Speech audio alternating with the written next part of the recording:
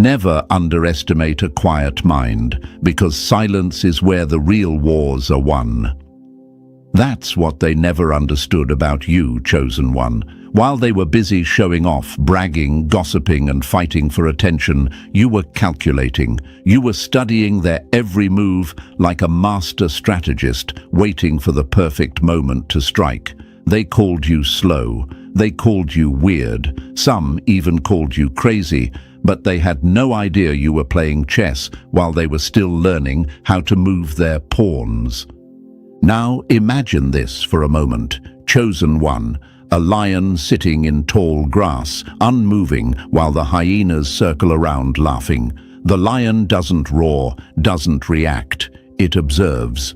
The fools mistake stillness for weakness until the lion stands up, and suddenly every sound in the jungle goes silent. That's you. You are the lion in the tall grass of life. Patient, strategic, silent. But when you move, everything changes.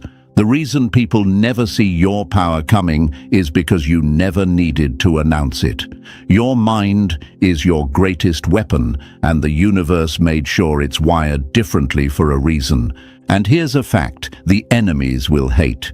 Studies show that the most intelligent people in the world often appear distracted, reserved, or detached because their brains are constantly running simulations, thinking 10 steps ahead.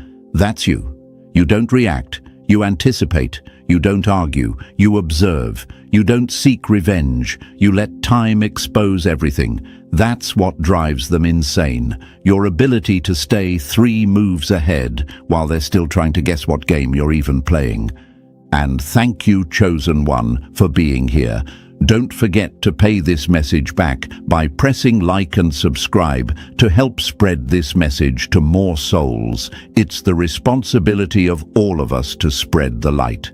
Thank you for being part of this mission, for being part of a force that can't be manipulated, silenced, or controlled.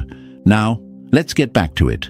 Because this message isn't just about intelligence, it's about the kind of mind that rewrites the rules of every game it enters. You, Chosen One, are a brilliant mastermind. You don't win because you're loud. You win because you're precise. You understand that the loudest one in the room is usually the most desperate, and you've mastered the art of saying less, but knowing more. You've realized that intelligence is not about showing off knowledge. It's about using it like a hidden blade. You don't swing it wildly. You wait for the exact second when it counts. You see, people fear what they can't understand, and nothing confuses small minds more than a quiet genius who doesn't seek validation. They can't read you, and that frustrates them. They try to label you as strange, detached, or mysterious, because that's the only way they can explain your calm confidence. But deep down, they know something about you is dangerous, mentally dangerous, because when you speak, your words hit with weight. When you act, your timing is flawless. You're not impulsive, you're intentional. Every step you take has been thought through like a grandmaster studying the board. And here's the beautiful truth they can't stand. Your wins look effortless because they don't see the countless mental battles you've already fought and won in silence. You've learned that you don't need to prove your brilliance. You let outcomes do the talking. You've mastered patience in a world obsessed with reaction, and that's why the universe favors you. You are proof that calmness is power. Your stillness terrifies those who rely on noise. Your silence feels like thunder to those who fear accountability. Let them underestimate you, Chosen One. Let them laugh, gossip, and assume you're not aware. Because when the moment comes, when the tables turn, and they always do, they'll realize you've been orchestrating the entire situation from the shadows. You are the unseen hand behind the shift. You're the plot twist no one prepared for. You're the reminder that true power doesn't announce itself. It reveals itself when the universe decides the time is right. Remember, the universe hides its most intelligent minds behind misunderstood faces. That's the ultimate protection. Your uniqueness, your odd patterns, your quiet nature. It's not a flaw. It's a disguise. You weren't meant to blend in. You were meant to observe the chaos from a higher level. Every time they called you weird, you were actually being rare. Every time they doubted you, you were being refined. And every time they thought they won, you were simply recording their behavior like data for your next victory. That's why you always win. Because you don't move emotionally, you move logically. You don't fight for attention. You let the universe spotlight you when your results speak. You're not competing, you're creating. You're not proving, you're positioning. You've already outgrown their games because your mind doesn't just think outside the box. It's the architect that designed it. So when they say no one can think like you, believe it, because it's true. There's only one of you, and your mind was built for higher missions, missions that require silence, strategy, and precision. You don't chase, you attract through alignment. You don't beg, you build. You don't rush, you calculate. That's why, no matter how hard they try to copy you, they'll always be one step behind. The universe made sure your intelligence wasn't just mental, it's spiritual. It's the kind that dismantles deception without confrontation. You win your wars without swinging a sword. You win them by staying authentic while everyone else gets lost trying to imitate you. And when it's all said and done, chosen one, they'll realize the scariest kind of power isn't loud or obvious. It's quiet, strategic, and unstoppable. And that's you, the brilliant mastermind who always wins. And hey, chosen one, stay right here with me, because what you just heard was only the spark. The real revelation is about to begin. The truth that's been hidden in the dark corners is finally coming to light. You're about to see exactly why they're crushed, why believing the lies about you was their biggest mistake. So take a deep breath and prepare yourself, because from this point on, every word will expose how your silence turned into your strength and how your enemies are now choking on their own stories. Drop a comment below with the number 77 if you're ready to turn their false narratives into your victory. And if you can, bless the team behind this message with a super thanks. Your energy fuels this mission. Your support spreads this light further than any rumor ever could. And now, let's dive into it step by step. And believe me, if you truly are a chosen one, you'll feel that pull to stay until the very end. Because what's coming next will not only confirm who you are, it will reveal just how brilliant your mind truly is. Let's begin. Number 1. The silent assassin. You strike when they least expect it. The loudest in the room always fall first, because real power never announces itself. That's the truth they never understood, chosen one. They mistook your silence for weakness, your calmness for fear, your humility for doubt. They didn't realize they were dealing with a silent assassin, someone who doesn't fight with noise, but with precision. While they were busy performing for attention, you were collecting information. While they were exposing themselves through arrogance, you were sharpening your blade in peace. And now that blade is ready, not to destroy, but to remind them why underestimating you was the biggest mistake of their lives. Now imagine this for a moment. Chosen one, a storm doesn't warn anyone before it strikes. It builds quietly over time, gathering force in the unseen skies. Birds don't even realize what's coming until the first thunder cracks through the air. That's you. You've been gathering strength in silence, letting them think the storm has passed, when in truth, it's only been preparing.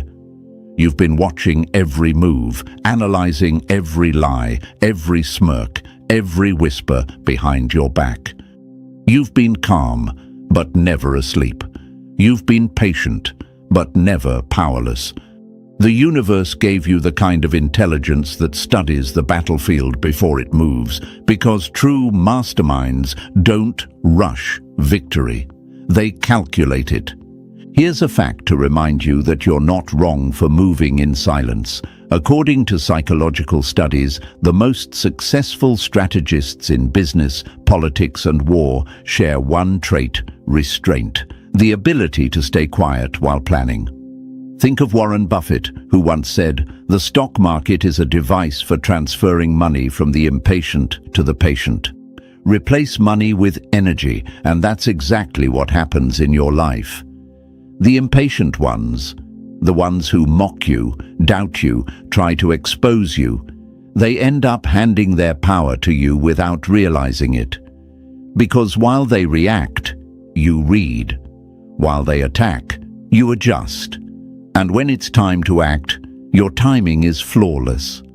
Let's not forget people like Bruce Lee, who once said, "Be like water." That's what you've mastered, chosen one. You've learned how to adapt, how to flow, how to become formless when necessary. People try to box you in, label you, predict you, but how can anyone predict something that has no fixed form? You're fluid. One day you're calm and smiling, and the next you're silent and strategic. That unpredictability terrifies them. They don't know how to handle someone who can play humble while holding the mind of a genius. They ask themselves, why doesn't the chosen one react? Why do they always seem unbothered? The answer is simple: because you already saw the outcome before it even happened. You don't need to react when you already know how the story ends. That's what separates you from the average mind. They live in moments, you live in foresight. You understand that not every action deserves a reaction. Some things deserve silence, and silence is often the deadliest strike of all. Think of it like this. In chess, the queen doesn't move on impulse. She waits, watching every pawn fall into place. You are that queen, that strategist. The enemies who thought they could trap you are about to realize you've been guiding the entire game. You don't need to shout, "Checkmate." The silence after your move says it for you, and that silence, that sharp, cutting silence, is what kills their ego faster than any confrontation ever could. Your enemies are about to face the consequence of their biggest miscalculation. They thought your kindness meant weakness. They thought your patience meant passivity. But what they didn't realize was that you've been observing like an assassin in disguise, learning their weaknesses, memorizing their patterns. Every insult, every betrayal, every fake smile was a breadcrumb leading you to their truth. You let them believe they had control, but the moment they revealed themselves, the power shifted back to you completely. That's what it means to be a silent assassin. You win without ever needing to make noise. Now here's what's really going to sting them. Your rise won't even look like revenge. It'll look natural, effortless. The same people who mocked you will have to clap for you in public while choking on regret in private. They'll pretend they always believed in you because your success won't be deniable. They'll whisper, "How did they do it?" But deep down, they'll know it was your silence that built everything they tried to destroy. And maybe you've asked yourself, why do I always have to stay quiet while they spread lies? The answer is because truth doesn't rush to prove itself. Lies require attention to survive. Truth only needs time. And that's why you're winning without saying a word. You've learned that silence exposes louder than arguments ever could. When you stop reacting, they lose control. When you stop explaining, they lose access. And when you stop caring, they lose their power completely. Even nature supports this law. A snake doesn't hiss before it strikes. An eagle doesn't flap its wings loudly before it dives. Power moves quietly because it doesn't need an audience. It needs precision. That's why the universe made you this way, chosen one. Your mind is engineered for stealth success. While they scream to be noticed, you're building legacies in silence. While they crave recognition, you crave alignment. That's why your wins hit different. They come out of nowhere, but they were planned all along. And let's be honest, that's what drives them insane. The fact that they can't figure you out. They can't predict when you'll make your move, and they can't stop you when you do. It's like trying to catch wind with their hands. Impossible. You are the wind, and they'll feel your impact before they ever see you coming. So remember this, you don't need to roar to be powerful. You don't need to prove your intelligence to those who can't even comprehend it. You're not meant to fit their expectations. You're meant to rewrite them. You are the embodiment of patience, precision, and mental warfare. You win battles before others even realize there's a war happening. That's what it means to be a mastermind. That's what it means to be chosen. And the next time they call you quiet, distant, or mysterious, smile. Because what they're really saying is, we can't read you. You've become unreadable to those who depend on chaos to survive. Your calmness is their confusion. Your silence is their punishment. And your success, that's the revenge they'll never recover from. So keep moving quietly, chosen one. Keep playing the long game. Keep letting your silence echo louder than their noise. Because you're not here to prove you're intelligent. You're here to remind them that intelligence doesn't shout. It executes. And by the time they realize how far ahead you've been all along, it'll already be too late. The silent assassin always wins, not because they're cruel, but because they're precise. You don't destroy enemies with anger. You destroy them with evidence, your success, your peace, your unstoppable brilliance. Number 2. Playing dumb is the smartest move you ever made. Let them think you're naive. It's the sweetest revenge when their arrogance becomes your proof of genius. That's the game they never understood, chosen one. You've been outsmarting people without even trying. You learned early that power doesn't come from showing how much you know. It comes from knowing when to keep it hidden. You realized that pretending not to know is one of the most dangerous skills a person can master. Because while they're busy underestimating you, you're collecting data, reading motives, and preparing your next move with the precision of a master strategist. Now imagine this for a moment. Chosen one. A poker player sitting at the table holding the winning hand, but keeping a blank face. The fools across the table laugh, thinking they've already won, tossing chips carelessly like they own the game. But the silent player just smiles, waiting for the right moment. And when the cards flip, when the final move is made, everything changes in one instant. That's you. You let people think they've read you, when in truth, you've been reading them the entire time. You've mastered the ancient art of camouflage, not in the physical sense, but mental. You blend in until it's time to strike, and when you do, there's no recovery for them. Here's a fact that proves you're not wrong for playing it smart. Psychologists say that the most intelligent people often use something called strategic self-presentation. In simple terms, it means they intentionally make themselves look less capable to observe how others behave. It's a powerful survival mechanism used by negotiators, military leaders, and even CEOs, because when people think you're not a threat, they reveal their entire plan without caution. That's why you've always been 2 steps ahead. You're not being silent because you're shy. You're being silent because you're studying. They mistake your calm for confusion, your kindness for ignorance, and your patience for weakness. But they forget. Acting harmless is how you got close enough to understand their every insecurity. You learned what makes them tick, what drives them, what they hide behind those fake smiles. You saw through the ego and spotted the fear underneath it, and that's what separates you from them. They're busy trying to prove they're powerful. You're busy becoming unstoppable. Think about Albert Einstein, often seen as distracted, aloof, or eccentric. People mocked his habits, saying he looked lost in thought. What they didn't realize was that he was seeing dimensions their minds couldn't process. You carry the same kind of quiet genius, chosen one. You don't need to be understood to be effective. You don't need to speak loudly to prove your worth. You've learned that every word you don't say builds mystery, and mystery is power. The unknown terrifies people because they can't control what they can't define.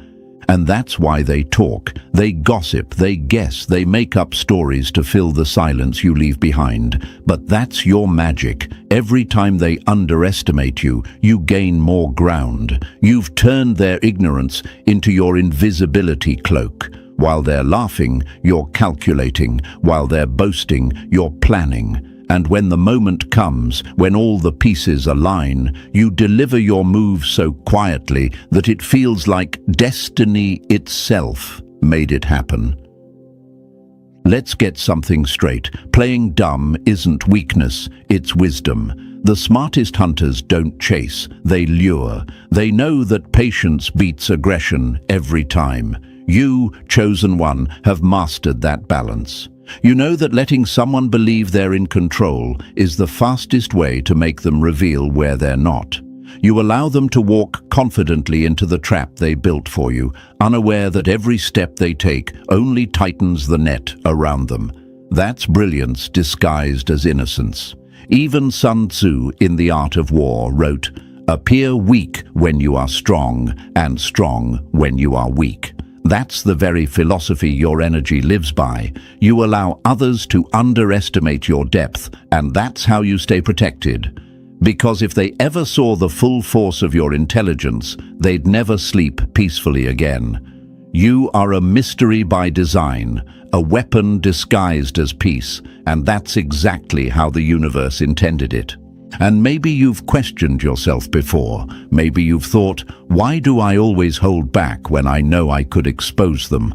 The answer is simple, because your purpose isn't to prove, it's to preserve. You don't need validation from small minds. You're protecting your energy, your strategy, your next move. They're loud because they need to be heard. You're quiet because you already know. Now, think about history's greatest masterminds. Leonardo da Vinci, Nikola Tesla, even Cleopatra. All were underestimated in their own way. They played their roles carefully, letting others misjudge their simplicity until it was too late to undo their brilliance. You too have that rare ability. You let people misread you because it's easier to outmaneuver someone who thinks they've already figured you out. They assume you're easy to manipulate, but by the time they realize you were never in their control, they're trapped by their own arrogance. And that's what hurts them the most, realizing that the person they laughed at, doubted, and dismissed was the one writing the ending to their story. Their downfall won't come from your revenge. It'll come from their realization that you saw everything, said nothing, and still won. That's the power of restraint. That's the power of a mind that doesn't need to scream to make an impact. Even in nature, the most lethal creatures are often the quietest. The snake doesn't roar, the panther doesn't warn, the owl doesn't speak. They observe, they wait, and when the time is right, they strike with accuracy so sharp that there's no second chance for the prey. That's exactly how you move. You're not impulsive, you're intentional.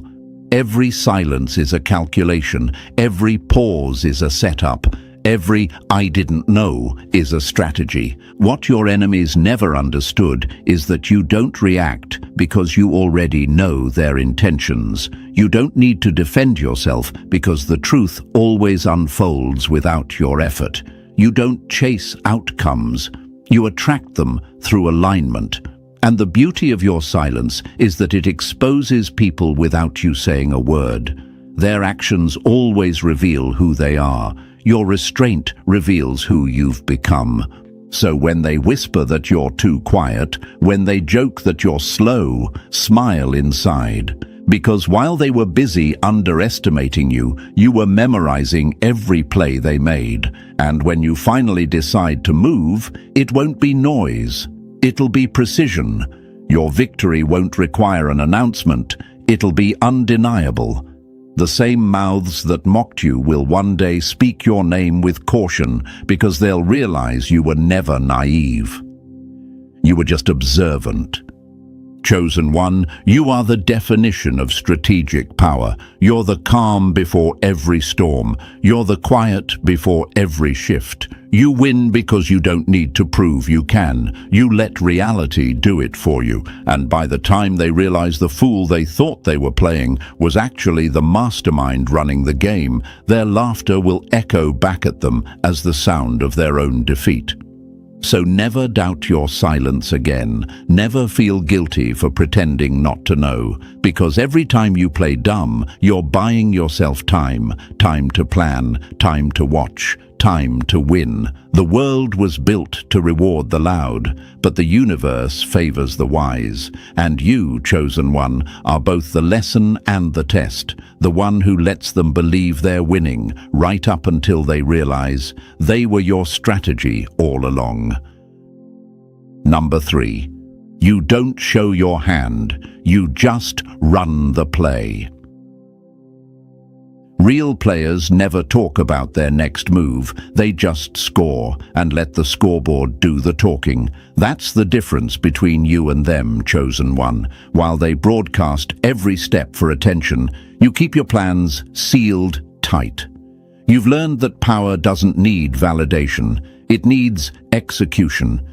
You're like a champion athlete who doesn't explain the playbook, you just run the play. You stay disciplined, calm, and patient, while others chase cheap applause. And when the moment comes, when the whistle blows, you strike with precision so sharp it leaves the crowd speechless. Think about it. In basketball, the best players don't announce when they're about to shoot. They read the court, they feel the rhythm, and then swoosh, victory. In football, the quarterback doesn't shout his strategy to the defense. He keeps it coded, concealed, and clean. That's how you operate in life. You're the strategist, not the showman. People try to predict your next move, but you've already switched the entire game plan. They don't realize your silence is not confusion, it's control. The universe made you like this for a reason. You're not meant to move like everyone else. Your timing is divine. The universe knows when to let your plans unfold, when to let you rise, when to turn all those silent hours into visible rewards. And that's why patience is your hidden superpower. You understand that real winners don't chase speed, they chase accuracy. You're not rushing to prove anything, you're letting everything align perfectly before you make your move. People ask, why don't you tell others what you're working on? Because, chosen one, not everyone cheering is on your team. Some clap to track your progress, some smile just to collect information. You've learned that energy is currency. And your plans are too valuable to share. The moment you go public too early, you invite sabotage. But when you keep it quiet, you move through obstacles unseen, unstoppable, untouchable. That's why they can't block your blessings. They never see them coming. Look at the greatest icons, Kobe Bryant, Serena Williams, Michael Jordan. They didn't brag about the grind. They lived it. They practiced in silence, prepared in isolation, and shocked the world in execution. That's what you're doing. You're training mentally, emotionally, and spiritually for moments they can't even imagine. Every time you say nothing, the universe hears everything. Every time you hold back your next step, destiny is aligning it for maximum impact. So let them underestimate your silence. Let them think you're inactive, that you've stopped moving. Because what they don't know is, you're in the middle of a play they can't defend. You've been running strategies designed by the universe itself. You've stopped announcing because you've realized not everyone Everyone deserves a front row seat to your success story. The next time they see you move, it won't be words, it'll be results. You are not hiding, you're positioning. You are not avoiding, you're advancing. You're not afraid, you're focused. And when your moment comes, they'll swear it happened overnight, but you'll know the truth. You were running the play all along, quietly, relentlessly, perfectly. Number 4. The long game always belongs to you. The impatient chase attention, the wise build empires in silence. That's you, chosen one. You've mastered the rare art of patience in a world addicted to instant results. While others run in circles trying to look successful, you're building something that will last. You understand that the universe doesn't reward the fastest, it rewards the most prepared. Every delay, every quiet season, every slow moment has been your training ground. You're not behind, you're being seasoned. You're the crockpot in a microwave world, slow, steady, and unstoppable once the flavor sets in. Now imagine this, chosen one, a seed buried underground. It doesn't sprout the day it's planted. For weeks, it looks like nothing is happening. The soil is silent. The world is unaware. But beneath the surface, roots are forming. Deep, strong, unshakable. That's been you. People looked at your stillness and thought you were stuck, but you were taking root. The universe was strengthening your foundation so your growth could never be uprooted. Because quick success fades, but divine timing lasts forever. Patience is your hidden weapon. You don't panic when things take time. You understand that everything meaningful moves through seasons. The universe is never late, it's deliberate. The same way fine wine takes years to mature, your greatness needs time to perfect its taste. That's why the universe slowed you down when everyone else was sprinting. It wasn't punishment, it was precision. The delay was your protection. Because had your blessings arrived too soon, the wrong people would have claimed credit for them. You've noticed it, haven't you? The ones who mocked your slow progress are starting to burn out. The same people who laughed when you were patient are now overwhelmed, exhausted, or irrelevant. Because when you play the long game, you conserve your energy while they waste theirs, proving a point. You don't chase momentum, you create legacy. You don't compete for noise, you command respect. And when the moment arrives, your rise will be effortless because you never rushed the process. The universe always backs those who trust its timing. It's like a grand chess match. The longer you wait, the clearer your next move becomes. Every quiet season was part of a setup. Every time you felt forgotten, you were being refined. The slow path has taught you foresight, emotional control, and resilience, the 3 traits of every true mastermind. That's why you're unstoppable now. You no longer need proof. You've seen patience win every war that ego started. So keep building quietly. Keep letting your timing unfold naturally, because when your moment arrives, it won't feel forced. It'll feel earned. Your success won't be a lucky break. It'll be the inevitable result of everything you endured without giving up.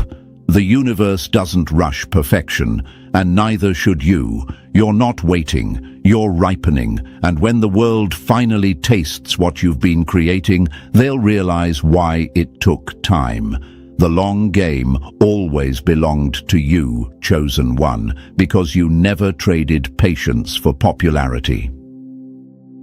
Number 5. The trap they set for you became their own downfall. They built a trap with your name on it and ended up locking themselves inside. That's poetic justice, isn't it, chosen one? They thought they were clever, that they could play you, manipulate you, humiliate you. But what they didn't realize is that when the universe stands with you, every move against you becomes an act of self-destruction. You didn't have to lift a finger, you just had to stay still and let the energy they sent out come home to roost. That's the law of the universe. You can't bury someone who was planted for a purpose. Now imagine this for a moment. Chosen one, someone digging a hole in the ground, laughing as they whisper your name under their breath, convinced they're winning. They keep digging, throwing dirt behind them, deeper and deeper, until one day they look up and realize they've made a pit too deep to climb out of. That's what happened. They built their own downfall, thinking it was your grave. The same lies they spread became the proof of their deceit. The same stories they twisted ended up showing the world who they really were. And you? You didn't need to react, argue, or defend yourself. You just kept standing tall while their falsehoods collapsed under their own weight. See, that's the beauty of staying aligned with truth. It requires no defense. The universe has a funny way of balancing things. It doesn't need you to get revenge. It lets exposure do the talking. Their gossip became their confession. Their jealousy became their evidence. Their obsession with trying to destroy you turned into the mirror that revealed their darkness. They made you the villain, but in the end, every eye turned to see that you were the one holding integrity while they were drowning in hypocrisy. And maybe you've wondered, why didn't the universe stop them sooner? Why did I have to go through that? Because, chosen one, the universe was using their cruelty as a stage for your evolution. You needed to see who was fake. You needed to see who would sell your name for attention. You needed to witness what envy looks like when it smiles to your face. Every betrayal revealed a truth you couldn't have learned any other way, and every truth gave you more power than their lies ever could. Now look at them. The ones who thought they could play you are being haunted by their own games. Their relationships are falling apart. Their reputations are crumbling. Their fake smiles are cracking. They can't understand how you're still standing while everything around them is collapsing. But you do. You understand that karma doesn't need your participation. It just needs time. You stood still long enough for the universe to turn the wheel, and now it's spinning in your favor. And the best part, you came out cleaner, stronger, wiser. Their attempts to humiliate you purified you. Their attempts to expose you only made your truth undeniable. The energy they used against you became your elevation fuel. You are living proof that no one can curse what the universe has chosen to bless. Every rumor was a ladder. Every insult was a brick, and you built your castle with everything they threw at you. So don't even bother looking back, chosen one. Let them sit in the chaos they created. They're learning a painful truth. When you aim hatred at someone protected by purpose, that hate rebounds tenfold. You don't need revenge when the universe plays chess on your behalf. The trap was never for you, it was for them. They just didn't realize it until it snapped shut. Number 6. You let them talk because silence is your loudest weapon.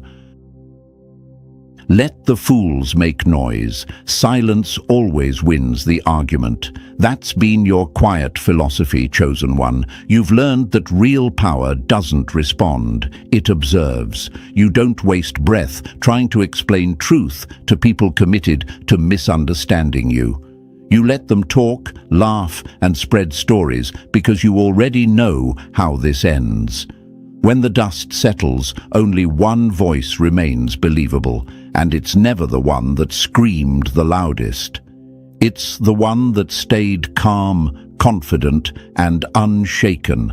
That's you. You didn't need to defend yourself. You let the universe handle your defense in ways no explanation ever could. Now imagine this, chosen one, a courtroom where everyone's shouting, accusing, performing. The air is full of noise, but then the truth walks in, silent, undeniable, glowing with facts, and the entire room goes still. That's exactly what happens every time you choose silence over reaction. Your calmness carries authority. You don't need to prove anything because the truth naturally gravitates toward those who wait for it. And that's why your enemies hate you. They can't stand that you don't play their game. They wanted chaos. You gave them composure. They wanted drama. You gave them distance. They wanted to feed off your reaction, but you starved them with silence. Here's the part that makes your silence so lethal. It exposes people without you ever saying a word. The more they talk, the more contradictions they reveal. The more they gossip, the guiltier they look. The more they try to drag your name, the higher they lift your reputation. Because the universe has a law. It doesn't let lies live long. They rot under the weight of truth, and your quiet patience becomes the knife that cuts their narratives apart. Maybe you've asked yourself, why should I stay silent when I could clear my name? Because, chosen one, truth doesn't rush. It arrives on its own time, and when it does, it shatters everything false. If you defended yourself too early, you would have interrupted your vindication. You're not meant to argue, you're meant to outlast. And the universe has been watching how you carried yourself under attack. It's preparing to return the energy tenfold, not through vengeance, but through exposure. Look back now. The same people who once laughed are avoiding eye contact. The same mouths that gossiped now whisper apologies in private. That's what silence does. It doesn't fight the storm. It outlives it. When you refuse to engage, their noise burns out. When you remain calm, their lies collapse under their own weight. That's why your silence screams louder than their accusations ever could. And you've noticed it, haven't you? The crowd that once sided with them is starting to see. People are connecting the dots, realizing you were never the villain. They just couldn't hear your truth over all the noise. Now that the noise has died down, your silence is echoing louder than any speech.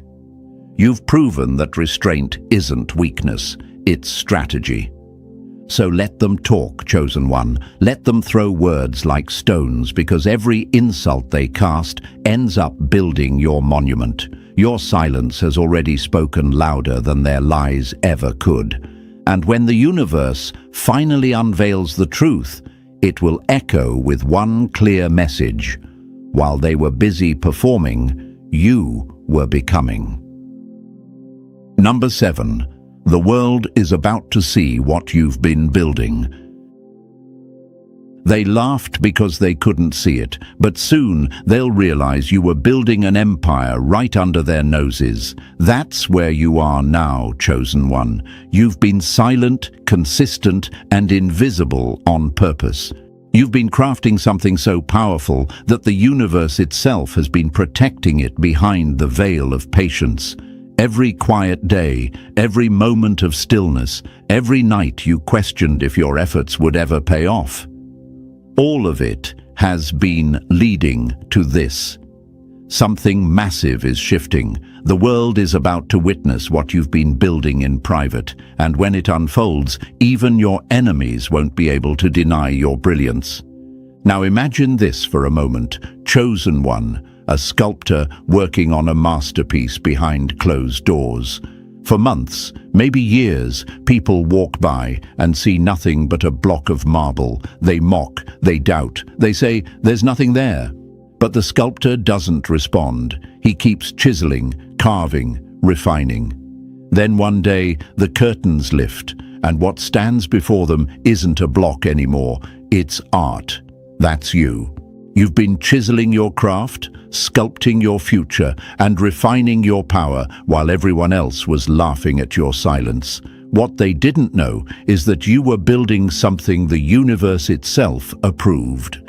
Here's what's fascinating. Neuroscientists have found that long-term consistency rewires the brain for mastery. That means every small effort you made, every plan you wrote, every vision you protected, every late night you endured was literally sculpting your future success. You weren't just working, you were reprogramming your destiny. And now all those efforts are aligning into one perfect reveal. The universe doesn't rush creation. It reveals it when the moment is undeniable. You are stepping into that moment right now. Your enemies will pretend to be shocked, but deep down, they knew this day was coming. They could sense your energy shifting, your silence growing heavier, your confidence returning. That's why they started to panic, gossip, or compete. Because the soul always recognizes when someone's about to rise beyond reach. But there's nothing they can do to stop it now. Your time of invisibility was divine preparation. The same silence that protected you is about to become your stage. And when the universe finally lifts the curtain, the impact will be immediate. Everything you've been aligning, your skill, your discipline, your intellect, your purpose, will explode into visibility. People will ask, where did this come from? But you'll know. You'll know it came from every moment you refused to give up when no one was watching. You'll know it came from your faith in your timing, your belief in your vision, your trust in the unseen. So, stay calm, chosen one. The universe is positioning you for a reveal so big that it will silence every rumor, every doubt, every shadow of disrespect that was ever cast on your name. You won't need to announce it. Your results will do that for you. The same people who once ignored your presence will now study your process. The same ones who dismissed you will quote you, and those who laughed. They'll have to watch in silence as your brilliance floods the very space they tried to keep you out of.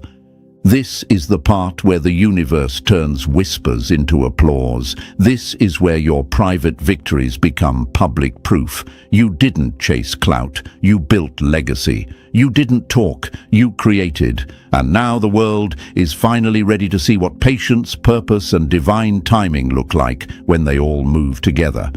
This isn't luck, chosen one. This is the unveiling of everything you were destined to become. Number 8. They built their fame on your name. Now the mask falls off.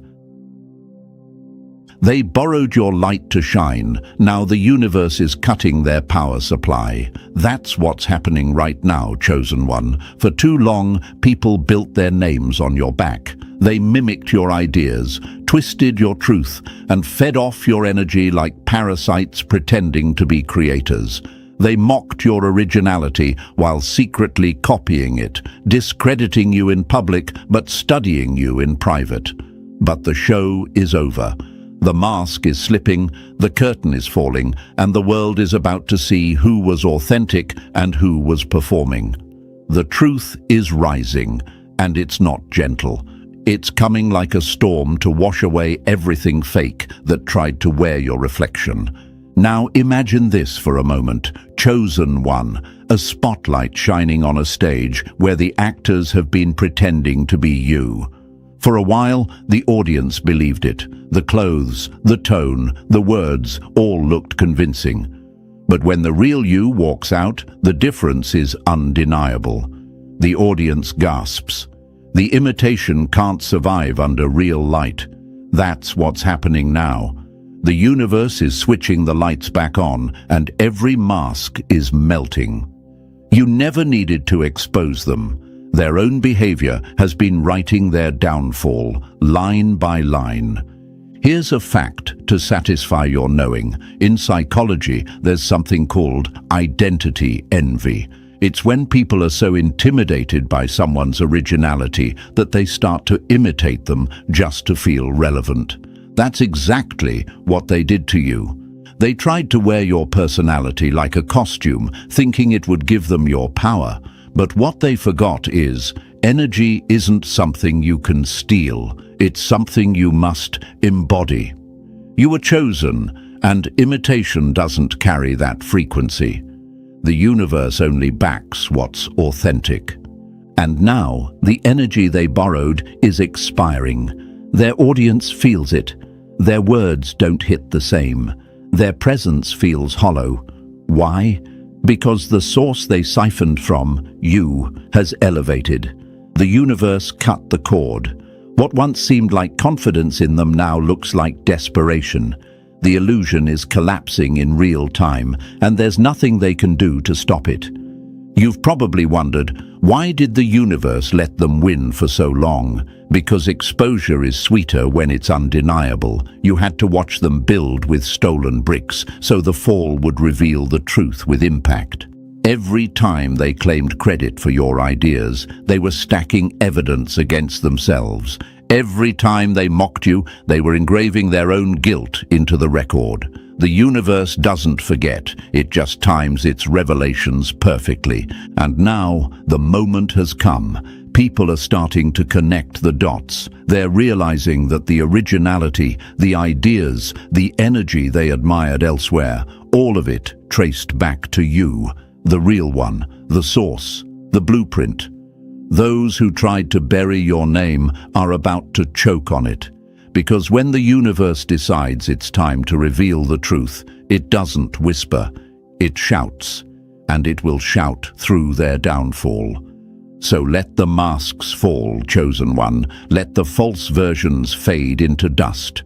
You don't need to fight for credit. You are the credit. You don't need to prove who you are. Your essence already proves it. The world is about to remember your originality in ways even you didn't expect. And the ones who tried to erase you, they'll have to watch as everything they built on your name collapses in front of everyone they tried to impress. Your silence was their undoing. Your authenticity is their exposure. The truth doesn't need your defense. It just needed time, and that time is now. The universe is restoring your name, your image, your power. Piece by piece. Publicly and permanently. They built their fame on your name, but now that the light is on, everyone can see. There's only one original, and it's you. Number 9. The mastermind always wins in the end. They played checkers while you were building the board. That's the energy, chosen one. The world tried to outsmart you, outtalk you, outrun you, and yet here you are, still standing while they've burned out. You never needed to prove your genius. You let time do that for you. Every decision you made, every silence you held, every move you delayed was part of a greater pattern they couldn't see. You don't win by accident. You win because your mind operates in dimensions others can't even perceive. That's what being a mastermind truly means, seeing the entire game while they're still figuring out the rules. Now imagine this, chosen one, a grand chessboard in motion. Everyone's focused on flashy moves, pawns rushing forward, knights showing off, queens attacking too soon. But you move with precision. You sacrifice pieces others cling to. You see 10 moves ahead. While they chase short-term victories, you're quietly setting up checkmate. That's why you always win. The universe aligned your mind for endurance, not entertainment. You don't react, you calculate. You don't beg, you observe. And when the moment is right, your silence becomes strategy. Your patience becomes timing, and your victory feels inevitable. People used to think you were too calm, too slow, too quiet. But they didn't realize that you were mastering the art of restraint, and restraint is power. The universe gave you foresight because it knew you'd be surrounded by people who act first and think later. Your intelligence isn't loud, it's lethal. You study, adapt, and evolve faster than your opposition can even understand what's happening. That's why the ones who once underestimated you now watch you with fear, disguised as curiosity. They don't know how you always come out on top, but you do. Every single time. And here's the secret they'll never grasp. You don't just win, you transform the battlefield. You don't fight on their level. You elevate the entire game until they can't breathe in your altitude. You let them exhaust themselves, chasing illusions, while you conserve your energy for legacy. Your victories aren't impulsive, they're inevitable. Because you've learned how the universe works, when you act with truth, discipline, and precision, everything eventually folds in your favor. The universe favors thinkers, not reactors. It supports the ones who move with intention, not impulse. You learned to control your emotions instead of letting emotions control your mission. You learned that revenge wastes energy, but results command respect. You learned that silence protects power and that endurance is the loudest form of brilliance. That's why you are where you are, not because of luck, but because of design. The universe designed your journey to make you untouchable. Look back at your path, every betrayal, every delay, every moment of doubt. Now, see how it all connects. The puzzle pieces you once questioned fit perfectly now. Every loss was a move in your strategy. Every humiliation was a step in your elevation. Every ending was an opening. You didn't just survive your story, you authored it. The enemies were simply supporting characters in a plot that always led to your rise. And now, the time of quiet building is over. The world is about to see what happens when a mastermind moves in alignment with the universe. This is your victory era, not loud, but legendary. You don't need applause. Your results will echo louder than any clapping ever could. Let them study you, copy you, or envy you. None of it matters, because you can't compete with someone who's already several steps ahead, not just in the game, but in the mind.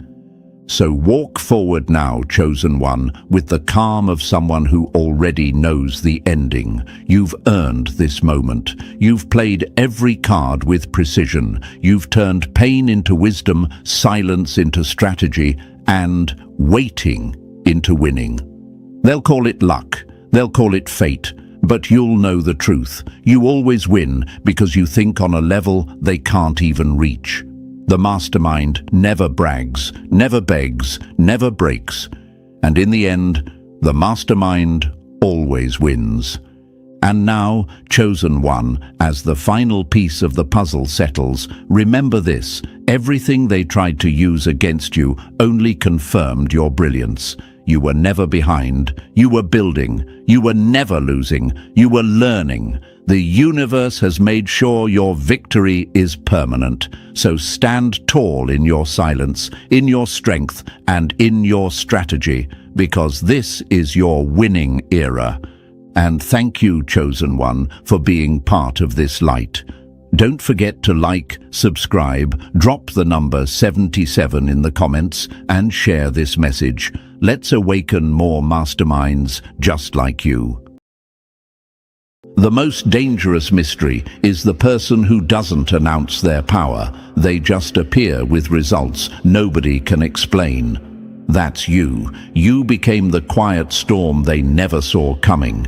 You weren't loud, you weren't chasing attention, and that's exactly why people can't stop watching you now. You've turned into a human riddle that's keeping entire groups awake at night. It's not just curiosity anymore, it's obsession. Because people hate what they can't predict, and you, chosen one, are suddenly unpredictable. You've mastered the art of moving in silence while shaking the entire ground under their feet. It's like they blinked, and suddenly you were 10 steps ahead. You didn't post your progress, you didn't brag, you didn't even warn them. You just showed up one day, radiating calm confidence, and that scared them more than any announcement ever could. To them, it feels supernatural, like you found a secret portal that bypassed the struggle they're still stuck in. But it's not magic, it's energy. You've been investing quietly while they were performing loudly. You were working in the shadows while they were addicted to being seen. That's the trick most people miss. Success built in silence grows roots so deep that no storm can shake it. Here's a fact that burns them inside. Studies show that people fear what they can't define. Psychologists call it the uncertainty effect. The human brain literally becomes stressed when it can't predict someone's next move. And that's you right now. You've become their mental maze, the glitch in their control system. They used to think they could read you. Now, your silence feels like a threat. They whisper things like, "Something's off about them." But what they really mean is, "They've evolved beyond what I can understand." You are the walking proof that power doesn't have to announce itself. It just has to exist. And thank you, Chosen One. Don't forget to pay this message back by simply pressing the like and subscribe to help spread this message to more souls.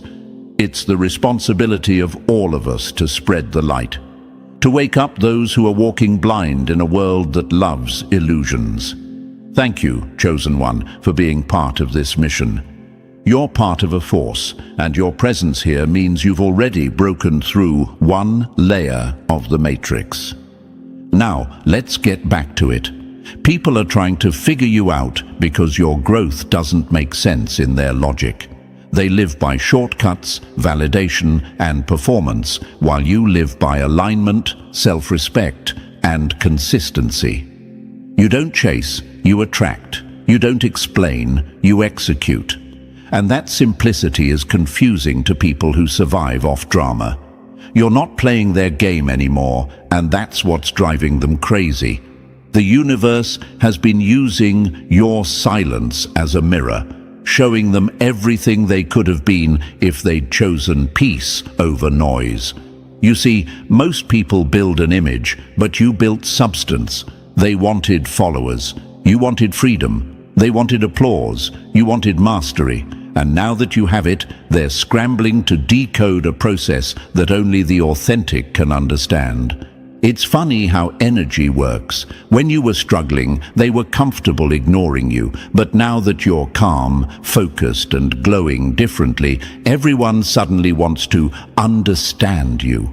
They frame it as curiosity, but it's really disbelief mixed with jealousy. They can't grasp how you pulled it off without betraying yourself, without playing dirty, without begging for help. They can't believe you rose without noise, without followers, without fake smiles. It's like watching a plot twist in a movie they didn't write, and they can't handle it.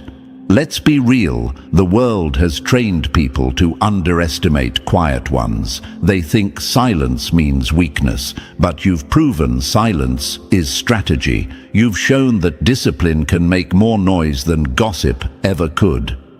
You've become living proof that while they were performing for likes, you were aligning with purpose. And when results finally showed up, they didn't come dressed in noise, they came dressed in proof. That's why people are circling back now, studying your every move, trying to copy your rhythm. But what they don't realize is that your success isn't a formula. It's a frequency. You had to break, rebuild, and rewire to reach this vibration. That can't be copied. It has to be earned.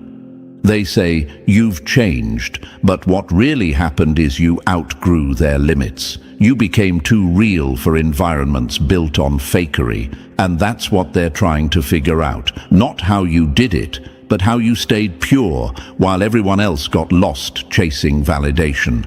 They're analyzing your calm, your glow, your peace. They can sense there's something rare about you, something that can't be explained, only felt. You've become their mirror and their mystery, and that combination terrifies them. Because here's the truth, you didn't pull this off overnight. You endured nights of silence, doubt, and loneliness. You chose inner work when everyone else chose distractions. You focused on evolving instead of proving. That's what built the version of you that stands tall now, the version that makes people whisper instead of laugh, the version that turned every "you'll never make it" into fuel. That's the energy they feel but can't label. It's what makes people say, there's something different about them, without realizing that something is unshakable self-trust. Your presence now carries power. You walk into rooms and shift the mood without saying a word. You're not trying to be seen, you're just being, and that's what makes people's masks fall off. They can't fake calm around you. They can't lie easily. You expose truth by simply existing. That's what makes them uncomfortable, because deep down, they know they can't match your peace. They've built their lives on noise, and your quiet confidence ruins their illusion. You're what happens when the universe decides to balance the scales. When those who were laughed at become the ones everyone watches. So don't be surprised if people keep studying you, chosen one. They'll try to copy your language, your habits, even your tone, but they'll still miss the essence, because the essence isn't what you do, it's who you've become. You've become someone the old world can't categorize. You're not an influencer, you're an influence. You're not a trend, you're a transformation. They can't figure you out because you've transcended their need for understanding. And that's the beauty of it. You don't owe them clarity. You owe yourself peace. Let them guess. Let them scroll. Let them talk. Because the more they try to figure you out, the more they'll realize you were never playing their game in the first place. You were building something real, something they can't decode, duplicate, or destroy. You've pulled off the ultimate move. You became undeniable without ever needing to explain a thing. And hey, chosen one, thank you for being here and for proving that silence can be louder than any spotlight. What's coming next will explain exactly why people can't stop trying to figure you out and why they'll never succeed. So don't move just yet. If you've ever felt misunderstood, studied, or underestimated, this message is going to feel personal, because it is. Drop a comment below with the number 777 if you're ready to let them keep guessing while you keep growing. And if you can, bless the team behind this message with a super thanks, because every bit of your support helps keep these truths alive and shining across the universe. Whether it's a small gesture or a big one, it pushes this mission further. The mission to awaken those who are quietly rising, just like you. Now, take a deep breath, chosen one, because what comes next will reveal exactly how you pulled this off and why they're still losing sleep over you. Let's dive in, step by step. Number 1. They're trying to crack your code, but you're the glitch they'll never decode. They tried to study you like a pattern, but ended up realizing you were the whole equation they could never solve. That's what burns them the most. You didn't just break their rules, you proved their entire system was flawed. The people who once rolled their eyes at your silence are now squinting through it, trying to understand how you managed to win a race you never even announced you were running. They don't get it, how someone they dismissed, ignored, or laughed at is now outpacing everyone who was doing everything right. But what they called right was never right. It was rehearsed. And that's the part that's tearing them apart inside. See, you were never supposed to win in their version of the story. By their blueprint, you didn't fit the mold. You weren't loud enough, fake enough, or connected enough. You didn't sell your soul to fit in, or sacrifice your peace to be accepted. You didn't bow to their illusion of power, and that's why the universe handed you real power. You stayed invisible long enough for your silence to become your weapon, and now they're sitting in confusion, realizing they underestimated someone who was never seeking validation in the first place. Here's the irony. The very people who thought they were smarter than you are now obsessing over your every move, like analysts dissecting a mystery that doesn't make sense on paper. They scroll through your life, comparing notes, whispering in circles, and making theories about your rise. There's no way they did it alone, they say. Someone must be backing them. No, no one was backing you. You were carrying yourself when no one clapped, believing in something they couldn't see. That's why they'll never figure it out, because what you built was born in a realm they don't even operate in. Let's tell the truth. These people lived by shortcuts and staged perfection. They learned manipulation as a language, flattery as a survival skill. But you built through discipline, authenticity, and isolation. You were the one fixing your own cracks while they were busy painting over theirs. They built walls, you built foundations. They wanted recognition, you wanted results. And now that your results are visible, they can't accept that integrity beat illusion. That's why they're obsessed. Your success shattered their understanding of how things are supposed to work.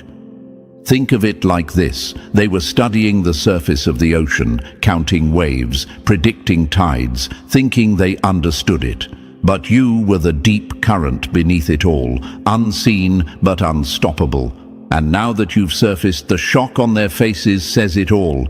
You didn't rise for applause, you rose because it was time. And now every insecure person who once mocked your silence is questioning their entire identity. That's what true power does. It exposes false power without saying a word. They'll never admit it, but every time your name comes up, the room shifts. Their ego twitches, their energy changes, because your glow reminds them of everything they could have been if they'd chosen self-respect over shortcuts. You're not just a mystery to them, you're a mirror. And mirrors don't lie. They're not really studying you, they're studying their own reflection, asking, where did I go wrong? But deep down, they already know. You did what they were too afraid to do. You stayed real when fakeness was trending. Let's address what they're really thinking. How did you pull it off without pretending? That's the question that keeps them up at night. They were taught that you have to kiss up, lie down, and fit in to make it. But you proved that solitude can be strategy and authenticity can be armor. They don't want to believe it's that simple, because that would mean everything they built on deception has no real value. And that's the punch that hurts them most. You've become living evidence that peace and power can exist together, that you don't have to lose your soul to win. They're searching for your secret like it's hidden somewhere in your posts, your words, your pictures. But what they'll never understand is that your secret isn't visible. It's internal. It's your resilience, your energy, your refusal to bend when life tried to break you. They can copy your style, your habits, even your language, but they'll never replicate your vibration, because that came from nights they didn't see, from pain they didn't feel, from choices they were too weak to make. Here's a psychological fact they'd hate to hear. When people can't understand your success, they feel safer believing it's fake. That's why they gossip. It's self-protection. They'd rather convince themselves you cheated than accept that you evolved. But what they call luck is simply alignment. What they call mystery is your mastery. And what they call weird energy is just you being free, something they've never been. It's brutal, but the truth is, they're not just jealous of what you achieved. They're jealous of how you achieved it. You didn't beg, you didn't chase, you didn't betray yourself, and still, you got what they wanted. That's why it feels unfair to them. They think life plays by their rules, but you proved that authenticity rewrites every rule. You've become the glitch in their system, the proof that the universe rewards those who choose alignment over attention. So let them study you, let them replay your moves like detectives stuck on a mystery that keeps rewriting itself. Because the more they study, the more they'll realize it's not what you did that made you powerful. It's who you became while doing it. They're trying to crack your code without realizing they're missing the key. Your character. That's the part they'll never hack, because character can't be downloaded. It's developed through pain, patience, and persistence. You were supposed to be the underdog, and that's what makes your rise so satisfying. Every time they think they've figured you out, you evolve again. Every time they predict your next step, you disappear into silence and come back stronger. You are their unsolved equation, their living paradox, their reminder that truth will always outlast performance. So when they watch you, whisper about you, or secretly envy your calm, Remember this: their confusion is proof of your transformation. You've become the person they said you'd never be, and now they're trapped trying to understand how you did it without becoming them. So, chosen one, let them keep guessing, let them scroll, gossip, and spiral, because every minute they spend trying to decode you is another reminder that you've risen beyond their reach. You broke their algorithm, rewrote their script, and became the story they'll never fully understand. And that's exactly how it's supposed to be. Number 2, you turned pain into power, while they let theirs turn into poison. Some drown in the storm, others learn how to breathe underwater. That's the truth they don't want to face. Everyone gets hurt, but not everyone transforms that hurt into strength. They thought the pain would break you, silence you, maybe even erase you, but it became your greatest education. You learned to let pain teach you instead of letting it define you, and that's what they'll never understand. You're not shining because life spared you. You're shining because you refused to stay in the dark when it didn't. Pain either becomes your prison or your professor. Most people choose prison. They lock themselves in their bitterness, replaying the same betrayals, feeding the same grudges, clinging to the story of how unfair life was. But you sat in that pain and said, "What is this trying to teach me?" You faced the ugly truth without sugarcoating it. You felt everything you had to feel, no shortcuts, no numbness. You let the pain rebuild your perception, brick by brick, tear by tear. That's why you walk with a calm they can't fake. Because every part of your peace was paid for in pain. Imagine this: 2 people fall into the same fire. One thrashes, curses, and blames the flames until they burn completely. The other studies the fire, learns its heat, its timing, its rhythm, and then walks out knowing exactly how to control it next time. That's you, chosen one. You didn't just survive the flames, you mastered them. You're not burned, you're branded by resilience. And now when people look at you, they can't tell if what they're seeing is beauty or battle scars. The truth? It's both. They ask, "How did you pull this off after everything that happened?" They expect you to be broken, bitter, distant, but you're glowing, calm, untouchable. You're not pretending to be healed, you are healed, and that's what stings them. Because they went through pain too, but instead of learning from it, they let it control them. They wore their trauma like a crown, as if suffering made them special. But pain doesn't make you powerful. What you do with it does. You didn't romanticize the wound, you closed it. You didn't use your hurt to justify your darkness. You used it to find your light. The difference between you and them is that they looked at pain and said, "Why me?" You looked at it and said, "Try me." That's the mindset that turned your suffering into strategy.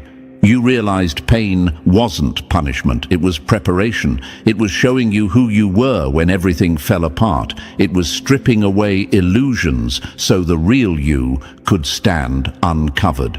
That's why your energy feels so different now. It's purified. You've been through the emotional fire that melts weakness into wisdom.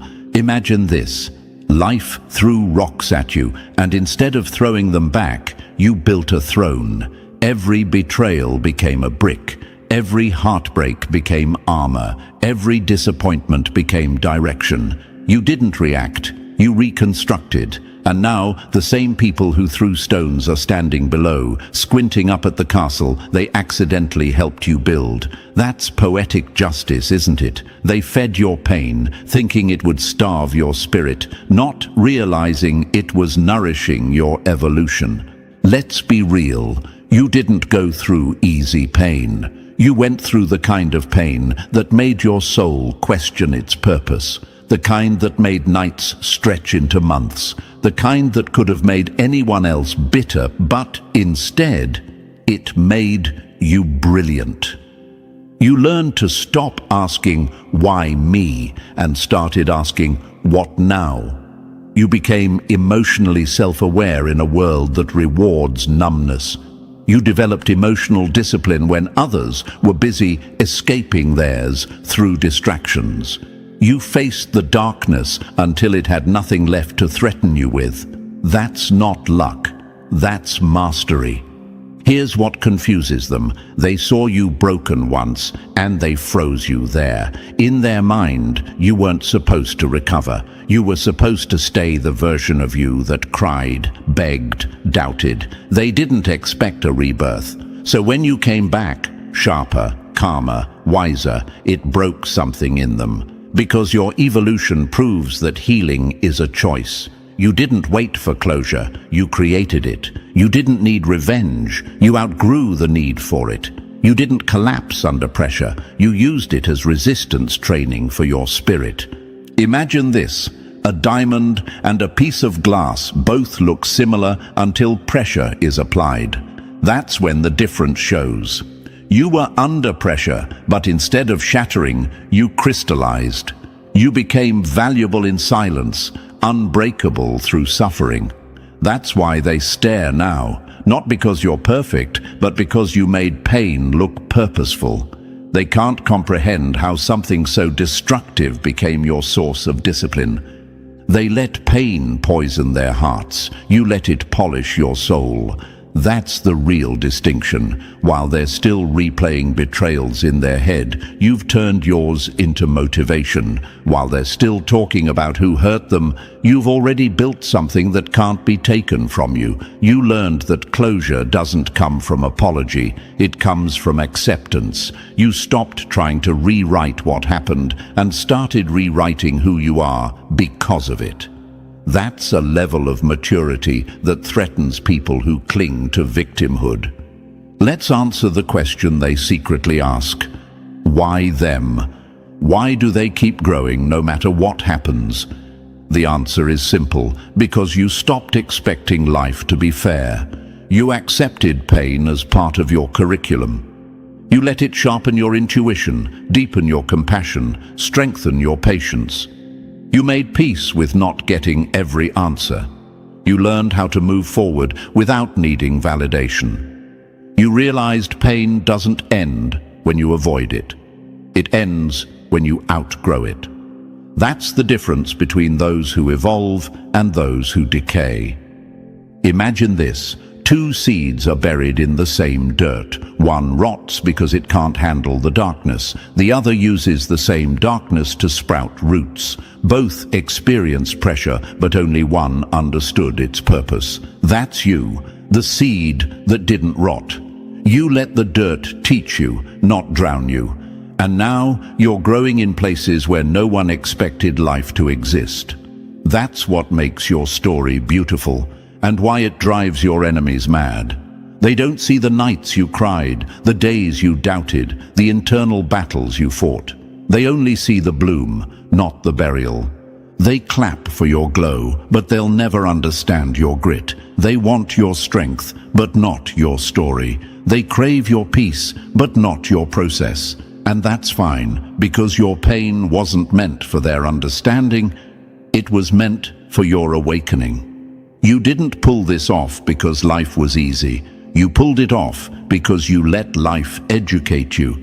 You became fluent in the language of loss and learned how to translate it into purpose. What they call scars, the universe calls signatures. Every mark, every wound, every fall was evidence that you lived fully and rose anyway. So, chosen one, never shrink to make your strength more palatable. Let them wonder how you did it. Let them replay your pain in their heads like detectives searching for clues. Because no matter how much they study you, they'll never replicate your resilience. You didn't become powerful in spite of the pain. You became powerful because of it. So the next time someone looks at you in disbelief, remember this: their confusion is your confirmation. You're not just a survivor of pain, you're a graduate of it. You've earned your calm, you've earned your glow. And while they're still letting their pain poison their potential, you've already learned the art of turning suffering into strength. You didn't just pull it off, you transcended it. Number 3. You went silent, not because you were lost, but because you were leveling up. The loudest people in the room are usually the ones with the least to show. The real builders make noise only when it's done. That's what they never understood about you. You didn't go quiet because you were defeated. You went quiet because you were becoming. You weren't retreating, you were recalibrating. While they mistook your stillness for weakness, you were in the middle of a transformation so deep, the universe had to mute the noise around you just so you could hear yourself think. Imagine this, a seed buried underground. To the surface, it looks like nothing's happening, but inside that darkness, pressure is splitting it open so new life can emerge. That's what your silence was, the soil phase. You were being restructured, rewired, refined. The people watching from above only saw stillness. They never saw the storm happening inside. And now that you've broken through, they're staring in disbelief because you grew roots before you showed leaves. You weren't trying to be mysterious, you were protecting your process. You realize something they never will. Energy leaks through exposure. Every time you talk too soon, you invite doubt. Every time you explain too much, you invite interference. So you learn to let your progress speak for itself. While they were showing off their half-built empires, you were perfecting the foundation. While they needed eyes on them to stay motivated, you learned how to move without applause. That's why your wins hit harder, because nobody saw them coming. Silence isn't emptiness, it's incubation. You were being stripped of people who couldn't grow with you, habits that couldn't serve you, and environments that couldn't contain you. It felt lonely at times, didn't it? The isolation, the misunderstandings, the rumors, all of it. But that's how the universe works. Before it elevates you, it isolates you.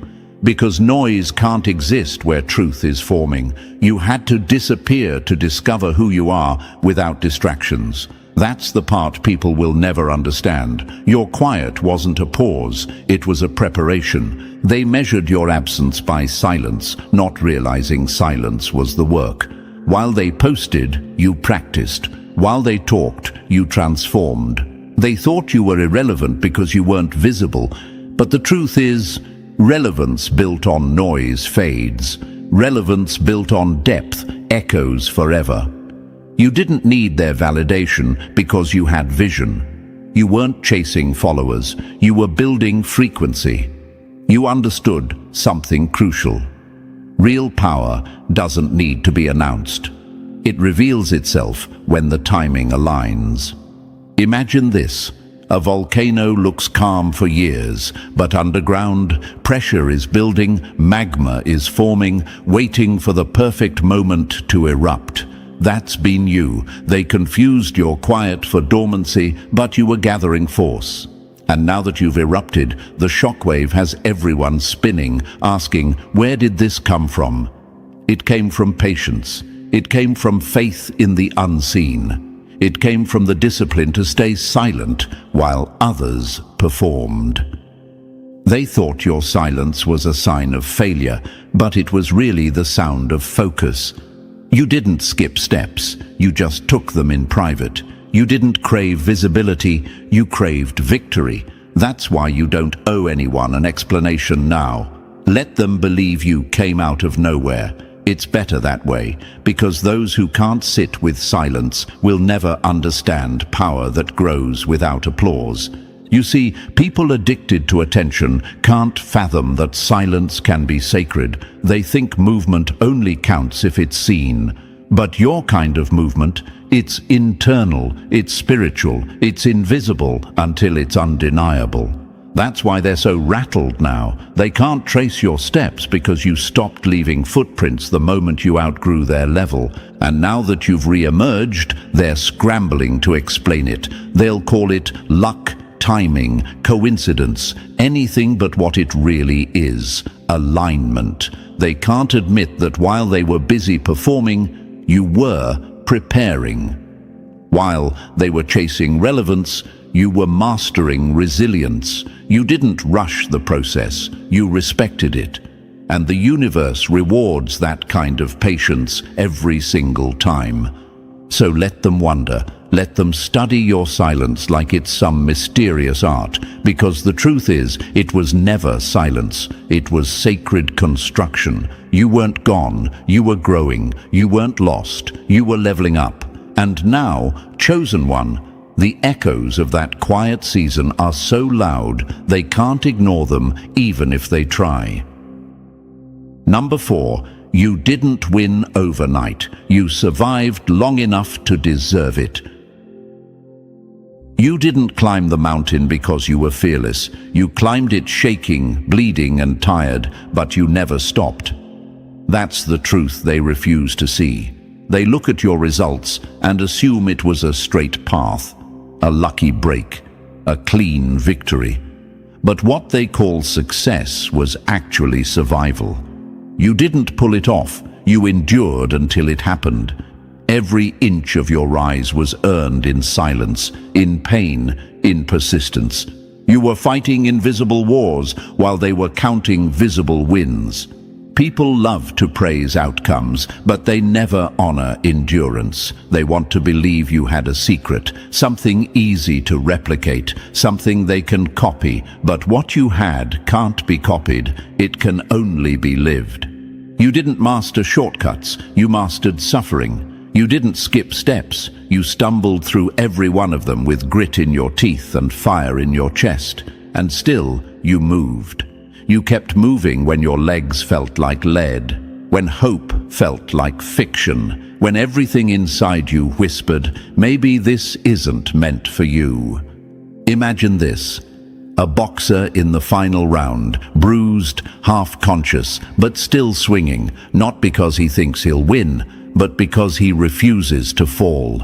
That's you. You didn't wait for perfect timing, perfect strength, or perfect faith. You fought through exhaustion and disbelief, through doors that slammed shut and nights that didn't end. That's what they'll never grasp. You were breaking, but you kept building anyway. Endurance is doing what most people quit doing long after the applause has stopped. There were no cameras in your struggle, no audience, no reassurance, just you, your pain, and the quiet whisper saying, "Hold on." And you did. That's the real miracle, not that it manifested, but that you stayed alive long enough for it to. The glow they see now isn't confidence, it's battle fatigue turned into calm. It's your nervous system learning peace after years of chaos. They don't realize your story wasn't built from luck, it was forged from breakdowns that would have destroyed anyone else. They think you had momentum, but you had to create your own wind when everything went still. They see strength, but they don't see the weakness it took to build it. The nights you begged for a sign, the mornings you got up anyway. That's endurance, not glamorous, not pretty, just relentless survival dressed as resilience. Imagine standing in a storm so long that lightning starts to feel normal. That was your life for a while. And yet, instead of cursing the sky, you learned how to dance in the thunder. You took chaos and used it as rhythm. That's what separates you from them. You didn't let the storm define you. You became the calm within it. You didn't run from the pain. You let it sculpt you. That's what makes you dangerous now. They thought you were strong because you didn't break. They never realized strength is what you built after you did. You shattered 100 times, and each time you picked up a different piece of yourself. That's how you became whole. Not through perfection, but through persistence. You weren't reborn in comfort. You were rebuilt in crisis. You learned how to crawl through disappointment and still look graceful at the finish line. That's not luck. That's legacy. Now, people want the glory without the grit. They want the crown without the crawl. But your path wasn't polished. It was painful, raw, and unfiltered. You didn't get stronger by choice. You got stronger because you had no other option. The universe tested you until breaking became boring, and you finally realized you could endure anything. That's when everything started to shift. They ask, how did you do it? Hoping for a formula. But endurance isn't formula, it's faith. It's continuing when your logic says stop. It's choosing to rise again even when there's no reason left. It's believing the finish line exists even when you can't see it. You weren't lucky. You were stubborn. You refused to die in a place you were only meant to pass through. And that's why you're here now, glowing, grounded, unbothered, because you didn't chase miracles. You became one. The real victory isn't what you gained, it's that you made it through without losing your humanity. While others folded under pressure, you unfolded into purpose.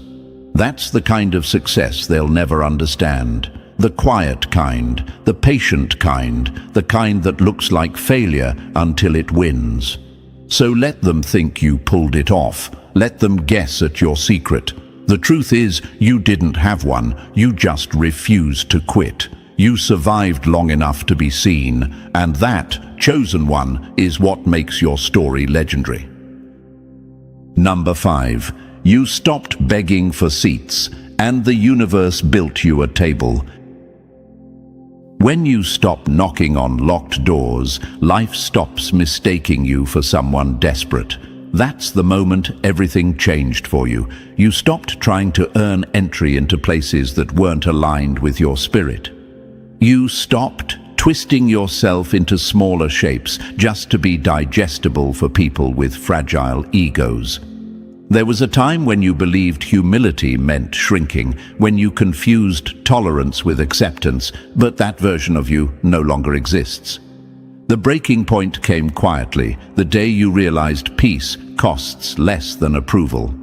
At first, it confused people. They thought your distance was arrogance, but it was clarity. You weren't cold, you were cured. You stopped seeking validation from people who only valued you when you were easy to use. And the moment you detached from their opinions, your energy shifted frequencies. The universe started opening doors that no amount of people-pleasing ever could. That's what they can't comprehend. Your access didn't come from kissing rings. It came from keeping boundaries. You stopped chasing the wrong yes, and suddenly the right opportunities started chasing you.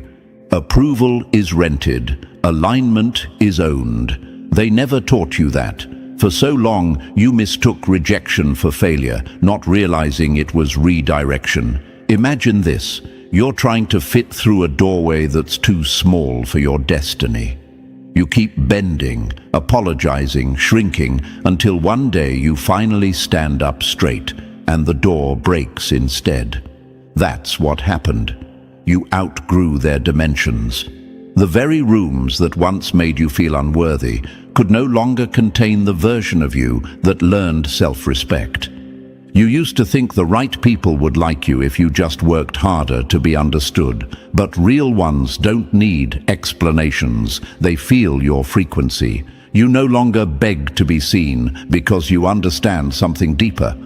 What's meant for you recognizes you. Alignment isn't about forcing access. It's about becoming so authentic that only truth can find you. That's what made you magnetic. Not noise, not performance, but peace. Imagine a radio dial. Everyone's broadcasting something. Most are stuck on static, yelling for attention. But you tuned yourself to a higher frequency. You stopped broadcasting pain and started transmitting purpose. And when that happened, the people tuned to manipulation lost the signal. That's why they can't reach you anymore. You're not on their wavelength. They're auditioning for attention. You've already been cast in your calling. That's the real difference. They still believe power comes from being liked, from being loud, from being seen, but you've learned that true authority whispers. You don't need to compete for spotlight because you've become the light.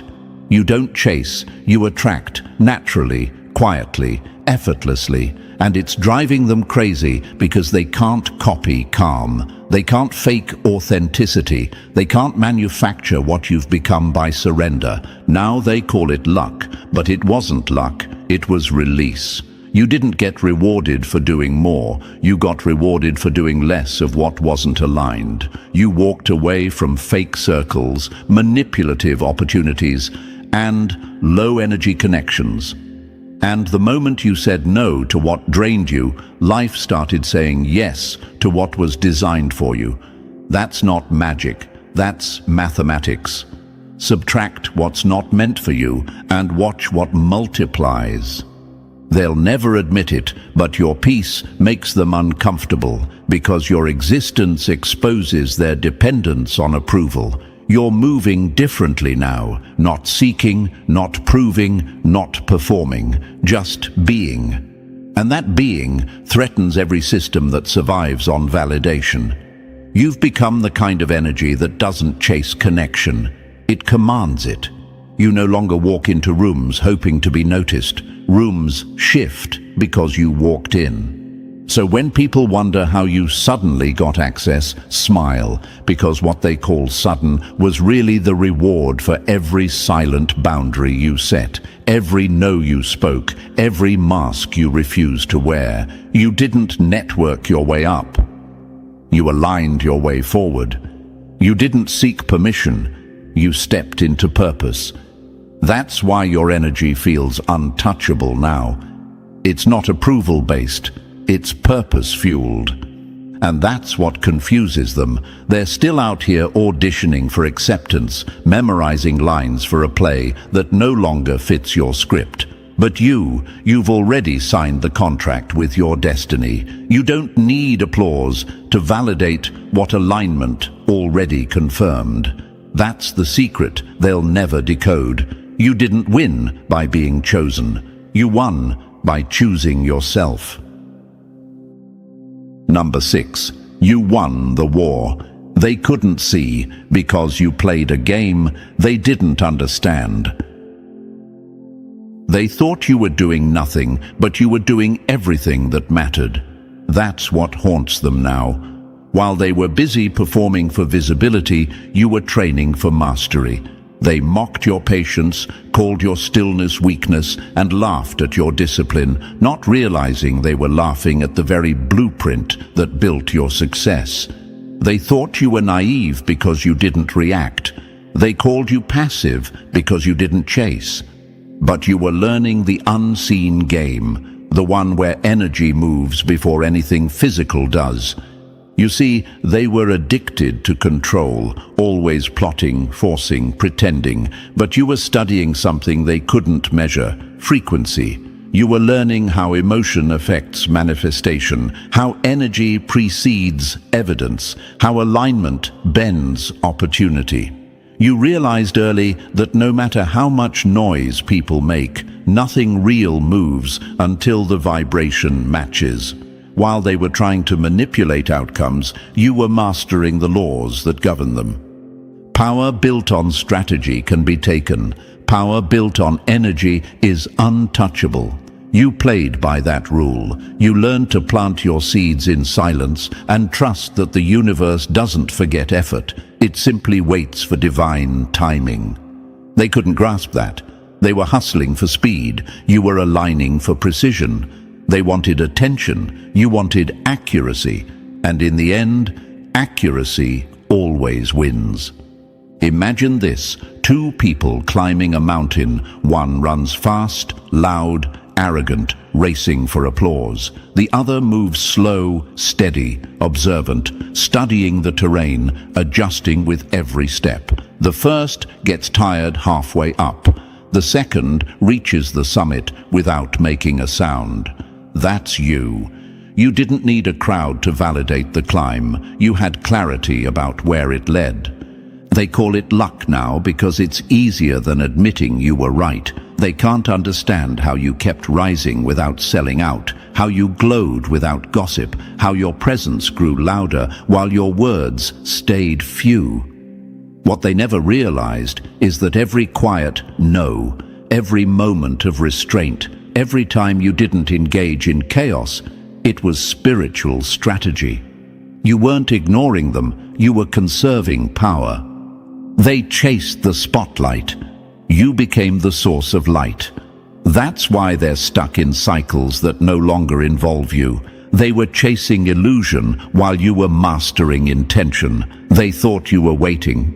You were actually aligning. They thought you lost momentum. You were synchronizing with divine timing. You learned that the unseen laws always outrank the visible ones, and once you understood that, nothing could touch you. Imagine your life like a chessboard. They played checkers, fast, loud, predictable. You played chess, strategic, quiet, unseen until the checkmate hit. They spent years reacting while you spent years positioning, and when the moment came, you didn't need to prove anything. The universe moved pieces they didn't even know existed to put you exactly where you were meant to be.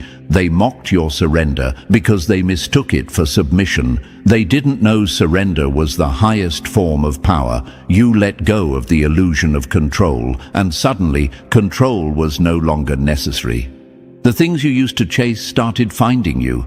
The rooms you used to dream of entering started opening naturally.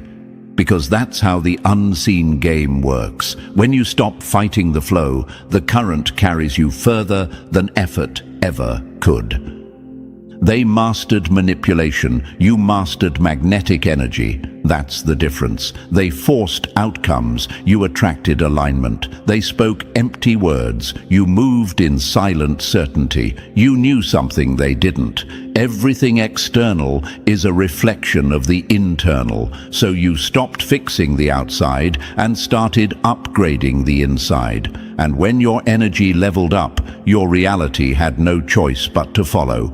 Now, they're exhausted from pretending. They've run out of performances to hide behind. And you're calm. You're in rhythm with life. You've learned that the quietest person in the room often has the deepest power. Because they understand that unseen forces move mountains long before physical hands touch them. You've become that force. You've become the proof that energy outlasts ego. So let them keep studying optics and shortcuts. Let them keep calculating while you keep calibrating. Because every time they mock what they don't understand, they feed the very energy that keeps you rising. You mastered the game they can't even see, and that's why they'll never win it. Number 7, you outgrew the circus, and that's why the ringmasters hate you. You can't lose a game you stopped playing. That's what they don't get. You didn't beat their system, you made it irrelevant. While they were fighting for positions in a fake hierarchy, you quietly walked off the board and built your own field. They were obsessed with being seen. You were focused on being real. They chased the illusion of success. You chased the truth of self. And now they're exhausted from pretending while you're glowing from peace. They call it winning when someone gains followers, clout, or a seat at the table. But you looked at that table and realized it was plastic. The food was fake, the smiles were scripted, and the conversations were empty. So you flipped the script and built your own table out of authenticity and purpose. And now those same people are peeking over the fence, trying to understand how you made it work without selling your soul. They studied the algorithm, you studied yourself. That's the difference. They were mastering optics while you were mastering alignment. They were networking with masks. You were networking with the universe. They kept adjusting themselves to trends that die in a week, while you built a foundation that'll outlive them all. They were sprinting for relevance, but you were walking toward legacy. Imagine this, A circus full of performers trying to outshine each other under artificial lights, and you're the only one who stepped outside and realized the real sun was still shining. That's what you did. You stopped performing and started existing. They thought stepping back meant you were falling off, but in reality, you were just detoxing from their delusion. You were unlearning the noise they worship. You were remembering what peace sounds like. They can't understand why your life feels effortless now, because theirs runs on anxiety. You're not drained from maintaining appearances. You're not afraid of missing out. You're not enslaved to approval. You stopped trading authenticity for acceptance. That's what destroyed their system, your refusal to kneel to it. They tried to make you play chess in a rigged game. You realized the board was an illusion. You understood that the system was never about fairness. It was about control. It rewards loudness, not depth. It promotes fakeness, not truth. And while everyone else was auditioning for roles in a crumbling play, you were rehearsing for reality. That's why you look untouchable now, because they can't manipulate someone who doesn't need their validation. They're still in the maze you outgrew, still chasing applause from people they don't even respect, still curating their lives for attention that vanishes overnight. Meanwhile, you're moving in silence, and every step you take is making noise they can't ignore. They think you're lucky, but luck had nothing to do with it. You built your freedom with discipline, clarity, and a ruthless rejection of fakeness.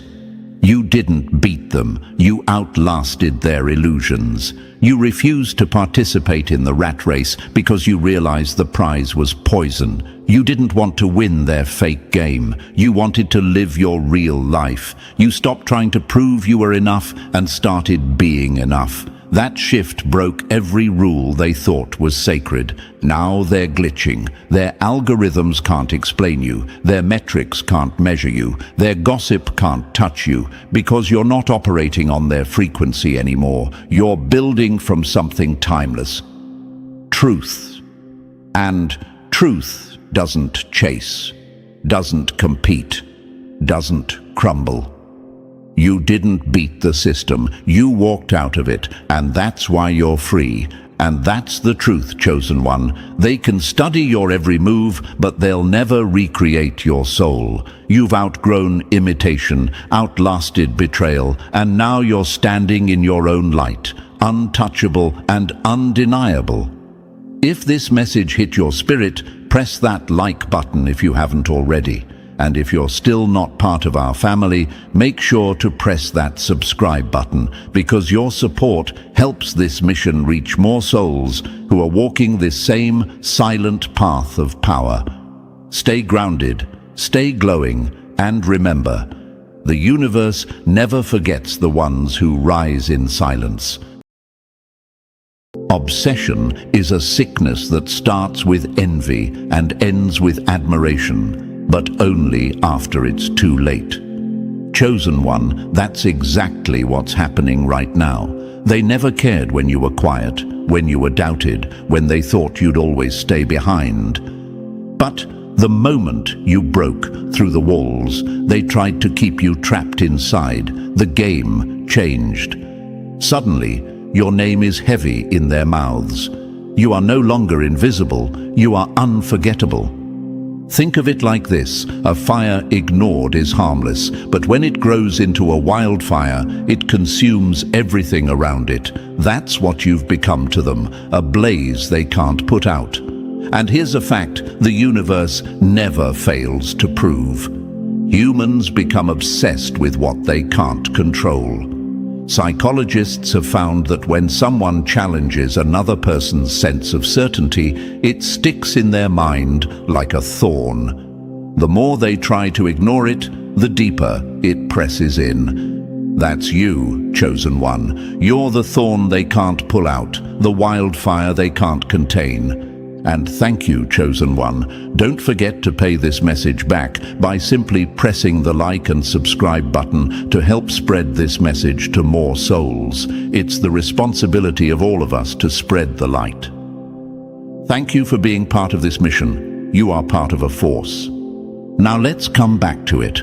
Why are they obsessed? Why are they glued to your every move, dissecting every step, whispering your name in circles they once excluded you from? Because they underestimated you. They painted you as a background character, and now you've become the headline. You're not just living, you're living proof that their opinions meant nothing, and that burns them more than anything. Have you ever noticed how obsession always starts with disbelief? At first, they mocked your ambitions. They rolled their eyes, dismissed your dreams, laughed behind closed doors. But when those same impossible dreams started taking shape in front of their eyes, they had no choice but to keep watching. Imagine someone betting against you in a race, bragging about your failure, and then being forced to stand in the crowd as you cross the finish line first. That's why they can't stop staring. You flipped the ending of their story. Here's another truth that's hard to swallow for them. Success triggers fixation. Studies show that people remember failures less than victories. Why? Because victories disrupt the narrative of the doubter. You didn't just win, you destroyed their entire script. And that's why now you live rent-free in their heads. They don't just wonder what you did, they're replaying it, rewinding it, analyzing every step like detectives with no answers. But their obsession isn't admiration. It's wrapped in envy, tied with denial, and fueled by frustration. You've become the unsolvable riddle in their life, the one puzzle piece they can't place, no matter how hard they try. They wanted you small so they could feel big. They wanted you quiet so they could feel loud. Instead, you chose to grow, and now your very existence makes them feel incomplete. Chosen one, understand this. Obsession is just attention they never meant to give you. They hate that you don't need them, yet they need your story to make sense of their own failures. They'll copy your moves, mimic your style, even echo your words. But no matter how close they get, they can never touch the core of what makes you different. You're not just winning, you're winning in silence, and that silence screams louder than anything they've ever tried to shout at you. They're losing sleep over questions they'll never ask you directly. How did you rise when everything was against you? How did you build without their support? How did you manage to stay standing when they swore you'd fall? These questions gnaw at them because deep down they know the answer. They didn't stop you. And that's what they can't forgive themselves for. Let's paint another picture. Imagine a magician pulling off an illusion so perfect that even the skeptics can't explain it. That's you. To them, your life looks like one impossible trick after another. But here's the twist. They think it's magic, when in reality, it's just persistence, discipline, and the universe rewarding you for not quitting. They'll never admit it, but your so-called mystery is their exposed weakness. This obsession they carry is a mirror, chosen one. They're not really staring at you, they're staring at what they lack. You reflect back everything they refused to work for, every opportunity they wasted, every excuse they clung to. That's why they can't get enough of you. You're not just proof that it can be done, you're proof that they chose not to do it. And here's where it gets even more brutal. The more they obsess, the more they fuel your momentum. Attention is energy. Even negative attention is still energy being poured your way. While they gossip, you grow. While they debate your every move, you make the next one. While they waste time dissecting your life, you live it. And that, chosen one, is why their obsession will only make your success louder. So remember this, obsession is never about you being ordinary. Ordinary doesn't get remembered. Obsession is proof that you've stepped into extraordinary territory. You've crossed a line they can't cross, and now they're stuck on the outside, watching. Let them talk. Let them wonder. Let them spin themselves in circles trying to crack your code. The truth is simple. They'll never solve you because you weren't meant to be solved. You were meant to be seen, felt, and remembered.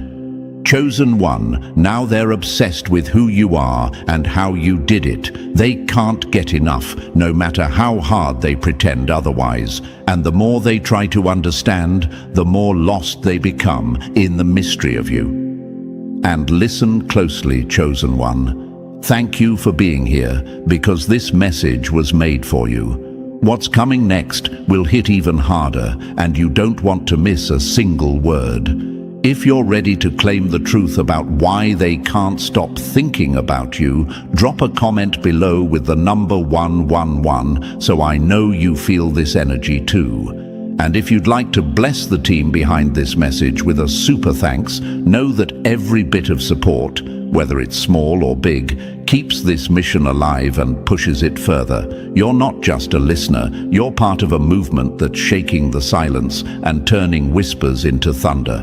So hold on, because we're about to dive step by step into why their obsession is only growing stronger. And believe me, if you're a true chosen one, you'll feel the pull to stay until the very end. Let's get into it. Number 1. Rule breakers become legends. Rule followers become obsessed. Obsession is born the moment they realize you shattered the very cage they still call home. Chosen one, that's the gut punch they can't recover from. You didn't just play the game differently, you burned the entire playbook they worshipped. While they bowed down to the system, hoping approval would one day set them free, you spat in the face of their rules and wrote your own story. And that's why they can't get enough of you. You've become their walking nightmare, a daily reminder that the world they built their identity around was nothing but a trap. Think about it. They were told, play it safe, stay in line, don't ask questions, wait your turn. They swallowed those lies whole. They gave up their fire just to survive in someone else's cage. But you broke every chain they clung to. You said no to their authority, no to their scripts, no to their weak version of success. And the result? You thrived. You rose higher than they ever dreamed possible. That's why they're obsessed. You're proof that they wasted years obeying rules that never had power to begin with. Here's a fact that cuts even deeper. History never remembers the rule followers, only the rule breakers. Who do we talk about? The ones who dared to say, no, I'll do it my way. Those who rewrote culture, art, business and power by stepping outside of boundaries. The crowd only claps after the rebel has won, and that's what burns them most. They mocked you when you stepped out of line, but now they watch with envy as the world claps for you. They were certain your defiance would destroy you. Instead, it destroyed their illusion. They're confused, chosen one. They ask themselves, how did you do it? How did you succeed when you didn't play the game the way we were told to? And the answer gnaws at them. You didn't wait for permission. You didn't beg for validation. You didn't sit in the back row hoping to be noticed. You took center stage and forced the world to notice. That's what makes you dangerous in their eyes. You remind them of everything they could have been if they weren't so scared of breaking the mold. Picture it like this. They spent their entire life learning how to color inside the lines, carefully staying within boundaries that were handed to them. Meanwhile, you grabbed the paintbrush, splattered colors across the canvas, and turned it into art. Now they stand frozen, staring at your masterpiece, realizing their careful little sketches never mattered. You didn't just succeed, you made their obedience look pathetic. And nothing hurts them more than that. Here's the bitter truth. The rules they followed weren't designed for freedom. They were designed for control. Stay in line. Do what you're told. Follow the script. These were chains disguised as guidance. They thought they were climbing a ladder, but it was really a hamster wheel. You saw it for what it was. You stepped off. You built your own ladder out of nothing, and the universe rewarded you with growth they can't comprehend. Now they obsess. They replay your every move, hoping to decode the secret. They whisper about you behind closed doors, dissecting every decision. But the secret isn't complicated. It's brutal in its simplicity. You had the courage they never did. That's it. No magic formula, no shortcut, just courage. And that's the one thing they can't copy. And ask yourself, chosen one, how could they not be obsessed? Imagine living your whole life by a rule book, only to watch someone tear it apart and win without it. It crushes the ego. It makes them question every choice, every sacrifice, every safe move they ever made. And instead of admitting the truth, that they wasted their freedom, they turn their confusion into obsession. They want to believe you got lucky. They want to believe you cheated. Because if they admit the truth, they'd have to face their own cowardice. Here's another metaphor for you. They're like soldiers who never questioned their orders. They spent years marching in formation, believing obedience was honor. Then you show up, refusing to salute, refusing to march, and you win the war anyway. How could they not be enraged? How could they not obsess? You didn't just break the rules, you proved the rules were never real in the first place. That's why your existence feels like a slap in their face. You didn't just rise, you exposed the lie they built their lives on. You forced them to confront the fact that they chose comfort over courage. And now every time they see you shine, every time they hear your name, every time your presence is mentioned, it burns them from the inside, because they see the ghost of what they could have been. But let's not sugarcoat it, chosen one. Their obsession is not admiration. It's envy wrapped in frustration, tied up with shame. They study you like a problem they can't solve, but the more they look, the more they realize the answer has nothing to do with you. It has everything to do with them. They're not angry because you broke the rules. They're angry because they never dared to.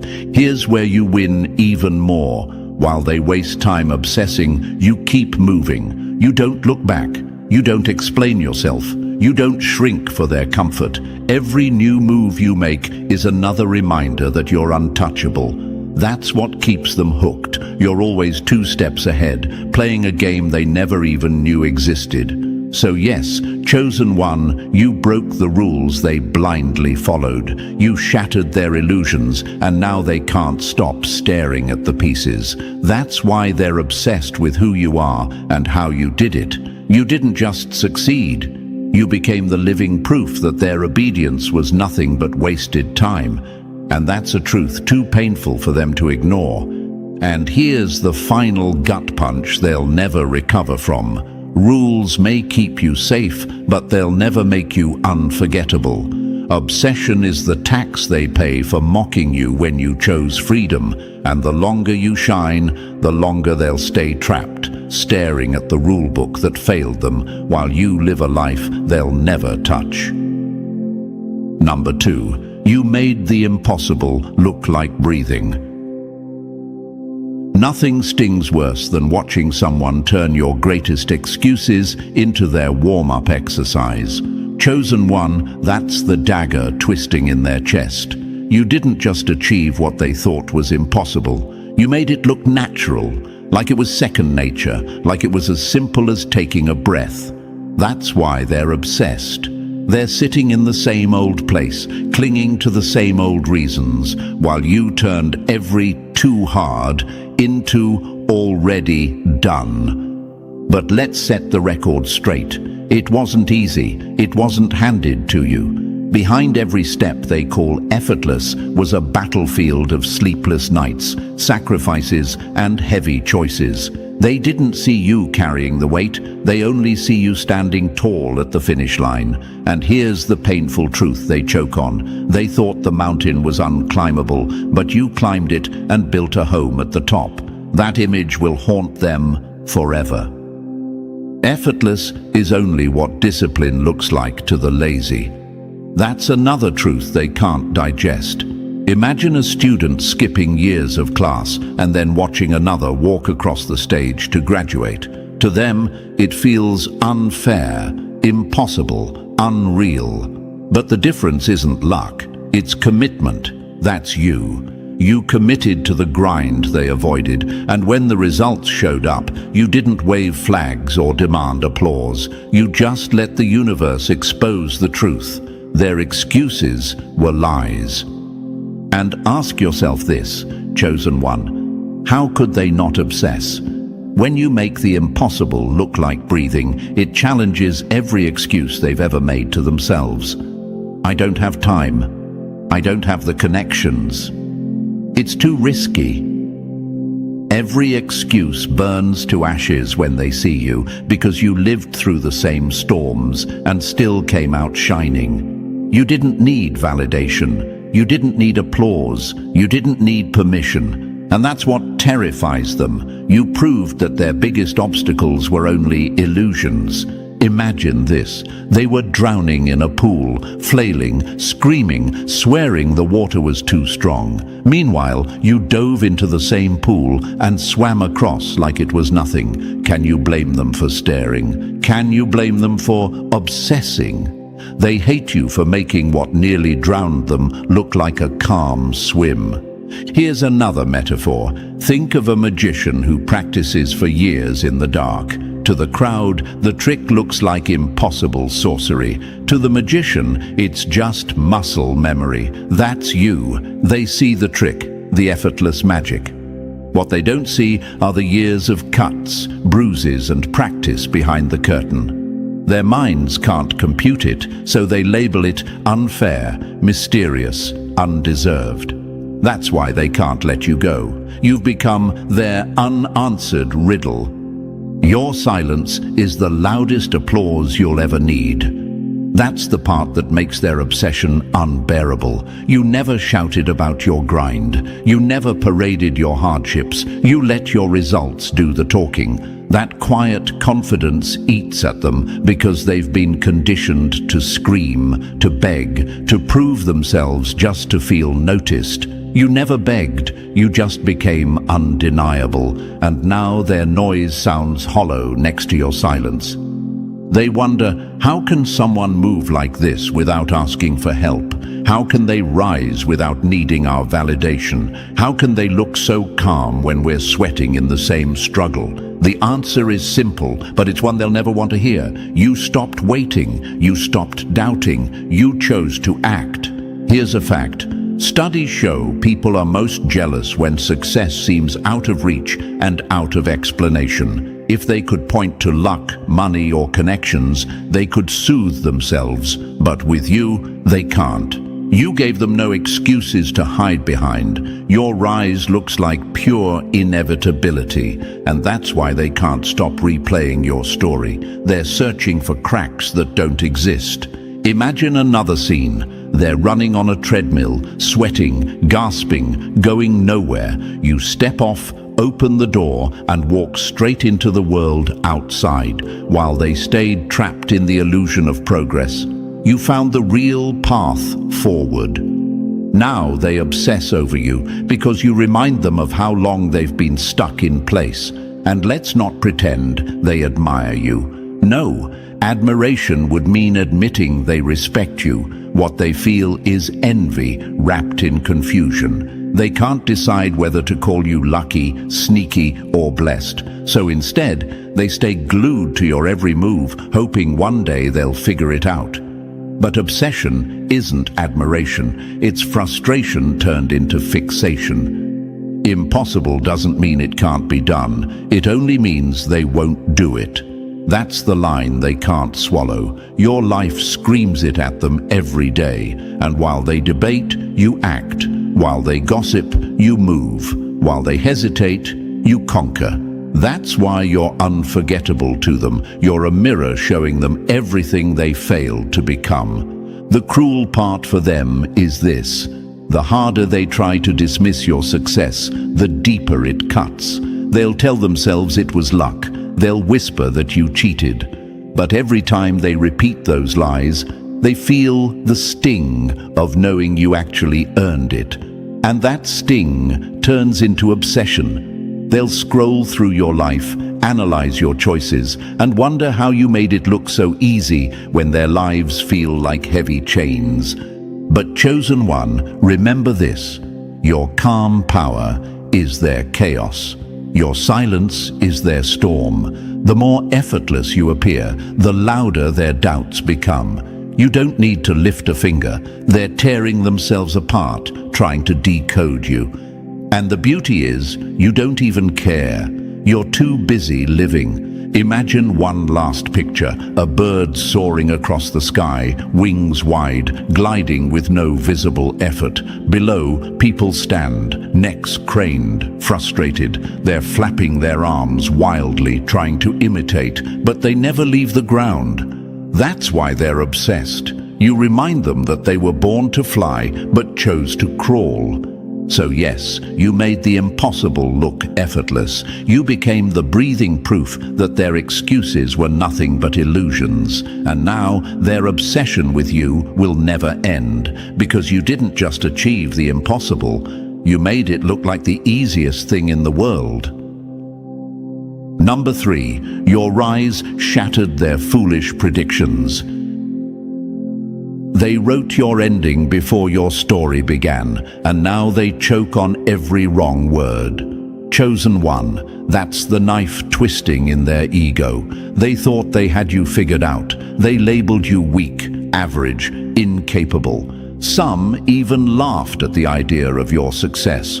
But your growth didn't just prove them wrong, it humiliated them. Every step you've taken forward is like a mirror held up to their arrogance, showing them how blind they truly were. Here's the sting they can't shake. You didn't need their approval. They thought their opinions had power over your destiny. They believed their judgments were law, but you went ahead and grew without their permission, without their validation, without even acknowledging their existence. And now, every victory you claim feels like their personal defeat. Imagine betting your entire reputation on a horse losing, only to watch that horse sprint past the finish line first. That's how they feel when they hear your name. What hurts the enemy most is not your success. It's their failure to kill your belief. That's a fact. They doubted you, not because you weren't capable, but because they feared the possibility that you were. If the person they mocked could rise, then their whole system of judgment collapses. Their authority means nothing. Their words mean nothing. That's why your growth eats at them. They're not just wrong, they're irrelevant. Picture it. They stood in the crowd, booing at the start of your race. But when the finish line came, you weren't just running, you were flying. They're still standing there, mouths open, trying to figure out how the person they dismissed just lapped them without breaking a sweat. Now they obsess, replaying your story, searching for a crack in the timeline, anything to explain away their own failure to see your worth. And here's the brutal truth, chosen one. Their predictions were never about you. They were about themselves. They judged you through the lens of their own fear, their own limits, their own wasted potential. And when you grew beyond that, you forced them to confront something they can't stand, the fact that they've been living small. So yes, your growth proved their predictions wrong, and now every time they see you shine, it's not just a reminder of your strength, it's a reminder of their weakness. That's why they can't stop obsessing over you. You became the evidence that their judgment was worthless, and nothing cuts deeper than that. Number 4, you thrived, while their approval turned to dust. They thought your future lived in their pockets. Now they can't stand that you never reached inside. Chosen one, that's the blow that keeps them awake at night. They crowned themselves as gatekeepers, convinced that you'd kneel for their blessing. They believed success was theirs to grant, like they were holding golden keys you had to beg for, but you didn't even glance at their gates. You walked straight past them, built your own door, and stepped into a future they swore you could never touch. Imagine their shock. They set up walls and rules, thinking they'd trap you, but instead of pounding on their locked doors, you went around, carved your own path, and made their authority look laughable. That's what haunts them. You thrived without bowing, without kissing rings, without letting them stamp your worth with their fragile approval. Your empire stands as living proof that their power was nothing but smoke. Here's a brutal fact. Systems built on ego always collapse when faced with independence. They underestimated you because they thought control was the only currency. But your rise ripped that illusion apart. Every success you claim is a headline screaming that their permission was irrelevant, and they can't stand being exposed as powerless. Ask yourself, chosen one, how could they not obsess? If they truly had the power they claimed, how did you grow without them? That question eats them alive. It's like a self-proclaimed king watching a peasant build a throne higher than his own. You became the contradiction they can't explain. So yes, you thrived without their approval, and now their obsession is the price they pay for ever believing you needed them. You didn't just win, you proved they were never the gatekeepers. You were, and that's a truth they'll never forgive you for. Number 5. You shattered the masks they called an identity. They spent their whole life pretending to be someone, and you ruined the performance just by being real. Chosen one, that's why they can't stop staring at you. For years, they stitched their identity out of borrowed beliefs, hollow expectations, and fragile masks. They thought the roles they played would protect them, but then you walked in, authentic, unapologetic, unshaken, and suddenly their costume looked ridiculous. Imagine sitting in a room full of people wearing masks, all nodding in agreement that this is normal. Then someone walks in without one. That's you. Your authenticity isn't just different, it exposes the lie in theirs. Every ounce of confidence you carry is like a spotlight on their insecurities. Every choice you make for yourself reminds them of the risks they never dared to take. Here's the sting they can't admit. Watching you is like staring into a mirror that reflects everything they buried, dreams they abandoned, chances they avoided, truths they denied. You're not just living, you're living proof of what they could have been if they weren't afraid. And that's unbearable. So yes, they obsess, not just over who you are, but over the holes in their own identity that your existence forces them to confront. You didn't just challenge their masks, you ripped them off. And now, every time they see you, they're reminded that authenticity always exposes imitation. Number 6. You became the storm they can't predict or touch. They built their safety in predicting others, but you're the thunder that never strikes the same place twice. Chosen one, that's why they're losing their grip. They need patterns, routines, people who can be boxed in and controlled. But you refuse every box they've tried to shove you into. Just when they think they've mapped out your next move, you pivot and leave them choking on dust. Imagine a chess master who's memorized every opening in the book, then sits across from a player who flips the board and still wins. That's you. They thought they'd figured out your story, but you've become a puzzle that reshapes itself every time they get close to solving it. And that unpredictability drives them mad, because control is the only language they understand. But what cuts deepest is that you're unreachable. They can't bribe you with approval, can't cage you with judgment, can't drag you into games you refuse to play. You're untouchable, like trying to grab smoke with bare hands. And the more they chase, the more elusive you become. So yes, they obsess, because you've proven the truth they can't stand. Real power doesn't come from control, it comes from being uncontainable. And you, chosen one, are the storm they'll never tame. Number 7. Your resilience turned their doubts into ashes.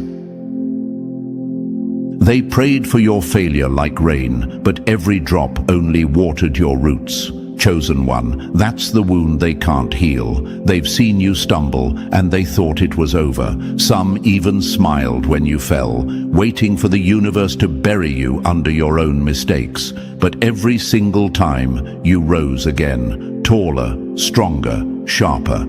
And that's why they're obsessed. You've shown them something they can't comprehend. You're unbreakable. Imagine this, someone watching a glass fall, convinced it will shatter, only to see it bounce back as steel.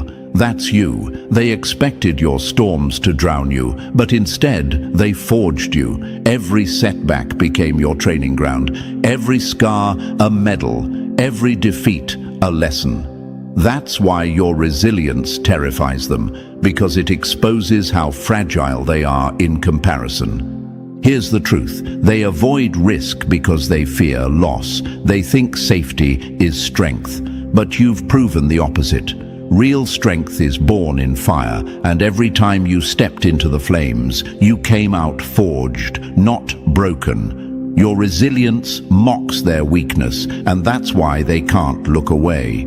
So yes, chosen one, they obsess because you've proven a truth they spend their lives hiding from. Strength doesn't come from comfort, it comes from surviving the storm, and you are the storm they could never endure. Number 8.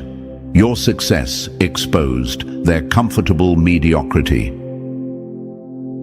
They mocked your ambition until it worked. Now every victory of yours is their private humiliation. Chosen one, that's why they can't take their eyes off you. Your rise didn't just elevate you, it dragged their mediocrity into the light. Every milestone you reach forces them to remember the chances they never took, the risks they avoided, the dreams they let rot on the shelf. And instead of owning that truth, they project their bitterness onto you like a shadow they can't shake. Imagine this. Two people standing at the edge of a cliff. One jumps, terrified but determined, and discovers wings on the way down. The other stays frozen, convincing themselves the fall would kill them. Years later, they look up and see you soaring above them. That's the sting. They realize they were never trapped, only scared. Here's a fact. People don't hate success, they hate the reflection it forces on their own failures. Your courage didn't just inspire, it exposed their cowardice. You didn't play it safe, and now safety looks like a cage in comparison to your freedom. That's why they obsess, chosen one. Every move you make is a reminder of the life they'll never touch, because when the moment came to leap, they chose the comfort of standing still. Number 9. You built gold from nothing while they chased shadows. They copied each other into oblivion, but you created something they can't even name. Chosen one, that's the dagger twisting in their pride. While they ran in circles chasing trends, recycling the same stale ideas, you carved something out of thin air, something original, something alive, something the world didn't even know it was starving for until you brought it forward. And that's why they can't stop staring. You didn't just succeed, you changed the game. Imagine a crowd of painters all tracing the same picture, line by line, afraid to mess up. Then you walk in, throw away the stencil, and paint a masterpiece that silences the room. That's you. Their safe imitation looks pathetic next to your originality. You force them to realize they've been living off scraps while you were baking the bread. Here's the truth. Innovation always exposes imitation. Your creativity is proof they lacked imagination. That's why they obsess. They lie awake at night, replaying the same question. How did they see what we couldn't? And the answer eats at them. It's not luck, it's vision. You saw value where they saw nothing. You built gold where they only saw dirt. And that, chosen one, is why you live rent-free in their minds. Number 10. You turned your scars into weapons. They can't carry. They thought pain would bury you, but you sharpened it into the blade that cut you free.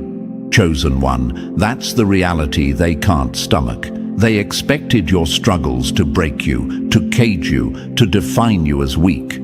They wanted to see you stuck in misery, dragging your wounds like chains. But instead, you flipped their expectations. You took the very pain meant to destroy you and transformed it into the raw power that carried you higher. That's why they can't stop obsessing, because you did what they never dared to do. You mastered your suffering.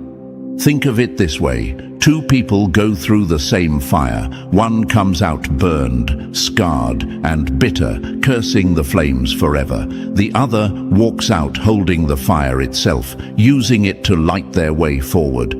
That's you. You didn't crawl from the ashes. You rose with the flames still in your hands. Every scar on you became a medal, proof that you could not be destroyed, no matter how hard life tried. Here's the fact that stings them most. Pain reveals who people really are. Most let it define them. They turn into victims, replaying the same story of loss, rejection, and failure until it becomes their identity. But you rewrote the script.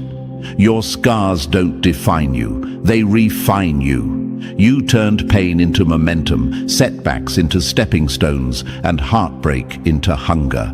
And that's a language they'll never understand, because they chose to stay small. And don't think for a second they don't ask themselves the same question over and over. Why did pain destroy me, but not them? That's what keeps them restless at night. They look at you and realize they surrendered while you fought. They see your rise and know that the difference wasn't luck, it was resilience. You refused to let suffering cage you. Instead, you turned it into a weapon, and now you cut through life with an edge they can't dull. So yes, chosen one, you didn't let pain define you, you defined it. You forced pain to serve you instead of enslave you. And now, every time they see your strength, they're forced to face their own weakness.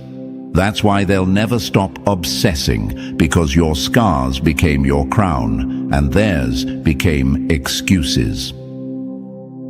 Number 11. Your success turned into their daily defeat.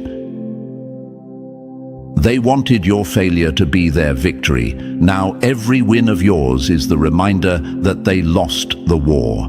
Chosen one, that's the wound they can't bandage. Your success doesn't just stand as a triumph for you. It feels like a direct attack on them. Why? Because they invested in your downfall. They tried to block you, discredit you, whisper your name in dark corners, and even sabotage your path. But every stone they threw became part of the foundation you built, and that truth eats them alive. Imagine this. Two fighters step into a ring. One spends all their energy trying to trip the other, confident that the fall will guarantee their win. But the fighter who keeps getting knocked down doesn't just stand back up. They learn, adapt, and come back swinging harder each time. That's you. And now, every punch you land feels like a bruise on their own ego. Your victory is their defeat, because their entire strategy was built on you staying down. Here's the fact. People who bet against you secretly tie their identity to your failure. They feel taller when you stumble, but when you rise, the mirror flips, and they see how small they really are. That's why your success feels so personal to them. It's not just your story, It rewrites theirs. They told themselves you'd never make it. Now, every milestone you hit is proof that their judgment was worthless. And ask yourself this: how could they not obsess when your life is living evidence that their efforts failed? Every time your name gets mentioned, every achievement that shines, it stabs at their pride. Because in their mind, your growth equals their defeat. You weren't supposed to rise higher. You weren't supposed to prove them wrong, but you did, and you keep doing it. So yes, chosen one, your success feels personal to them because it is. To them, you're not just winning, you're dismantling their entire narrative, and that's why they can't let go, can't look away, can't stop obsessing. Your victories don't just crown you, they expose their losses again and again until obsession is the only thing they have left. Number 12. Your silence became the echo they can't escape. They scream your name in the chaos, but your silence drowns them louder than thunder. Chosen one, that's what cuts them deepest. In a world where people trade validation like currency, where gossip is their oxygen and drama is their drug, you chose silence. You refused to feed their games. You didn't argue, you didn't explain, you didn't fight for their approval, and that decision robbed them of the chaos they depend on. Imagine this: a room full of people shouting, desperate to be heard, and then one person simply walks out without a word. Who do they all notice? The one who left. That's you. Your silence unsettles them because it strips them of control. They wanted you to engage, to defend yourself, to fight in their mud, but you starved them. And nothing drives an enemy crazier than realizing they can't drag you into their mess. Here's the fact: they mistake noise for power, but noise is just desperation disguised as confidence. Your silence, on the other hand, is real authority. It forces them to sit with themselves, to hear their own insecurities echo back in the void you left. That's why they obsess. The less you give, the more they crave. The more they gossip, the more desperate they look. And ask yourself, chosen one, why do they talk about you so much while you say nothing about them? Because deep down, they know silence is strength. They know mystery is magnetic. You've turned yourself into a riddle they can't solve, and their noise only proves it. Every rumor, every whisper, every desperate attempt to define you is really just proof of their obsession. So yes, your silence speaks louder than their noise. Every time you refuse to explain, you remind them that their words don't touch you. Every time you stay still, you show them they're chasing shadows. And that's why they'll never stop obsessing, because your quiet confidence exposes their loud weakness, and it echoes longer than any noise they'll ever make. Number 13. You became what they only pretended to be.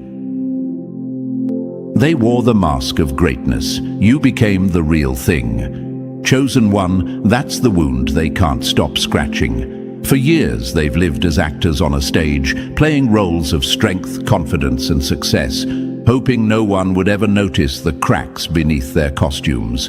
They built entire identities on borrowed words and empty appearances. But then you showed up, authentic, unpolished, unapologetic, and the spotlight shifted.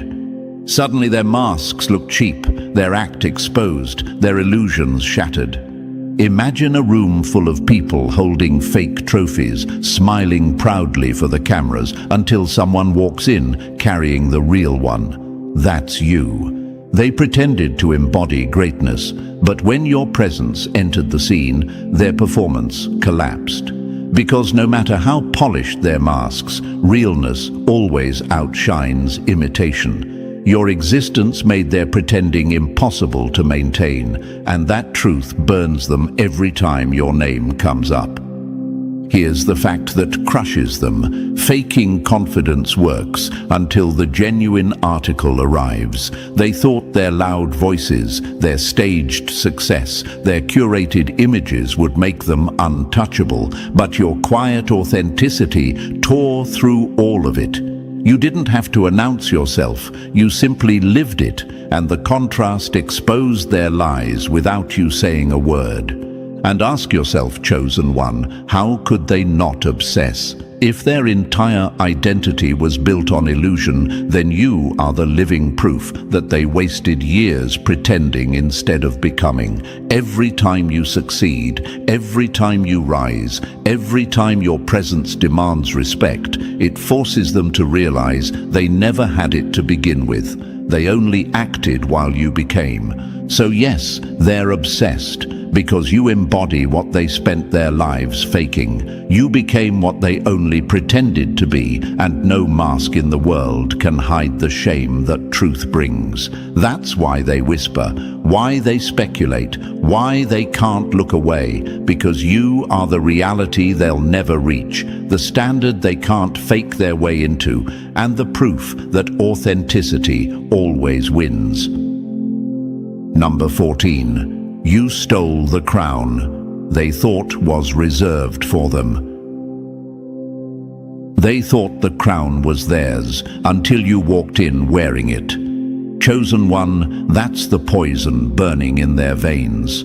For so long, they convinced themselves that recognition, respect, and opportunities belonged to them by default. They thought their connections, their status, or simply their arrogance made them heirs to the throne. But you destroyed that illusion the moment you stopped waiting. You didn't beg, you didn't ask. You took what was always meant for you, and in doing so, you tore their sense of entitlement to shreds.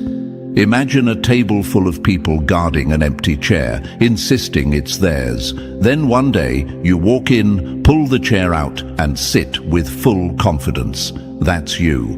They thought the spotlight would always shine on them. But when you stepped into it, you didn't just fit, you owned it. And now, every time you rise higher, it feels to them like robbery. Not because you stole anything, but because their pride can't accept the truth. The universe was never saving that crown for them. Here's the fact: they mistake assumption for ownership. They believed that by thinking something belonged to them, it did. But entitlement doesn't build empires. Work does, resilience does, vision does, and you proved it.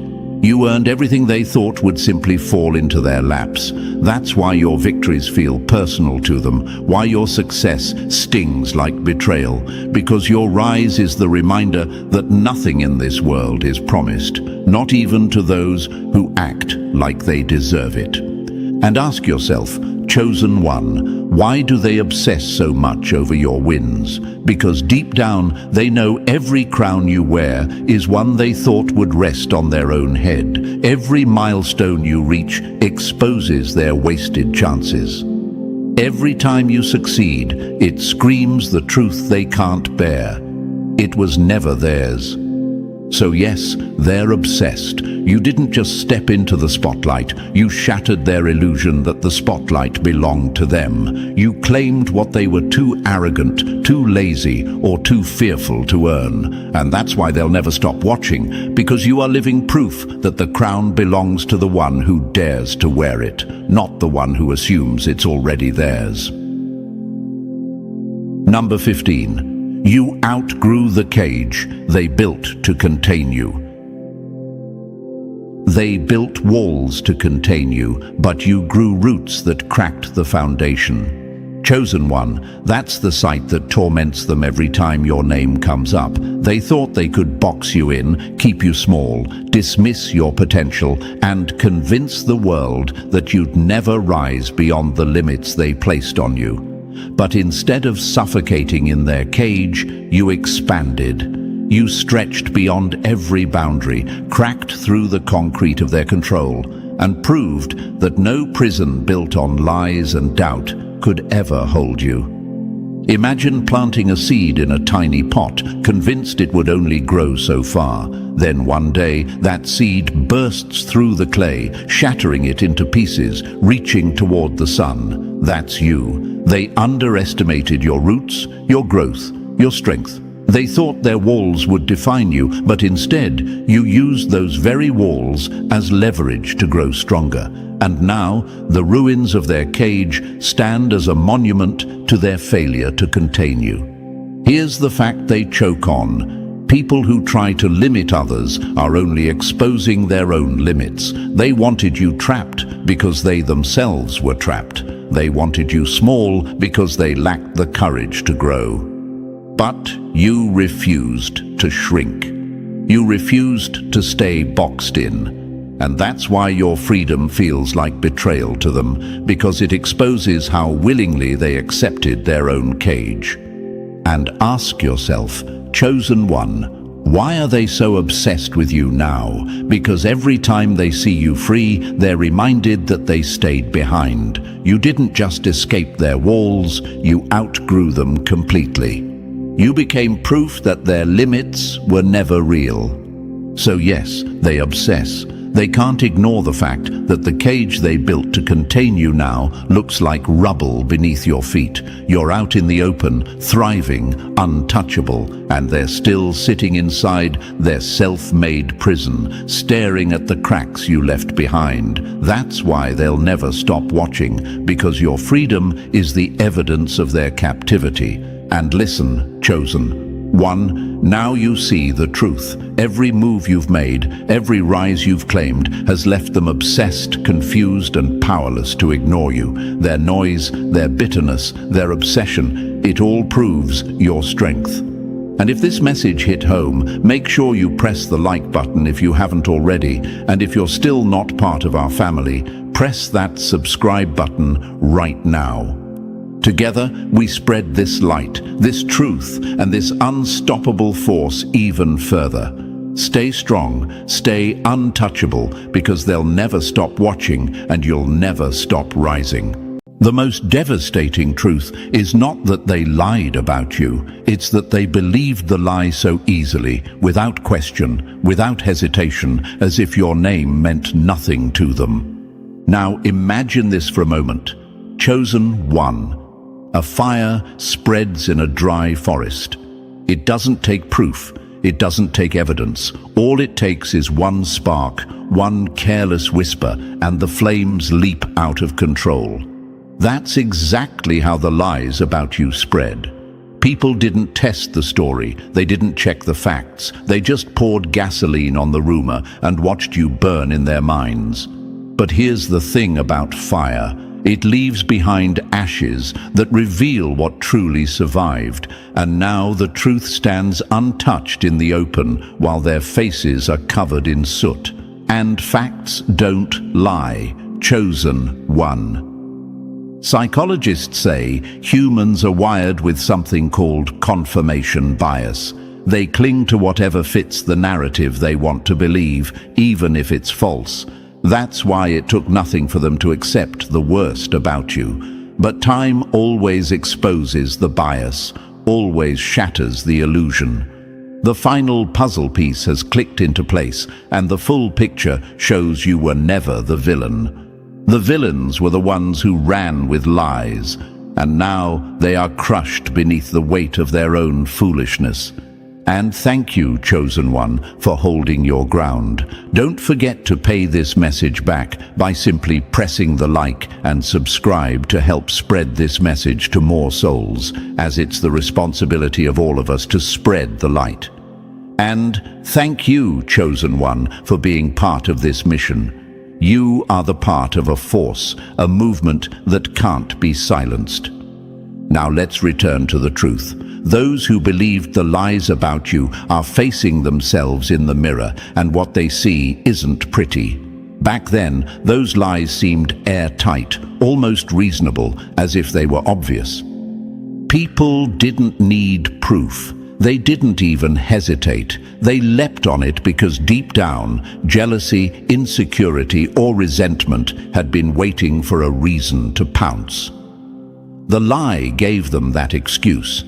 It wasn't about whether it was true or false. It was about finally having a reason to justify their envy of you. But now that same excuse has turned into their shame. The missing puzzle piece has been revealed, the illusion is broken, and suddenly all the energy they used against you looks absurd, almost clownish.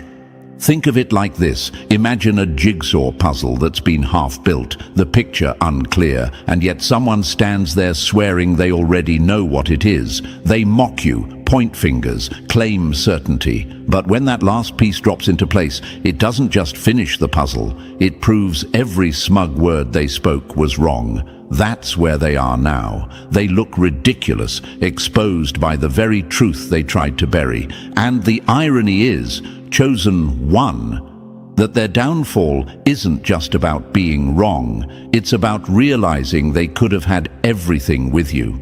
Some of them could have collaborated with you, built empires with you, even loved you. You were the dream they didn't recognize, the gold they threw away for cheap tin. Instead of standing beside you, they stood against you, all because of gossip. And now the regret is crushing them. They can't unsee the fact that you were the opportunity of a lifetime, an opportunity they let slip because they trusted liars. Imagine the torment of realizing you lost your best chance, not because of your own mistake, but because you chose to believe someone else's. That's the weight sitting on their chest tonight. The truth about lies is this: they don't last forever. History proves it. From the Salem witch trials to false propaganda in every era, deception always collapses under the weight of evidence. And just like that, your story has reached its final act. The evidence is here, the missing puzzle piece is placed, and there's no going back. They can deny it, they can close their eyes, they can cover their ears, but the truth is roaring louder than ever. The world sees you differently now. The same people who once treated you like a shadow are now realizing you were the light they needed all along. And Chosen One, here's the irony that stings them most. The more they lied about you, the stronger your name has become. Their gossip was meant to bury you, but it became free advertising for your resilience. The more they tried to smear you, the more people became curious about who you really were. And now, with truth exposed, that curiosity has turned into respect, admiration, even love. Your silence through the storm wasn't weakness. It was proof of your strength. And that strength is what makes people fall for you now, not out of pity, but out of awe. So understand this: the lies that once hurt you are now their chains. They're shackled by the memory of their own betrayal, replaying the moment they chose to believe instead of question. And that's why they are crushed, shattered, devastated. They know they lost something priceless: you. Chosen One, this is your season of vindication. You don't even have to fight for it. The universe has already fought for you. The liars are unmasked. The puzzle is complete, and the truth is undeniable. Walk boldly, because the world now sees what you always knew. You were never the fraud, never the villain. You were the dream they foolishly threw away. And the most painful punishment for them isn't your anger. It's the fact that they'll spend the rest of their lives knowing they believed the lies and lost the truth.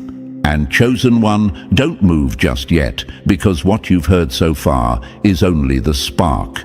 The real fire is about to unfold, and believe me, it will burn through every falsehood they ever built against you. This was only the surface. Now we're going to dig deep into the soil where those lies were planted, expose the roots, and show you exactly why they're being crushed by their own blind belief.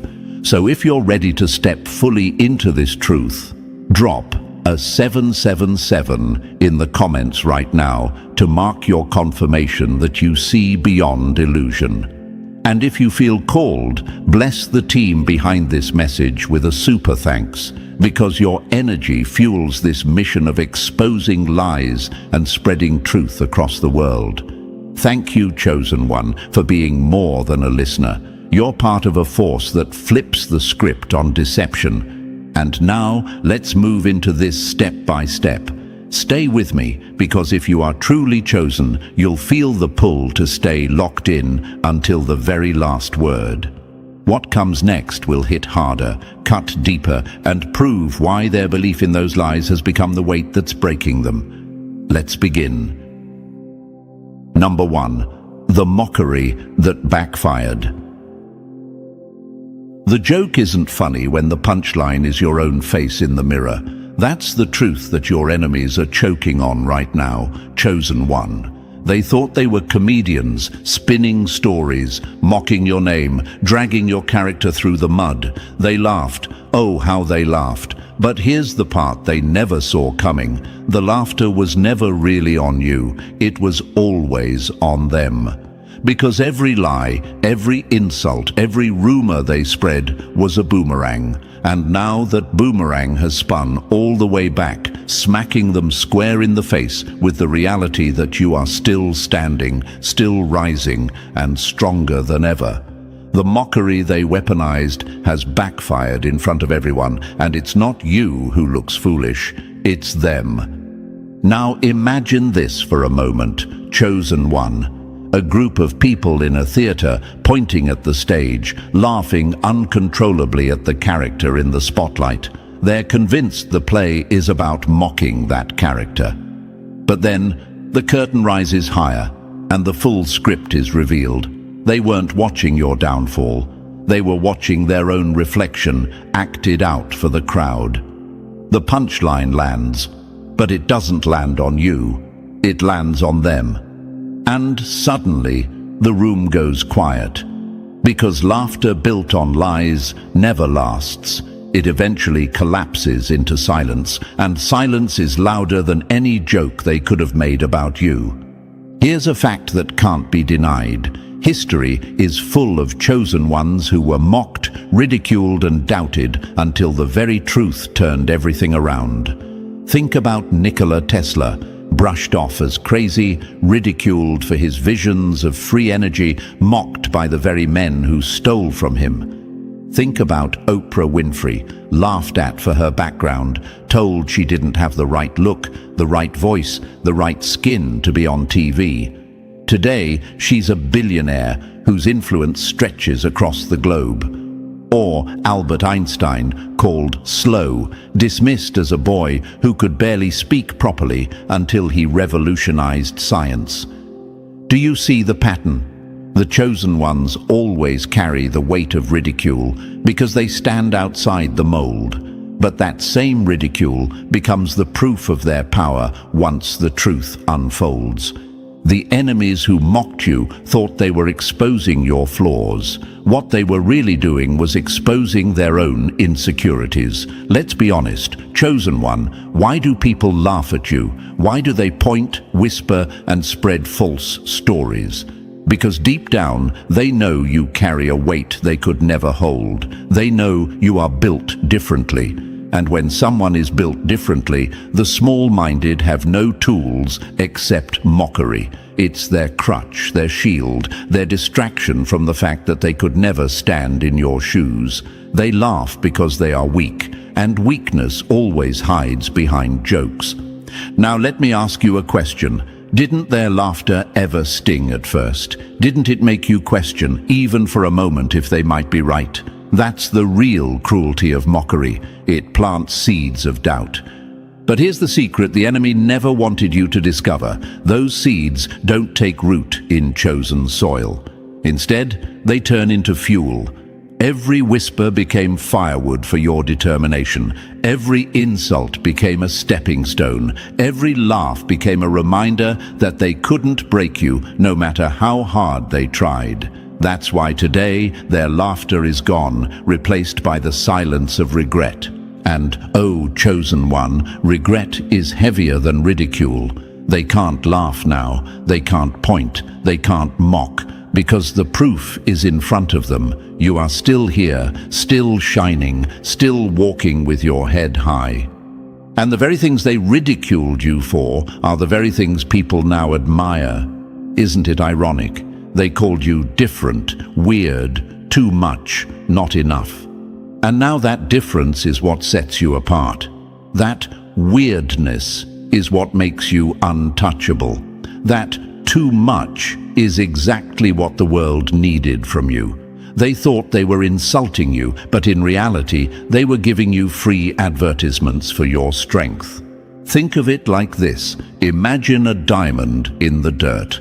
At first, people kick it, laugh at it, dismiss it as just another rock. They mock anyone who says, "This is valuable." But then, when the dirt is brushed off and the light hits it at the right angle, the truth is undeniable. The same people who once mocked it are now staring, speechless, realizing the brilliance was always there. They just didn't see it. That's you, chosen one. They mocked you in the dirt stage. Now they're watching you shine, and their laughter has turned into shame. Here's another fact you should hold close. Mockery is always temporary, but truth is eternal. A lie can run fast, it can spread quick, it can catch fire in an instant. But the truth? The truth walks slowly, steadily, patiently. And when it arrives, it never leaves. That's why their laughter died down. Because a lie has an expiration date. And the lies they believed about you have expired. Now they're left with nothing but the rotten smell of their own mockery, and you're the fresh air cutting through it. So yes, the mockery backfired. And don't you see the beauty in that, chosen one? You didn't even have to lift a finger. You didn't have to clap back. You didn't have to explain. You didn't have to prove yourself. The universe itself handled the exposure. It's like trying to keep the sun hidden behind clouds. It might work for a while, but eventually the light bursts through and no one can deny it. You are that light. Their laughter was the cloud, and clouds never last. Now let me give you this truth. When people laugh at the chosen one, they are laughing at what they cannot control. They mocked you because they couldn't mold you. They mocked you because you didn't bow down. They mocked you because your silence was louder than their noise. And now, that same noise has turned into whispers of shame. They mocked your name, and now your name carries weight they can't escape. That's not just backfire, that's poetic justice. So stand tall in this, chosen one. Don't ever regret the days you were laughed at. Don't ever wish it didn't happen, because the mockery was part of your making. Without it, you wouldn't have grown this strong, this unshakable, this untouchable. Their mockery was the forge, and you are the steel that came out of the fire. And the truth? Steel doesn't break. It bends, it sharpens, it endures. Today they are crushed, not just because they believed lies, but because they realized they mocked the very person who was destined to outlast them all. And that's the kind of pain that leaves no cure. The joke is over. Chosen one. And the punchline? The punchline is their own reflection staring back at them, ashamed, broken, and silenced. Number 2. The puzzle piece that changed everything. The lie was never strong, it just looked complete until the missing piece slid into place. That's the reality your enemies can't escape right now, chosen one. For the longest time, their stories about you seemed airtight. The rumors felt polished, convincing, almost believable. People nodded along, thinking they had the full picture of who you were. But deep down, something never added up.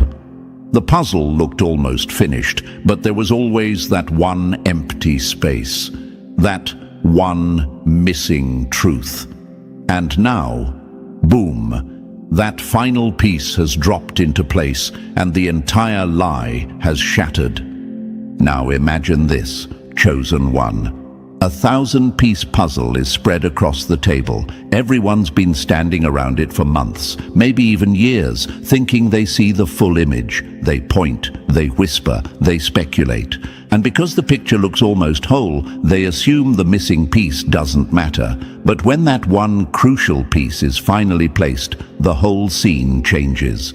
Suddenly, you see what the picture really is, and you realize how wrong everyone was all along. That's exactly what happened with you. They thought they had you figured out, but the missing piece, the truth, has turned their confident lies into exposed foolishness. Here's the beauty of truth. It only takes one fact to collapse an entire illusion, one piece of proof, one moment of clarity, one undeniable sign that wipes out years of deception. History has shown us this over and over again. Think about the Watergate scandal. Powerful men spinning lies to protect themselves, and it only took one missing piece, a set of tapes, to unravel the whole empire. Or think about the countless wrongful convictions overturned when one final piece of DNA evidence proved the accused was innocent all along. Lies can stack high, but they collapse instantly when the final piece is revealed. And chosen one, that piece has just fallen in your favor. Your enemies are crushed because they built their entire performance on illusions. They wore masks, they acted roles, they whispered rumors in the dark, and people believed it because the story seemed to fit. But what happens when the mask slips? What happens when the curtain falls and everyone sees the trembling actor behind it? That's what's happening right now. Their masks aren't slipping gently. They're being ripped off. And it's not you who looks strange anymore. It's them. Their jealousy is showing. Their envy is glaring. Their desperation is undeniable.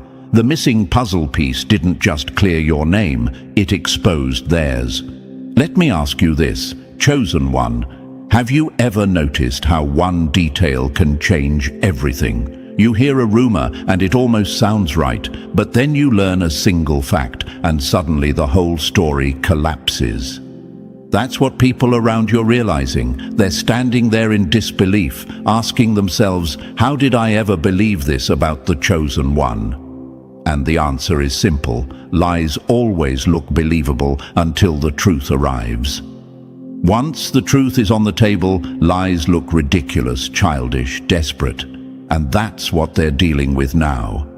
You were always the dream they threw away, the person of value they dismissed because of falsehoods, and now they're realizing what they lost. That's the real sting for them. It's not just that they were wrong, it's that their wrong decision cost them the very connection, the very opportunity, the very alliance of their dreams. They didn't just believe lies about you. They built choices, actions, and behaviors around those lies. They turned away from you. They mocked you. They sided with your enemies. And now, they're forced to sit with the shame of knowing they were played, and that the puzzle piece they ignored was the most important one of all, you. Think about how fragile illusions really are. A magician waves his hand, distracts you with shiny tricks, makes you believe the impossible. But the moment you see the hidden card up his sleeve, the illusion is destroyed forever. You can never go back to believing it again. That's exactly what has happened with you. The lies worked as long as people were distracted, as long as they didn't have the final piece. But now that the piece is here, there's no going back. No one can unsee the truth. And your enemies? They're scrambling, panicking, desperate to cover the cracks. But it's too late. Once a puzzle is complete, you can't pretend it's missing pieces again. Here's another fact. Masks always fall at the exact moment they're meant to. You don't have to force them off. Time does the work. Truth does the work. And when it happens with devastating impact. The jealous ones who pretended to be allies are now exposed as envious frauds. The ones who whispered lies behind closed doors are being seen as bitter and strange. The ones who orchestrated smear campaigns are being revealed as desperate manipulators. This isn't just a small slip-up, it's the full picture being revealed, and it paints them as the villains they are. And here's the irony, chosen one, the very piece that exposed them was never hidden from you. You always knew the truth. You always carried it, lived it, walked it. You didn't have to scramble to prove yourself. You didn't need to force the world to see. You simply kept standing, kept moving, kept being who you are. And eventually, the truth revealed itself. The universe laid the final piece in front of everyone, and now the whole room can see. That's the power of being chosen. You don't chase validation. Validation chases you when the truth finally comes out. So, let this be a reminder. Chosen one, illusions can last a while, but they never last forever. Lies can run fast, but they can't run forever. They can trick, distract, and deceive, but they always collapse when the truth steps in. And the truth doesn't whisper, it roars. That's why your enemies are crushed. They didn't just lose control of the narrative, they lost their masks, their credibility, their power. And you gained clarity, restoration, and the undeniable glow of someone who was right all along. The puzzle piece that changed everything wasn't just about exposing lies. It was about showing the world who you really are. And the world can't unsee it now. The full picture is here. No more illusions, no more masks. Just truth, and truth is always enough. Number 3. Shattered dreams they could have had with you. Nothing haunts a person more than the chances they threw away, and chosen one, you are their greatest missed opportunity. That is the bitter truth your enemies and doubters are choking on right now. They once stood at the edge of greatness, staring directly at you, the one who could have changed their life, elevated their name, and built something eternal. But instead of choosing you, they chose lies. Instead of holding on to gold, they picked up dust, and now that dust is slipping right through their fingers. The universe has turned the tables, and what they lost in you will forever be the wound they cannot heal. Think about this for a moment, chosen one. Imagine someone being offered the chance to invest in Apple or Amazon when it was still in a garage. Imagine being handed the opportunity to stand next to Nikola Tesla or Steve Jobs before the world even recognized their genius. Imagine saying no to those partnerships because of rumors, gossip, or jealousy planted in your ear. Now fast forward, those same visionaries rise to change the entire world, while you're left sitting in the shadows wondering why you doubted what was real. That is exactly what they're living through now when they think of you. They are haunted by what could have been, and the torment is endless. Some of them can't sleep at night, chosen one, because their mind keeps replaying the moments they could have chosen you. They think, what if I trusted them? What if I believed in them instead of those lies? They know deep down that if they had aligned with you, life would look completely different for them right now. Their career would be stronger, their reputation would be cleaner, their love life might have been unshakable. But lies made them cowardly, and envy made them blind. Now, the universe has slammed the truth in their face. They weren't just rejecting a person, they were rejecting destiny. And here's the most powerful part. Chosen one, the universe saw their betrayal long before you even knew it existed. That's why it blocked them from sitting at your table. You see, not everyone is meant to eat from the feast the universe prepares for you. Some people were only ever meant to watch you rise from a distance, and that's exactly their punishment now. They will see you winning, thriving, glowing, while they live with the regret that they could have been standing beside you instead of against you. Now you might ask yourself, but why does it hurt them so much now? Didn't they already move on? And the answer is simple. Moving on is easy when lies still cloud the air. But when the truth explodes, when the mask falls off, and when every missing puzzle piece proves you were right all along, reality cuts deeper than any sword. They are no longer just haunted by whispers of the past. They are chained to the proof that they were wrong about you. And the worst part? They can't undo it. They can't rewind. They can't turn back time. The door has already closed.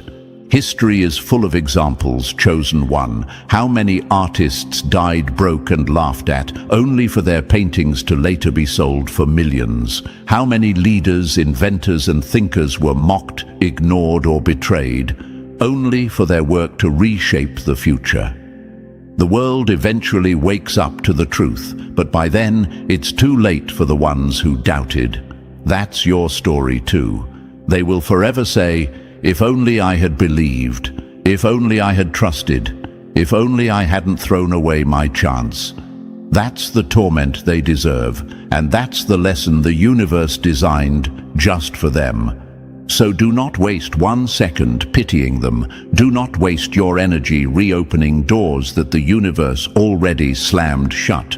Remember this, their regret is your confirmation. Their shattered dreams are proof that you were always the prize. And while they remain stuck in the nightmare of what they lost, you walk freely into the reality of everything the universe has promised you. Number 4. The disbelief that cuts deep. The deepest cut isn't the lie itself. It's realizing the knife was handed to you by someone you trusted. Chosen one, that is the agony your enemies are living in right now. They are not only humiliated because they believed the lies about you, they are shattered because of who fed them those lies. People they admired, people they thought were credible, people in high positions who wore masks of authority and influence. The very same voices that claimed to know the truth turned out to be nothing more than puppeteers pulling strings for their own envy. And now, those who swallowed those stories are left sick with the realization that they weren't just fooled, they were willing participants in their own downfall. Now imagine this, chosen one. Imagine being a soldier on the battlefield, listening to the orders of your commander, believing they had the best strategy to lead you to victory. But when the dust clears, you realize that commander was leading you into an ambush on purpose, laughing behind your back the entire way. That's what's happening now. Those who believed the lies about you are crushed because they trusted voices in high places, and those voices turned out to be rotten. The betrayal cuts them deeper than the lie itself, because now they have to admit that their so-called leaders, mentors, or allies were nothing more than frauds. And here's the truth the universe is forcing them to face. Liars can build castles, but they build them out of sand. Eventually, the tide of truth sweeps in, and those castles collapse with no effort at all. That collapse is happening in real time. Fake leaders, manipulators, and deceivers who thought their positions would protect them are being stripped bare. Their words hold no weight anymore. Their reputations are sinking, their credibility evaporating. And the ones who followed them, who mocked you, who chose sides against you, they now carry the shame of admitting they aligned themselves with fools. Some of them ask themselves, how could I not see it? How could I be so gullible? And the answer is simple. The lie was easier to believe than the truth. That's always been the way of the world, chosen one. History shows us this over and over. Think of Galileo, silenced by authorities who swore the earth was the center of the universe. Think of whistleblowers mocked before their warnings came true. Power has always been a mask for manipulation, and people always find it easier to follow the loud voice in the room rather than the quiet truth standing alone. That's why they doubted you. That's why they mocked you. And now that the mask is ripped away, the shame weighs heavier than stone on their shoulders. But here's where the universe is poetic. The very same people who believed those lies about you must now face the reality that their judgment wasn't just off. It was a reflection of their own envy and fear. They wanted to believe bad about you because it made them feel better about themselves. They wanted to cling to the stories because truth about your power was too much for them to handle. But the truth doesn't vanish because you deny it. It lingers, waiting, and when it finally comes crashing in, it exposes both the liar and the gullible. That's why they're crushed, chosen one. They can't just blame the liar, they have to face themselves. And here's where your power shines brightest. You didn't need to fight back. You didn't need to defend yourself. The universe itself dismantled the lies, piece by piece, and now the proof stands tall in front of everyone. The more they try to deny it, the more foolish they look. The more they close their eyes, the harder they bump into the wall of truth. And every bruise they collect is just another reminder that they were wrong about you. So don't waste time wondering if they'll ever admit it. Some won't. Some would rather choke on pride than confess they were misled. But it doesn't matter. Their silence is its own confession. Their shame is its own punishment. And their disbelief is the chain that will keep them restless for the rest of their days. Chosen one, never forget this. They weren't just wrong about you, they were wrong to bet against the universe. And when you fight against the universe, you always lose. That's why their disbelief cuts so deep. They didn't just doubt you, they doubted the truth itself. Number 5. Your reputation restored, their power destroyed. Reputation is like glass. Once shattered, it never goes back the same. But chosen one, yours wasn't shattered, it was polished. That's the reality unfolding right now. They tried to smear your name, drag your character through the mud, and bury you under the weight of lies. They laughed as whispers spread, thinking your silence was weakness. They thought your calm was surrender. But the universe has a way of flipping the stage, and now the very silence they mocked has become the thunder that shakes their world. You see, chosen one, when you kept your head up and didn't play their game, you unknowingly gave the universe time to work. While they were busy manufacturing lies, the truth was gathering strength like a storm. And when the storm finally broke, it didn't just wash the dirt off your name, it made their filth visible for all to see. Truth bites harder than a dog's teeth, and they are bleeding from the wounds of their own deceit. History proves this pattern. Look at Muhammad Ali, who was mocked, stripped of his titles, and smeared by the press when he refused to fight a war that wasn't his. People called him a coward. Yet years later, the truth stood tall. He was a man of principle, one of the greatest to ever live, and those who mocked him became nameless shadows. That's the exact energy moving through your life right now. They tried to make your name a joke, but now it's their legacy that crumbles into dust. And here's the part that crushes them the most. You didn't lift a finger to defend yourself. You didn't beg anyone to believe in you. You didn't argue or chase their approval. You simply stood, endured, and let time reveal what it always reveals, that the universe protects its own. That's why your reputation is not just restored, it's magnified. People look at you now with respect, even awe, because they saw the lies collapse and realized you were real all along. But for them, their power is evaporating. The manipulators who once held influence are being laughed at now. The ones who led the smear campaign have no credibility left. The same mouths that lied about you are now avoided, distrusted, and ridiculed. Their words hold no value because the universe made sure the truth exposed every crack in their armor. They thought destroying your name would make theirs stronger, but in reality, it was the rope they used to hang their own reputation. And chosen one, here's a fact that seals it. Studies show that when false information is exposed, the backlash against the liar is often twice as strong as the damage done to the target. Why? Because people feel betrayed, and betrayal always cuts deeper than any rumor. That's why their world is falling apart right now. They didn't just lie about you, they lied to everyone else too. And the crowd they once controlled is now turning on them. So remember this truth: humiliation doesn't last forever, but restoration does. What you endured in silence is the very thing that gives your voice power now. When people speak your name, they don't think of the lies anymore. They think of resilience, strength, and the one who rose above every trap set against them. Meanwhile, when they speak of your enemies, it's with pity, scorn, or disgust. Their empire was made of smoke and mirrors, and now it's nothing but ash.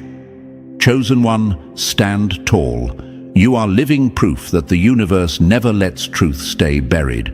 Your reputation is the phoenix rising brighter than before, and theirs, nothing more than rubble in the dirt.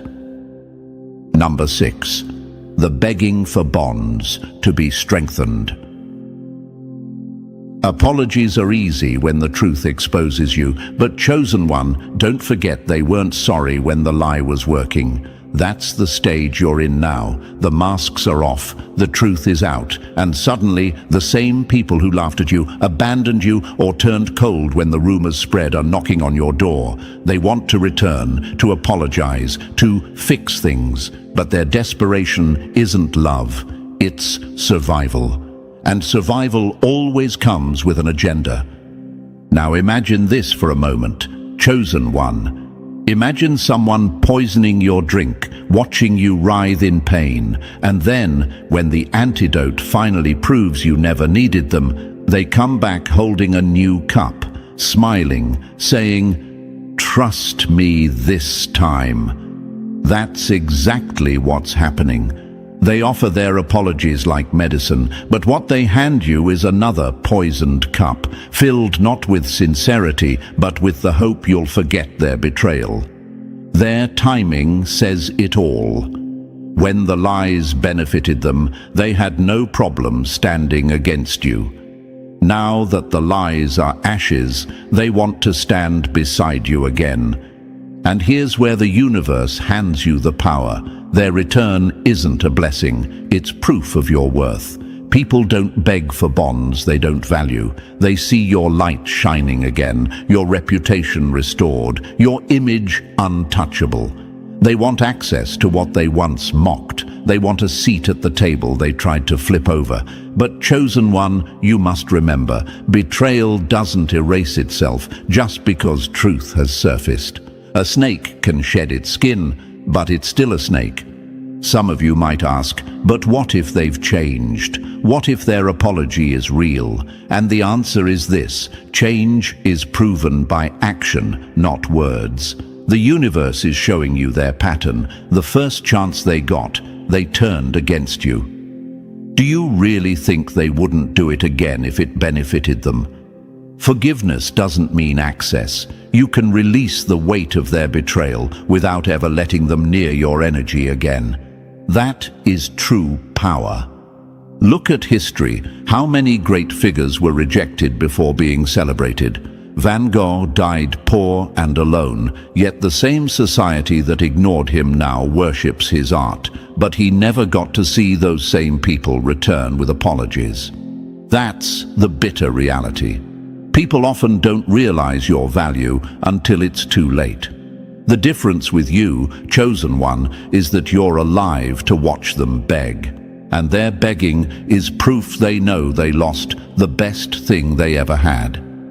So let them talk, let them cry, let them promise the world, but never forget, the cup they offer is laced with hypocrisy. Their apologies are not for you, they're for themselves, to ease the guilt of what they did. Stand firm. The universe is with you, and you don't need their validation to shine. Number 7. The collective's face of refusal. The most powerful word a chosen one can speak is a simple no.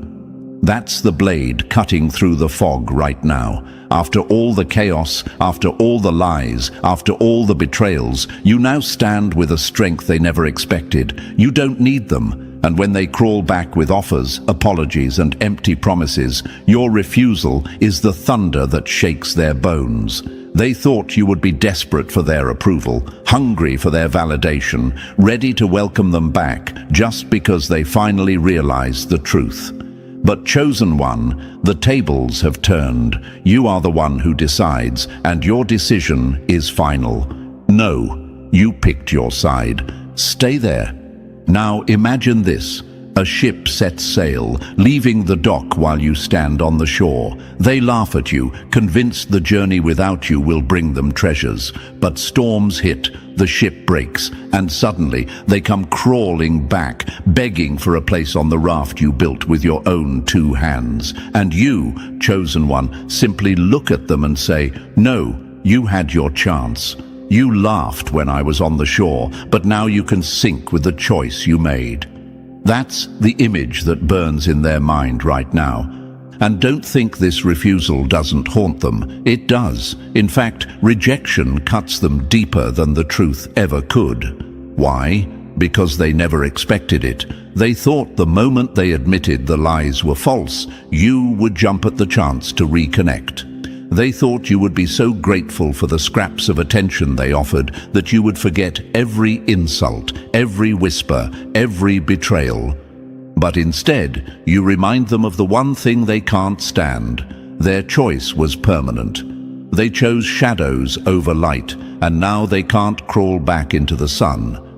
Some of you may wonder, but isn't it harsh to reject them now that they see the truth?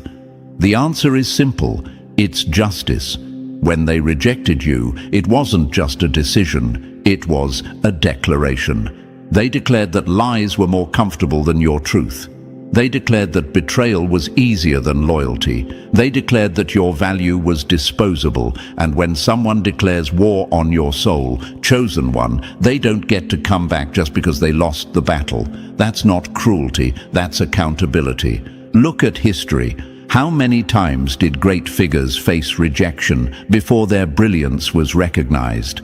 J.K. Rowling was rejected by 12 publishers before Harry Potter became a phenomenon. Imagine those same publishers knocking on her door afterward, begging for a second chance. Do you think she needed them anymore?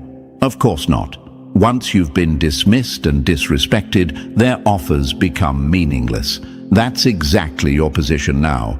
Their hands are empty, their voice is weak, and their requests nothing more than noise.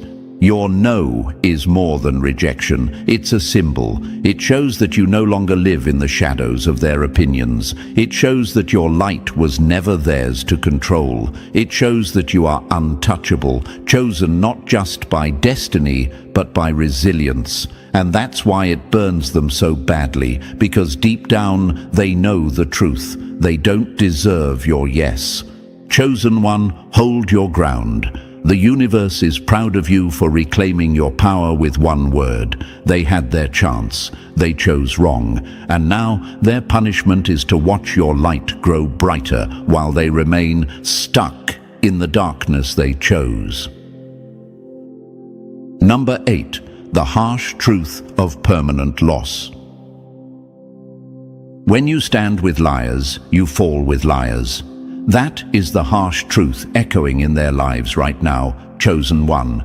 There are some bridges that once burned can never be rebuilt. This is not about bitterness or holding grudges. It is about divine order, about the universe making sure that betrayal never gets rewarded with a second chance. The people who believed the lies about you, who mocked you, abandoned you, or even celebrated when they thought you were finished, must now face the permanent loss of you.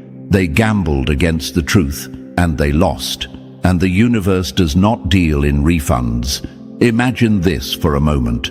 A gambler walks into a casino, bets his entire fortune on a bluff, and loses it all in seconds. He can cry, he can beg, he can slam his fists against the table, but the dealer doesn't hand his money back. That's the rule of the game. You play, you pay. And Chosen One, that's exactly how it works with your energy, your trust, your presence. They placed their bet on lies, and the price they paid was losing you forever. This is what cuts them so deeply now. They thought time could heal the damage. They thought apologies would bridge the gap. They thought you'd be waiting with open arms once they realized their mistake. But they didn't realize that the bridge they torched was made of truth, loyalty, and trust. And once that burns, the ash cannot be rebuilt into wood again. That bridge is gone, and the loss is permanent. Some may ask, but Chosen One, isn't forgiveness part of your journey? And the answer is yes, you can forgive. You can release the bitterness, you can drop the weight, you can wish them well from afar. But forgiveness is not the same as access. Forgiveness doesn't resurrect bridges. Forgiveness frees your spirit, but it does not restore their seat at your table. That's the difference. The universe wants you to keep moving forward, not circle back to those who already proved they can't be trusted.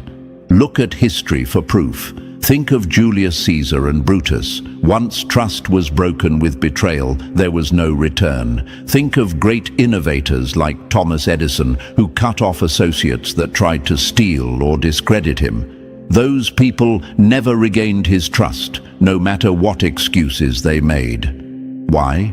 Because once someone shows you that they are willing to bet against you, the universe marks them. They're no longer fit to walk beside you, and that's where the pain for them lies. It's not just that they lost you, it's that they know they can never get you back. Their forever is gone, sealed by their own actions. They chose to side with liars, manipulators, and gossipers. They decided lies were more convenient than standing with your truth. And so their punishment is permanent loss. That's why they replay it in their heads at night, haunted by what could have been, but unable to change what is.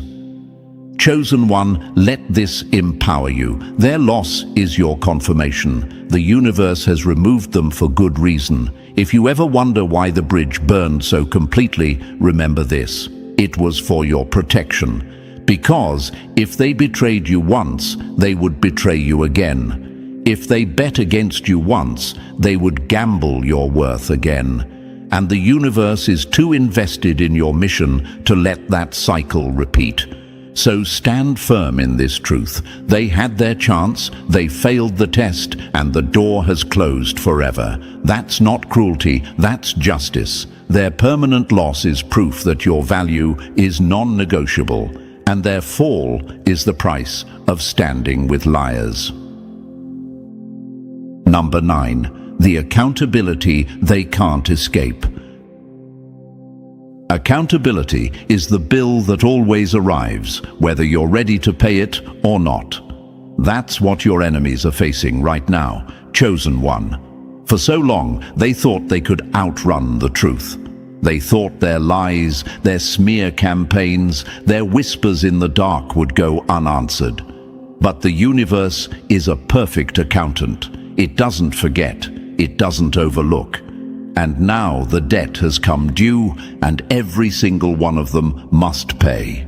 Some of them are lashing out because that's what cowards do when the walls close in. They use anger as a shield, shouting louder, trying to drown out the sound of their own guilt. They throw tantrums with words, sometimes even violence, hoping that if they create enough chaos, people will forget the real issue. They lied, they betrayed, they mocked. But anger is a mask, and masks always slip. The more they fight against the truth, the more obvious their guilt becomes. The harder they try to silence your light, the more their own darkness gets exposed. Others, however, sit in shame, and this shame cuts them even deeper, because now they admit, at least to themselves, that they were blind. They see how willingly they let lies cloud their judgment. They see how quick they were to laugh at you, how eager they were to believe the worst instead of the best. And the shame doesn't let them rest. It creeps in at night, whispers in their ears, and reminds them of the moment they chose shadows over light. They can't escape it. Even if they don't say it out loud, their silence is full of regret. And here's the power in this moment. Accountability doesn't just punish, it reveals. The universe uses accountability as a mirror, forcing people to confront the person they truly are. For your enemies, that reflection is unbearable. They see jealousy, they see cowardice, they see weakness, and no matter how they try to cover it, the truth won't let them look away. That's why some lash out, some hide, some break down. Because accountability doesn't care about excuses, it only cares about justice. Think of it like gravity. You can jump, you can fight it, you can even pretend it doesn't exist, but eventually gravity pulls you down. That's what accountability is doing right now. It's pulling them down to the ground they thought they could rise above by stepping on you, and the harder they fall, the more the universe highlights your rise. Chosen one, this is your confirmation. You don't need revenge. You don't need to argue. You don't need to prove a thing. The universe has already set the stage where their accountability is public, undeniable, and permanent. They can't escape it, no matter which mask they wear or which excuse they invent. Their punishment isn't just being wrong, it's being forced to live with the fact that everyone sees they were wrong about you. Number 10. The cup they offer, the bat they carry.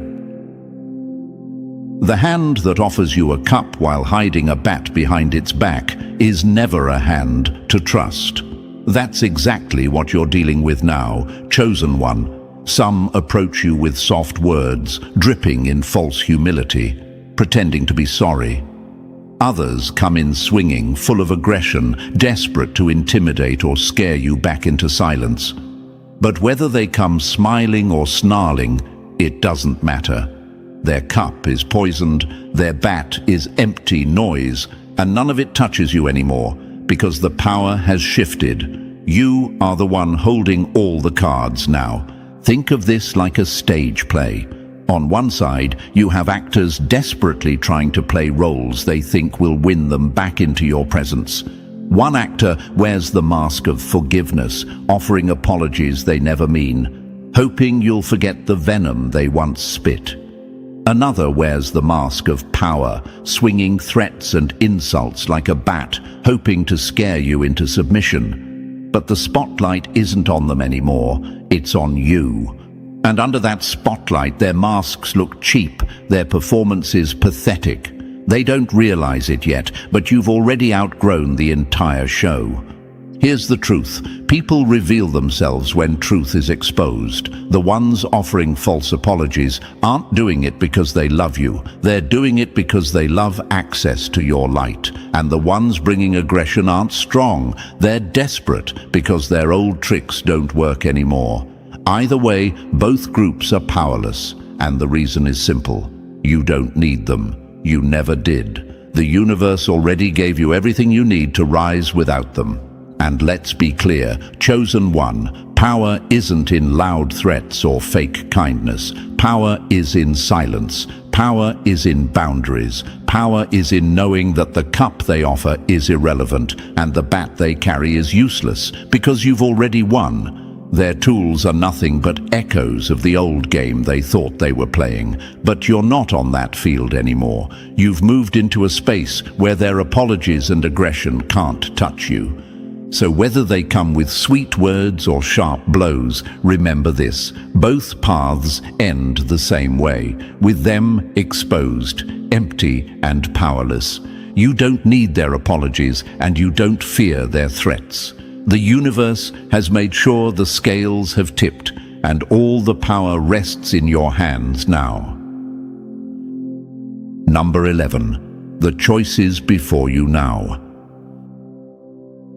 Every offer isn't an opportunity. Some are traps wrapped in shiny paper. That's the reality you stand in now, chosen one. The lies have fallen, your reputation has been restored, and suddenly doors are opening everywhere.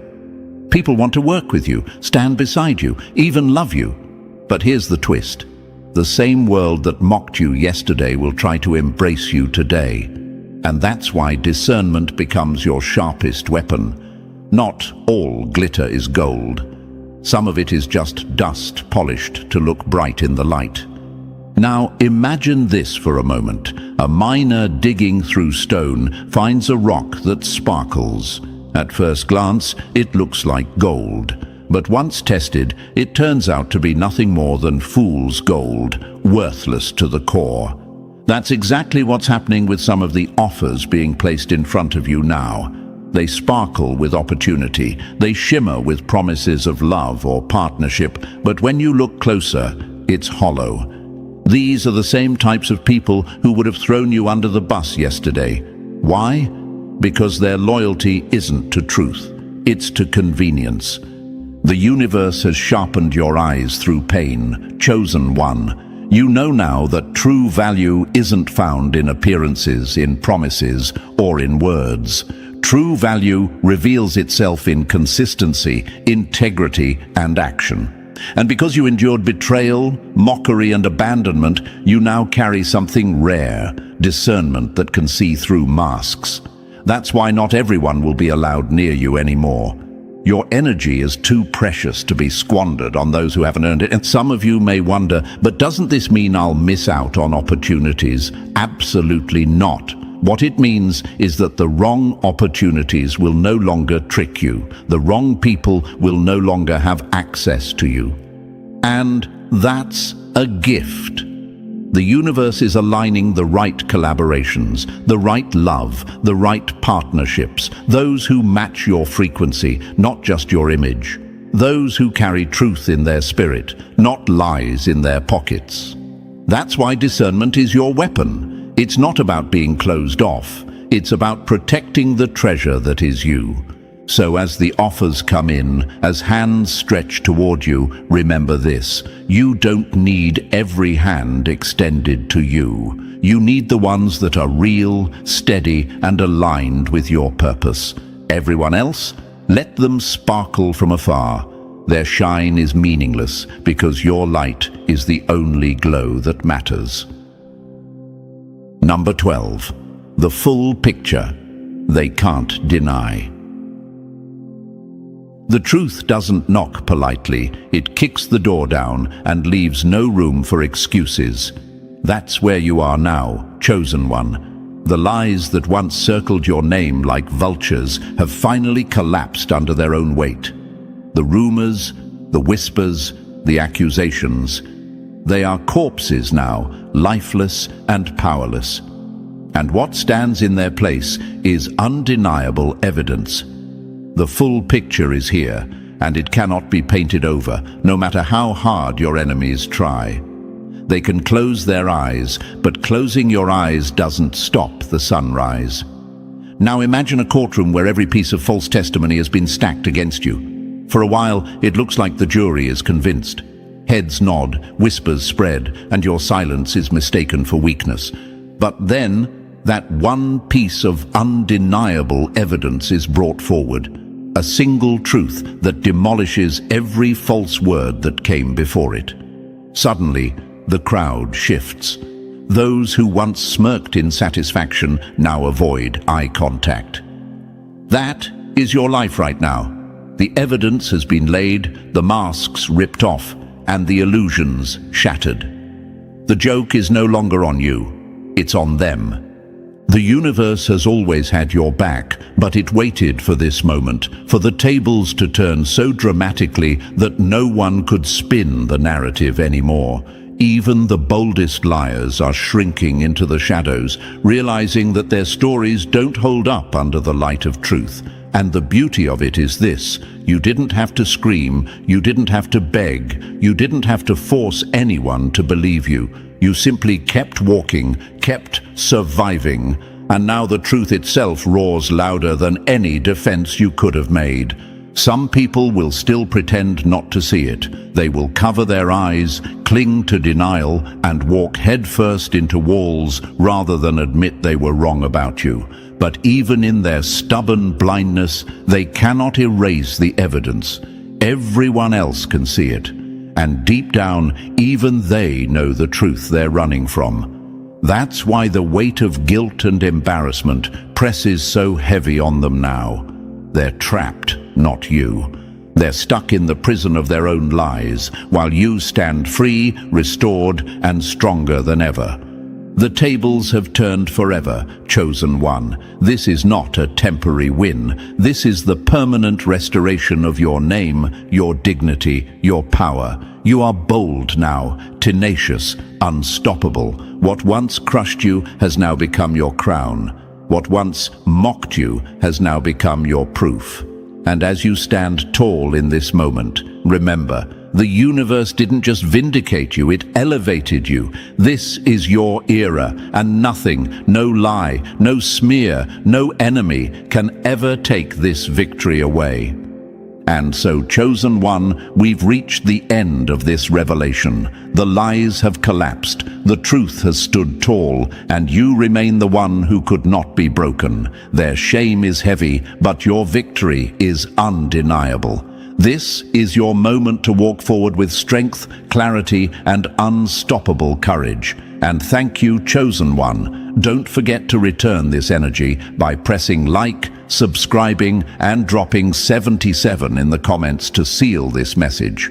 Share it with others so the light spreads wider, because you are part of a force reshaping the world.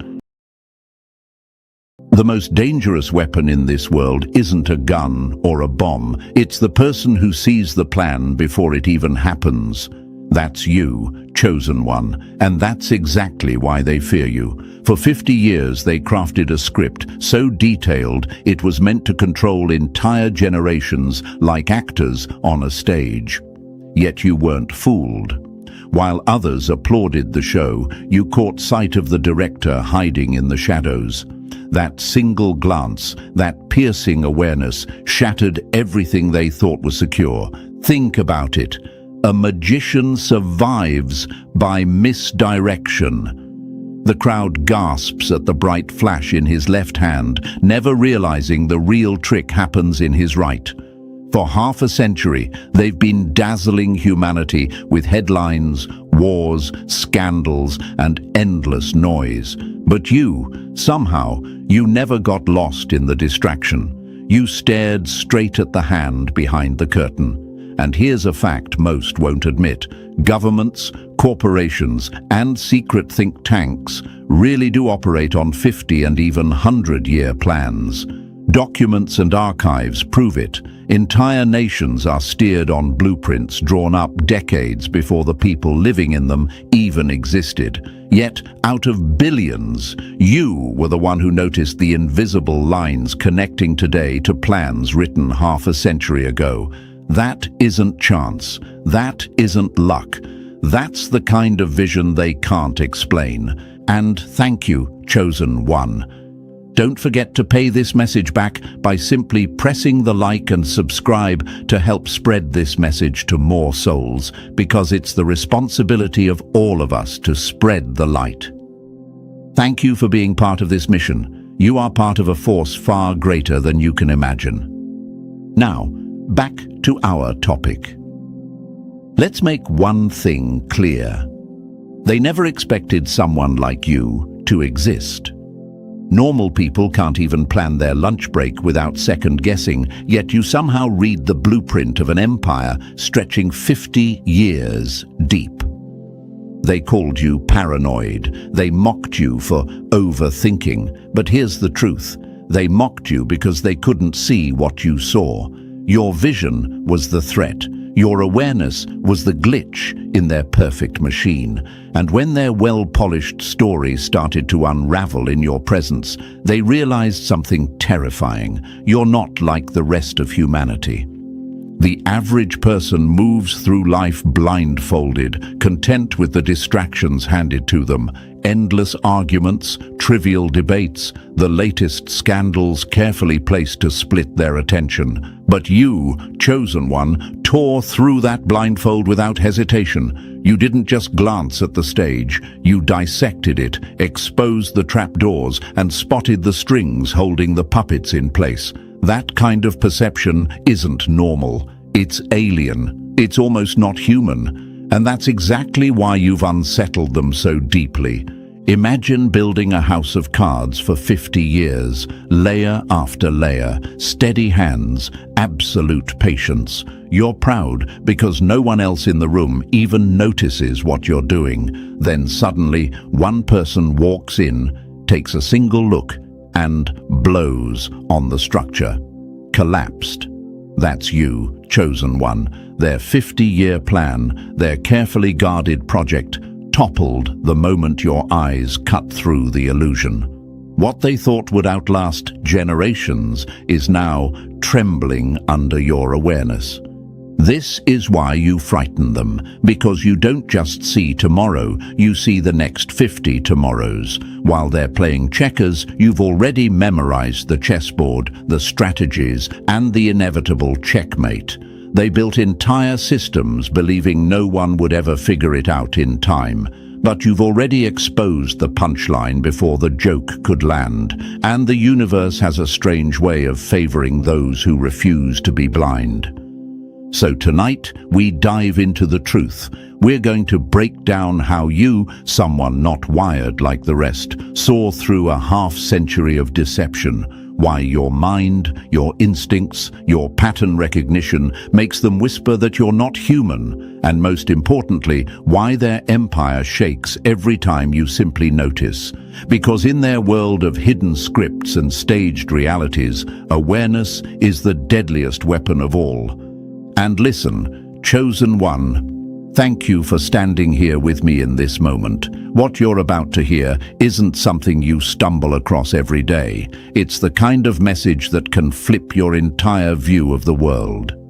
If you've ever wondered why you keep seeing through the tricks, why you spot the hidden patterns long before anyone else does, then stay locked in, because this is where it all gets explained. Drop a comment with the number 777 if you're ready to claim your sight as the proof that you were never meant to live blind like the rest. And if you can, bless the team behind this message with a super thanks, because peeling back decades of deception and bringing it into the light takes real energy, time, and heart. Whether it's 1 cent or 1,000, it's your energy that keeps this mission alive, and your support that drives these truths forward. So lean in, chosen one. Stay until the very end, because every piece of this puzzle adds up to a picture you've always felt but never fully seen. And now, let's dive into it step by step. Believe me, if you are truly not human like the rest, you'll feel that pull to stay till the end. Let's get started. Number 1. Built with a mind they can't hack. The worst nightmare for those who manipulate reality is the one person who sees the pattern before the play is finished. That nightmare is you, chosen one. They spent 50 years weaving a net of lies, distractions, and illusions so tight it was meant to capture every generation that came after, yet somehow you slipped through. That alone tells you something. They couldn't build a cage for your mind, no matter how many decades they planned ahead. And that fact burns them more than anything else. Let's be brutally honest. Most people are easy to trap. They process reality in single-file lines, one headline, one trend, one distraction at a time. It's like giving a child a coloring book and making sure they never look outside the lines. They see the surface of life, nothing more. But you don't just process reality, you decode it. You collect the scraps, the fragments, the anomalies everyone else throws away as meaningless. And somehow, you piece them together into a structure that was never meant to be visible. That's why you could see through a 50-year plan as if it was scribbled in neon ink. That's why, no matter what trick they tried, it couldn't stick to you. Think about their strategy, a half-century of distraction carefully layered like paint on a canvas. They buried symbols inside laws. They slipped coded messages into entertainment. They designed education systems that trained children not to question but to obey. They flooded entire populations with shiny objects and trending noise. To the average person, this was airtight. It was supposed to be unbreakable. Yet here you are, peeling it back layer by layer until their masterpiece of deception looks like a child's finger painting. What kind of mind does that? Not a human mind built for consumption, a mind built for penetration, a mind that refuses to be blind. And here's the fact that unsettles them most. While others see noise, you see signal. Imagine being in a crowded room full of screaming voices. Everyone else is overwhelmed, confused, drowning in the chaos. But you hear the one quiet voice whispering the truth behind it all. That's your architecture, that's your wiring. Their illusion depends on keeping the masses overwhelmed, but your brain doesn't break under contradictions. It thrives in them. It rearranges chaos into clarity.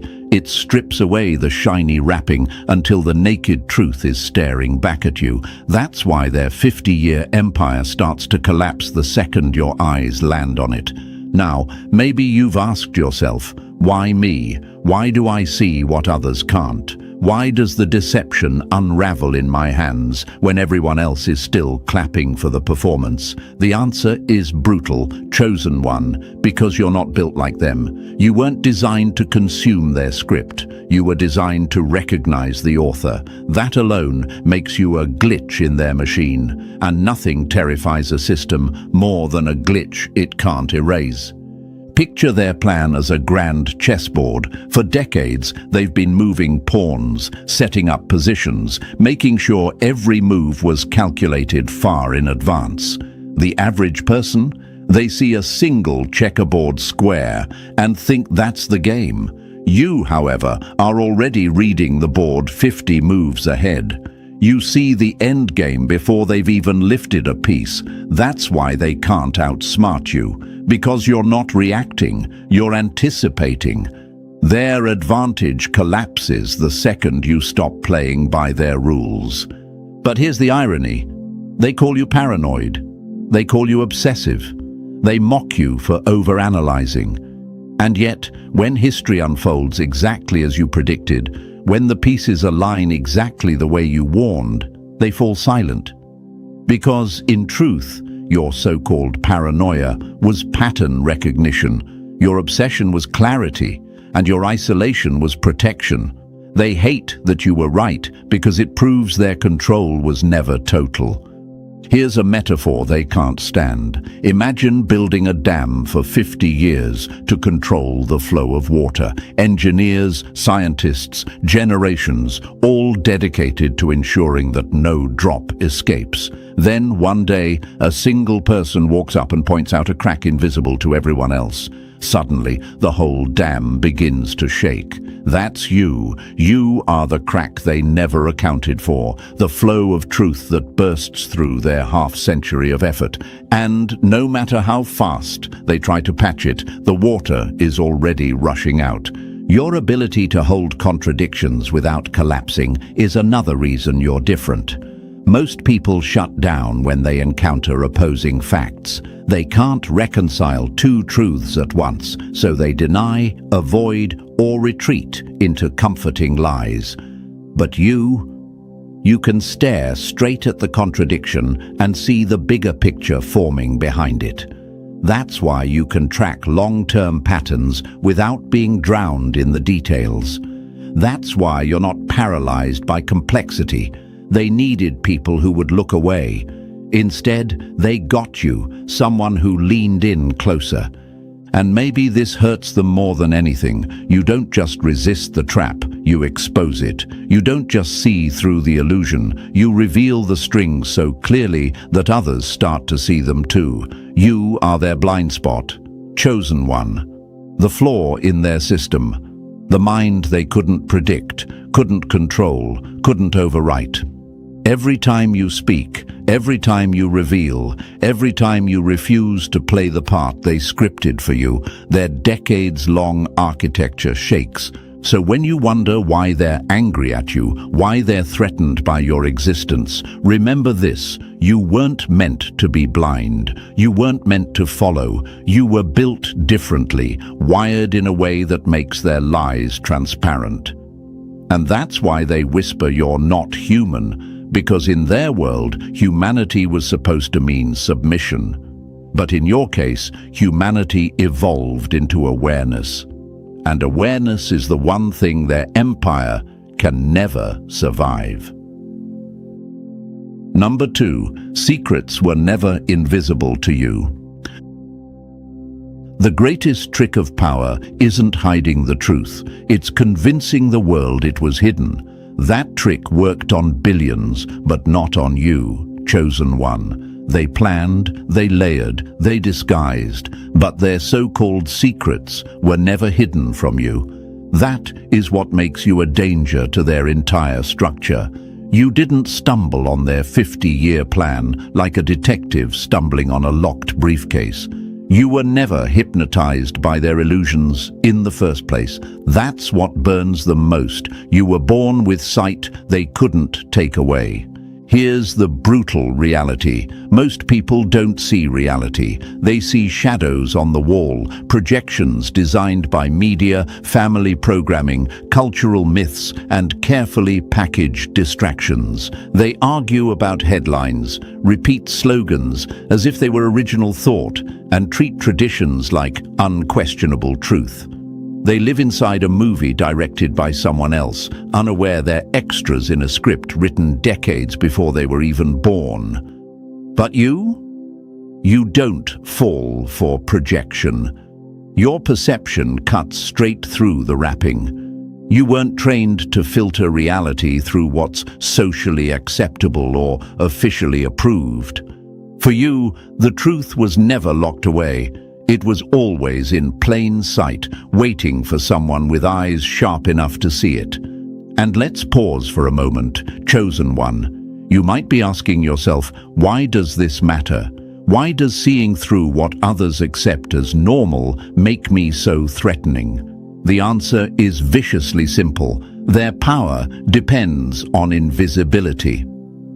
Imagine a magician who convinces the crowd that the trick is too complicated to understand. As long as no one questions it, the illusion holds. But the moment someone points to the wires, the mirrors, the hidden hand, the trick collapses. You are that person in the crowd. You spotted the wires they swore didn't exist. You pointed to the hand they swore was invisible. That's why they see you as dangerous. Secrets are powerless in the presence of eyes that refuse to look away. That's the second truth. Where others see harmless coincidence, you see deliberate design. Where they see a friendly policy, you see a disguised mechanism of control. Where they see a cultural tradition, you see the chain wrapped around the ankle of a generation. And here's the twist. They don't hate you because you're wrong. They hate you because you're right too soon. By the time the average person finally realizes what's happening, decades have already passed and the plan has already succeeded. But you catch it at the seed level before it flowers. That's why they can't stand you. Let's bring this into sharper focus. Imagine a forest planted 50 years ago.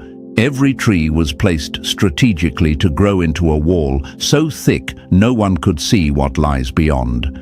Generations later, people walk past this forest thinking it's natural, random, just the way things are. But you see the unnatural straight lines. You notice how the trees form a barrier. You recognize the architecture inside what others dismiss as nature. The forest was never hidden. You were just the only one who refused to accept it as random. That is the essence of your perception. Here's another metaphor. Imagine a deck of cards stacked and shuffled by a dealer who thinks he's clever. Every player at the table assumes it's fair because they don't look closely. But you see the tiny bend in the corner of the card, the faint mark left by the dealer's thumb, the rhythm of his shuffle designed to bring certain cards to the top. To everyone else, the game is chance. To you, the game is rigged. That's not luck. Chosen one, that's sight. And sight is something they could never steal from you. Now, let's push harder. You've probably noticed how people around you often debate endlessly about the surface story. They argue over which politician is better, which law is fair, which trend is dangerous. But while they're locked in shallow debates, you're already dissecting the agenda that birthed both sides of the argument. You understand that their battles are staged, their choices manufactured. That's why you don't waste your energy arguing over the puppet's outfit. You're already watching the hand pulling the strings. And here's another quote they'll hate. The sharpest mind doesn't choose sides in a false war. It exposes the war itself. That's what you've been doing your whole life. Now, maybe this question lingers in your mind. If their secrets were never hidden, why don't more people see them? Why am I the one who sees while others stay blind? The answer, chosen one, is brutal but simple, because they want to be blind. For most, it's easier to live inside the illusion than to confront the discomfort of truth. Comfort chains people harder than fear ever could. But you were never satisfied with comfort. Something in you refused to sleep. That refusal alone separated you from the herd. Let's use one more metaphor. Imagine a massive billboard on the side of the highway. Millions drive past it every day. They laugh at the joke, admire the graphics, or ignore it entirely. But you notice the fine print hidden at the bottom, the subtle symbol embedded in the image, the real message staring back at anyone who dared to look beyond the obvious. The billboard wasn't hidden. The truth wasn't buried. It was right there, in front of everyone. They just didn't see it. But you did. That's your gift. That's your curse. That's why they call you not human. Here's the irony. They accuse you of overanalyzing, of reading too deeply into things. But what they call overthinking is actually direct perception. What they call paranoia is just refusing to accept the surface story. And what they call delusion is the recognition of design where they only see coincidence. That's the difference between blindness and sight, between those under the spell and those who were never hypnotized.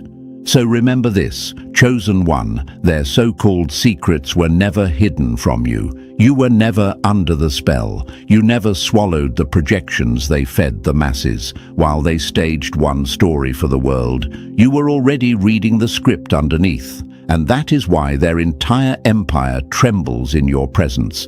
Because when someone like you exists, secrecy collapses, deception crumbles, the veil doesn't fade slowly, it rips open in an instant. And the empire that took 50 years to build can collapse in the time it takes you to say, I see it. Number 3, the code they wrote was always loud in your ears. The deadliest threat to a liar is someone who doesn't just hear words, but reads the code beneath them. That's you, chosen one. They didn't lose to chance. They lost because you were never programmed to see fog as clarity. They designed a world where coincidence was supposed to explain everything, where events were random, where outcomes were accidental. That trick works on the majority. It never worked on you. You didn't stumble on their 50-year plan like a lucky guesser hitting the jackpot. Your perception was tuned from the beginning, a frequency that cut through the static they pumped into everyone else's mind. While others saw scattered dots, you drew the lines instantly. That's not guessing. That's not paranoia. That's code reading. And in a system built on secrecy, code reading is fatal. Think of it like this. Imagine a song hidden beneath white noise. Billions hear only static, but you can pick out the rhythm and melody as if it were blasting in your headphones. That's how you've always lived. Where they buried meaning under slogans, policies, and distractions, you heard the original track. You didn't peek behind curtains. You were staring at the real stage all along. That's why they whisper about you. They say you're paranoid, too intense, too obsessive. But in truth, you're none of those things. You're precise. You're not predicting outcomes by accident. You're decoding them in real time. And that terrifies them because their entire power structure depends on people being too blind to notice how the dots connect. You, chosen one, collapse their illusion just by existing. Here's the fact. Secrecy only works when people agree to wear filters. Most of humanity agreed to look at the world through lenses polished by propaganda, culture, and authority. You never agreed. You threw away the glasses. And once your eyes adjusted, the code was everywhere. On the billboards, in the speeches, in the timing of their staged coincidences. So don't let their insults fool you. They don't call you paranoid because you're wrong. They call you paranoid because you're right too soon. Every time you read the code, you tear down the walls they've been building for half a century. And that's why, chosen one, you're not just different. You're their worst nightmare. Number 4. You saw the end before they laid the first brick. The sharpest weapon against deception isn't prediction, it's recognition of the ending before the story is even told. That's you, chosen one. They want the world to believe you're guessing, that your foresight is nothing but paranoia dressed up as prophecy. But the truth? You're not guessing, you're reading the ripples their actions leave in time itself. Most people walk through life like it's a flat road, one event after another, blind to the layers beneath. But your perception bends that road into 3 dimensions. You don't just see the step in front of you, you see the echo of steps yet to be taken. That's why when they launch a policy, roll out a slogan, or stage a crisis, you already sense the destination before the crowd even notices the journey has started. Think of it like this. Imagine standing by a lake. Someone throws a stone far from your sight, but you still see the ripples reaching the shore. Most people don't connect the ripples to the stone. You do. You track them backward. You map them forward, and suddenly the invisible act becomes obvious.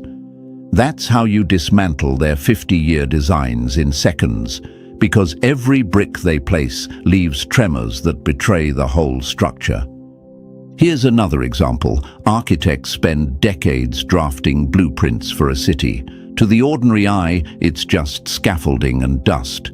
To you, the outline of the skyscraper is already visible. You don't wait until the tower's finished to know what it will look like. You saw it in the first steel beam they drove into the ground. That isn't magic. That isn't luck. That's timeline parallax, and it's the one thing they can't erase. And here's a fact they despise. Their greatest weapon has always been delay, slow conditioning, gradual rollout, generational training. By the time the average person wakes up, the trap has already closed. But you collapse that weapon. You collapse it because time itself can't hide from your awareness. You catch the shadow of the plan before the object appears. You recognize the whisper of an intention before it becomes a law, a war, or a cultural shift. So when people ask, how did you understand this? You weren't predicting, you were perceiving, you were watching time from a higher vantage point. And from that height, the illusion of their secrecy crumbles. You didn't wait for history to confirm you, you exposed it before it had the chance. That's why they call you not human. And that's why they fear the very ground you walk on. Number 5. Immune to the strings they pull. The most dangerous opponent isn't the one who fights back. It's the one who can't be manipulated in the first place. That's you, chosen one. For 50 years, they've been perfecting psychological warfare designed to break the average human down. They built systems that prey on fear of exclusion, hunger for approval, and the desperate need to belong. Entire generations were conditioned to think, if I'm not accepted, I am nothing. But you don't run on that software. Their weapons fire blanks against you. This is what eats at them. They assume everyone can be programmed through the same emotional levers: fear, shame, guilt, validation. They set the traps: social rejection, staged praise, carefully crafted punishments for non-compliance. The majority walk straight into them, thinking they've made a choice, when really they've just pulled the lever designed for them decades ago. But you don't even step onto the board. When they pull the strings, nothing moves. Imagine this: they're chess masters, proud of their every move, expecting pawns to fall in line. But you aren't even on their board. You're watching from above while they waste time strategizing against empty space. Their checkmate doesn't apply to you because you never agreed to play their game. That isn't rebellion, that's immunity. And immunity terrifies them more than resistance ever could.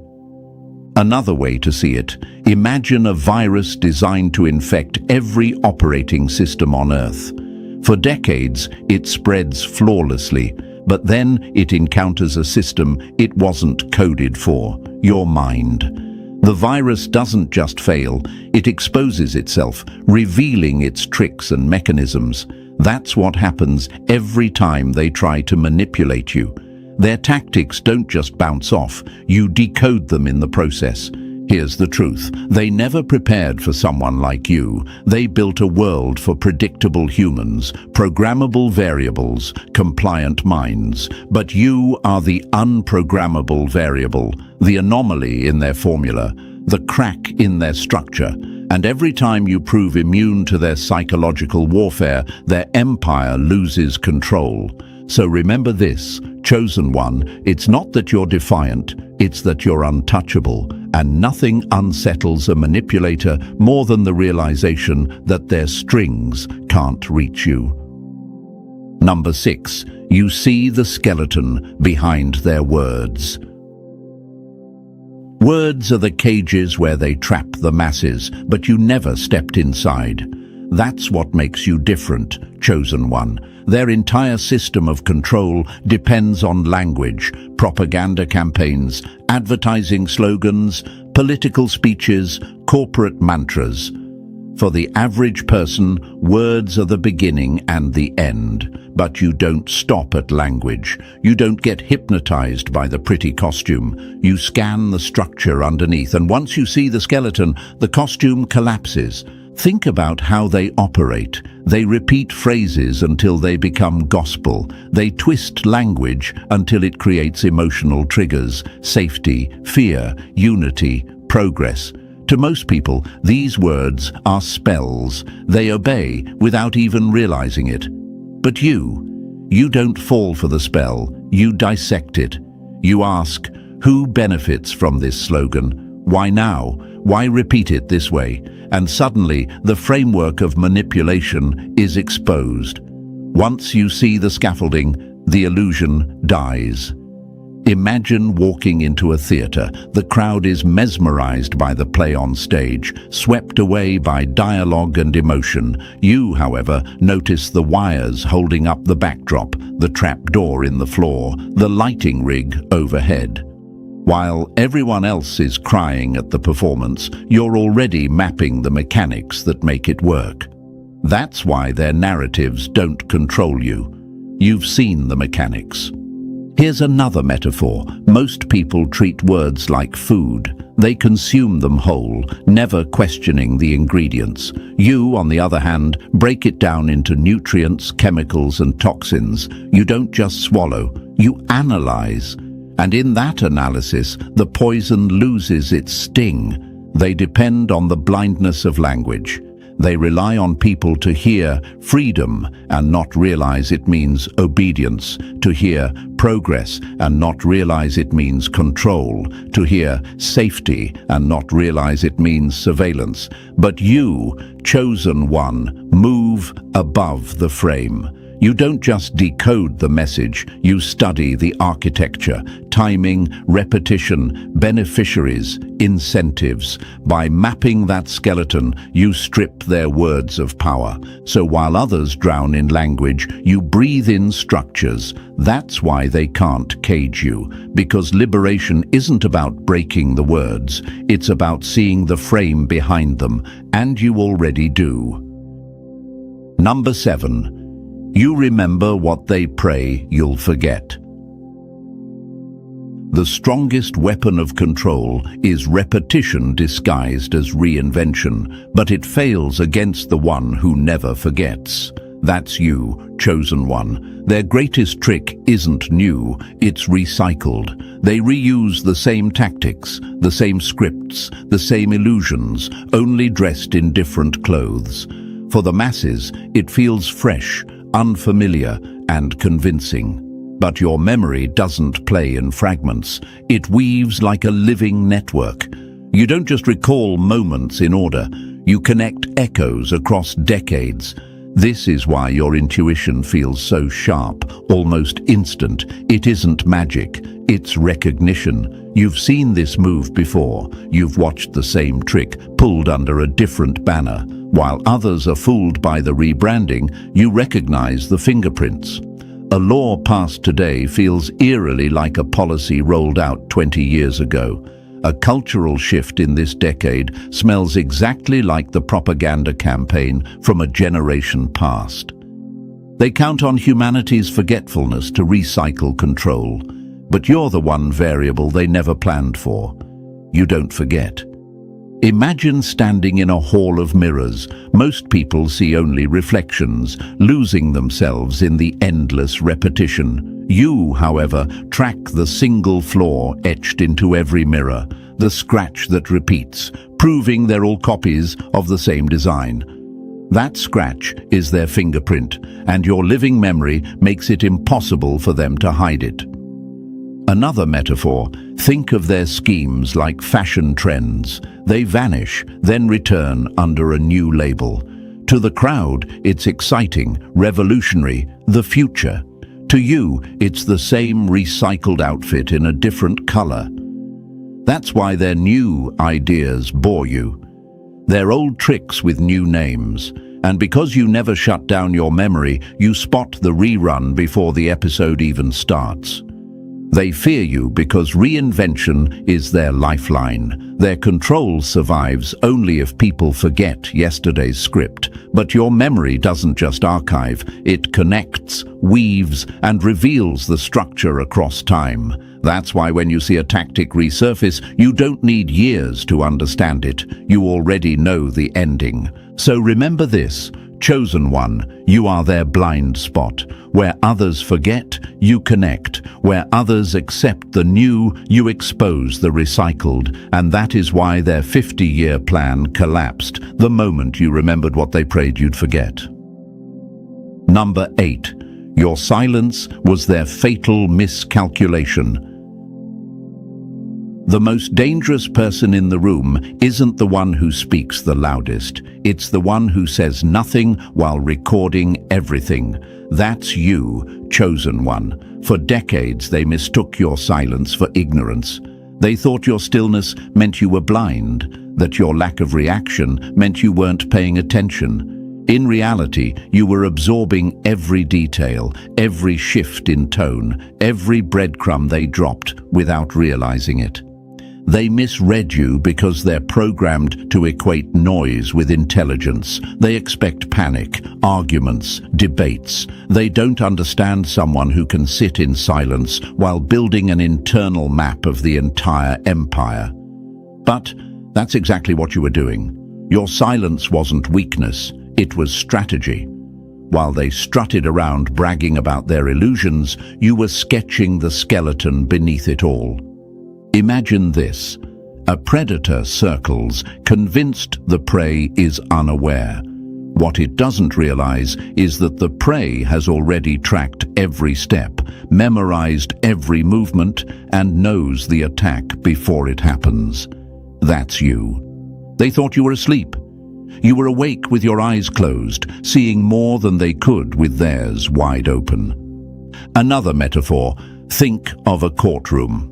Most people in the audience chatter, react, gasp at every twist. But you're the one silently taking notes, catching the contradictions, piecing together the evidence. By the end, while the crowd is confused, you've already written the verdict. That's how your silence works. It doesn't miss, it records. Here's the truth. They underestimated you because you didn't feed their games with reaction. They live on attention, on your outrage, on your noise. Your silence starved them, and in starving them, you grew sharper. You built a database of their patterns, their tactics, their recycled tricks. By the time they realized you were paying attention, you had already memorized the blueprint of their control. So don't ever mistake your quiet as passivity. Silence has always been your sharpest weapon. While they laughed at the clueless one, you became the only one who could see the architecture of their empire. And that is why, chosen one, the moment you finally speak, their entire system trembles. Number 9, your empathy exposes the cracks in their armor. The greatest lie they sold the world is that empathy is weakness, but in your hands, it's a weapon sharper than any blade. That's you, chosen one. They wanted you to believe your ability to feel was softness, vulnerability, a liability, but they miscalculated. Your empathy isn't sentimental, it's surgical. It functions like radar, scanning not just the surface of people's emotions, but the structures beneath them. Most people hear words and take them at face value. You hear the tremor under the confidence, the hesitation inside the rage, the calculation behind the calm. You read the dissonance between what they show and what they hide. That's why no mask fools you for long. No matter how flawless their blueprint appears, you feel where it will eventually fracture. Imagine standing in a room where everyone else sees polished armor. They admire its shine, its strength, its perfection. But you hear the faint rattle in the joint. You feel the weakness in the weld. You sense the exact spot where the strike will break it open. That's empathy in your hands, not softness, but precision targeting. Here's another way to picture it. Their strategies are skyscrapers, carefully engineered to appear indestructible. To the crowd, they are monuments of permanence. To you, empathy acts like seismic sensors. You detect the stress points before the earthquake hits. You know which floor will collapse, which beam is already bending under pressure. That's why their decades-long plans can't survive your awareness. You sense the collapse before it arrives. They depend on blindness to emotion because most people can't read beneath the mask. But you're fluent in hidden language. You recognize the fear dressed as confidence, the control disguised as kindness, the weakness cloaked in rage. That makes you unpredictable because while they rely on manipulation, you cut through it with instinct sharper than analysis. So let this be clear, empathy doesn't make you vulnerable, it makes you lethal. It gives you precision in places logic alone could never reach. And that's why, chosen one, they're terrified of your ability to feel. Because every time you tune into your radar, you expose the fracture lines in their empire, and once you see the crack, it's only a matter of time before it all breaks. Number 10. You cracked the script. They call chaos. Nothing they do is unpredictable. It only looks that way to the blind. That's the punch, chosen one. They love to imagine themselves as brilliant masterminds, too complex to be read, too sophisticated to be exposed. But the truth is brutal. They run on algorithms as predictable as a child's bedtime story. Every system they build, every move they make, follows rules. And once you see enough of those moves, the code underneath reveals itself. Most people confuse this with prophecy. They think you're predicting the future as if you've got some mystical foresight. But you're not predicting, you're observing. You're mapping patterns. You're catching the rhythm in the chaos. And that's why, to you, their 50-year plan isn't a maze, it's a script. They act surprised when you anticipate their next step, but what they call unpredictability is just repetition dressed in new clothes.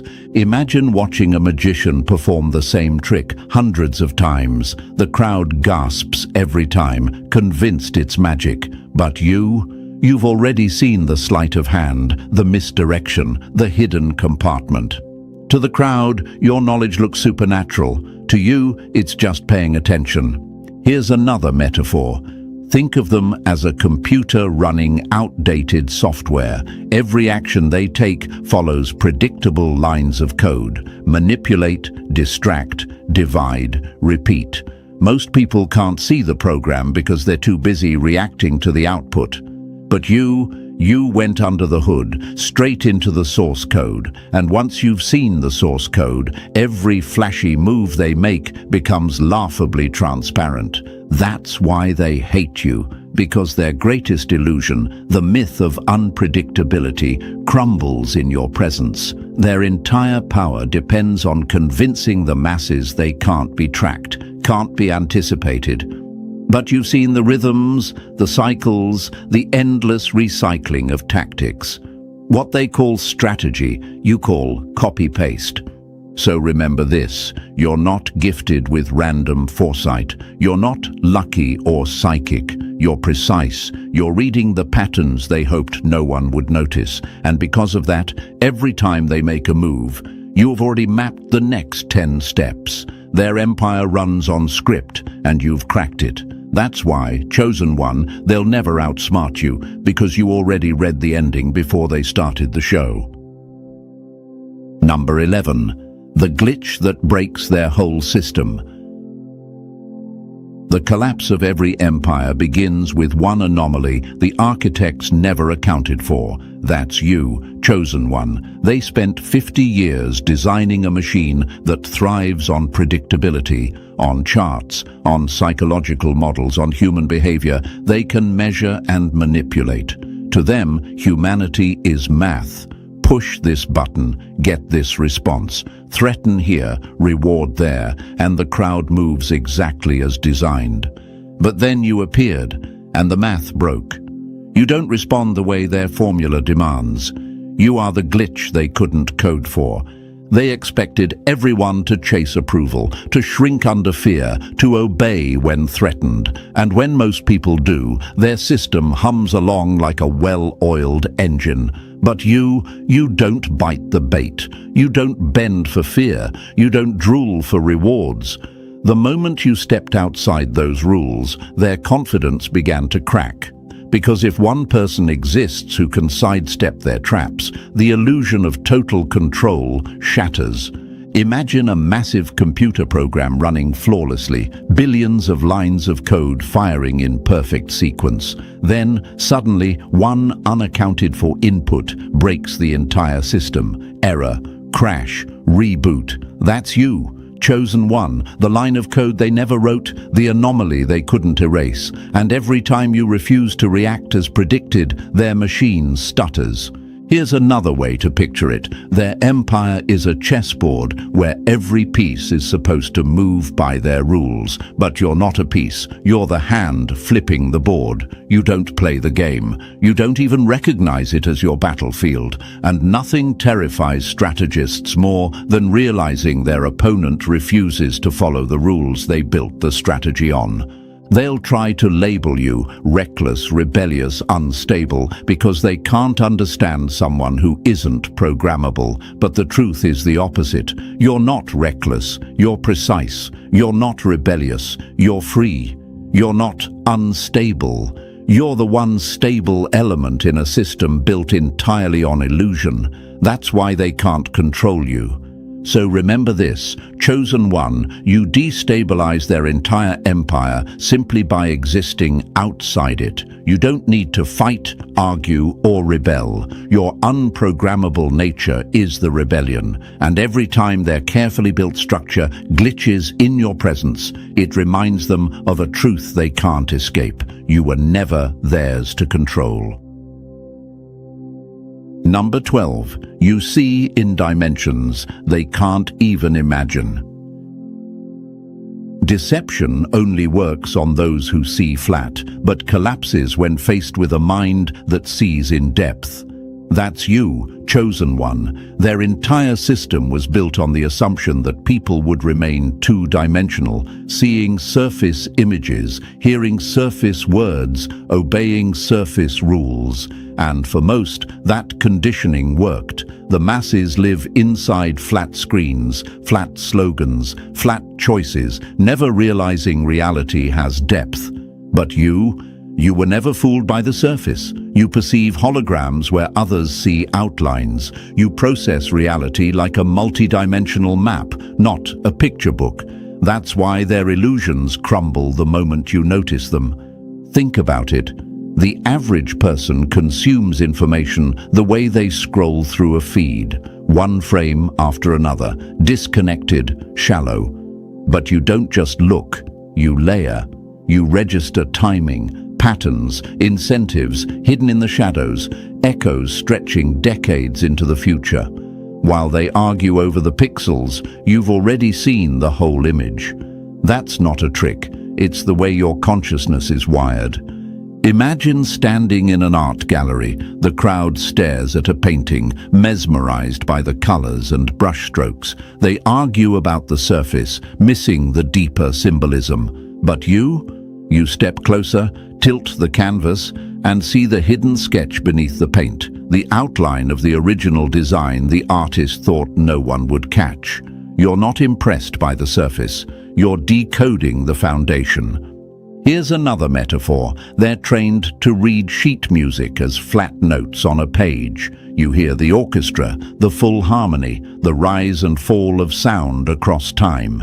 To them, it's noise. To you, it's symphony. That's why when they roll out 50-year conditioning, you don't just see the notes. They reveal the entire composition, decades before the last instrument plays. They call you paranoid because you notice shadows where they see nothing. They call you obsessive because you track details that seem meaningless to them. But the truth is simple. Your vision is layered. You see depth where they see surface, and depth exposes deception every time. This is the difference that terrifies them. They taught the world to think in 2D, while you naturally see in 3D. That single gap, the leap from flat perception to holographic awareness, is enough to collapse their entire 50-year net. Because once the trick is seen from all sides, it's no longer a trick. It's just a broken illusion. Number 13. The reflection that burns their lies away. A lie cannot survive in front of a mirror that shows it what it really is. That's you, chosen one. They spent 50 years perfecting camouflage, layer upon layer of disguises, masks, narratives, and false identities. They counted on the illusion lasting forever because no one would dare to strip it away. But here's what they never prepared for. Someone who doesn't even need to hunt their secrets. Your very presence dissolves the camouflage. You don't chase the lies. They rot the second your awareness touches them. This is why deception-based people feel uneasy around you. They don't know why their polished words stutter, why their crafted roles collapse, why their shadows suddenly look obvious. It isn't because you debate them or call them out. It's because you mirror them back to themselves. And when manipulation stares into a mirror, it sees its own cracks. No illusion can withstand reflection. Imagine this, a predator covered in camouflage, invisible in the jungle, confident that no prey will ever detect it. Then suddenly, a mirror drops in front of it. The predator is revealed not by being hunted, but by being forced to face its own outline. That's what your presence does. You don't expose them with effort. You expose them simply by existing. Another way to picture it: think of a painted mask worn for decades. To most people, it looks flawless. To you, standing across from them, it's like the paint is already peeling, the cracks spreading faster under your gaze. The longer they stay in your presence, the more the mask disintegrates. Their lies accelerate toward collapse, not because you attack, but because you reflect. And here's the brutal truth: they hate you for this because it makes their greatest weapon useless. They rely on camouflage to move through the world unseen, to manipulate without being detected, to hide their motives under pretty costumes. But a mirror cancels camouflage, and you, chosen one, are that mirror. You destabilize their empire without saying a word. So remember, you don't need to argue, prove, or convince. Your strength isn't in fighting their illusion. It's in reflecting it back until it dies in its own exposure. That's why they tremble around you, because every time they look into your eyes, their empire of disguise begins to shatter. Number 14. The untamed force they can never cage. The true danger isn't the one who knows the secret, it's the one who cannot be owned. That's you, chosen one. Their 50-year plan wasn't just about building wealth, influence, or power. It was about enslavement. They wanted minds locked in invisible cages, obedience disguised as freedom, control painted as progress. They perfected chains that couldn't be touched because those chains were forged inside perception itself. And while the world walked willingly into that prison, you refused before you even knew there was a contract to sign. That refusal, buried deep in your being, made you untouchable. This is why you've always stood outside the frame. Fear doesn't leash you. Rewards don't seduce you. Approval doesn't enslave you. Their entire arsenal was designed for believers, for those who trusted the script. You never believed. And the moment you refused belief, you became the one thing they never prepared for: a free mind. Imagine a shepherd who spends decades building fences for sheep. The gates, the barriers, the herding dogs, everything designed to keep the flock contained. But then there's you, not a sheep at all, but a wolf walking outside the fence, unbothered by walls, never meant to hold you. That's what terrifies them. Their system collapses when confronted with something that was never theirs to control. Here's another picture. Their blueprint is a massive labyrinth, carefully designed to trap generations. Most people walk endlessly, arguing over turns, chasing false exits. But you were never inside. You're standing on the outside of the maze, watching the entire design from above. That's why their illusions never held you. You were never a participant. You were always a witness. And this is the core truth. You're not dangerous because you've memorized their secrets. Secrets alone don't topple empires. You're dangerous because you are unenslaved. You stand beyond their illusions, beyond their levers of control, beyond their invisible walls. Your freedom is their collapse, because every time you see through them, every time you stand in defiance of their frame, every time you speak without chains on your tongue, you remind them of something they cannot destroy: a mind outside the system. So remember this, chosen one. You are the anomaly, the glitch, the mirror, the uncaged. Their 50-year plan crumbles, not because you fought your way free, but because you were never trapped to begin with. That freedom is the power they cannot kill. And every time you walk beyond their walls, you sound the alarm that their empire's time is finished. So, Chosen One, now you see why their 50-year blueprint shattered the moment you noticed it. You were never their target. You were their blind spot, the anomaly they could not code for. And that's why you're dangerous, because you cannot be enslaved. If this message resonated with you, press the like button if you haven't already. And if you're still not part of our family, make sure to press subscribe. Together, we spread the light, expose the shadows, and remind the world that their time is up. Stay sharp, stay free. The universe built you to stand outside their cage. Keep mocking kindness. One day the nobody you sneered at will be the quiet billionaire who signs your future. That's the gut truth hiding behind this title. Chosen One, your kindness is not soft, not naive, not foolish. It is a key that opened a door you didn't even know existed. Be careful who you're kind to. They might be wearing a billion-dollar disguise, not a threat, just a revelation, because you have no idea who you just saved. Picture this: you held the door, you paid for a coffee, you helped with directions, you defended a stranger when others looked away. Simple moments, no clout, no cameras, no price tag. And somewhere in that moment, someone with quiet power watched how you move when you think nobody important is watching. No jets, no watch flash, no security shadow. Just a plain hoodie, a soft voice, and a tired soul trying to believe in people again.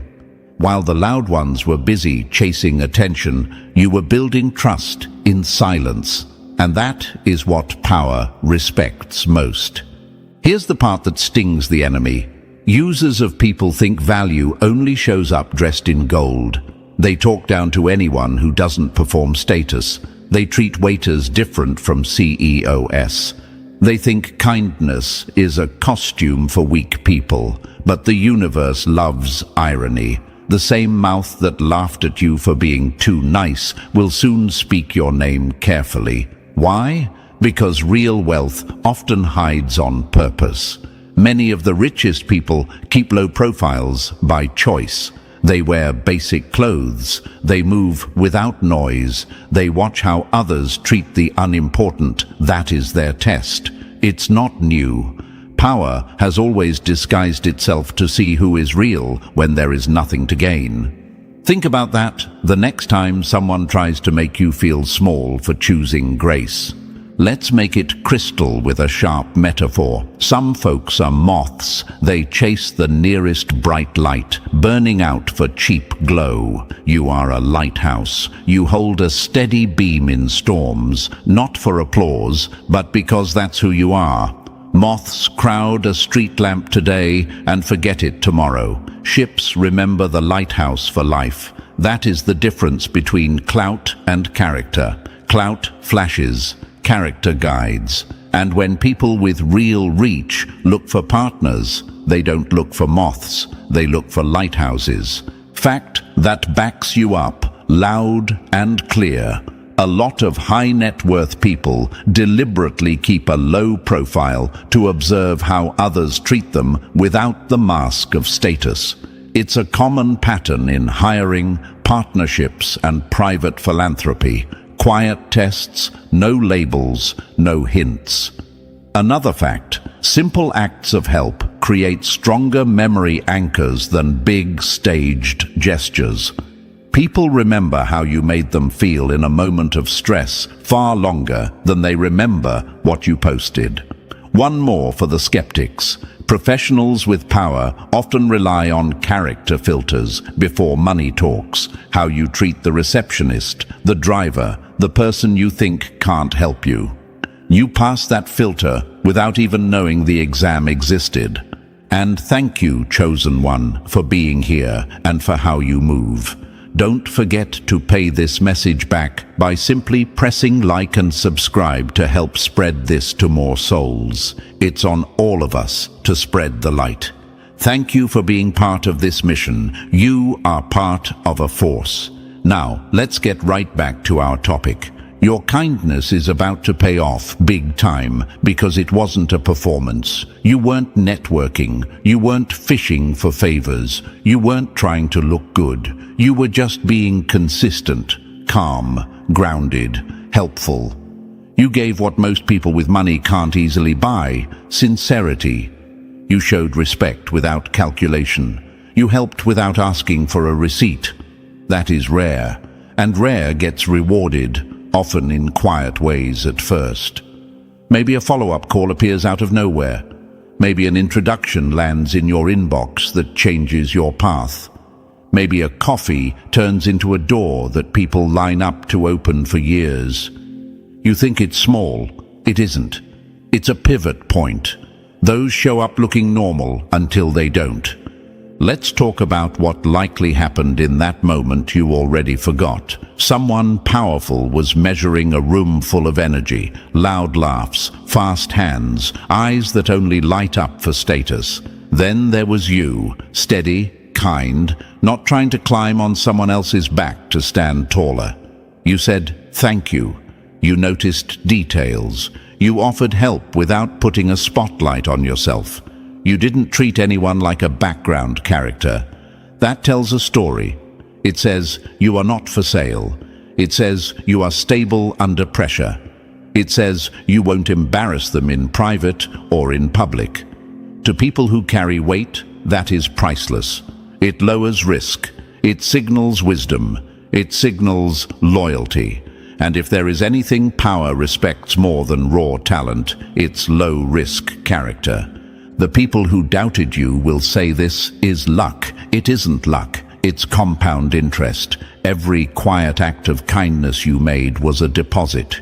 Each time you chose respect over ego, you added another coin. Most days you felt nothing growing, no confetti, no fanfare, but a vault was filling. Today, the door clicks. Not because you begged, because you stayed true when no one was keeping score. The universe has a way of catching honest signals and bouncing them back to the sender at the right time. You sent out something clean. Now something clean is on its way back. Look at how the enemy moves and see why they keep losing. They love shortcuts. They try to impress the mask, not the person. They treat service workers like furniture. They brag to strangers. They perform kindness only when someone is filming. That works on other moths. It does not work on people who actually make decisions. Decision makers study patterns. They study tone. They read the room and they read the soul. When they spot a clean pattern, they tag it. You got tagged in the best way. Here's a small story shape to hold on to. Imagine a crowded airport, delays, frustration. A traveler with a plain backpack looks lost, asking for help with a gate change. People shrug, roll eyes, step around. You stop. You check the board. You walk them to the right line. You smile. Minutes pass. You forget. Days later, that same plain backpack is in a quiet boardroom, listening to a dozen pitches. Your name comes up by chance. The room pauses. "That one," the backpack says. "I remember how they treated me when there was nothing to gain." Doors open. This is how it really happens. Unplanned, unscripted, and dead simple. You might ask, why me? Why now? Because endurance is measurable. You stayed kind in a world that trains people to compete at all times. You kept your center. You didn't swing at every provocation. You handled disrespect without becoming it. That is power under control. That tells a future ally that you can handle pressure without becoming a problem. That tells a quiet billionaire that if they trust you with a project, a team, or access, you will not melt, brag, or panic. You will execute. So what shifts next? Expect subtle signals. A stranger becomes a mentor. A random invite is actually a test. A trial project lands with a short deadline and a clear goal. You will be given tools, not toys. Use them well. Keep the same energy that brought you here. Simple, respectful, efficient. Speak less, deliver more. Let your work be the loudest thing in the room. People who move real weight love that rhythm. Low talk, high output. And what about the people who tried to shame you for being decent? Let them watch. Let them sit with the irony. They wore their value on their wrist and treated people like props. You wore your value in your actions and treated people like humans. Today, you look the same as yesterday. Tomorrow, the room will move differently when you walk in. Some will sense it and not know why. The ones who know will nod. They saw the moment. They read the pattern. They understand what you are. Remember this line if doubt creeps in. Kindness is not a weakness. It is a strategy that only strong people can afford to hold. You held it. You paid the price for it in silence. Now the return is arriving with interest. Stay grounded. Stay private. Stay consistent. Thank the universe for the alignment and then get back to work. The billionaire you unknowingly saved wasn't looking for flash. They were looking for proof that good still exists. You gave it to them without trying. That is why everything is about to shift for you. And hey, chosen one, thank you for being here. You didn't land on this message by chance. The universe sent it straight to you for a reason. What's about to unfold could change the way you see every act of kindness you've ever given. So, take a deep breath, settle in, and listen closely. This isn't one of those random feel-good talks. This is confirmation that what you did and who you are carries far more value than anyone around you ever noticed. If you're feeling that pull to stay till the end, it's not just curiosity, it's alignment. Drop the number 777 in the comments if you know your kindness has been tested but never broken. And if you can, bless the team behind this message with a super thanks. It's what keeps this mission alive and helps us spread these truths further into the world. Your support, no matter how small, fuels the light that keeps messages like this reaching more souls like yours. Now, chosen one, tighten your focus, because what's coming next will show you exactly how your quiet compassion became your golden ticket to the life that's finally about to unfold. Let's dive in. Number 1. Your kindness was a silent earthquake. It shook the right eyes at the right time. Fake people perform kindness for applause. Real ones do it when nobody's clapping. And that's exactly why the universe gives them the loudest rewards later. That line cuts both ways. It exposes the ones who mocked your softness, and it honors you, chosen one, for moving with quiet integrity while the world was busy performing empathy for likes. Your kindness wasn't a random act. It was a silent earthquake, and the right people felt the tremor. The universe set up a moment so small that even you didn't notice how big it really was. You held a door, offered help, listened to someone when no one else cared, and in doing so, you walked straight into a hidden evaluation. You were being watched, not stalked, not judged, but evaluated by someone who has real power to open gates you never even knew existed. And here's the plot twist. They weren't testing you. The universe was testing them through you. You thought it was just another moment in a long day, but the person standing in front of you wasn't just another face in the crowd. They were someone wearing ordinary skin to see who still carries extraordinary energy. No spotlight, no fancy car, no expensive signals, just quiet wealth wrapped in simplicity. And you, without trying, treated them like a human being, not a transaction. That's what hit them. You didn't fawn over the rich or ignore the humble. You just existed in balance. You made eye contact. You smiled. You respected their space. You helped when they didn't even ask. Those little gestures weren't background noise. They were data points. They spoke louder than speeches, and that billionaire-level soul saw every detail. Now here's the part the enemy can't stand. The same people who laughed at your kindness, calling it weakness, are about to see how strength disguised as softness wins in the long run. They built their identity on manipulation, thinking cruelty gives them control. They mocked your calm, rolled their eyes at your patience, whispered that you were too good for this world. But guess what? The universe always balances the scales. While they were performing dominance, you were demonstrating grace, and that hit differently to someone who's seen the world from the top. You didn't just pass a test, you rewrote what genuine looks like in a room full of fakes. You might wonder, why would someone powerful test me like that? Because people with real influence are starving for authenticity. They live in a world where every smile is a negotiation, every compliment is a pitch. They can buy loyalty, but not sincerity.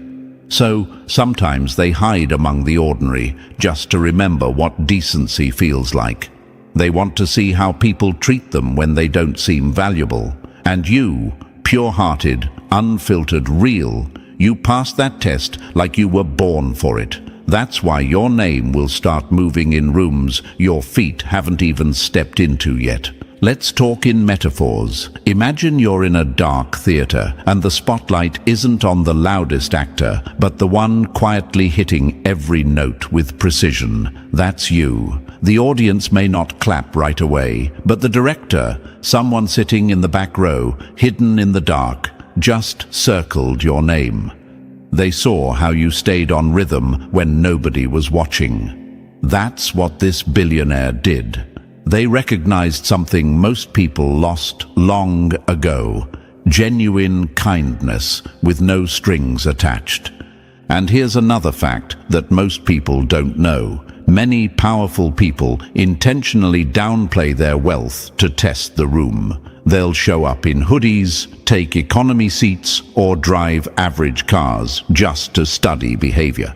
They watch how the waitress is treated, how the janitor is greeted, how patience survives under pressure. Why? Because authenticity can't be faked under simplicity. You didn't pass that test because you were trying. You passed it because you've been real your whole life. That's what separates you from those who only act kind when they think it will benefit them. Now let's be brutal with truth. The enemy hates that you can't be manipulated. They built their power around social games, pretending kindness is a weakness. But your kindness isn't soft, it's strategic. It disarms fakeness. It exposes greed. It draws in the right energy and silently rejects what's false. When people sense that purity, they either align with it or crumble under it. The ones who mocked you couldn't stand your calm because it showed them their chaos.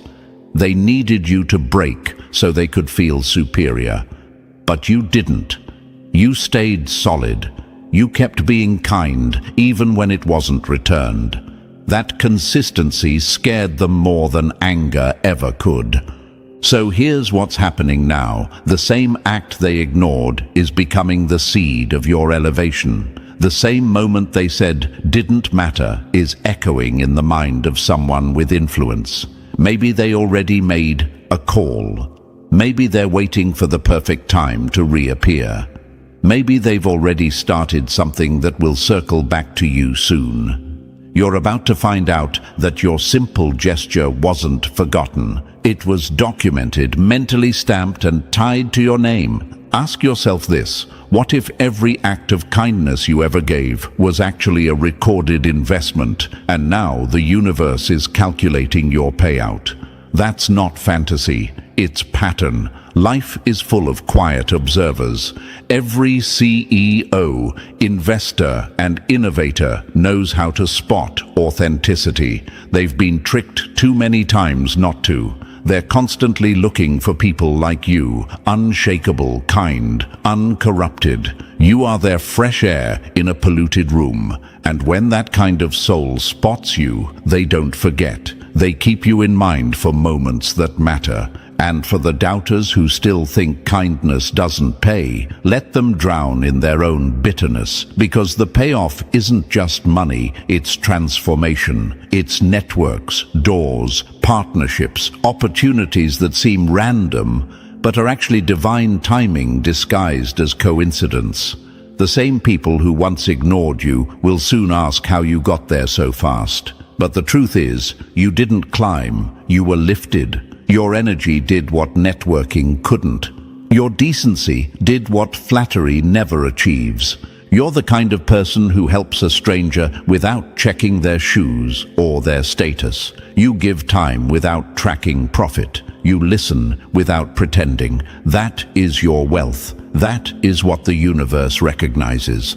That's what billionaires crave but can't buy. Peace that doesn't come with conditions.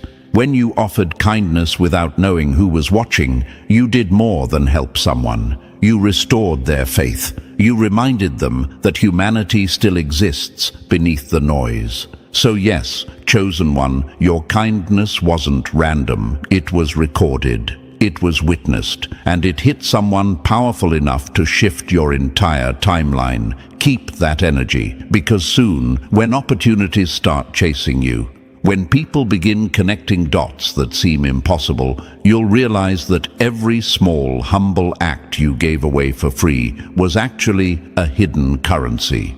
You've been paying your future all along, and now the bill's coming due, with interest. Number 2, you didn't just save a billionaire, you resurrected someone who was done with humanity. They had money that could buy everything except peace. Then your kindness walked in, and suddenly they wanted to live again. That's the kind of truth that burns through arrogance like acid. You didn't just save a billionaire chosen one, you pulled someone back from emotional extinction. On the surface, they looked unstoppable. Private jets, handshakes, influence, control. But behind the polished smile and the tailored suit was a heart that had gone completely numb. They were done trusting, done believing, done hoping. And then you appeared, not dressed for attention, not talking to impress, not even trying to be noticed, just moving in quiet decency. That one moment of raw sincerity struck through their armor like lightning through glass. You became the glitch in their matrix of fakeness, the proof that real still exists. They didn't need another investor, assistant, or admirer. They needed a reminder that not everyone walks with hidden contracts in their pockets. They were surrounded by people who only smiled if they could benefit. Every compliment had a price tag. Every handshake came with expectation. That kind of world eats your soul alive. And just when they were about to give up on the idea that genuine humanity still existed, your small act showed up like sunlight in a locked room. You didn't flatter them, didn't chase them, didn't even care who they were. You just saw them as another human being. That shook them harder than any business loss ever could.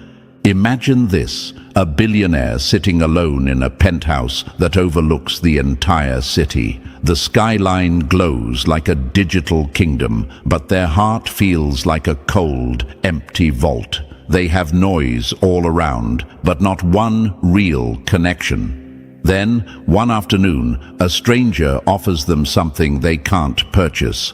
Kindness with no agenda. Maybe it was a simple, "Are you okay?" Maybe it was helping them pick up something they dropped. Maybe it was holding space for them when they were invisible to everyone else. That moment didn't just warm them, it reset them. You became the signal that humanity wasn't extinct after all. Here's another metaphor. Picture a tree standing tall in the middle of a burned forest. The ground is still smoking, everything around is grey, but that one tree somehow stayed green. You are that tree. And that billionaire walking through that burned forest of fake smiles and hollow hearts suddenly sees your leaves moving in the wind and realizes not everything good is gone. You didn't preach to them. You didn't inspire them on purpose. You simply were. That quiet authenticity spoke louder than 1,000 motivational speeches. Now let's hit the enemy with this truth. The same people who laughed at your kindness are about to realize it had the power to wake up a soul with more reach than they could ever imagine. They thought kindness was for the weak. But your compassion had the force to stop someone powerful from slipping into darkness. That's not weakness, that's influence on a spiritual level. You changed a heart that controls entire systems, and you did it without even knowing. That's what terrifies fake people the most. They can't manipulate energy like that. They can buy followers, but not integrity. They can fake smiles, but not sincerity. You just proved that the strongest power isn't money, it's authenticity. And here's the raw part. They almost gave up completely, not just on people, but on the idea of doing good. They had seen betrayal in business, deceit in love, and emptiness in friendships. They had learned to expect manipulation from everyone. So they built a wall so high, even they couldn't see over it. Then you came along with no ladder, no plan, no pitch, just light. You didn't even know they were behind that wall, but your warmth reached them anyway. You made them remember what it feels like to be treated like a person instead of a wallet. That memory hit deeper than any luxury ever could.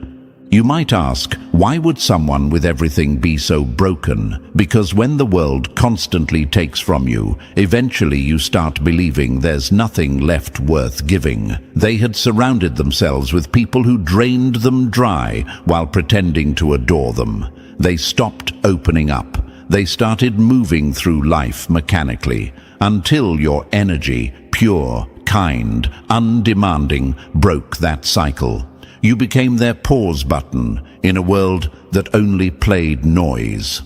Let's ground it with another image. Imagine an artist who once painted masterpieces but stopped because no one valued real art anymore. The paints dried, the brushes collected dust. One day, someone stumbles in and gasps, not at the fame, not at the name, but at the beauty itself. That look of real admiration sparks something again. The artist picks up the brush. That's what your kindness did. You reignited a soul that had stopped creating, stopped giving, stopped trusting. Here's a quote to etch in your mind. When you act from the heart, you heal people you'll never meet, and some who were never supposed to find you. That's exactly what happened. You didn't know who you were helping, but the universe did. It orchestrated the moment perfectly, because sometimes the richest person in the room is also the most starved for authenticity, and only a pure heart can feed that hunger. So now they can't stop thinking about that brief moment with you. It replays in their mind like a scene they can't explain. How could something so small feel so big? How could someone so ordinary carry so much peace? It's because you weren't ordinary. You were calibrated differently. Your energy speaks in frequencies most people can't hear. You communicate trust without saying a word. You give warmth without expecting credit. That kind of energy is magnetic to those who've lost touch with what's real. Let's add another metaphor here. Imagine a massive ship lost at sea, surrounded by fog. No stars, no compass, no sound, but the waves. Then, far in the distance, a tiny light flashes once, twice, steady. It's not loud, it's not flashy, but it's consistent. That's you. That small light becomes their direction home. You didn't pull the ship. You just reminded it where home is. That's what you did for them. You gave them direction again. And here's what you need to understand. Chosen one, when someone powerful experiences real humanity for the first time in years, they don't forget it. It brands itself into their memory. You might have thought it was nothing, a moment, a conversation, a favor, but to them, it was a full emotional resurrection. You restored something they thought was extinct. You became the proof that not everyone wants something. And now, every time they encounter another fake interaction, they'll think of you. They'll measure others by your standard, and none will compare. They might not tell you yet.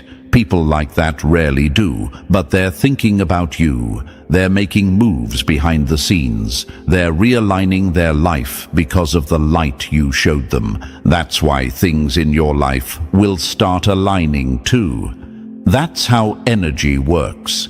When you help someone rediscover hope, the universe returns that light multiplied. Your reward won't be delayed. It's already in motion. So when you doubt yourself, remember this. You didn't just make someone smile, you made them stay. You pulled a human soul back from emotional collapse. You became the reminder that there's still purity left in this loud, polluted world. That's why your kindness was never wasted. It was recorded in their memory and in the blueprint of the universe. Let them say what they want about you being too kind. The truth is, your kindness was a defibrillator. It shocked life back into someone who was seconds from flatlining emotionally. You didn't just help a billionaire. You helped a broken soul rediscover their reason to exist. And now that soul, rebuilt by your light, will become the bridge to your next breakthrough. You saved someone who had given up on humanity, and now humanity owes you a return. Number 3. One quiet gesture rewired the room, and your future started moving. Small doesn't mean weak. A whisper can tilt a kingdom. That's what your moment did. You didn't toss a pebble into a pond. You tapped a fault line. The energy behind your kindness was clean, unbranded, and unbought. And clean energy doesn't disappear. It redirects outcomes. Imagine this: a hallway, a door, a simple assist. For you, it was nothing. For them, the low-profile heavyweight you unknowingly saved. It was the first honest signal they'd felt in months. You didn't brighten a second. You changed the setting. Timelines don't always jump with thunder. Sometimes they pivot when a steady hand says, "I got you," and means it. Here's the hard truth the enemy hates. Performance kindness burns fast. Authentic kindness burns long. You weren't angling for a reaction, and that's why your gesture detonated beneath the surface, where real decisions are made. The universe doesn't reward noise, it amplifies alignment. When intent is pure, the smallest move acts like a key in a master lock. Picture a control room full of levers. Most people yank the flashy ones and wonder why nothing changes. You reached for the unmarked switch and the lights came on. Is it really that deep? Yes. People with reach calibrate to signals, not speeches. When your energy is stable, you become a reference point. Fact: humans remember emotionally congruent moments longer than grand displays. One sincere micro-interaction wires deeper than a staged spectacle. That's why you forgot it, and they couldn't. Your moment interrupted their drift toward cynicism. In systems terms, you created a positive feedback loop. One clean input, compounding returns. Imagine this: a train inches toward the wrong junction. One rail shifts by a finger width. The destination changes by cities. That was your kindness. Millimeters in the moment, miles in the result. Or picture a pilot correcting 1 degree mid-flight.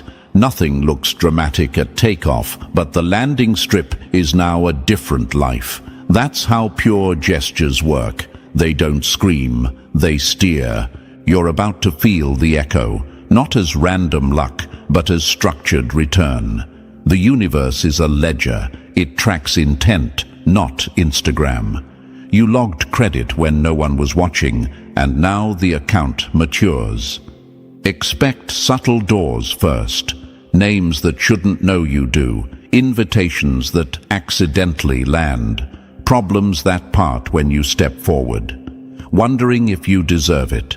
You earned it by staying real when pretense was cheaper. Keep the same frequency. Don't chase. Don't over-explain. Let the current you started carry you. Your quiet gesture didn't pass. It propagated, and now your future is arriving on the wave you made.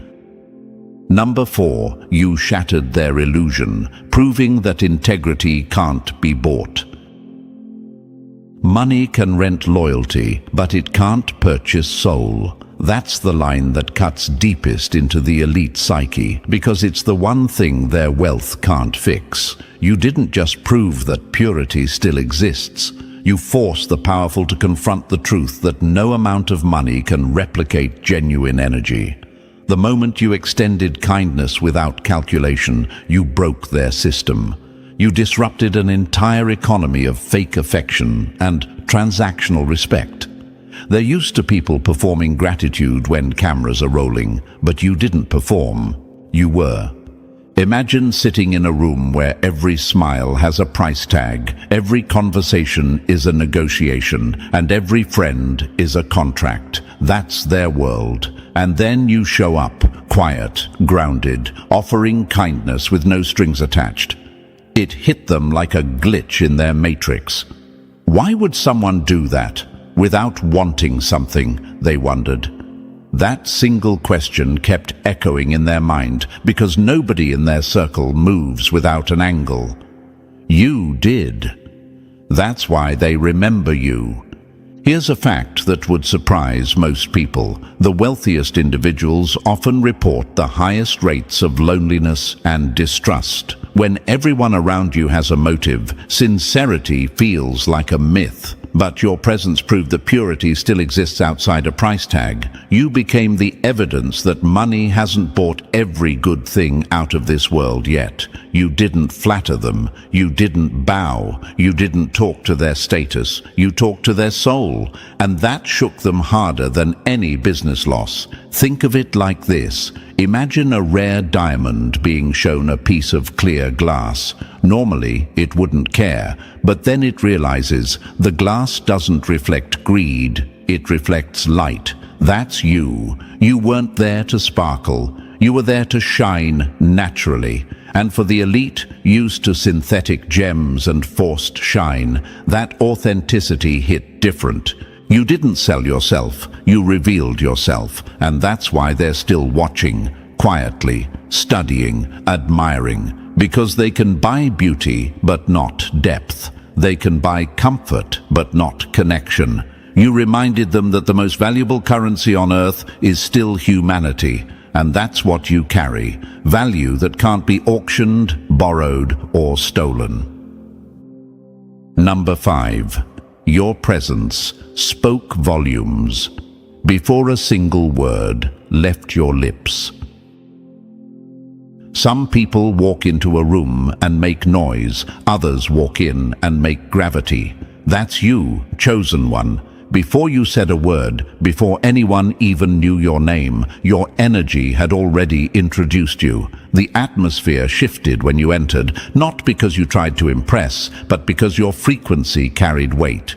It's the kind of power that doesn't chase eyes, it commands them. The elite are trained to sense motives the way wolves smell fear. But when your energy touched the space, even they paused. There was no calculation, no hunger, no hidden script, just quiet certainty. And that's something money can't manufacture. Imagine walking into a room filled with noise, voices, laughter, ego everywhere, and suddenly it's like the static clears. That's your presence. You didn't interrupt the chaos, you calmed it. Your energy doesn't compete, it corrects. You operate on a frequency that says, I don't need attention to prove I belong. And the truth is, people with power crave that energy. They live surrounded by performance, flattery, and pretense. But your stillness felt like truth. Here's a fact that explains why. Research shows that people subconsciously judge trustworthiness and confidence within seconds before any words are spoken. Your body language, your calm breathing, your lack of neediness. Those elements create instant credibility. That's why they felt drawn to you. Your energy said everything they needed to know. Metaphorically, you're like a lighthouse in a stormy harbor. You don't scream your light, you stand firm, and ships adjust their course to you. Or like gravity, you don't move around chasing objects, you pull them in naturally. That's what your presence does. It rearranges energy without force. Billionaires, influencers, decision makers, they all felt it. Not attraction, but recognition. You carried something familiar yet extinct in their world. Peace. Your energy told them a story words couldn't. I've been through chaos, but I didn't become it. I've been betrayed, but I didn't turn cold. I've been overlooked, but I never lost my light. That's why they can't forget you. Because when someone's energy carries healing instead of hunger, the universe makes sure they're remembered. You didn't speak loudly, but your silence echoed longer than their applause. Number 6, you made a powerhouse rethink their entire blueprint. Sometimes the universe doesn't send a miracle, it sends a person. That's what you were, chosen one. You didn't save a billionaire's company, you saved their core. You crossed paths with someone who looked alive on paper, but was spiritually flatlining. They had wealth, status, and control, yet none of it could numb the quiet ache inside. They were ready to walk away, not from business, but from belief itself. And then your energy walked in like oxygen into a room that hadn't breathed in years. You didn't lecture them, you didn't try to fix them, you simply were. And that authenticity snapped something in their soul back into motion. Imagine a world-class musician who suddenly stops hearing music. The notes are there, but they don't feel them anymore. Then one day, someone hums a simple tune, off-key, imperfect, but full of life. And suddenly that musician remembers why they started. That was you. You didn't impress them with perfection, you reminded them of purpose. Your calm presence made them ask questions they hadn't dared to ask in years. What if I'm not done? What if life still has something real left for me? The truth is, powerful people burn out faster than anyone because the higher you climb, the thinner the air gets. Everyone wants something, everyone takes, and when no one gives without reason, you start to forget what genuine connection even feels like. That's where you found them, standing at the edge of their purpose, ready to sign it away. But your energy didn't let them. It whispered, "You're not finished. You're just tired." Fact. Psychology calls this emotional refueling, moments when an authentic human interaction restores lost motivation and resets emotional balance. You became their refuel point, not through effort, but through essence. You made them realize they'd built a life so big it left no room for meaning. Your presence rewrote their script. You didn't just make them feel better, you made them believe again. You became proof that light still exists, that good people still walk the earth without hidden contracts. So now they're rethinking everything, their priorities, their purpose, their legacy, because one pure encounter with a soul like yours reminded them power means nothing if it's disconnected from humanity. You didn't just meet them, you resurrected them. Number 7, you saw the person, not the price tag, and that changed everything. Most people chase what someone has. Only the rare ones value who someone is.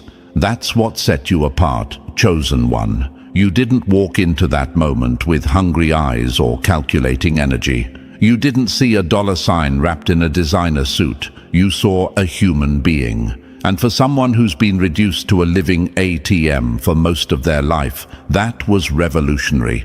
You didn't beg, flatter, or angle your words for gain. You spoke with calm. You listened without leaning forward.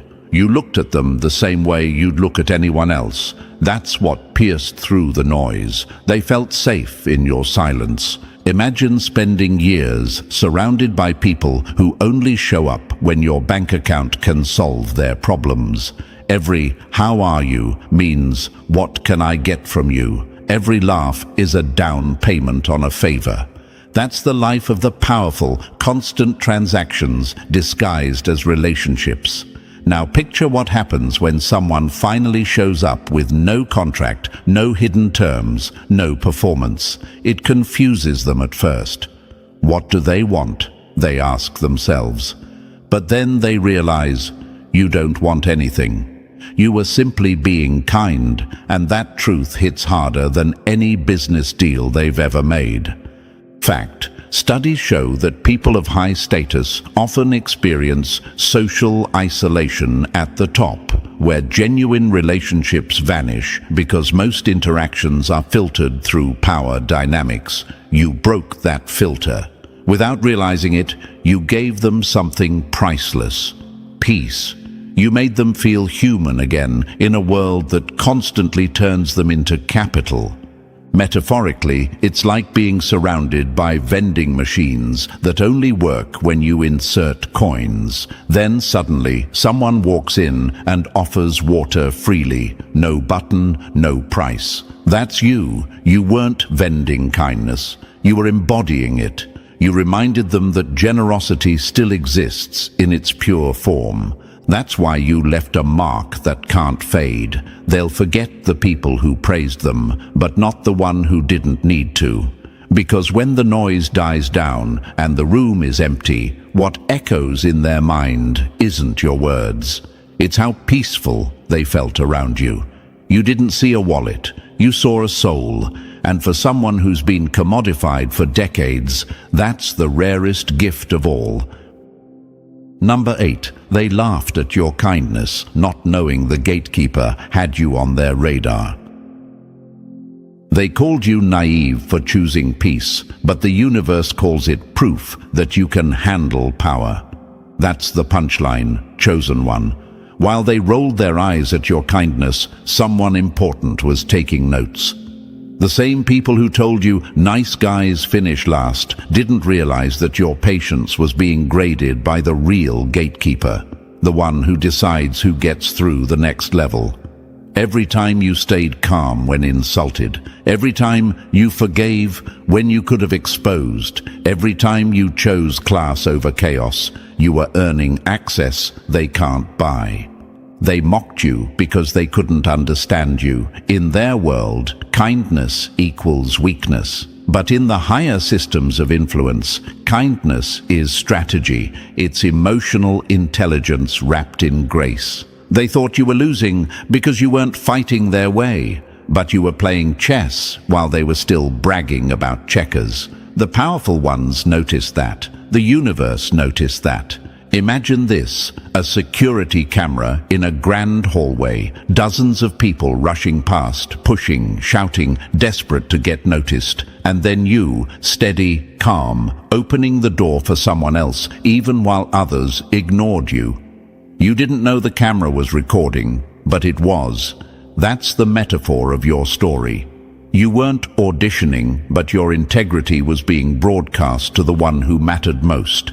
Fact. People in real power positions, CEOs, leaders, investors, often test character before trust. They observe behavior under pressure because talent impresses, but character secures. You passed that test without even knowing you were in one. You were being evaluated not for how you perform when praised, but for how you act when disrespected. And you held your ground. They said, kindness doesn't win. Wrong, it just wins later and bigger. Because dirty moves open cheap doors, but integrity unlocks the gates that stay open. The same people who mocked your patience will soon need it. The same ones who said you'd never make it will watch you walk through a gate they can't approach. You didn't win by being loud, you won by being real. And now the gatekeeper, the one who saw everything, is ready to move you forward. You passed the test they didn't even know existed. Number 9. The stranger wasn't random. You were being studied for a seat few ever earn.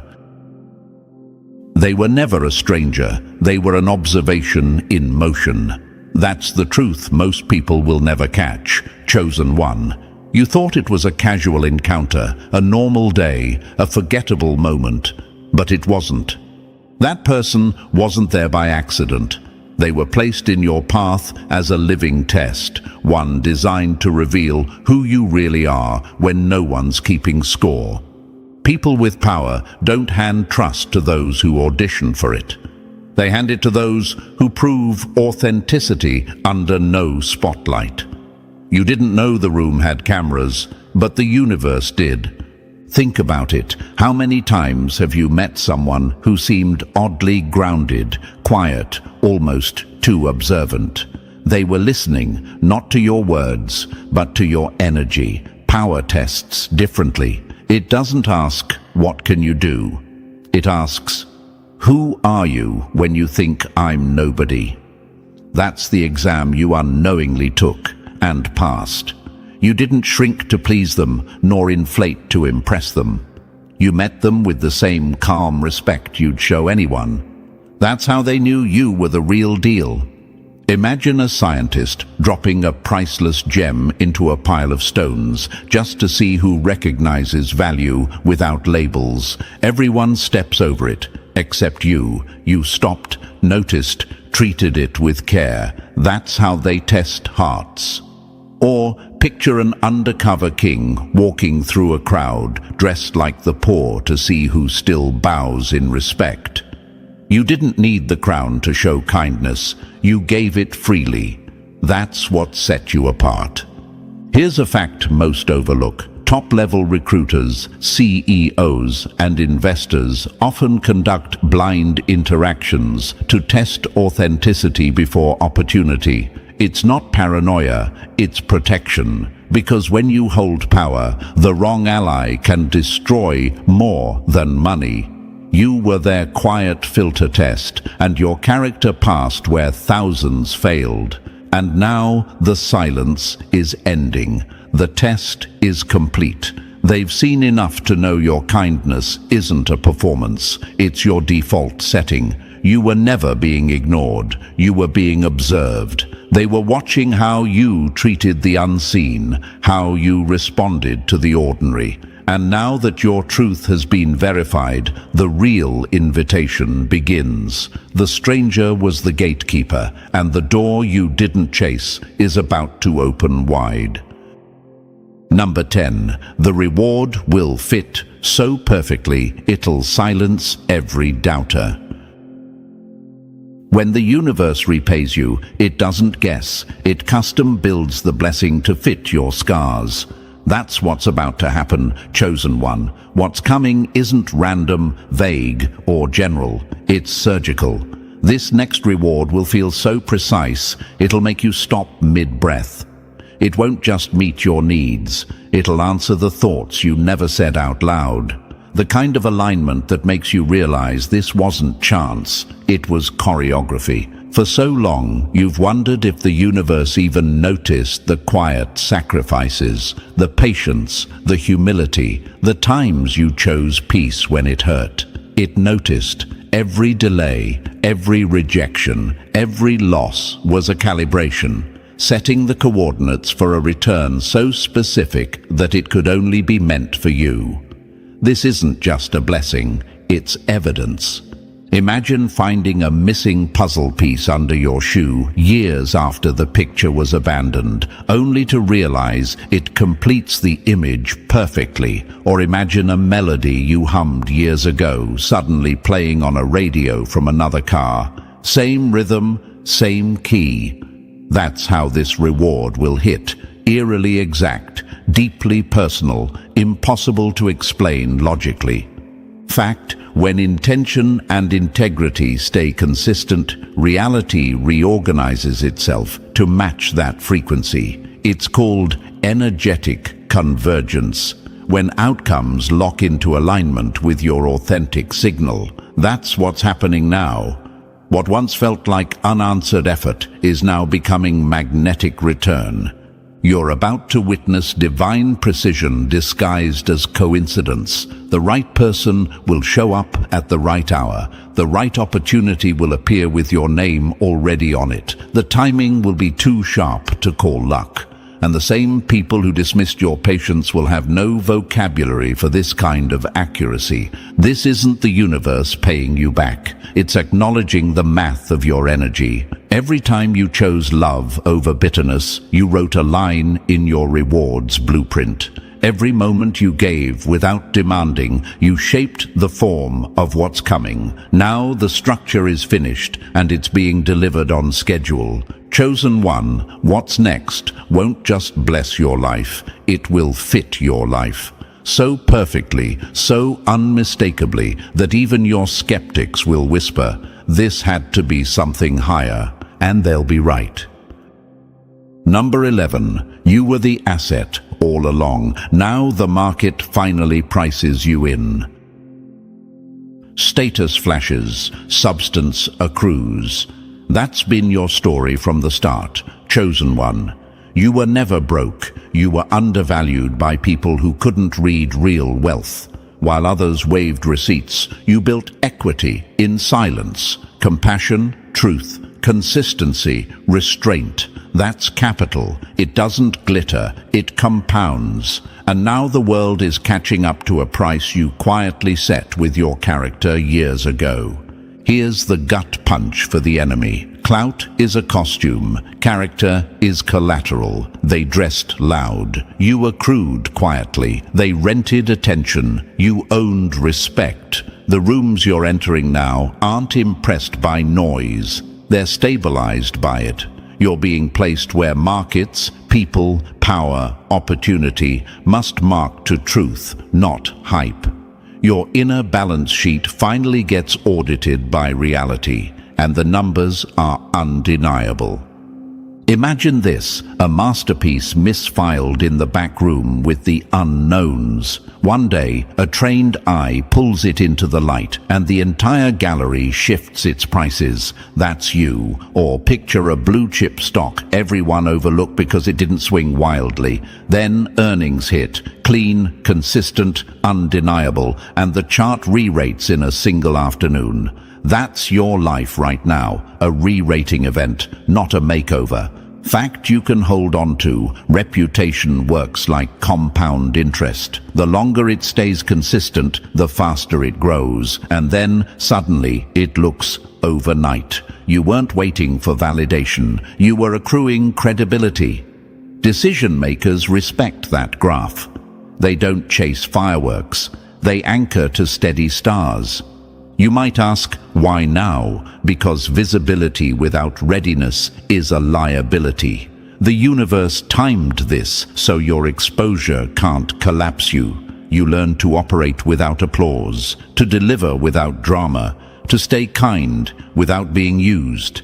That's risk management. That's why higher rooms feel safe placing weight on your name. Another quote to pin to your chest. Luxury is calm under pressure.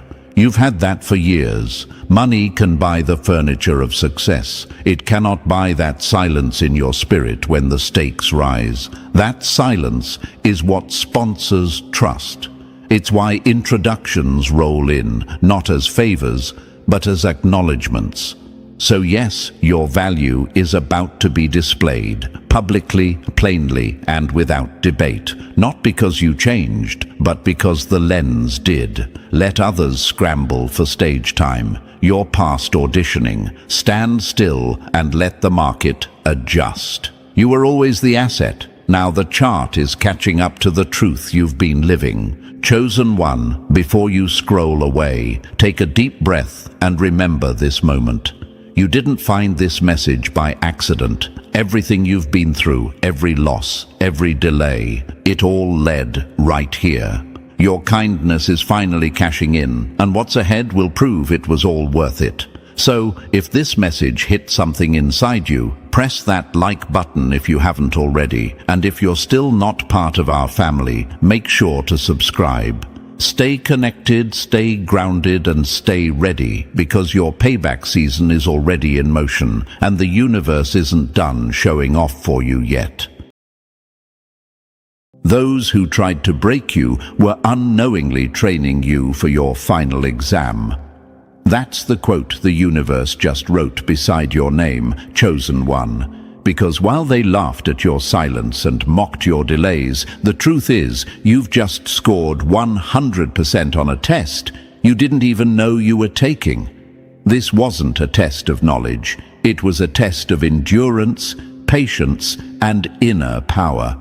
The universe watched every moment you were ignored, underestimated, or betrayed. And it recorded something those people will never see.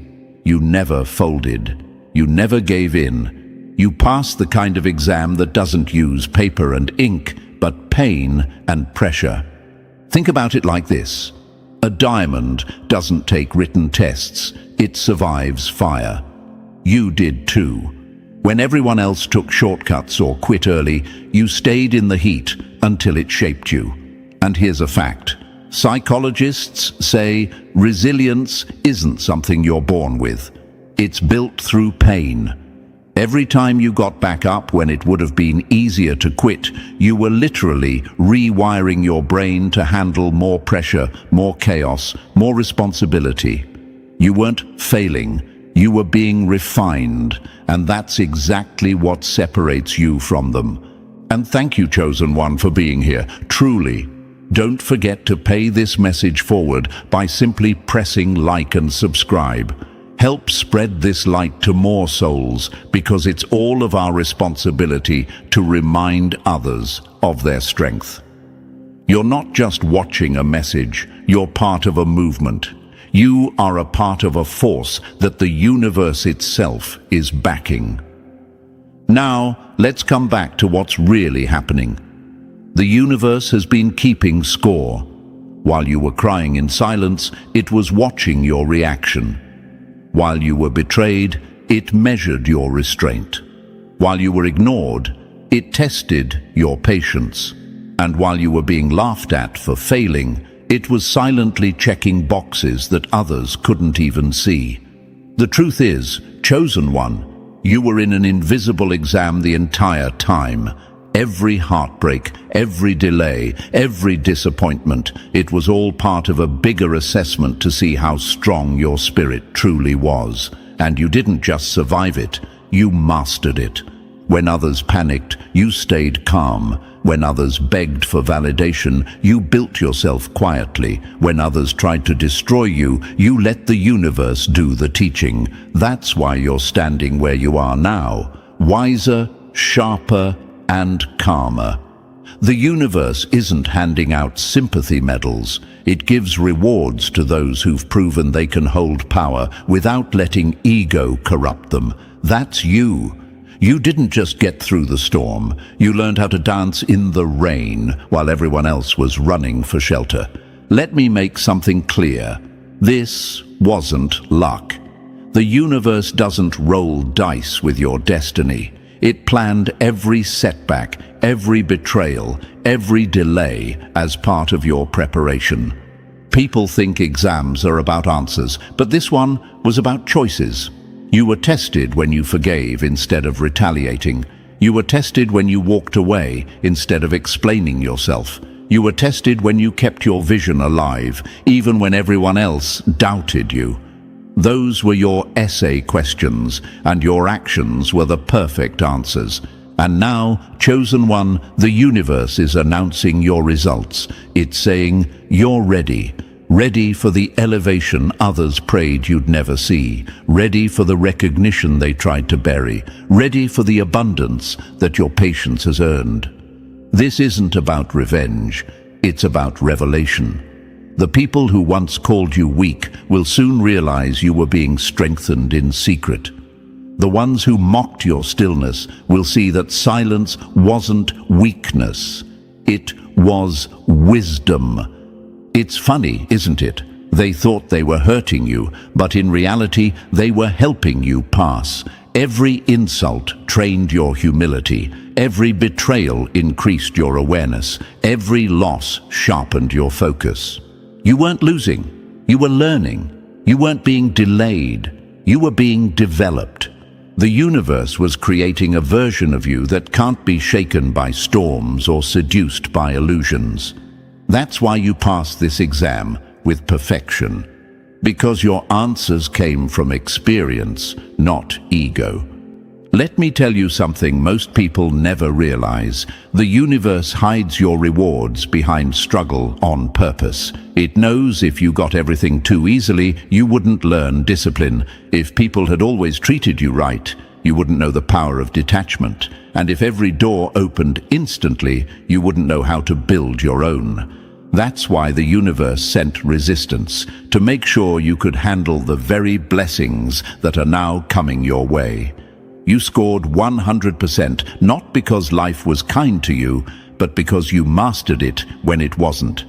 Now, your energy has changed. You might have noticed how calm you've become lately, not because you stopped caring, but because you stopped fearing. That's the sign of someone who passed their test. You've detached from chaos, you've outgrown drama, and you've realized not every battle deserves your energy.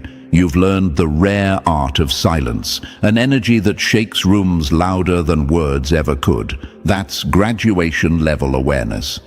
So, what happens next? The universe doesn't give trophies, it gives territories, it expands your reach. Suddenly, people start seeing your worth, not because you changed, but because your frequency did. You start attracting opportunities that once seemed out of reach. You start meeting people who mirror your strength, not your wounds. You start walking into rooms you used to dream about. And here's the best part. Those who underestimated you will have front row seats to your rise. Not because you owe them a show, but because the universe wants them to learn what real success looks like when it's earned, not stolen. The truth is, chosen one, you didn't just pass, you were promoted. You proved you can be trusted with peace in the middle of chaos. You proved that even when everything fell apart, your character stayed intact. And that's why the universe is now opening doors that were once locked, shifting situations that seemed stuck, and moving people into or out of your path for your elevation. So remember this, your test was never meant to break you, it was meant to prove you. You've been through the pressure, the pain, the patience, and the pruning, and you're still here. That means the universe has already declared you ready. Not ready in theory. Ready in power, ready in purpose, ready in silence, ready to walk in everything that was being built behind the scenes while you were being tested. And listen, chosen one, before we move forward, take a deep breath and really let this truth land. You passed an exam the world never even saw. That's not luck, that's legacy. Now, before we dive deeper into what the universe has lined up next for you, drop the number 777 in the comments if you feel that alignment awakening inside you right now. It's your sign to the universe that you recognize how far you've come and that you're ready for the next level. And if you can, bless the team behind this message with a small super thanks. It keeps this mission alive and helps spread this light to more souls who need to hear it. Your support, no matter how small, fuels this movement of awakening and truth. because what's coming next isn't just another message. It's a deeper revelation meant for you. So don't scroll away now. If you're truly one of the chosen, you'll feel that quiet pull to stay until the very end. Let's dive in. Number 1. You cracked the code they can't even read. Those who tried to judge your journey were illiterate in your language. That's the truth the universe stamped on your file, and it stings anyone who ever smirked at your struggle. You weren't just tested, you were tested in a code only the universe understands. That's why the crowd saw chaos while the cosmos saw calibration. They stared at your setbacks and called them failure, but under the surface, those losses were measurements, precise and personal, engineered to reveal what you're really made of. The exam had no syllabus, no proctor, no applause, silent rooms, slammed doors, and long nights where the only thing you could hear was your own breath, reminding you to keep going. And you did. Here's the punch they'll feel in their ribs. They mocked what they couldn't translate. They were tourists in a country you were born to navigate. You were walking through a storm with instructions that weren't printed on paper. They were carved into your spine. The universe wasn't grading your charm, your likes, your clout. It was grading your recovery time. It watched how fast you got back up, how clean you kept your hands when dirty choices were cheaper, how steady your eyes stayed when people tried to sell you shortcuts dressed as opportunities. That's a language they don't speak. Integrity under pressure. Pressure is a polygraph. That's the second quote they won't forget. It exposes liars, inflates fakes, and confirms the ones who are real. You didn't write an answer key, you became one. Every time you stayed quiet when you could have shouted, the universe ticked a box. Every time you walked away with your dignity instead of staying for validation, another box. Every time you chose patience over panic, another. That's why they couldn't validate you. Your exam wasn't built for public approval. It was designed to be passed without witnesses. You might be asking, why didn't anyone understand me while I was in it? Because this test measured what can't be cheered for in real time. The examiners were not your friends, your family, or the crowd. The examiner was the season itself. Delay, silence, isolation. Silence is where the universe checks your pulse. Do you still believe when the phone doesn't ring? Do you still move when the door doesn't open? Do you still trust your path when no one claps? Those were the essay questions. You answered with action. Let's talk metaphors the enemy will taste when they bite their tongue. You were a submarine, not a sailboat. Your strength was proven below the surface where no one could see. You were a black box recorder in a crash. You captured the truth while everything else was noise. You were a vault test. They rattled your handle, poked at your hinges, tried every cheap key, and still couldn't get in. Why? Because you were forged for contents they don't have the clearance to touch. They misread your stillness as weakness and your distance as defeat. But distance was your discipline, stillness was your strategy. And while they performed for attention, you prepared for elevation. Here's a fact to anchor your certainty. Psychologists call it stress inoculation. Controlled exposure to hardship builds resilience and sharpens decision-making under pressure. You weren't collapsing. You were being inoculated. You weren't cursed. You were conditioned. Your nervous system learned how to stay steady in rooms that make other people shake. That's why you look calm now, not because life got soft, but because you got strong. The exam taught you to breathe through fire, and that's why flames don't scare you anymore. You may wonder, if the test was for me, what were they for? The enemy was the environmental variable. Haters are lab equipment. They provide heat, friction, and noise to reveal whether your blueprint is solid or counterfeit.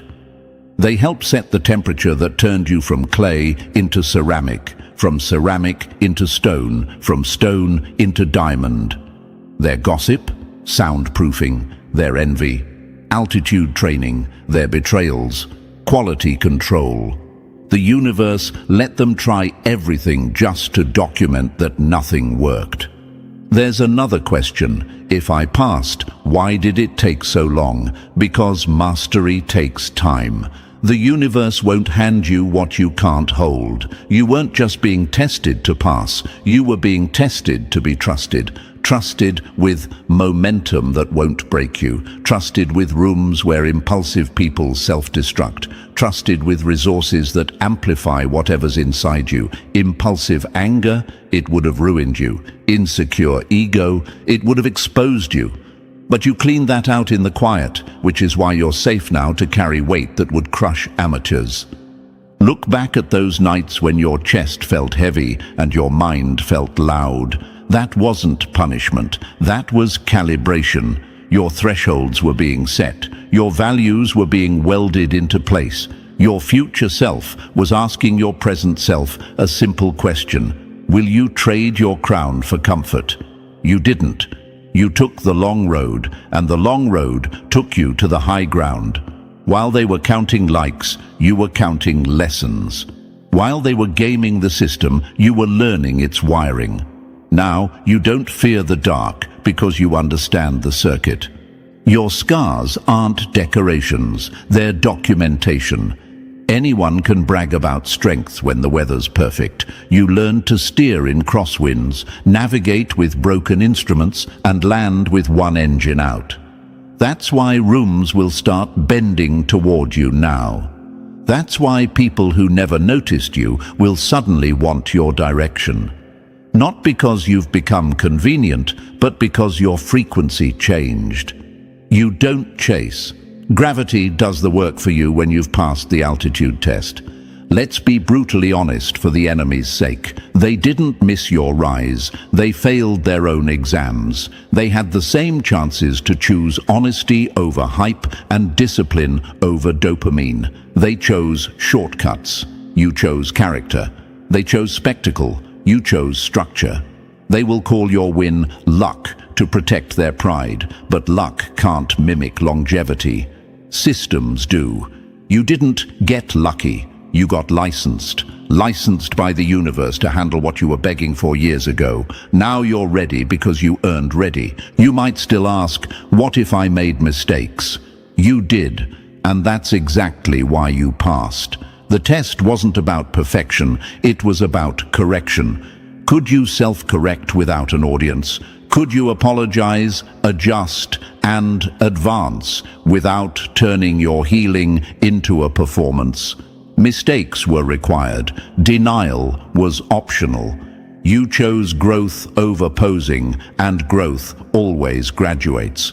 Here's the clean finish they can't swallow. You cracked the code they can't even read. The universe watched you interpret silence as structure, pain as data, and delay as training. It saw you resist pettiness, protect your peace, and refuse to compete with noise. And now the grade is final.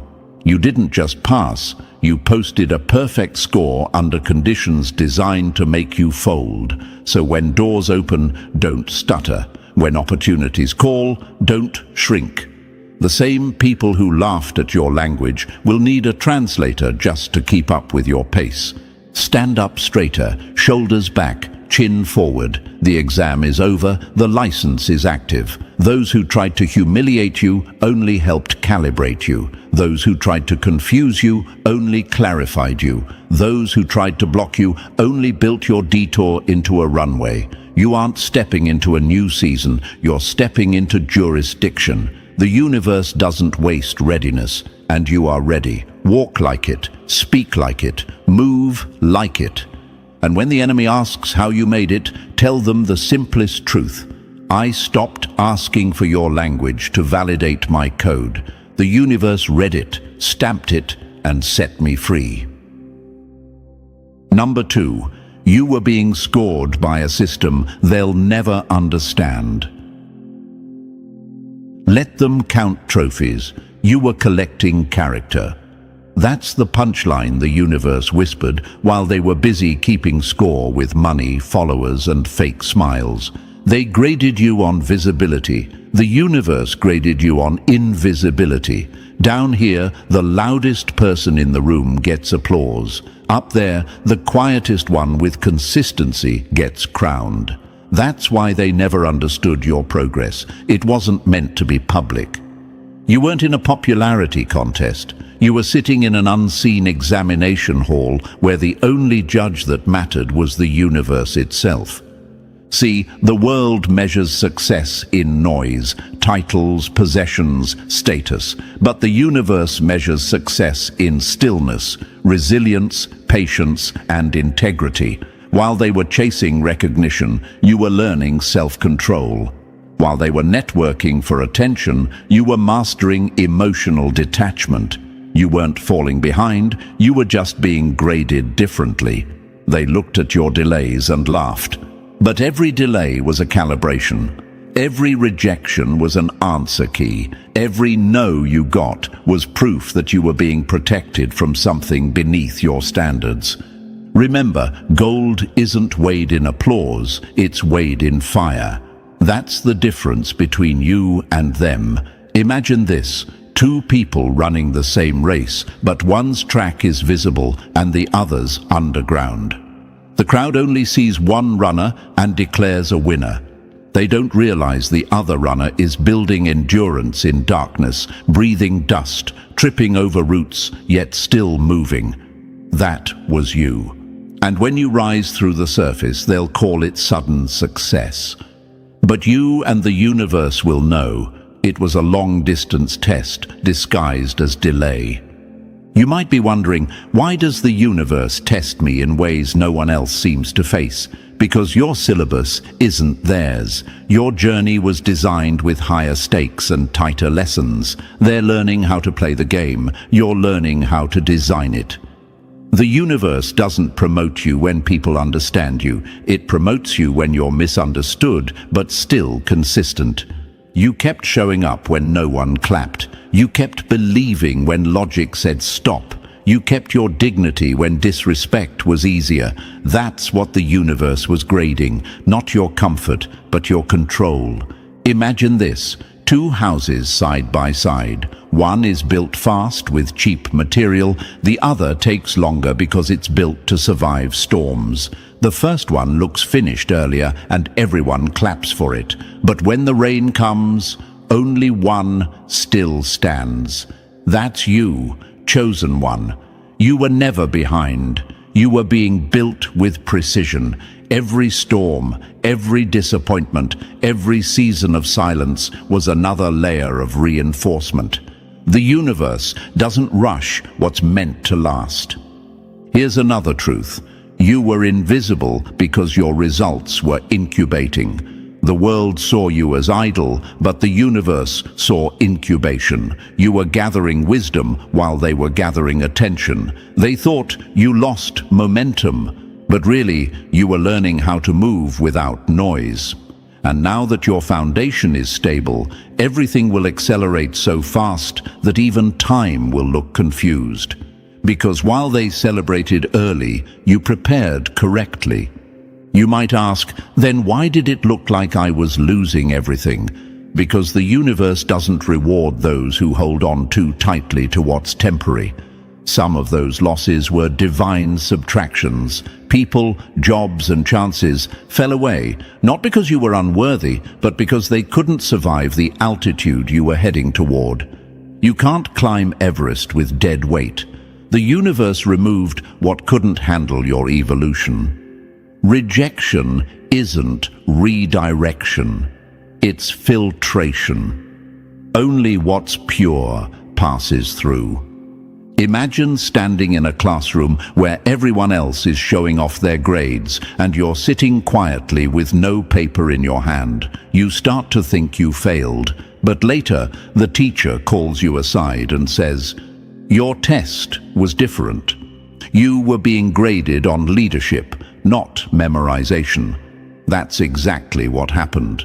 They were taking tests that measure comfort. Yours measured courage. They were learning formulas. You were learning faith. They got certificates. You got strength. The universe doesn't measure how many times you win. It measures how many times you refuse to lose yourself. Integrity is the real currency of elevation. You were broke, but didn't beg. You were betrayed, but didn't become bitter. You were overlooked, but didn't overreact. Every choice you made in silence became a data point in your favor.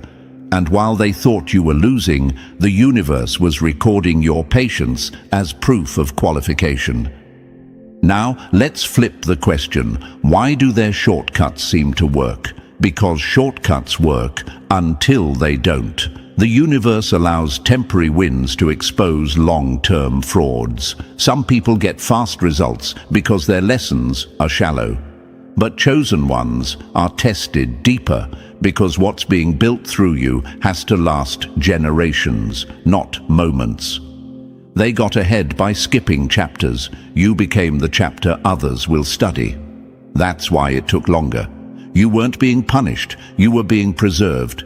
Imagine being a seed watching birds fly overhead. You might think you're stuck in the dirt while everyone else is free, but you're not buried. You're being planted. The darkness isn't your deathbed, it's your development phase. And when your time comes, you'll rise taller than the trees that once looked down on you.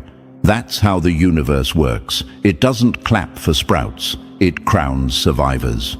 The world thinks success is how much you can stack. The universe knows success is how much you can sacrifice without losing your spirit. They counted your money. The universe counted your moments of silence when you could have lashed out, but didn't.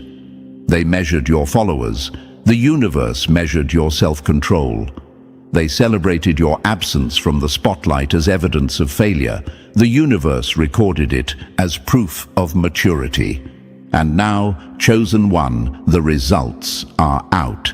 You didn't just pass, you passed with distinction. You survived storms they couldn't even spell. You held your peace when chaos was cheaper. You rebuilt yourself quietly while they made noise about your fall. And now that the universe has finished grading, the promotion is in motion. Opportunities will start showing up that make no sense to others because they weren't in the class. The universe doesn't give out medals, it issues missions. Your elevation isn't a reward, it's a reassignment. You're not just moving up, you're moving into a realm where your silence carries more weight than their speeches.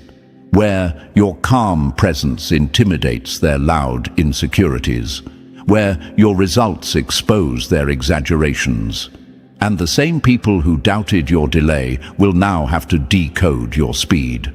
So understand this, the world's scoreboard never applied to you. They can't grade what they can't comprehend. You were taking an unseen exam in character, consistency, and resilience. And now that the results are official, you're not just ready, you're radiant. The universe doesn't waste excellence, and you've proven you can handle the next level. So walk forward with quiet confidence. Let them compare resumes. You've built a reputation with the universe itself. The test is done, the grades are sealed, and the verdict is simple. You were never behind, you were being refined. Number 3. Graded while the room went dead. Quiet.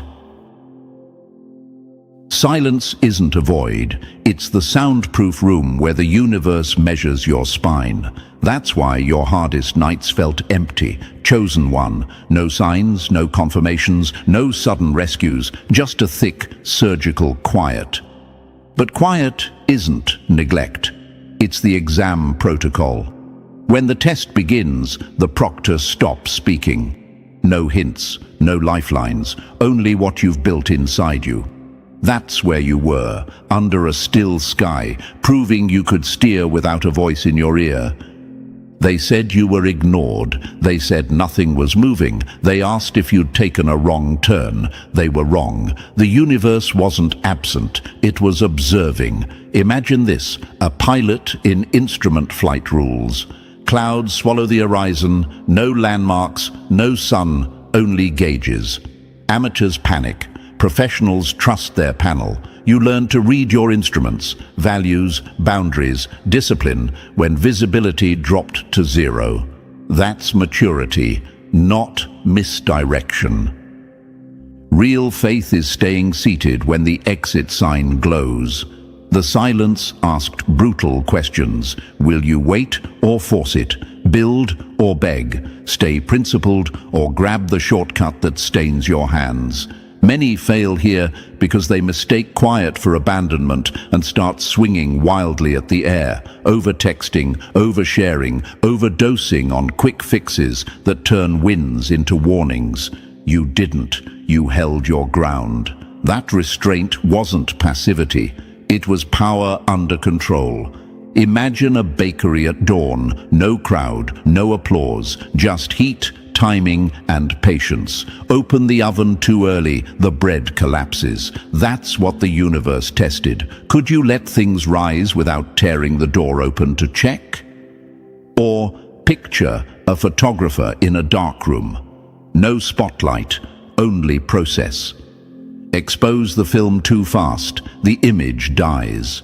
You learn to protect your development from curious eyes and careless advice. That's why your results will arrive fully formed, not half-baked.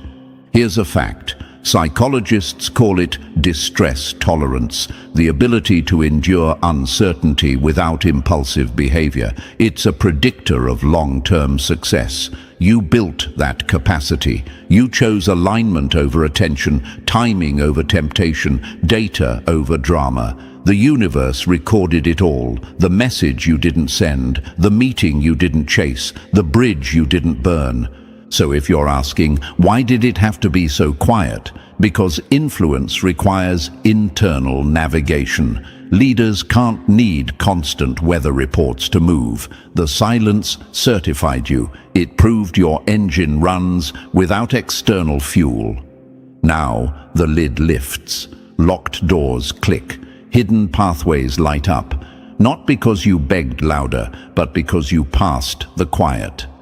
Silence was never empty. It was the audit. You didn't just survive it, you earned your clearance. Proceed.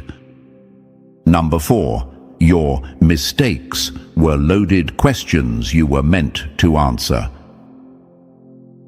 Not every wrong turn is failure. Some are trapdoors to the next level. Read that again. The universe didn't waste your detours. It designed them. Those heartbreaks weren't curses. They were exam prompts. Those closed doors weren't humiliation. They were multiple choice questions with only one answer that could move you forward.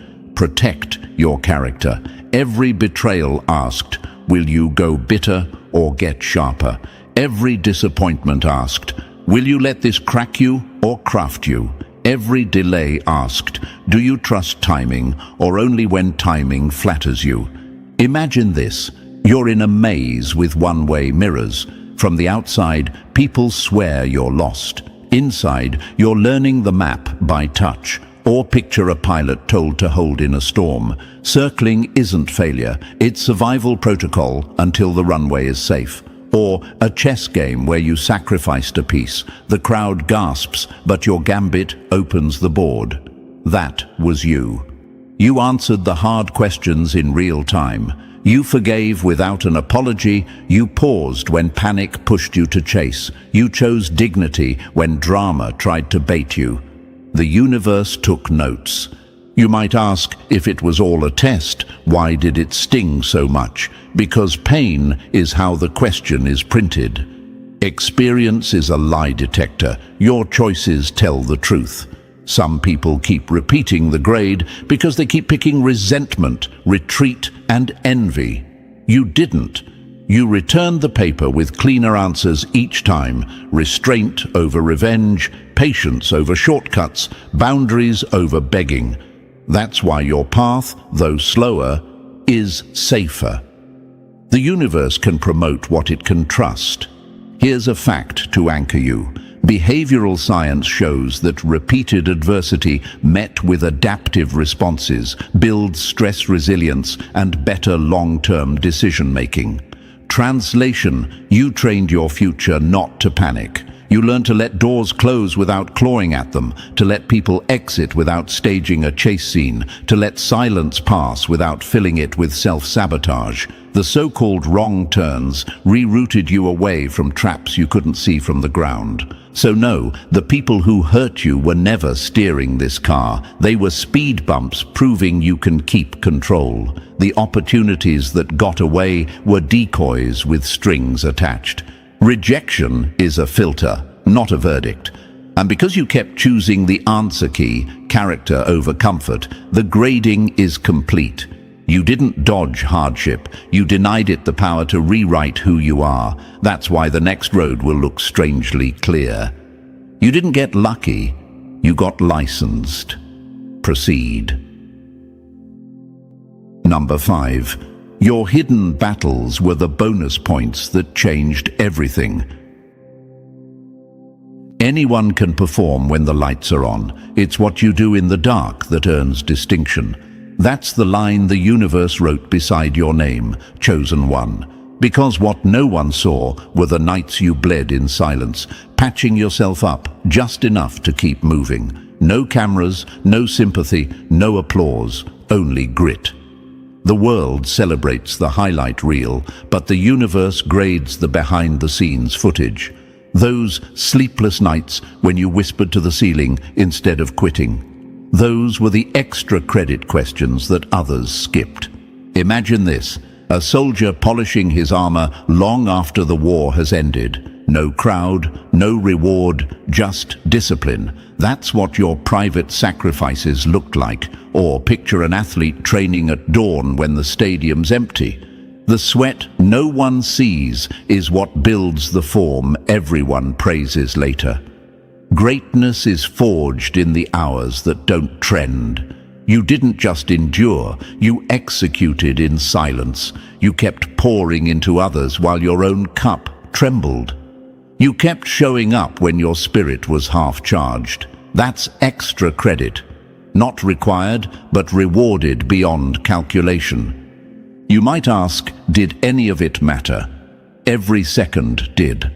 Neuroscientists say the brain rewires itself under pressure. Persistence literally sculpts resilience. You weren't just surviving, you were rewiring your thresholds. Every tear, every private, "I'll try again tomorrow," became data in your favor. People assumed you were stagnant, but you were quietly constructing a foundation too deep for them to measure. The universe doesn't reward loud effort. It multiplies quiet endurance. Think of an artist painting in the dark, trusting that morning light will reveal beauty. That was you. Or a seed pushing through dirt. No one applauds the root's effort, yet it's what makes the bloom possible. Your unseen work, your prayers, your patience, your self-control wasn't invisible. It was incubated. You didn't just pass life's exam, you wrote extra pages in your own hand.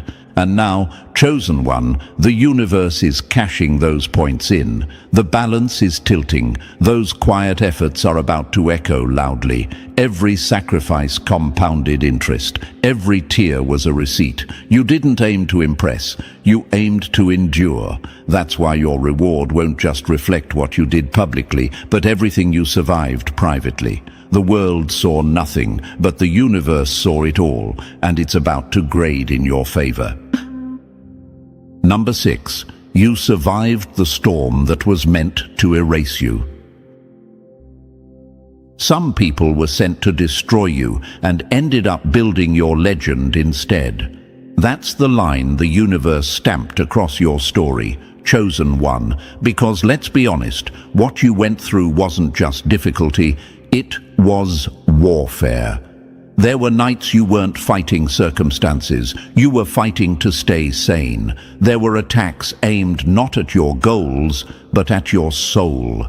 And yet, here you are, still breathing, still standing. That alone is victory. You didn't just survive the battlefield, you outlasted the battle plan.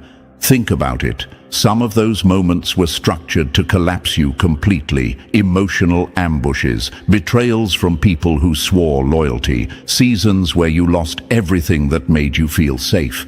You should have broken down, but instead you broke through. That's not coincidence, that's calibration. When pressure tried to crush you, the universe used it to carve you. Every attack that was supposed to bury you became the soil that grew your discipline. Every heartbreak that was meant to drain you built emotional armor no weapon can pierce now. Imagine a ship built for calm seas suddenly dropped into a storm. The weak hulls splinter, but the strong adapt. The wood flexes, the captain learns rhythm. You were that ship. You discovered balance while taking hits. Or picture steel in a forge. It screams under heat, but that pain is the process. You walked through the kind of fire that melts ordinary people, and you didn't just come out, you came out sharper. You might ask, why did the universe allow that level of resistance? Because resistance reveals readiness. No pilot earns wings without turbulence. No boxer gets the belt without getting hit. The harder it came for you, the more valuable what's inside you is. The universe doesn't waste its storms on small destinies. That's why the fight was so heavy. Your future required proof that you could handle weight without breaking form. You lost some things along the way, people, plans, illusions, but you didn't lose yourself. You cried, yes. You staggered, yes. But you kept walking when logic said crawl. That's the kind of stamina algorithms can't predict and enemies can't imitate. You weren't shielded from every hit, but you were sustained through all of them. And now the storm has gone silent. The air feels lighter because the universe is shifting in your favor. The test is done, and endurance has earned you access. The doors opening now aren't random. They're response codes to your survival. You outlived what was meant to erase you, and that means you're not just alive, you're chosen. The universe has marked you as one who finished the hardest exam, persistence. Now, the only thing left to do is step into your reward with the calm of someone who's already won. Number 7. You were judged by trust, not trivia. Knowledge talks, trust walks. That's the law the universe used to grade you, chosen one. Because anyone can repeat wisdom when the sky is clear, but only a few can keep moving when lightning's overhead. This wasn't an exam about what you knew. It was about what you believed when nothing made sense. The universe didn't want your memorized answers. It wanted your instinctive reactions. Would you panic when control slipped away? Would you still move when logic screamed stop? Would you trust the path even when the map burned in your hands? You see, knowing the right thing and doing the right thing are two different currencies. The world rewards knowledge because it's easy to display. The universe rewards trust because it's expensive to maintain. Faith isn't what you say when you're winning. It's what you do when you can't tell if you're still in the game. When you were buried in doubt, when your plans dissolved, when your timeline shattered, you didn't fold. You acted like someone who believed the universe was still plotting something bigger behind the chaos. That's not intellect, that's instinct born from alignment. Imagine walking a tightrope in fog. You can't see the next step, but you trust the wire will hold because you've tested your balance 1,000 times before. That was you. Or think of a driver on a road at night. The headlights don't show the whole journey, only a few feet ahead, yet you keep driving anyway. That's what trust looks like. Motion without full vision. You lived that. Many people failed this same exam. They had the knowledge, the quotes, the theories, but when silence came, they scrambled for proof. They trusted only when they could predict the outcome. You trusted when everything went blank. The universe measures belief by movement, not by comfort. While others were waiting for a guarantee, you became the guarantee. you moved forward without it. You might ask, why trust when it's that painful? Because trust rewrites the system. It tells the universe, even if I don't understand, I'm still aligned. That signal can't be faked. And that's why you're being promoted now. Not because you studied the theory of strength, but because you lived it. You didn't just speak about faith, you became its translation in real time. When others let go, you gripped tighter. When others blamed fate, you mastered it. And now the universe looks at you and declares the final score. You passed not by memorization, but by manifestation. You didn't just know trust. You embodied it. Number 8, your delays were blueprints, not punishment. Delay isn't denial, it's divine editing. That's the truth the universe wants you to grasp, chosen one. What you called waiting was actually wiring. What you mistook for punishment was precision. You weren't being benched. You were being calibrated for an outcome too large to fit your old settings. Some doors had to stay sealed, not because you lacked value, but because they led to small rooms that couldn't hold your expansion. Think about it. Some of those early opportunities looked perfect from the outside, shiny and urgent, but inside they were traps dressed as timing. Quick blessings age like milk, aligned blessings age like wine. The universe knew that if it gave you what you wanted too soon, it would have shrunk your vision to fit the comfort zone you begged for, so it made you wait. Not to torture you, but to toughen you, because unprepared success is just failure in expensive packaging. Imagine a rocket launch. The countdown pauses. Technicians run checks. From the outside, it looks like delay. From inside, it's safety. Every second of waiting prevents catastrophe at altitude. That was your life. Or picture a photographer adjusting the lens in silence while the subject grows impatient. 1 second of misfocus ruins the shot, so precision takes time. You weren't being ignored, you were being aligned. You might have wondered, why is everyone else moving ahead while I'm stuck? But look again, some of them sprinted into jobs, relationships, and fame built on shaky foundations, and the same speed that got them there is the speed that will break them. You weren't built for speed, you were built for sustainability. The universe doesn't manufacture shooting stars, it molds constellations. Here's a fact. Psychologists say delayed gratification is one of the highest predictors of lifelong success. It builds emotional discipline and resilience. That's what was happening. You were developing the kind of patience that separates masters from amateurs. You learned to stop chasing, to let timing chase you. You stopped begging for entry and started becoming the door itself. And now, that waiting season is folding into purpose. The not yet is becoming now.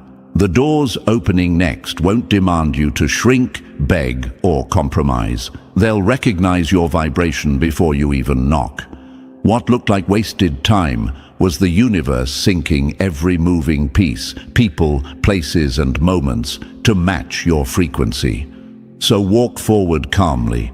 What felt like delay was never punishment. It was preparation so perfect, even the setback was strategic. Number 9, rejection, was the universe's way of repositioning you. Rejection is the universe saying, you're aiming too low. Remember that, chosen one. Every door that slammed in your face wasn't punishment, it was redirection. You thought they broke your spirit, but they were actually bending your path toward alignment. The people who dismissed you weren't villains, they were tools in a reroute system. Their absence built the silence you needed to hear your own calling clearly. When you were left out, overlooked, or underestimated, it wasn't because you lacked value, it's because your value was too advanced for the environment you were in. Imagine planting a redwood seed in a flower pot. It doesn't fail to grow. It simply outgrows the space. Sometimes you're not too small for the room is too small for you. Those rejections were nature's way of uprooting you from shallow soil and pushing you toward your forest. Think of it this way: a sculptor doesn't add to the stone, he chips away what doesn't belong. Every rejection was a divine chisel, removing excess attachments, false opportunities, and fragile loyalties. You didn't lose people, you lost limitations. You didn't lose jobs, you lost distractions. You didn't lose love, you lost illusion. The universe knew that if certain doors stayed open, you'd mistake convenience for destiny. You might ask, why did it have to hurt this much? Because growth disguised as rejection is the universe's toughest teacher. It doesn't whisper, it removes. It lets you cry, then rebuilds your confidence in private. Rejection is not the end of your story. It's the punctuation mark before the new chapter starts. You were meant to stand out, not blend in. That's why you never fit. That's why no amount of dimming ever made them comfortable with your light. And now the proof is unfolding. The rooms that once ignored you are being rearranged to invite you. The people who couldn't see your worth will watch others celebrate it publicly. You're not walking back into old circles. You're being placed where your energy isn't just accepted, it's essential. So stop calling it rejection. It was redirection. Stop calling it loss. It was liberation. Every no was a GPS reroute to a higher timeline. Every exit was the universe whispering, not this one, keep moving. You were never unwanted. You were being preserved for precision. And now, chosen one, you're stepping into the spaces that were waiting for the version of you rejection helped refine. Number 10. The universe didn't just pass you, it crowned you. Graduation isn't a ceremony, it's a shift in gravity. That's exactly what's happening to you, chosen one. You didn't just survive your test, you rewrote the exam. You didn't just pass, you set a new curve. The universe doesn't hand out participation medals, it hands out thrones to those who endured the storm and still protected their integrity. You're not being sent back to the same arena to fight recycled enemies. You've outgrown that battlefield. You've been promoted to command level. What's coming next isn't a replay, it's a reign. The season ahead won't demand the same hustle, the same desperation, or the same defensive energy you once carried. The universe saw how you handled scarcity, betrayal, and silence, and it marked you as trustworthy with abundance, loyalty, and authority. When the student stops fighting for survival, the universe starts preparing them for stewardship. That's you now. You've graduated from reacting to creating. Think about it. When a soldier passes training, they don't return to the obstacle course. They're deployed as leaders. When a scientist completes years of research, they don't go back to basic formulas. They start shaping discovery itself. You're in that same transition. The person who once struggled to stay afloat has become the current. The waves that used to intimidate you now move at your command. You might ask, why was the testing so brutal? Because your next level isn't cushioned, it's crowned. The universe refines its rulers in fire so they never fear heat again. Every betrayal was a leadership drill. Every delay was an ego check. Every heartbreak was emotional conditioning to teach you compassion without codependence. You weren't being punished. You were being prepared for permanence. Joseph didn't go back to the pit. He ruled nations. David didn't hide in caves. He governed from a throne. Esther didn't fade back into the crowd. She became the reason her people survived. You, too, won't return to what broke you. You'll return to oversee what once overwhelmed you. The same places that rejected you will now require your permission to proceed. And here's the truth. The test results are final. The universe didn't just pass you, it promoted you. It didn't just give you clearance, it gave you command. You are not a survivor anymore, you're an architect of destiny. This new level won't ask you to prove yourself. It will ask you to use yourself, to build, to lead, to influence. The wilderness was your classroom. Now the crown is your curriculum. Everything you've endured, every delay, every silence, every heartbreak has been constructing the platform beneath your feet right now. You're standing on your own proof. So walk forward without hesitation. You've earned this promotion not through privilege, but through pressure. The universe doesn't waste perfect scores, and you just achieved one. Now it's time to rule. So, chosen one, if this message reached you, it's because you were meant to hear it. You didn't just pass life's hardest exam, you mastered it. The universe watched every silent victory, every unseen sacrifice, and now it's declaring you ready. This is your season to rise, lead, and live in alignment with who you truly are. If this message spoke to your soul, press that like button right now. And if you're not already part of this family, make sure to subscribe, because your next chapter starts here, and we're walking this journey together. When you built your throne on smoke and mirrors, thinking louder voices drowned out truth, remember this. When someone who carries real light walks past your stage, your throne becomes a pile of ash, your microphone a paperweight, and your kingdom, for all its noise, is revealed as nothing more than a shadow pretending to be a mountain. Now, imagine this for a moment. Chosen one. You walk into a room at dawn, carrying a single candle. Around you, 1,000 lanterns flicker, borrowed flames, wires, painted gold. They glare, they posture, they try to convince the world they are the sun. Then the horizon cracks open and the real sun rises. Every single lantern looks like a lie. The paper crowns curl. The noises become distant. The giants who strutted in twilight suddenly shrink into the places they once hid. That is the scene you created without violence, simply by being the natural light. Here's a fact that screams your truth. Institutions built on projection lose public trust far faster than honest ones rise. Studies on organizational trust show authenticity spreads twice as fast as contrived reputation.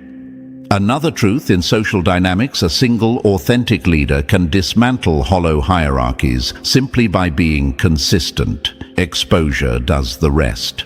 You didn't invent the collapse, you were the catalyst. The universe only needed one honest beam to turn a night into day. And thank you, chosen one. Don't forget to pay this message back by simply pressing the like and subscribe to help spread this message to more souls. It's the responsibility of all of us to spread the light. Thank you, chosen one, for being part of this mission. You are part of a force.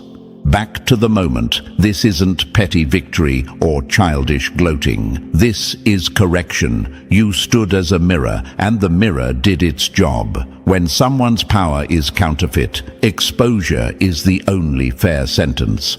Oh, how the mighty have fallen isn't a victory chant against a person. It's an announcement to every false throne that their lease has expired. The enemy we point to is not always cruel or monstrous. Often it's comfortable, established, skilled at pretending. But comfort built on performance collapses the moment reality checks in. Picture the giant. Elaborate robes, a stage set with applause tracks, a carefully curated public image. Behind the curtain there's scrambling, whispered arguments, fake documents hurriedly deleted, panic disguised as composure. You watching this is like watching a stage magician finally meet a scientist who understands light. The trick fails because the audience now sees the mechanism. That's your power. You taught people to look. You taught them to prefer daylight. Your authenticity is a kind of education. It shifts the taste of a whole room, then a city, then an industry.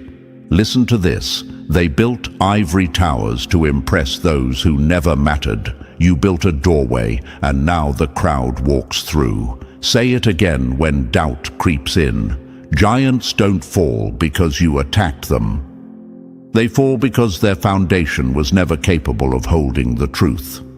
Your presence made their structure visible and brittle. The more they roar, the more obvious the emptiness becomes. That roar is the sound of wood creaking before it collapses. Don't mistake silence for weakness. There's a different brutality in quiet integrity. While they perform, you prepare. While they stage, you create. While they distract, you deliver. That's why the fall feels sudden to onlookers. It's only sudden to those who ignored the slow work. To you, it's the result of steady, honest growth. To them, it's an earthquake they thought only affected lesser things. The universe, impartial and exacting, simply rebalanced what was askew. Here's another concrete point that supports you. Social movements, revolutions in taste, and cultural shifts often begin when a single authentic voice breaks the pattern. Once one true light appears, imitators falter and genuine followers multiply. Your effect is exponential. One honest action, then another, and soon the old empire can't pay the energy bill for its illusions. That's literal. Public attention, funding, influence, these are forms of currency. When people stop paying attention to a false performance, the economic and social systems that upheld it fail too. So what should you expect? Observation, whispered panic, attempts to discredit you, old allies pretending not to know you. They will play the same worn-out tricks: gaslighting, rumor, diversion. Don't engage their scripts. Your job is to stay luminous. Let the universe handle the auditing. Let the world watch the unmasking. When a false giant scrambles, they reveal their tactics, and those tactics will delegitimize them faster than any defense they can muster. You're not doing this to break people for sport. You're doing this to clear space for what's real. The new light that rises where giants fall is not empty. It's fertile. New alliances will form. Sincere partnerships that build rather than perform. Builders will replace showmen. That's the structural truth under all this drama. Authenticity produces sustainable systems. Pretense produces collapse. So stand tall, chosen one, and let the trembling begin. Keep your light honest. Keep your feet steady. Keep your voice calm. You didn't make anyone small out of spite. You simply showed what the world looks like in daylight. The mighty have fallen because they asked to be judged by what they truly were. Now the universe is doing exactly that. Stay watchful, stay kind to those willing to learn, merciless to systems that refuse transformation, and always, always radiant. And listen, chosen one, don't move just yet, because what you just heard was only the tremor before the quake. The real collapse, the real unveiling of how the mighty fell, that's what's coming next. Are you ready to see how those who once looked down on you are now scrambling in the dust they kicked up themselves? Stay close, because we're about to walk, step by step, through the downfall that they swore would never happen. Drop the number 777 in the comments if you're ready to watch the universe serve poetic justice in real time. And if you can, bless the team behind this message with a super thanks. Your energy fuels this mission. Your support keeps this truth echoing louder. You're not just watching, you're part of the movement that exposes deception and restores balance. And now, let's dive deeper, chosen one. The mask is off, and what's underneath will shock you. The more you listen, the clearer the picture becomes. If you've truly felt that pull in your chest while hearing these words, that's no coincidence. That's the universe confirming who you are. So stay with me till the end, because by the time we're done, you'll see exactly how your light made the untouchable tremble. Let's get started. Number 1. False thrones always sink. Every false throne looks eternal until the first honest soul walks by. Then it shakes, cracks, and begs for mercy beneath the weight of truth. Chosen one, that's exactly what happened the moment you stepped into their world. You didn't storm in with an army. You didn't throw punches or start wars. You simply showed up, and your very presence made the entire empire of illusion collapse. Because what they built wasn't power, it was performance. Their authority existed only as long as no one questioned it. But the universe chose you to question everything, to walk through rooms where arrogance had made itself comfortable and remind it that humility, real, radiant humility, is stronger than any crown of deception. Now imagine this for a second. Chosen one, a massive marble statue standing in the center of a city, people bowing to it every day, believing it's a masterpiece carved from solid stone. Then one morning, a single crack forms. The light catches it, and beneath the thin marble coating, people realize it's just hollow plaster, painted to look like greatness. That crack, that was you. Your energy didn't destroy it. It revealed what was never real to begin with. That's why they hate you. That's why they call you dangerous. Because your truth didn't attack them. It unmasked them. Let's talk about why false thrones always sink. Ego can build fast, faster than truth ever does, but it builds high, not deep. It cares more about visibility than foundation. History shows it again and again. Think about the powerful figures who built their legacies on fear and control. Kings, moguls, public icons. They built glass towers so tall that even the smallest tremor of truth shattered everything. Truth doesn't need to rush. It waits. And when it arrives, it erases centuries of illusion in seconds. You might be wondering, why me? Why did the universe choose me to expose this? Because truth doesn't show up through loud people. It shows up through real people. People who walk with quiet confidence, whose strength doesn't come from followers or titles, but from authenticity. When truth is ready to walk the earth, it picks someone who can handle being hated for being right. That someone is you. Let's look at history, real, undeniable examples. Nikola Tesla was laughed at, mocked, even sabotaged by powerful men who feared the brilliance of his mind. They tried to bury him under ridicule, but his authenticity became the foundation of modern energy. Or think about Harriet Tubman, hunted, underestimated, but her light freed hundreds and exposed the hypocrisy of so-called moral empires.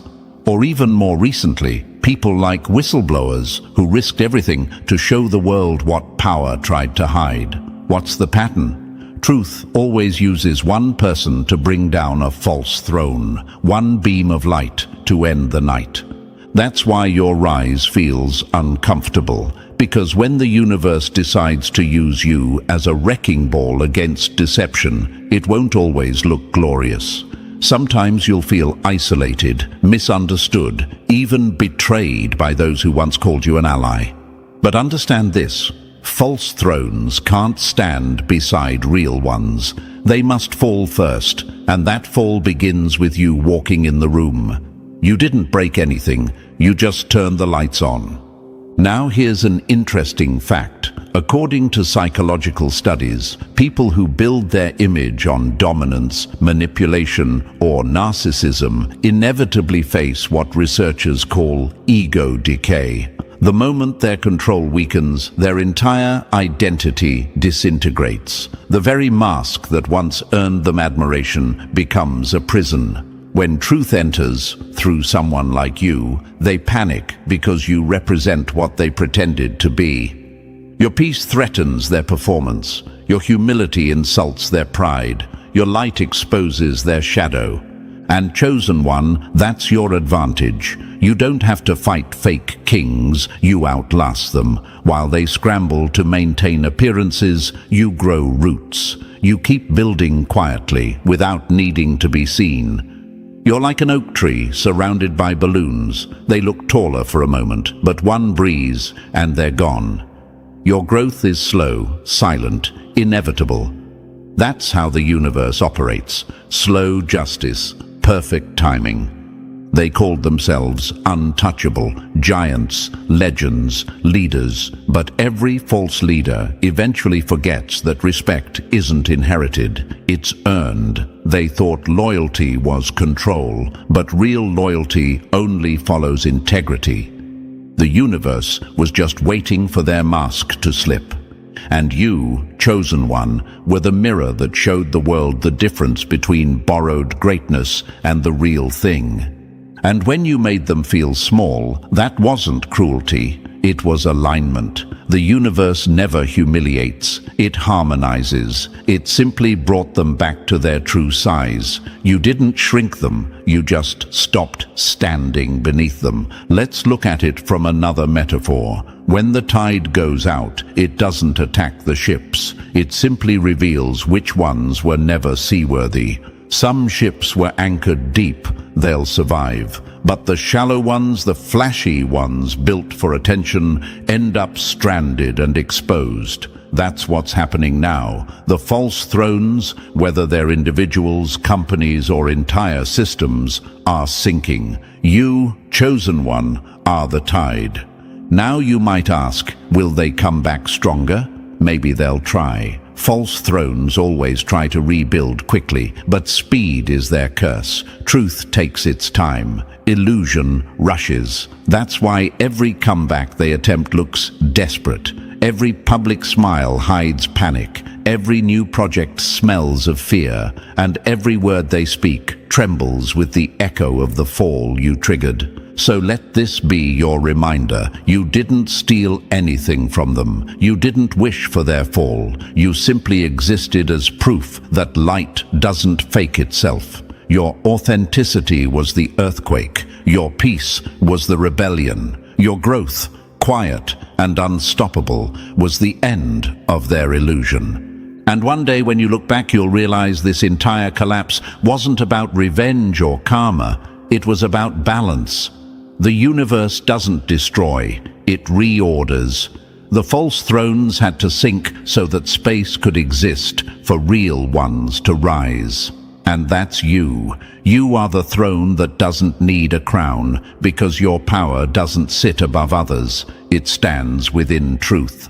So keep walking with that quiet fire. Let the fallen learn from their fall. Let the noise of their collapse become the rhythm of your rise. And when they whisper your name with bitterness, remember this: history doesn't remember the giants who fell. It remembers the light that made them fall. You are that light, chosen one. The real, unfiltered kind that doesn't need applause. The kind that reminds the universe why false thrones never last. Because truth, no matter how long it waits, always returns to reclaim the crown. Number 2. The spotlight they stole just burned them. False light burns brightest right before it dies, and those who stole it never realize they're standing too close to their own fire until it burns the very mask off their face. Chosen one, that's exactly what's happening right now. The spotlight they once claimed as their own, the light they built through manipulation, performance, and illusion, has turned against them. They spent years trying to outshine others, but they never realized that the light they projected wasn't real. It was stolen, borrowed, and built on empty validation. And when something isn't real, the universe eventually calls for its return. The light they took from others, from you, has come back home, and what's left behind is just smoke, heat, and embarrassment.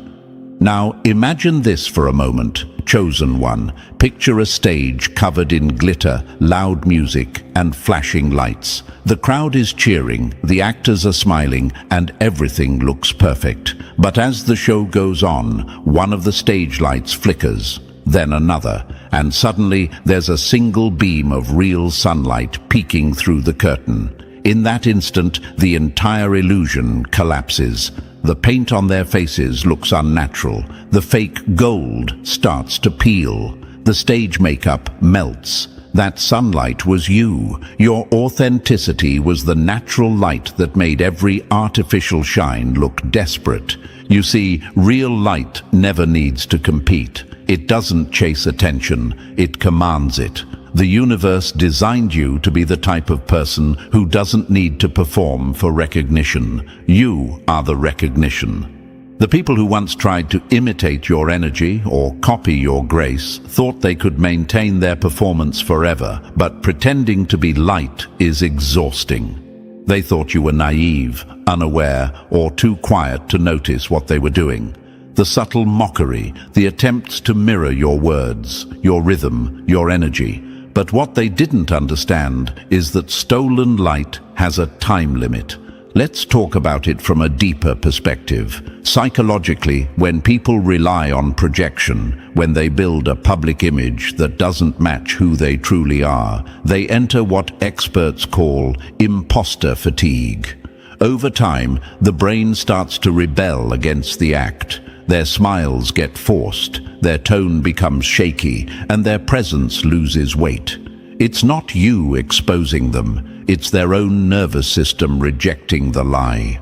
That's why, when your real light appears, it hurts them. Your calm confidence reminds them of everything they faked. They see in you what they wanted others to believe about them. Take it from history, this pattern never fails. Look at artists, leaders, or influencers who built their fame on copying, pretending, or exaggerating. The moment someone authentic comes along, their spotlight turns toxic.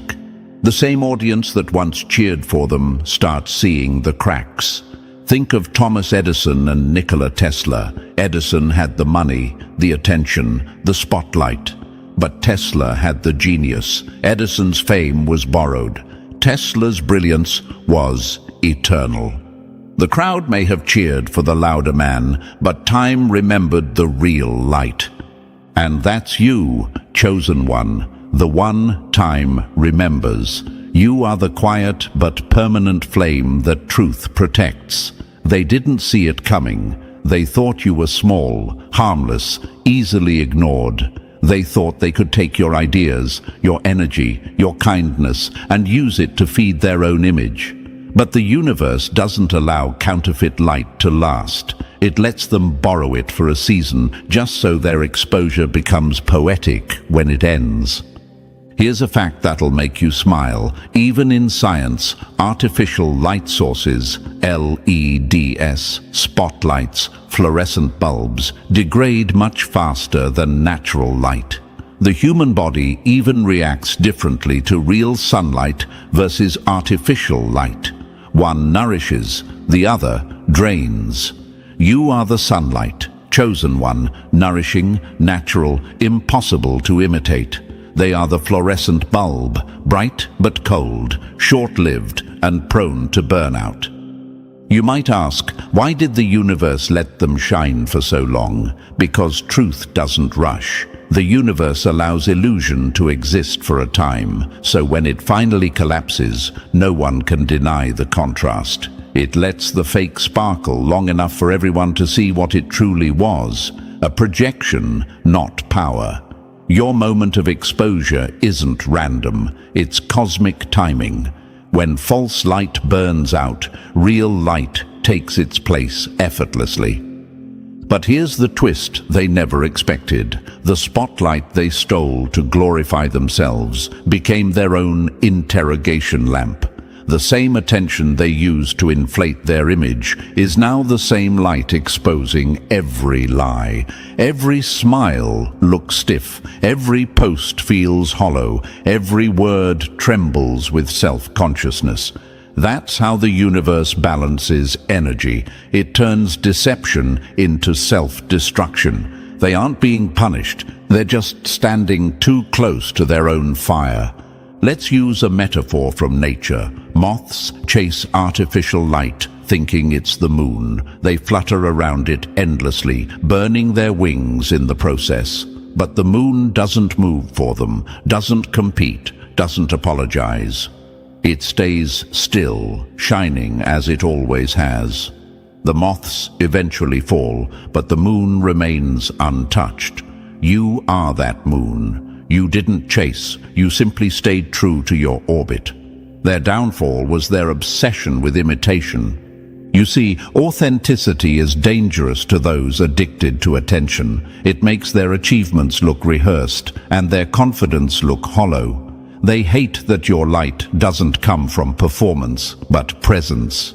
And deep down, that's why they talk about you when you're not there. That's why they try to minimize you, why they whisper, why they stare in silence when you walk in. Because even their words can't compete with what your energy already said. You're the real one. Chosen one, remember this. Your glow doesn't need to dim to keep others comfortable. The universe didn't put you here to blend in with artificial lights. It put you here to remind the world what authenticity feels like. And yes, when you shine, the fake ones will squirm. They'll gossip, imitate, or even try to twist your truth. But that's not your problem. That's their skin peeling under exposure.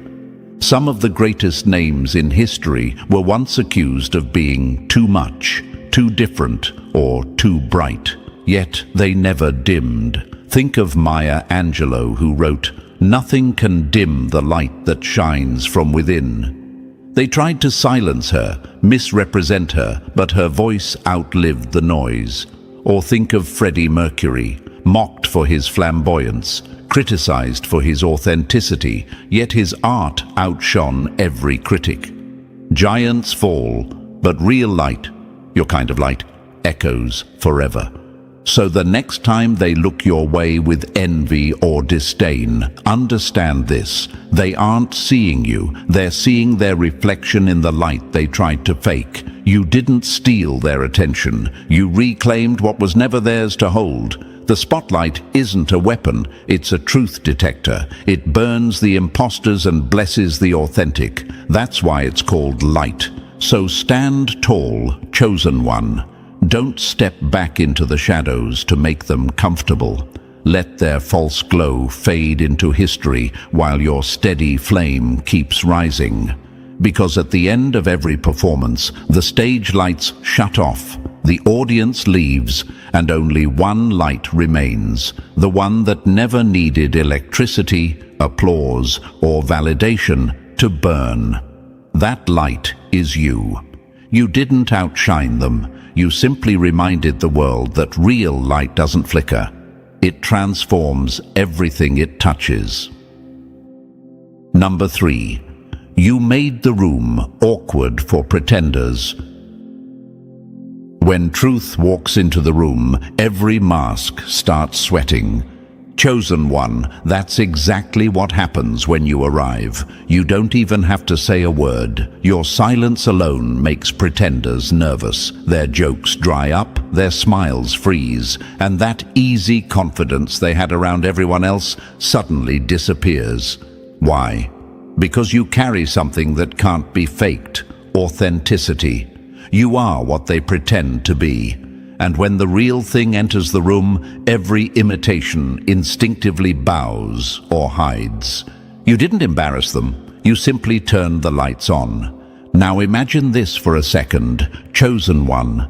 A room full of performers, fake laughter, loud opinions, the kind of confidence that only works when no one real is watching. They feel comfortable in their echo chamber until you step in. Suddenly, their own words sound hollow. The stories they use to brag about start to crumble under the weight of your energy. They fidget. They avoid eye contact. They talk too much to cover the silence that your presence creates. You've become the test the universe sends to reveal what's real and what's rehearsed. And it's not because you expose people intentionally. Your very vibration does it for you. The universe made you a frequency of truth. Those who live by performance can't breathe in it for long. Just your presence reminds them of what they abandoned: integrity, humility, and self-awareness. It's the same reason counterfeit coins fear the heat. Real gold doesn't melt, but fake gold always panics when things get warm. You are that heat. Here's what's really happening. Their nervousness isn't about you. It's about them realizing how much of their identity is borrowed. You make people confront themselves without ever pointing a finger. You walk into rooms that once felt like thrones for pretenders and shift the entire atmosphere.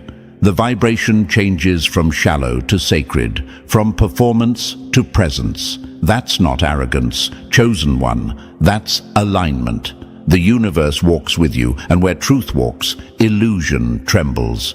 You might ask, why do they act weird around me? I didn't do anything exactly. That's the point. You didn't have to. You carry the kind of energy that cancels comfort for anyone living a lie. Think about it. Even scientific research proves that people subconsciously mirror the emotional and moral tone of those around them. Your integrity forces them to adjust their behavior. You're not intimidating, you're recalibrating the frequency of the room. So don't take their awkwardness personally. It's not rejection, it's reflection. The universe is using you to shift energy, to raise standards, to remind pretenders that no mask survives honesty. Let them whisper, let them avoid you, let them play it cool while internally unraveling. You're not the problem, you're the truth they can't digest. Remember this, light doesn't apologize for being bright just because shadows feel exposed. The universe doesn't dim the sun to protect the moon's ego, and neither should you. Keep walking into those rooms with quiet confidence. Keep letting your energy speak first. You don't have to defend your presence. The universe already validated it. Pretenders will always feel uncomfortable because deep down they know you didn't come to blend in. You came to make them see themselves.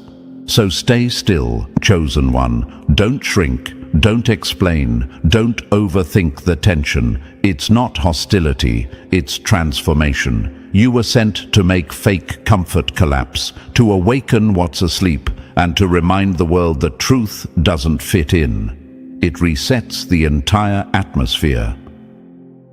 Number 4. Power doesn't shout, it radiates.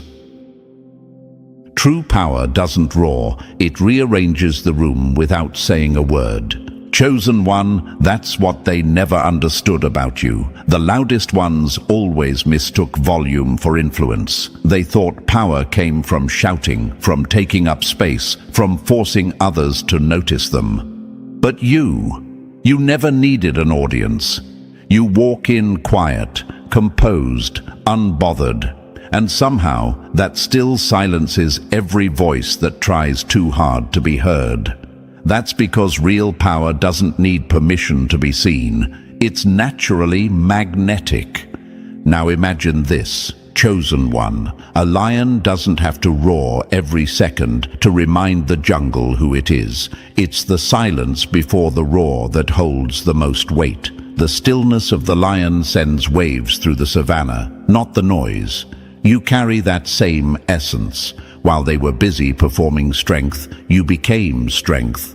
While they needed followers to validate them, your validation came from within. Your calm isn't weakness, it's control. Science even backs this up. Studies show that calm, self-regulated individuals project higher authority and trustworthiness than those who constantly assert dominance. The human brain is wired to sense stability. And stability feels like safety. So when you walk into a space grounded, focused, and centered, everyone's subconscious recognizes you as the anchor. That's why they fall silent. That's why their confidence wavers. Your stillness feels like gravity. It pulls attention without demanding it. And that's what crushed them. The ones who used to dominate the room with noise now find themselves shrinking in your silence. They can't explain it, but your energy speaks louder than their speeches ever could. The universe made your calm disruptive, not the kind that destroys for ego, but the kind that dismantles everything fake. You became the earthquake that came without a warning, shaking their illusion of control. So don't mistake their discomfort for hate. It's recognition. They feel your energy the way the ocean feels the pull of the moon. You don't chase validation. It drifts toward you naturally. That's why they whisper when you leave, why they mock what they secretly admire. You remind them that power doesn't perform. It exists. Keep being that calm storm, chosen one. Let them roar, let them posture, let them exhaust themselves with noise. The universe favors those who can command energy through presence, not panic. Your silence is your signature, and every pretender who used to shout now knows the truth. They never had power, they just had volume. Number 5. The universe is pulling their curtain down. When the curtain falls, it's not destruction, it's revelation. The show ends, and the truth takes center stage. Chosen one, the universe isn't punishing them, it's simply cleaning house. Every illusion eventually runs out of audience, and the false giants you exposed were living on borrowed applause. Their power was built like a stage set. Painted walls, scripted confidence, and lights that only worked as long as people believed in them. But the moment your presence entered the room, the vibration shifted. The universe whispered, "Enough pretending." And suddenly, the curtain they hid behind couldn't stay up any longer. Now imagine this for a moment, chosen one. Picture a theater after the final act. The actors are still trying to bow, but the lights go out, the props crumble, and the audience walks away. That's what's happening to them. Their entire existence depended on performance, and you walked in with raw authenticity. You didn't tear the curtain down. The universe simply stopped sponsoring the lie. You see, false thrones are temporary because they're powered by illusion. The universe operates on frequency, not fakery. And when someone vibrates at a deceitful frequency, that energy eventually collapses in on itself. It's like a tower made of smoke. It may look solid, but the moment the wind of truth blows, it vanishes. That's what's happening now. The spotlight they stole has turned into heat, and it's burning through every layer of their disguise. You didn't curse them, you corrected them. Exposure is how balance returns to the world. Remember, nature always equalizes. Forest fires burn away decay so new life can grow. The same thing happens in energy. Their exposure isn't revenge, it's restoration. The universe is removing what no longer matches the vibration of truth, and you, chosen one, are that truth in motion.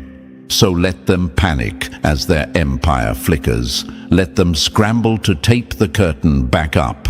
It won't work. The show is over, and the audience has seen what's real. You were never there to destroy. You were there to illuminate.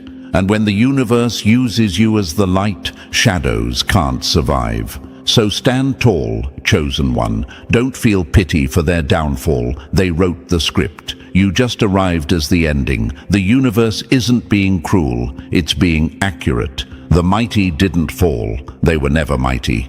The curtain didn't collapse. Truth simply stopped pretending. Number 6. When you rise, shadows panic. When you stop feeding shadows with your attention, they don't disappear, they panic. Chosen one, that's why your rise rattled the room. For years, they ate from your doubt, drank from your silence, and lived off your need to be liked. They built small empires on your hesitation and called it power. But the moment you grew, the menu closed. Your boundaries cut the pipeline. Your clarity turned off the faucet. Like parasites losing their host, they're starving, not for food, but for relevance. Now imagine this for a moment. A leech on still water looks unbothered, confident even. Then the current shifts. The water starts moving, getting brighter, cleaner, faster. The leech can't hold on. That current is your evolution. Your velocity shook off everything that only survives in stagnation. You might ask, why are they suddenly so bitter? Why the random jabs, the quiet smear, the sudden coldness? Because your progress stole their oxygen. Performers need an audience. Controllers need compliance. Pretenders need your silence. You took all of that back. Here's a simple truth the universe always honors. Attention is energy, and energy is nutrition. When you stop feeding what's false, it withers. When you start feeding what's real, it multiplies. That's why your life feels lighter and their noise feels louder. Their volume is a hunger pang. There's science to this too. Behavioral studies show that manipulative personalities escalate tactics when their control weakens, not because they're stronger, but because they're fading. The spike is proof of decline. So don't misread their frenzy. It's not power, it's withdrawal. Your new light triggers their oldest fear, being seen for what they are without your cover. You were the shade that kept their image cool. Your sunrise makes their costume overheat. Remember, the universe is with you. Growth is not a personal attack, it's a natural law. Seeds break shells, eagles shed feathers to fly higher, even stars collapse a little to burn brighter. Your rise is an ecosystem adjusting to truth. Let them flail while you focus forward. Questions will come. Should I explain? Should I chase closure? No. Your evolution is the explanation. Closure is the silence after you stop responding. The universe will translate what words can't. So keep expanding. Keep choosing purpose over performance, peace over attention, creation over competition. Shadows don't hate the light because it fights them. They hate it because it ignores them and keeps shining. Stand in your radiance, chosen one. The panic you're hearing is the sound of irrelevance losing its last grip. Number 7, the universe promotes in silence. Seeds grow in silence. Trees don't announce their roots before they rise. Chosen one, that's the part they never understood. While they were busy showing off progress, you were creating it. They mistook your stillness for weakness, your quiet for hesitation. But what they called inactivity was incubation. You weren't buried, you were planted. And there's a big difference between the two. The buried are forgotten, the planted are prepared. The universe hid you in the dark, not to punish you, but to prepare you for sunlight that others couldn't survive under. Now imagine this for a moment. A seed doesn't panic when it's covered in dirt. It doesn't fight the pressure. It transforms under it. Its silence is not surrender. It's strategy. You were that seed. The universe wrapped you in soil, in isolation, in uncertainty, so you could grow roots deep enough to hold the empire you were destined to build. And now that you've broken through the surface, the same ones who laughed at your silence are choking on the pollen of your success. This is cosmic law. The universe always promotes in silence. When it's your time to rise, it doesn't need to send a memo. The reward for patience is precision. You bloomed at the exact moment they thought you were gone. And that's what makes your rise so poetic. They bragged about speed, but speed without direction always circles back to nothing. You built with patience, and patience built your empire. It's like bamboo. It spends years growing underground before shooting up feet in just weeks. That's why your sudden rise looks overnight to them. They didn't see the years of pressure, healing, shadow work, and quiet evolution. They only see the bloom, not the buried storm behind it. But you know. You remember every lonely night that taught you resilience, every rejection that built your character, every delay that was really divine timing. So don't apologize for your success, chosen one. The universe handpicked your timeline. While they performed for attention, you prepared for impact. Now, your results speak louder than their noise ever did. And here's the irony. The same people who mocked your stillness now study your movement. They once called you forgotten. Now they call you unstoppable. Keep moving in silence. Keep letting your results do the talking. The universe doesn't promote noise. It promotes readiness. You didn't rise to be seen. You rose because you were ready. And that, chosen one, is what separates the planted from the buried. Number 8. Their ego was their earthquake. Ego is a shaky throne. The louder it stands, the harder it collapses when truth steps into the room. Chosen one, they pointed at you and called you the threat, but the ground didn't crack because you walked in. It cracked because their pride was already hollow. Ego builds like a tower of glass, impressive at a distance, lethal up close. They stacked titles, applause, and borrowed confidence without laying a real foundation, and then wondered why the first tremor, your calm presence, turned into an earthquake. Your silence wasn't an attack. It was gravity, and gravity doesn't argue with a falling object. It simply proves what's unstable. Now imagine this for a moment. A mansion rises fast on a beach, all angles and cameras, champagne in the foyer. It looks eternal until the tide returns to collect what was never anchored. That tide is the universe. Their pride became quicksand the moment they mistook attention for authority. They weren't destroyed by your excellence. They sank because they never learned to stand without a crowd propping them up. Your restraint made their noise echo. Your stillness measured their depth and exposed there wasn't much there. Here's the psychology underneath it. Research on narcissistic structures shows that when their external validation drops, their internal stability plunges with it. That panic is the aftershock you're seeing.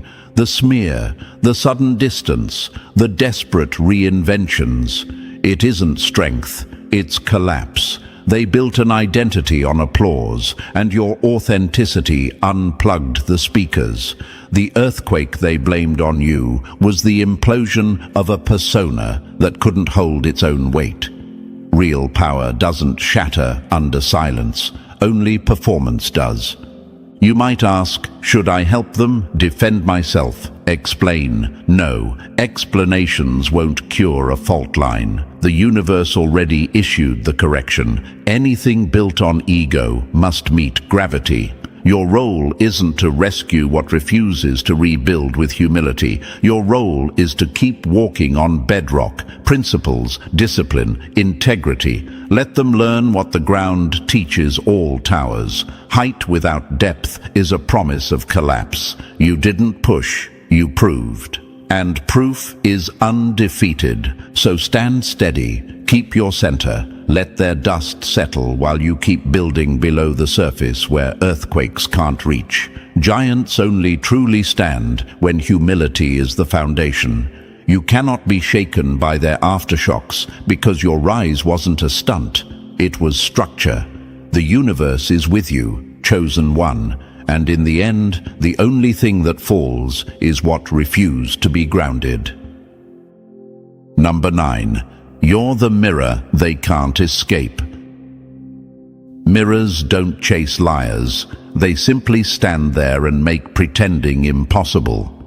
Chosen one, that's why they can't shake you. You aren't following them, mentioning them, or plotting anything in the shadows. Yet everywhere they go, your presence echoes like a quiet bell that won't stop ringing. You live rent-free in their mind, not because you haunt them, but because you revealed them. You showed the room the difference between what's performed and what's real. And once truth is seen, it can't be unseen. They can copy your words, mimic your cadence, even borrow your style.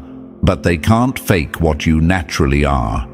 That realization hurts more than any revenge ever could, because there's no way to win against a mirror except to become honest.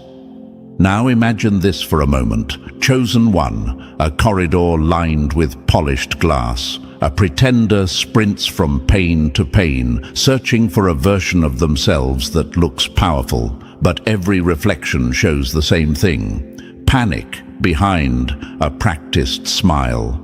They try to fog the glass with excuses, tilt it with gossip, throw a sheet over it with performance. Yet your presence cuts through like sunrise on clean water. The reflection returns sharper, brighter, undeniable. You didn't trap them, their own image did. There's a psychology to why they can't let you go. When someone's public mask and private self don't match, the mind experiences dissonance. The symbol for that dissonance is you. You are the unresolved chord in their head, the unfinished task the brain keeps circling back to, what researchers call the Zeigarnik effect. Each time your name is whispered, each time your work appears, their nervous system revisits the gap between who they claim to be and who they are. That tension doesn't fade because you're not attacking them. You're exposing a choice they refuse to make. And here's where your power multiplies. You never needed to push the mirror in their face. You just kept it clean. By living aligned, by speaking plain, by choosing work over theatrics. The universe made you reflective, not reactive.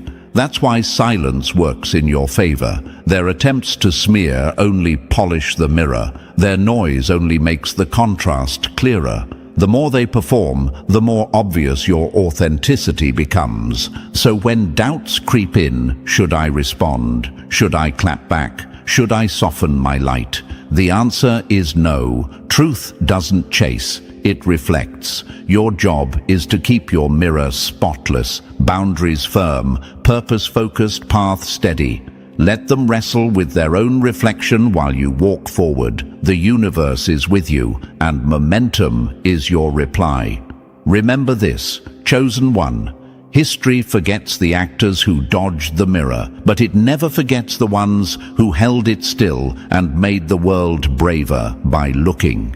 Keep shining, keep reflecting. The echo they hear is not your footsteps behind them, it's their conscience catching up. Number 10. You've entered observation season. Silence is not surrender. It's the vantage point where truth watches lies collapse on their own. Chosen one, you've entered observation season. This is where you don't chase, you don't clap back, you don't correct the narrative. You simply watch as the energy they sent out returns with receipts. The universe doesn't need your fists. It uses gravity. Every rumor they launched, every scheme they rehearsed, every little performance they staged to dim you, it's circling. Boomerangs don't need direction once they're thrown. They only need time. Your job now is restraint with vision. Don't react. Observe. Now imagine this for a moment. You're on a cliff at dawn, watching waves pound a castle of sand that once looked majestic under moonlight. No bulldozer, no war, just the tide doing what the tide does, reclaiming what was never solid. That's how false light fails. It doesn't explode, it evaporates. The longer you stand still, the more obvious the erosion becomes. They will call it bad luck. It's not. It's physics of character. You might ask, should I defend myself? Should I post proof? Should I warn people? No. Let the universe publish the truth the way it always does, through outcomes. Notice who backtracks, who suddenly grows quiet, who starts rebranding without admitting why. That's consequence, not coincidence. When the current turns, those who swam on borrowed tide feel the undertow first. Here's the law at work. Attention is fuel. Reaction feeds what you're trying to starve. Observation denies it oxygen. Darkness consumes itself when there's no light left to steal. They're discovering that now, that your distance was the power they underestimated. Without your presence to siphon from, their relevance flickers like a dying bulb. Every plot they crafted is a closed loop returning home. And remember, the universe is with you. It's not passive, it's precise. Look for the subtle tells, the ally who stops answering their calls, the door that quietly closes, the apology that never arrives but shows up as changed behavior. Keep notes if you must, not for revenge, but for clarity. Your lesson is to master patience as a weapon of wisdom. So stand tall at the edge of the cliff and watch the tide work. No gloating, no speeches, just awareness. Your focus is forward, building, healing, expanding. Let their noise dissolve in the distance. Observation season is not about coldness. It's about conservation of energy. Invest yours where it multiplies, in your craft, your peace, your purpose. When false light runs out, there is no battle to win. There is only daylight to enjoy. Number 11. Rule the day. The night was never yours. The night looks powerful only until the horizon answers, and when your sun arrives, every borrowed light admits it was pretending. Chosen one, you were never designed to survive on artificial glow. You are daylight, not decoration. They thrived in the dark because the rules are easier there. Shadows stretch, rumors travel, performance passes for power. But the moment you rose, the room recalibrated. Streetlights that once felt majestic turned into noisy distractions, and the faces that leaned on moonlight realized its limit. It can imitate brightness, but it cannot warm a single thing. You are warmth. You are clarity. You are the morning that cancels their theater. Walk boldly, no tiptoeing. The universe didn't train you through midnight just to have you whisper at dawn. Now imagine this for a moment. A city that learned to love neon because it forgot the sun. People praised the signs, the blinking ads, the loud colors that sold illusions as direction. Then sunrise breaks. Instantly, every neon claim looks cheap. The roads are obvious. The map is visible. The truth was never complicated. It was simply waiting for light. That's what your arrival does. You didn't make anyone small. The glare of honesty revealed their true size. Their lies shrank them. Your presence measured them. You might ask, is it cruel to keep shining when others are uncomfortable? No, daylight doesn't apologize to moths. It just keeps the sky honest. The result is mercy, not malice. Real work begins when the pretense ends. The universe stands with you in this. It didn't crown you to compete with lamps. It positioned you to retire them. Truth doesn't hustle for attention. It changes the atmosphere. Your calm is forecast. Your movement is weather. Your voice is the temperature shift that tells everyone the season has changed. Here's the law. When the sun rises, the night does not negotiate. Darkness doesn't file a complaint. It leaves. That's why the old tactics fail now. The gossip, the subtle sabotage, the borrowed charisma. They were strategies for midnight. Day rules differently. It rewards clarity, preparation, and integrity. Keep building where everyone can see. Keep choosing work over noise, substance over spectacle. If someone insists on thriving in shadows, let them. They will simply be absent when decisions are made in the open. So hold your posture and claim the morning. Let your standards be the daylight others set their clocks to. No more shrinking to make room for counterfeit stars. You are the sunrise they didn't plan for, and the end of a night that lasted too long. Truth doesn't compete. It wins by illuminating the field and letting results speak. Step forward, chosen one. Rule the day. The night was never yours. They tried to break you in front of everyone, but now they're the ones exposed as fools. Chosen one, hear me clearly. This was never about hurting you quietly. They wanted a show. They wanted to drag your name through mud, to make you look small, to make the crowd laugh at your pain. That was their ritual. Humiliate you, erase you, and feed off your silence. But instead of crushing you, they exposed themselves. They showed the world their true faces, and you stood there unshaken. This wasn't some random fight, some petty drama, or toxic people acting out of jealousy. No, what you went through was ritualized, planned, executed. They tried to make you the sacrifice on a stage built out of whispers, lies, and smirks. And the cruelest part, they expected you to crumble because humiliation has always been one of the most powerful weapons of control. History is full of it. Public stocks in medieval villages where people were locked in and mocked for days. Hazing rituals in elite societies where pride is stripped until nothing is left but obedience. Even in modern times, cancel culture and smear campaigns are digital rituals of humiliation, designed to break someone's identity without ever laying a hand on them. And you, chosen one, you were placed in the center of that same system. But here's the part that flips the whole story. You didn't collapse. You didn't vanish. You didn't lose yourself. Instead, you discerned.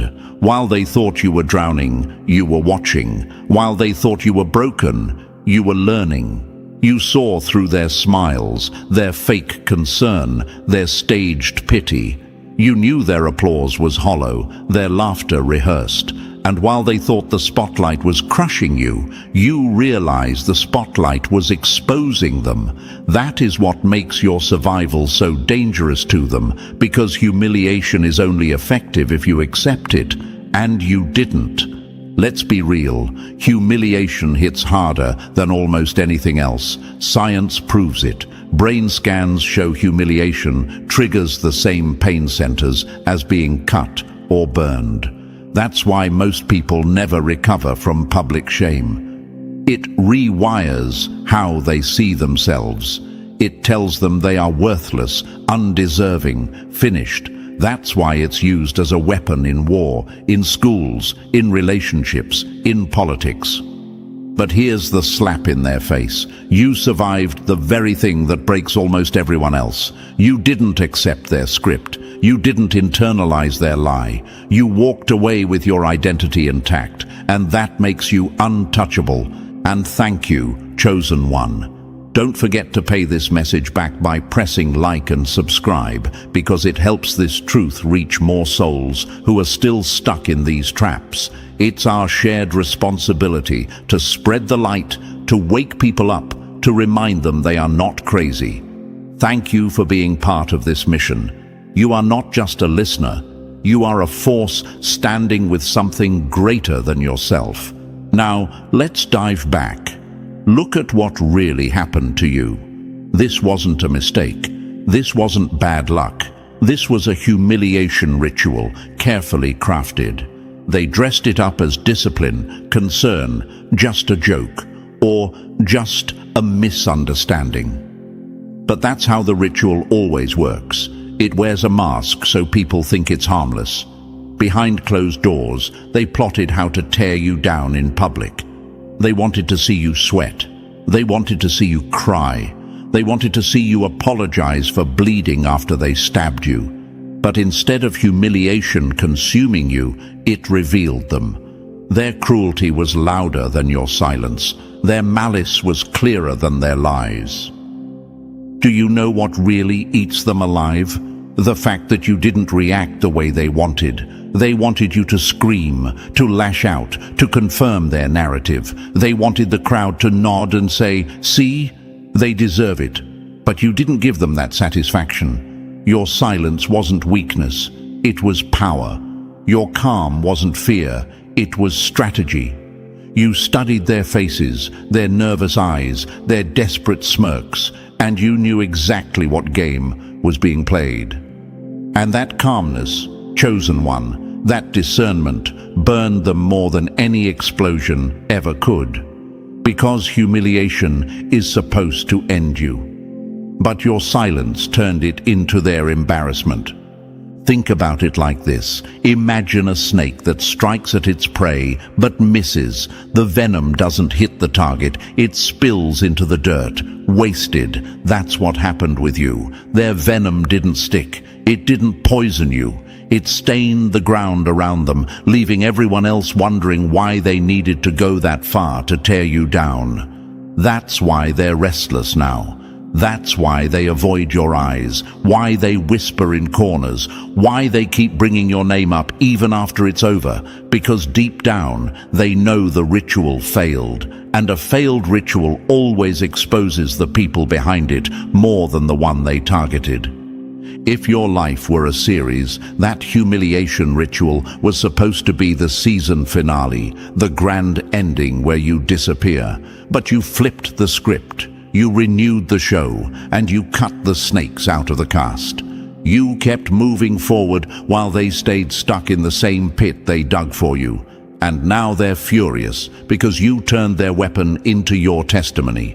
Remember this, the universe never allows false victories to last. They might have gotten a laugh, a cheer, or a headline for a moment, but humiliation doesn't stick to the innocent. It stains the hands of those who deliver it. That's why today their names ring hollow while yours still carries weight. That's why people look at you with respect, even if they can't explain why. Because survival leaves a mark, and yours is undeniable. Chosen one, you need to hear this. You survived not because you were lucky, but because your discernment was sharp. You saw through the mask before they could glue it to your face. You recognized the script before they could force you to play your part. And that clarity saved your life. It's the reason you didn't spiral, the reason you didn't lose your mind, the reason you're still here with strength in your voice. They tried to erase you, but you walked away, etched deeper into reality than ever before. And now, the same people who thought humiliation would erase you are haunted by the fact that you're still standing. They can't gaslight you anymore. They can't convince you it was all in your head. You lived through their ritual, and you survived it. And that survival is your revenge, chosen one. Every breath you take, every step you move forward, every truth you speak, it all reminds them that their ritual failed, and nothing burns them more than that. And chosen one, before we go any further, let me pause and thank you for showing up right here, right now. You didn't stumble into this message by chance. You were meant to hear it, because after surviving that humiliation ritual, your discernment is sharper than ever, and that's why you're still standing. So if this truth is already hitting you in the chest, let it be known. Drop a comment below with the word untouchable so the world sees how many chosen ones are rising out of the fire with their dignity intact. And if you can, bless the team behind this message with a super thanks. It fuels the mission to bring light to others who are still trapped in the dark games of humiliation. Whether it's 1 cent or 1,000, every gift is a seed that keeps this voice alive. Now, buckle in, because what we're about to uncover isn't surface level. It's deep, it's raw, and it will make sense of things you thought were just bad luck. Stay with me till the end, because if you're truly a chosen one, you'll feel the pull in your spirit to keep listening. Let's get started. Number 1, they threw mud, because your light made their shadows look ugly. They didn't drag your name through the dirt because you were dirty. They did it because your shine made their filth impossible to hide. Chosen one, understand this clearly. Humiliation wasn't their random choice of weapon. It was their only option. Your spirit was too clean for the polluted games they thrived on. You walked into spaces where manipulation was the currency, where deceit was the language, and where loyalty was nothing but a trap, dressed up as a virtue. And your very presence, pure, sharp, unshakable, was the mirror they could not bear to look at. Think about it. Why do people throw mud? Not because the other person is dirty, but because mud is all they have in their hands. That's what they tried with you. They smeared, they whispered, they plotted little scenes, not because you were guilty of anything, but because they needed a cover. Your truth exposed just how fake they were, and that terrified them. So they flipped the script. They painted you as the problem, because if they could stain your image, they could wash their hands of their own filth. But here's where it gets interesting. Their plan wasn't to fight you openly. They didn't want confrontation. They wanted distortion. They didn't want to kill your body. They wanted to assassinate your character. Because if they could convince others to doubt you, and more importantly, convince you to doubt yourself, they'd win without lifting a weapon. This is why their attacks never made logical sense. They were never about truth. They were about perception, about smearing you until you no longer recognized your own reflection. Let me ask you, chosen one, did you ever stop in the middle of all of it and wonder, am I the problem? Did I do something wrong? Of course you did. That was their goal. They wanted to plant that seed in your mind, to water it with lies until you turned against yourself. That's the real cruelty of humiliation rituals. It's not just about the audience watching, it's about breaking the target from the inside out. They wanted you to carry their dirt on your back as if it was your own. And the sad truth, for a moment, it almost worked. You replayed conversations, you second-guessed your actions, you even questioned if maybe you deserved the treatment. That's how psychological warfare works. It's subtle, disguised, and polite on the surface. Sometimes it comes wrapped in concern, with fake smiles and backhanded compliments. Sometimes it wears the face of silence, betrayal, or even a handshake that hides a knife. And yet, what they didn't account for was your discernment. They underestimated the survival system within you, the part of your soul that refused to be rewritten. Because while they thought you were drowning in shame, you were decoding their patterns. You noticed the timing of their jabs, the smirks that slipped out at the wrong moment, the compliments that stung instead of healed. You studied them like a playbook. They thought the pain they caused would blind you, but instead it sharpened your vision. You saw who was genuinely for you and who lined up just to watch your crucifixion. You realized who stayed silent while you burned, and silence is always an answer. Now here's what makes you dangerous. Your spirit woke up, and once someone like you wakes up, humiliation loses its power. They can't humiliate you the same way again, because you recognize the setup before it starts. You see the trap before it's laid. You hear the tone in their voice that others miss. And most of all, you are no longer afraid of walking away, even if walking away means walking alone. That is the power of discernment. It cuts through illusion like a blade, leaving only truth behind. Let me hit you with another truth they don't want you to realize. Nobody wastes time trying to stain a blank canvas. They only attack art that's valuable. Your spirit was too pure, too undeniable, too loud without even speaking, and that threatened their entire act. Your presence alone revealed their fraud. So what could they do? They tried to cover your masterpiece with mud, hoping people wouldn't see the beauty underneath. But mud dries. Chosen one, it cracks, it falls away, and what's left is still the art, untouched. That's you. Think about the irony of it all. They wanted to humiliate you to make you look small, but the more they threw at you, the more obvious their filth became. The crowd might not have seen it at first, but with time, masks slip. And now people look at them sideways.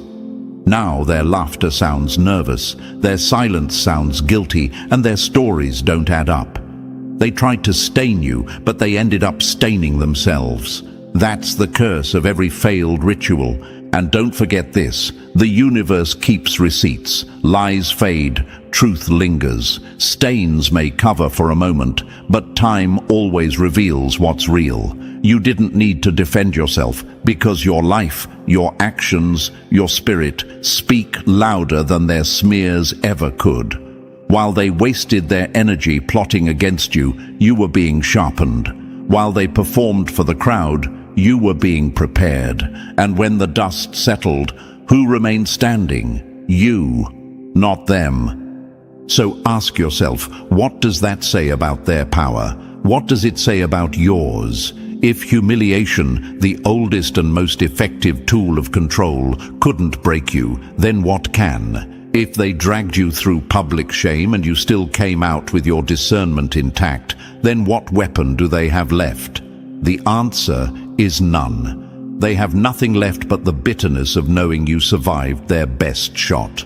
That's why your spirit is more dangerous now than it ever was, because you didn't just survive, you woke up. You saw the game for what it is, and once you see it, you can never be fooled by it again. That makes you unstoppable. That makes you free. They can try again, they can whisper again, they can throw mud again, but every time you'll spot it sooner, and every time you'll walk away cleaner. Chosen one, never forget, they didn't humiliate you because you were weak. They humiliated you because you were pure, and purity is the one thing filth cannot stand to be near. That's why they attacked you. That's why they tried to stain you. But they failed, and the proof is that you are still here, with your head high, while they hide in the shadows of their own shame. Number 2, rejection. Wasn't rejection, it was the universe stripping the masks off your enemies. They didn't reject you because you were worthless. They rejected you because your worth exposed how empty they really were. Chosen one, let's break this down. What you went through wasn't rejection at all. It was exposure. Every fake friend who ghosted you, every crowd that mocked you, every hand that once shook yours but later pointed at you, none of that was random. It was the universe performing an X-ray on your life, scanning your connections, revealing fractures you didn't know existed. That humiliation ritual wasn't just cruelty, it was surgery. It was slicing away everything that couldn't go with you to your next level. Think of it like this. Imagine a body carrying hidden tumors. You can't see them with the naked eye, but under an X-ray, the sickness is revealed. That's what rejection really was. It wasn't the world discarding you. It was the universe showing you the sickness in your circle, the cracks in your foundation, the poison in the smiles you trusted. And though it stung like hell, it was precise. It was a cleansing, a reveal, a test of sight. Here's the irony. You thought people were changing on you. You thought, why are they turning cold? Why did their loyalty vanish overnight? But the truth is, they weren't changing. They were finally revealing what they had been all along. That sudden silence. That was honesty. The smear campaigns, that was truth spilling out in disguise. The betrayals that came so quickly, that was the mask slipping off. And your discernment, sharpened in the fire, started piecing it all together. Rejection is never random. It's a mirror exposing who could never handle your reflection. That's why, while everything looked like it was falling apart, something inside you was being rebuilt. You realized the loyalty you gave was not being matched. The love you offered was not being understood. And here's the key question you probably asked yourself. Was I wrong to give so much? No, you weren't wrong. They were wrong for being incapable of holding it. That's why they had to go, because what you carry cannot be placed in careless hands. Imagine this. You're boarding a plane that's headed to a higher altitude, but the bags under your seat are too heavy. The plane can't lift with the extra weight. That's what those connections were. Baggage, excess weight. And rejection was the flight attendant saying, "This can't come with you." Cruel? Maybe. Necessary? Absolutely. Because elevation requires exposure, and exposure requires loss. If the universe had let it happen gently, in whispers, in silence, you would have kept making excuses for people. But because it happened loudly, publicly, messily, you couldn't ignore it anymore. You were forced to see the truth. And that truth is brutal. You didn't lose real relationships. You lost masks. You didn't lose real opportunities. You lost distractions dressed as blessings. You didn't lose real love. You lost actors who memorized their lines but hated the script. The ritual pulled back the curtain, and you finally saw who had been standing beside you all along. Here's another quote to drive it in. The people who walked away didn't abandon you. They freed you from their performance. Chosen one, let that sink in. If they had stayed, if they had kept pretending, they would have slowed your progress, drained your energy, and kept your eyes closed. So what looked like rejection was actually deliverance. You weren't kicked out, you were carried out of danger. Let's go deeper. Why did it have to hurt so badly? Why did it have to be public, humiliating, loud? Because if it had been quiet, you would have convinced yourself to stay. You would have whispered excuses in the dark. You would have told yourself they didn't mean it. Maybe it's me. Maybe it'll get better. You would have stayed loyal to ghosts. So the universe ripped the bandage off in the harshest way possible, so you'd never crawl back. Painful, yes, but permanent. And that's why you are free. Imagine this. A house fire breaks out while you're inside. At first you panic. You think you're losing everything, your walls, your furniture, your shelter. But as the flames rise, you realize what's truly happening. The fire is clearing out the rot, the termites, the mold. When it's over, you rebuild stronger, cleaner, safer. That's what rejection was. It was the fire you thought was killing you, but it was actually purifying your foundation. Rejection is not the end of your story. It's the editing room where the universe cuts out the fake characters. Chosen one, understand this. Your story had too much noise, too many distractions, too many liars in the credits.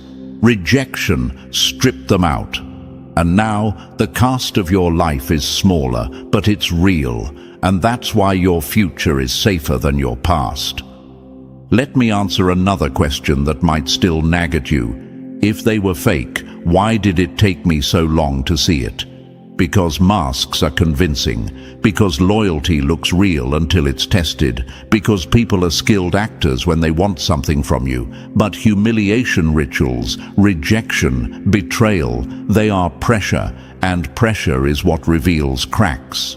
Don't blame yourself for not seeing it sooner. Be thankful you see it now, because clarity is better than comfort, and truth is better than illusion. Imagine this final metaphor, a gold bar in fire.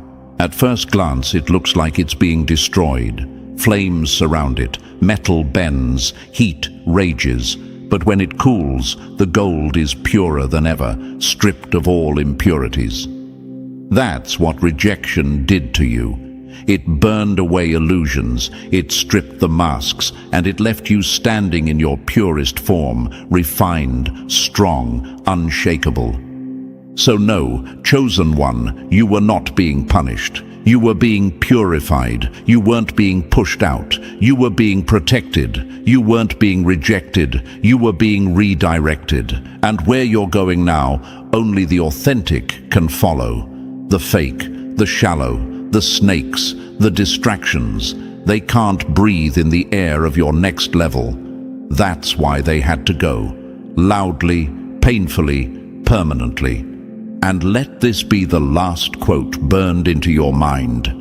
Rejection didn't break you, it broke the chains around you. That's why today you stand taller. That's why your vision is sharper. That's why your discernment is unshakable. Because rejection wasn't the end. It was the X-ray, and once you saw the sickness, you could never unsee it. Number 3. They didn't want you gone. They wanted you gagged and broken inside. They knew killing your body would raise questions, so they tried killing your voice instead. Chosen one, let's tell the truth. Your enemies never wanted you dead. That would have been too obvious, too loud, too risky. What they wanted was worse. They wanted you alive but muted. They wanted you breathing but doubting, walking but second-guessing, smiling on the outside while rotting on the inside. Their plan wasn't to bury you in the ground. It was to bury you inside your own head. Think about it. The most dangerous enemy isn't the one who attacks you with fists. It's the one who convinces you to silence yourself. That's what they were after. They wanted to disconnect you from your own compass, to fog up your mind until you couldn't tell right from wrong, truth from lie. Because as long as you were unsure, they could control you. Why waste effort destroying someone when you can just convince them to destroy themselves? Imagine this. A bird in a cage doesn't need to be killed to be defeated. It just needs to stop singing. That's what they wanted from you. Your silence was their prize. Your doubt was their victory lap. Every backhanded compliment, every joke with poison in it, every smile with a knife behind it, those were all tiny cuts designed to numb you. And you probably asked yourself, was I being humble or was I being erased? That's the trick. They wanted you to confuse suppression with humility. You thought lowering your voice made you respectful, but in reality, you were being programmed to disappear. This was never about embarrassing you once and moving on. It was about rewriting your identity so you would never step into your power again. But here's the plot twist. They failed. Because your discernment woke up before it was too late. That gut feeling, that whisper that said something isn't right, became your lifeline. You started paying attention to the energy shifts, the fake laughs, the compliments that stabbed. And instead of exploding, you watched, you observed, you guarded your spirit. You remembered who you were, and now the nightmare they feared most has come true. You're not silent. You're not numb. You're alive. And now you see everything. Number 4. Your public humiliation triggered the alarm and exposed their secret network of control. They thought they were silencing you, but what they really did was hit the alarm that revealed their entire operation. Chosen one, let's not sugarcoat this.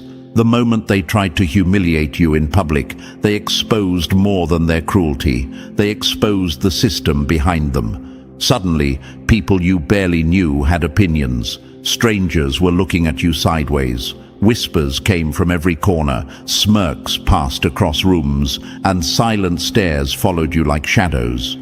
At first, it felt insane. Why does everyone suddenly have something to say about me? But then it clicked. Humiliation is never isolated. It always signals a hidden network.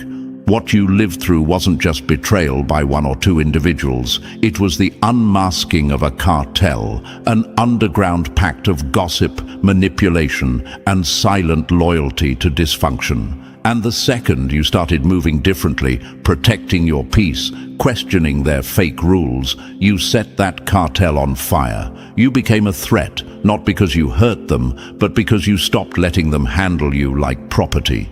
Think of it like this. Imagine rats in the dark. They look powerful until you turn the light on. The second the lights flipped, your awakening, they scattered, screeching, exposing how many were hiding all along. Your humiliation wasn't a punishment. It was a spotlight that revealed who had been whispering, who had been feeding lies, and who had been pretending to be neutral while secretly enjoying your pain. And here's the truth they never want you to see. Coordination doesn't come from strength. It comes from fear. Why did so many suddenly unite against you? Because they feared your voice. They feared you might say something they couldn't bury. They feared you might pull the mask off the entire system, so they scrambled to isolate you before you could expose them. But in trying to bury you, they buried themselves.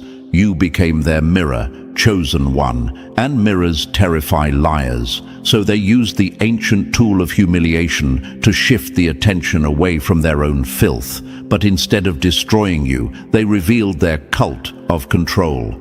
You didn't just survive, you decoded it. And now you know, they were never individuals, they were a system. And without even trying, you cracked it open. Number 5. Discernment isn't a gift. It's the loaded weapon that saved your life. They mocked your suspicion as paranoia, but it was the very radar that kept you alive. Chosen one, let's be clear, discernment is not some soft personality trait you wear like jewelry. It's not a vibe, it's not a hunch, and it's not overthinking. For you, discernment has been a weapon, sharp, loaded, and always scanning. It's the difference between stepping into a trap and walking away untouched. Most people treat intuition like background noise. They notice it maybe, but they shrug it off. You don't get that luxury. You've been betrayed by smiling faces, stabbed in the back by people you once called family, targeted by sabotage dressed up as support. You weren't given discernment because it was cute. You were forced to sharpen it because survival demanded it.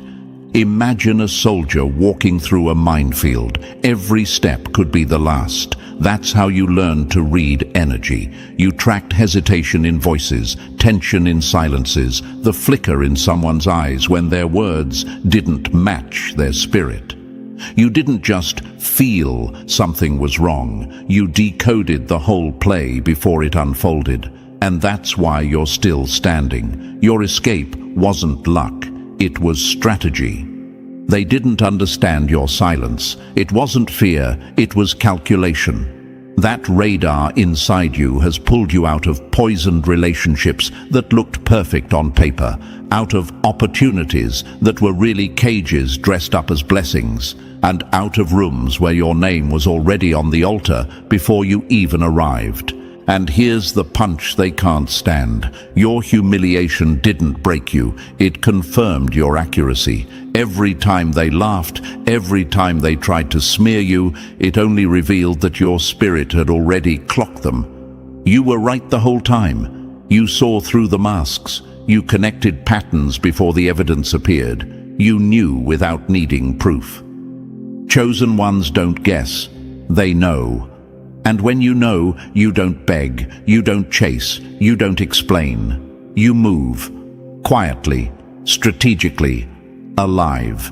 That's why you're still here, because your discernment isn't just awareness, it's your survival weapon, and it will keep saving you long after their games collapse. Number 6. They treated you like the enemy, because you were living proof. Their illusions don't work. They didn't test you to know who you were. They tested you to prove to themselves that you couldn't be real. Chosen one, let's call it what it is. Their tests weren't curiosity, they were desperation. Fear dripped from every move they made, fear of what you carried, fear of how your presence exposed them without you even opening your mouth. You didn't need to wave banners or shout truth. You simply existed with clean intentions, and that alone unsettled them. Imagine a counterfeit bill sitting next to the real thing. The fake doesn't look so convincing anymore, does it? That's what you were, a walking authenticity check. Your life proved healing is possible, that forgiveness doesn't always mean revenge, that someone can walk through fire and still come out unburned in spirit. And for people who built their survival on lies, fear, and control, your presence wasn't soothing, it was threatening. Truth doesn't have to expose liars, its very existence does. That's why they tested you. Not to learn, but to discredit. They needed to convince themselves and everyone else that your light couldn't possibly be real, that you were just another performance like theirs. But when the pressure came and you didn't crack, when you held your dignity while they stripped you of everything, they realized their worst nightmare. You were exactly who you appeared to be. You became the mirror they didn't ask for. Your calm highlighted their chaos. Your honesty exposed their manipulation. Your consistency revealed their masks. And because they couldn't bend you, they branded you too sensitive, too much, too deep. But those labels weren't reflections of you. They were confessions of their own weakness. Imagine this. A storm hits a house built on sand and a house built on rock. One collapses, one stands. That's what happened. Your spirit was the rock. Their entire identity was sand, and the storm of testing proved it. That's why they treated you like an enemy, chosen one, because you weren't just carrying truth, you embodied it. And in a world addicted to fakery, someone who can't be bought, bent, or silenced is the biggest threat of all. Number 7. When their shadow games failed, they built a stage to turn you into a spectacle. They couldn't kill you in silence, so they built a circus to distract from their failure. Chosen one, this is how the game always plays out. At first, they came for you quietly, whispered sabotage, subtle traps, strategic mistakes designed to make you stumble without them ever getting caught. They wanted you to bleed out privately, doubting yourself until you self-destructed. But you didn't. You noticed. You adjusted. You kept showing up. And nothing rattles an enemy more than a target who refuses to collapse. Think about it. What happens when poison doesn't kill its victim? The enemy panics. They start pouring it in louder doses, desperate for results. That's what they did to you. When their shadows failed, they dragged you into the spotlight. If silent sabotage couldn't break you, maybe public spectacle would. So they built a stage, slapped your name on it, and turned your life into their favorite gossip performance. They didn't want truth. They wanted noise loud enough to drown your voice. They exaggerated your flaws, twisted your past, and dragged your name through conversations that had nothing to do with you. It wasn't about facts. It was about volume. If they shouted long enough, maybe people would forget to ask questions. If they pointed at you long enough, maybe no one would notice the dirt on their own hands. But here's the irony. The circus they built to shame you exposed them instead, because obsession is hard to hide. When someone spends that much energy tearing down a person who isn't even fighting back, it reveals desperation. The crowd begins to wonder, why are they so fixated? Why can't they let it go? And slowly, the spotlight they tried to throw on you started reflecting back on them. Spectacle is the last move of the powerless. That's why you outlasted their circus. You didn't need to clap back. You didn't need to perform. You simply endured, and your endurance made their obsession obvious. The harder they pushed, the clearer it became. You were never the problem. You were the proof they had lost control. Number 8. They tried to drown you in shame, but you learned to turn the ocean into your training ground. They wanted shame to be your coffin, but it became your classroom. Chosen one, their goal was never just embarrassment.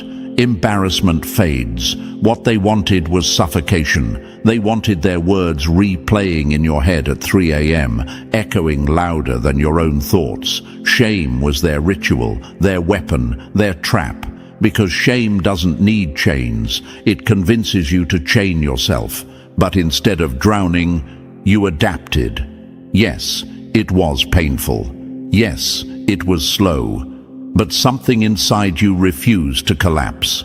While they pushed you into depths meant to crush you, you learned a different skill. You learned how to breathe underwater. Imagine being thrown into the deep end, where most people thrash and sink. Instead, you grew gills. You adapted to an environment designed to kill you. That's why you're still here.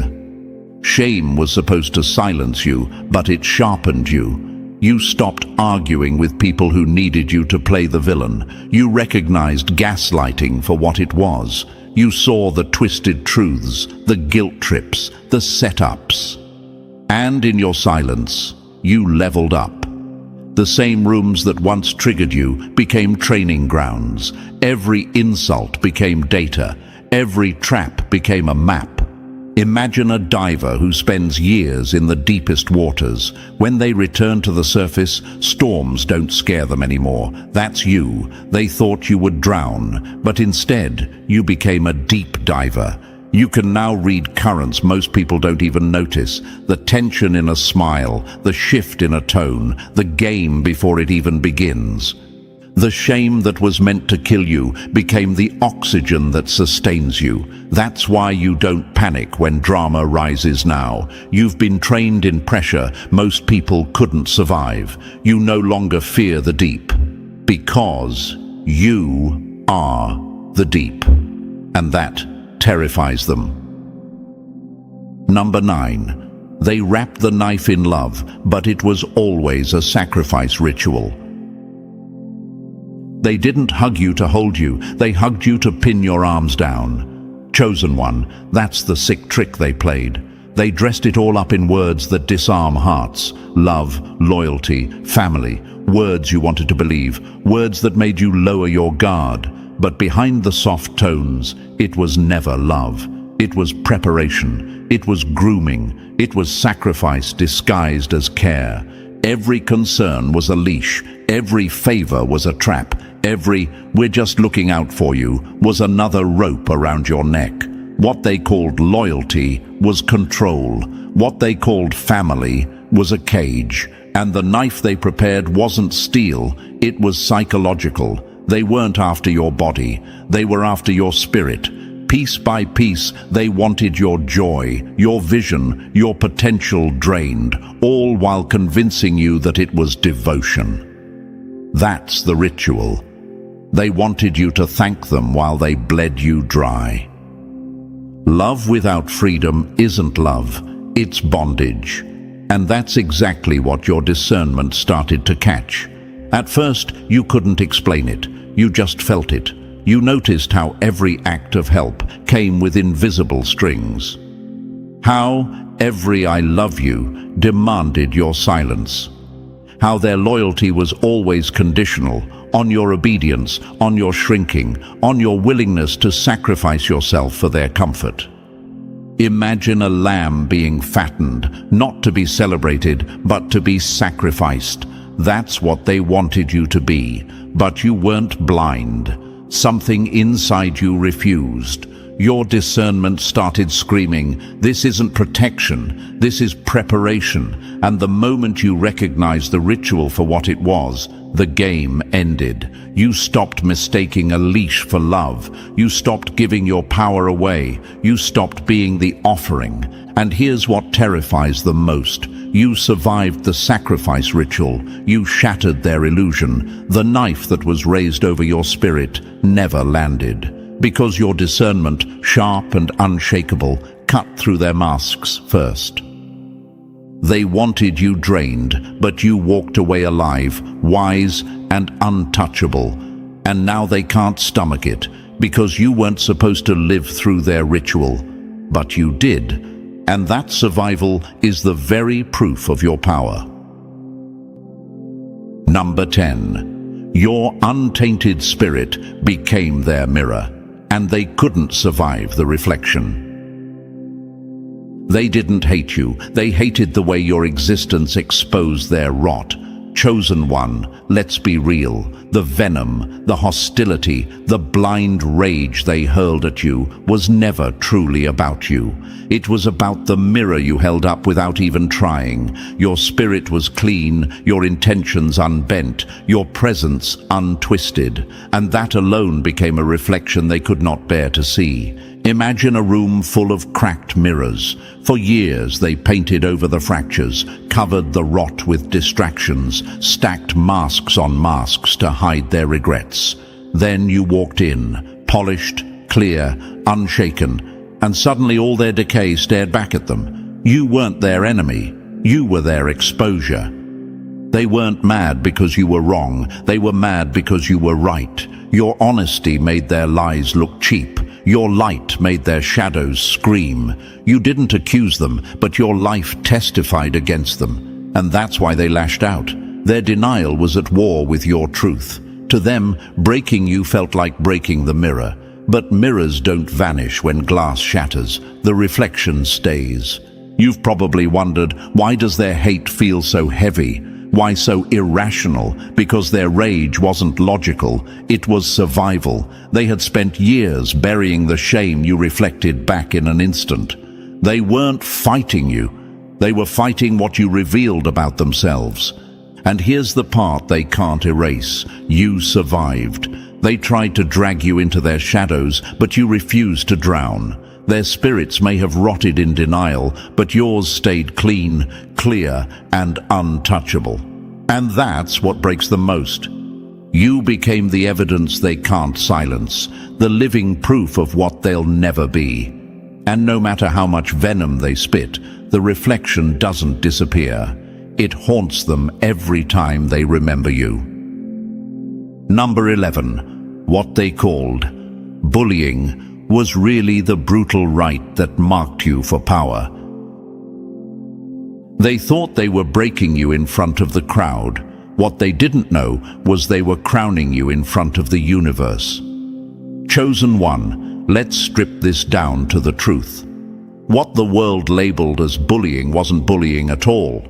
It was initiation, a brutal rite of passage disguised as social rejection. What looked like humiliation was actually the beginning of your rise. Here's the paradox most people will never grasp. Every great ascent comes wrapped in shame first. The deeper the fall looks, the higher the climb that follows. You didn't stumble into this storm by accident. You were built for it. You were coded to endure it. And that's why they singled you out. The public mockery, the smirks, the staged rejection, it wasn't random cruelty. It was separation. Ordinary people are trained to blend in. Chosen ones are forced to stand out.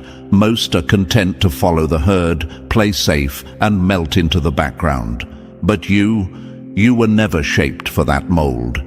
You were forged in solitude, sculpted for the weight of leadership. And sometimes the only way to mark someone as different is through rejection loud enough for the whole world to hear. What they thought was your erasure became your stamp. The scar they hoped would silence you became your seal. That ritual didn't shrink you, it amplified you. You leaned on yourself in a way most people never learn to. You built clarity in the silence. You forged resilience in the rejection. You found a strength that only comes when every hand lets go and you're forced to stand on your own. They wanted to erase you, but in the process, they crowned you. They didn't understand that humiliation can be an anointing, that rejection can be a signal, that the loneliness they threw you into was the very throne room they feared you'd reach. You weren't made for the crowd. You were made for the throne, and that throne is only discovered in solitude. Number 12. They branded you crazy because your sanity threatened their house of lies. They didn't call you crazy because you lost control. They called you crazy because you were the only sane one in a room built on delusion. Chosen one, that's the reality. The labels they threw, crazy, paranoid, emotional, delusional, were never reflections of you. They were weapons. Weapons designed to push you into the shadows while shielding their fragile illusions from exposure. They didn't brand you crazy because you were broken. They branded you crazy because your clarity terrified them. You saw through the cracks in their masks, through the fake smiles and staged kindness. You refused to play along with their scripts, and that made you dangerous. So they did the oldest trick in the book: discredit the messenger to bury the message. When they called you emotional, it was because your feelings exposed their emptiness. When they called you paranoid, it was because you spotted their patterns too early. When they called you delusional, it was because your vision stretched further than their shallow cages. Every insult they hurled was really a confession. They weren't describing you, they were revealing their fear of being exposed.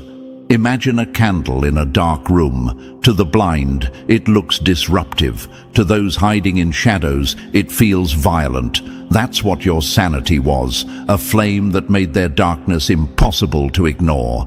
And look at them now, silent. Their silence isn't power, it's panic. They know the truth has already cracked their foundation. They know your discernment has stripped away their camouflage. Their stillness isn't confidence, it's fear. Fear that your clarity will collapse the lies they've built their lives on. They wanted the world to believe you were unstable, but the truth is, your stability made their whole system tremble. And that's why you remain untouchable, because every label they tried to chain you with turned out to be proof of your strength. You weren't crazy, you were awake, and nothing terrifies liars more than someone who can see clearly. Number 13. They confused your silence for defeat until truth roared without a sound. They mocked your quiet, but they didn't know silence is the deadliest weapon in the room. Chosen one, they thought your calm meant surrender. They saw your restraint, your refusal to clap back, your decision not to flail in the mud with them, and they mistook it for weakness. They believed betrayal would break you, that mockery would rattle you, that pressure would finally force you to fold. What they never understood is this: restraint is not surrender. Restraint is strategy. You didn't need fists or screaming matches. You didn't need to match their chaos with chaos. Instead, you became an investigator in plain sight. Every fake smile, every contradiction, every slip in their story, it all went into your mental ledger. You weren't powerless. You were documenting their downfall. Silence isn't emptiness. It's a storm gathering its strength. While they scrambled to bury facts, those same facts kept rising like air bubbles underwater, slowly, steadily, impossible to hide. That's the flaw in every liar's game. The truth doesn't need a microphone, it just needs time, and time was always on your side. Imagine a courtroom, the guilty yell, perform, and flail for attention. The evidence doesn't shout. It just sits there quietly until it's undeniable. That's what your silence was. You didn't beg anyone to see. You didn't scream to be believed. You simply waited, knowing the truth would eventually surface, and when it did, it wouldn't need your voice to defend it. And now it's happening. Through whispers that can't be controlled, through cracks in conversations, through patterns too blatant to ignore, their lies are collapsing. And the best part? You never had to force it. The truth spoke without words, and it echoed louder than their entire circus. They thought your silence meant you lost, but silence was the proof you had already won. Your restraint wasn't cowardice, it was wisdom. Wisdom that turned their noise into evidence. And now, while their empire of lies crumbles, you're standing untouchable. Not because you screamed, but because you didn't need to. So, chosen one, you survived the ritual, and that means you now hold the blueprint to break the program. Every humiliation, every setup, every whisper meant to crush you has become your evidence, your training, your power. You're no longer just surviving, you're decoding, exposing, and rising. And the best part, the same tactics they used to bury you are now tools that prove you can't be broken. If this message hit you, press that like button right now. And if you're not already part of this family, make sure to subscribe. Your journey is proof, and it's only beginning. The cruelest silence is the silence before a confession, when the betrayer's tongue burns because the truth refuses to stay buried. Chosen one, let that line sink deep. Because right now, someone who wronged you, someone who stole, someone who betrayed, someone who thought they could bury their sins in the shadows, cannot breathe under the weight of what they did. The title says it all. Someone is scared. AF to tell you this truth, but they don't have a choice. Time's up. And that's not poetry. That's reality. The clock has run down, the pressure is peaking, and their own conscience is turning into a blade pressed against their throat. Picture this for a moment. Imagine a thief running with a bag of stolen gold, laughing as if they've escaped justice. But the bag is leaking, coin by coin, trail by trail. They thought they were clever, but every step they take leaves evidence behind.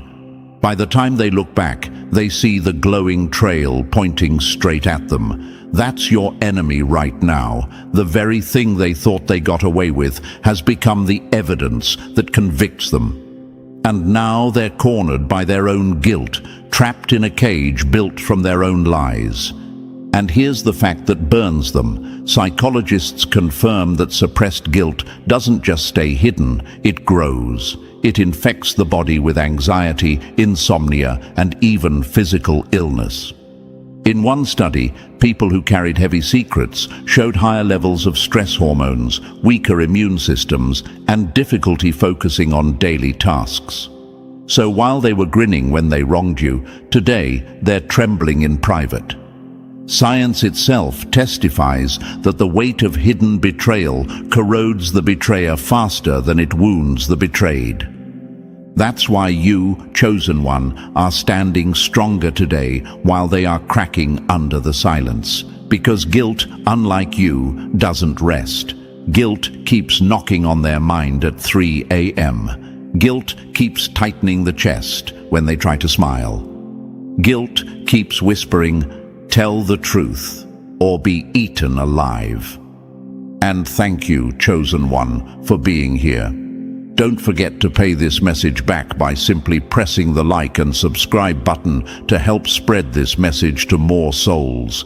It is the responsibility of all of us to spread the light, to make sure the truth reaches every ear that needs to hear it. Thank you, chosen one, for being part of this mission. You are not just a listener, you are part of a force. Now, let's return to where it all began, because this message isn't random, it's prophetic. The one who betrayed you is feeling the weight of 1,000 chains on their back. This isn't just regret, this is divine pressure. When the universe decides the truth must be revealed, no man, no woman, no betrayer alive can resist. Have you ever felt that inner pressure, chosen one, when the divine places its hand on your shoulder and says, "Speak now"? now. Move now. That is what your enemy is facing. And here's the twist. They don't have the strength you do. They don't have the resilience of a chosen one. So what's happening? They're folding, trembling, leaking secrets they once swore they'd never tell.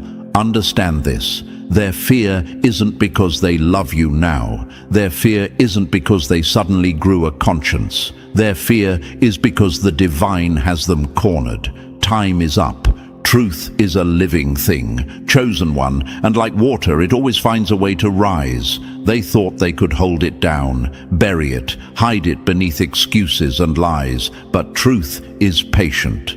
And now it's breaking through their cracks like floodwater, drowning them in their own guilt.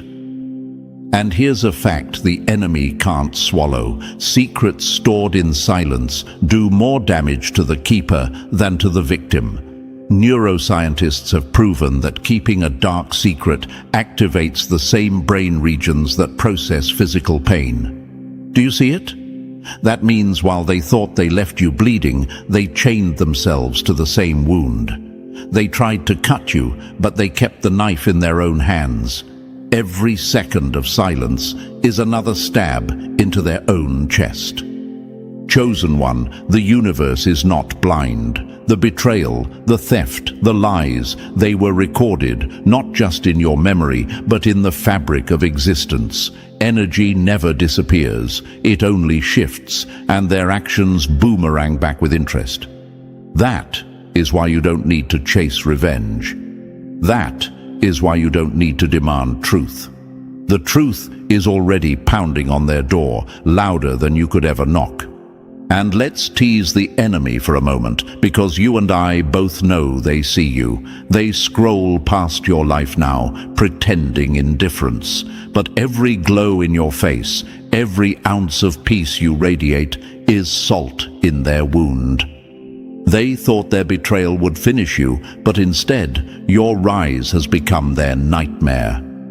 Their stomach drops when your name comes up in a conversation because it reminds them of the unfinished business, the confession waiting on their tongue like poison. Here's the metaphor, chosen one, they are like a volcano. From the outside, they look calm, maybe even composed. But beneath the surface, pressure builds, lava boils, and cracks widen. They can't hold it forever. When the eruption comes, it won't be gentle. It will be messy, uncontrollable, and loud. And in that eruption, the truth they tried to smother will spill everywhere. And you, chosen one, will finally see what the universe promised, that no weapon formed against you prospers, not even a hidden lie. Some of you are already feeling this energy. Dreams that reveal faces, sudden flashes of memories, signs like colors, synchronicities, even songs that whisper confirmation. These are not accidents. The universe is preparing you for the reveal. You've been sensing it, haven't you? That pull in your spirit that says something is about to come out. That's your discernment aligning with divine timing. And here's what makes this moment different from any before. Their fear has turned into inevitability. They can't eat, can't sleep, can't laugh without flinching. The divine's foot is on their neck, and the only way they breathe again is by confessing. That's why this message comes with urgency. Time's up. The enemy can delay no more. The truth is about to knock on your door, chosen one, not because they're brave, but because they're broken. But let me remind you, this truth is not about their redemption. This truth is about your liberation. You are not waiting for closure from their lips. You are waiting for confirmation of what you already knew in your spirit. You are waiting for the universe to make public what you carried in private. Their confession will not define you. It will only expose them. So stand tall, chosen one. Don't flinch when the truth comes. Don't tremble when their voice cracks. This is not the enemy's victory, it's their surrender. This is not their strength, it's their breaking. What you're about to hear isn't a gift to you. It's the price they pay for betraying you. And when it happens, remember this: you never needed their apology to rise. You never needed their confession to claim your throne. You are chosen, and chosen ones do not depend on enemies for closure. You depend on the divine for elevation. Their fear proves it. Their anxiety proves it. Their confession proves it. Chosen one, pause for a moment and breathe this in. What you've heard so far was only the opening strike. That was the thunder before the storm. The real revelation, the deeper layers of how their fear is eating them alive, is just beginning to unfold. Because when the universe declares time's up, no betrayer, no liar, no thief can outrun that clock. And if you've ever doubted it, stay close. You're about to see it unravel step by step. But before we dive deeper, I need to ask something of you. If this message is speaking to your spirit, drop the number 777 in the comments right now to align with the divine countdown. And if you can, bless this mission with a super thanks, because your energy is what fuels this light and pushes it into the dark corners where other chosen ones are waiting for truth. Every like, every comment, every share is not just engagement. It's warfare against lies. Thank you, chosen one, for being part of this force. You are not here by accident. You are here by assignment. And now, chosen one, let's walk further. Believe me, if you are truly chosen, you will feel the pull to stay until the very end, because every word ahead is a mirror, showing you who you are and showing them exactly what they fear. So lean in. Let's get started. Number 1. Their mask is cracking under the weight of guilt. The heaviest mask is the one that hides guilt, because no matter how tight they tie it, the weight eventually crushes their own face. Chosen one, let that image burn into your mind. Because right now, the very people who plotted against you, who took what wasn't theirs, who thought they'd slipped away unnoticed, are discovering that their disguise is suffocating them. They wore smiles as they betrayed you. They spoke lies with a steady voice. They played the role of the innocent while sharpening knives behind your back. But the mask they built to hide their treachery is no longer a shield. It's a cage. It's cracking, splintering, and pressing down on them with every passing hour. They can't eat. They can't sleep. They can't rationalize. Their excuses sound hollow, even in their own heads. That's not your imagination, chosen one. That's spiritual law. Betrayal always boomerangs back, and guilt always rots the hands that hold it. Their anxiety is not random. It's the sound of truth trying to break free, clawing at the walls of their conscience, pounding on the door of their false calm. You may wonder, but they looked fine. They looked like they were thriving. Don't be deceived by the surface. Think of a building eaten by termites. From the street, the paint looks fresh, the windows clean, the lights glowing. But inside, the beams are hollowed out, the wood crumbling, the foundation shaking. That's them. The life they show is just paint. Their insides are collapsing. Science even proves it. Studies show that chronic guilt and secret-keeping activate the same neural pathways as physical pain. In plain words, they are living in invisible agony. Their body registers their betrayal like a wound it cannot heal.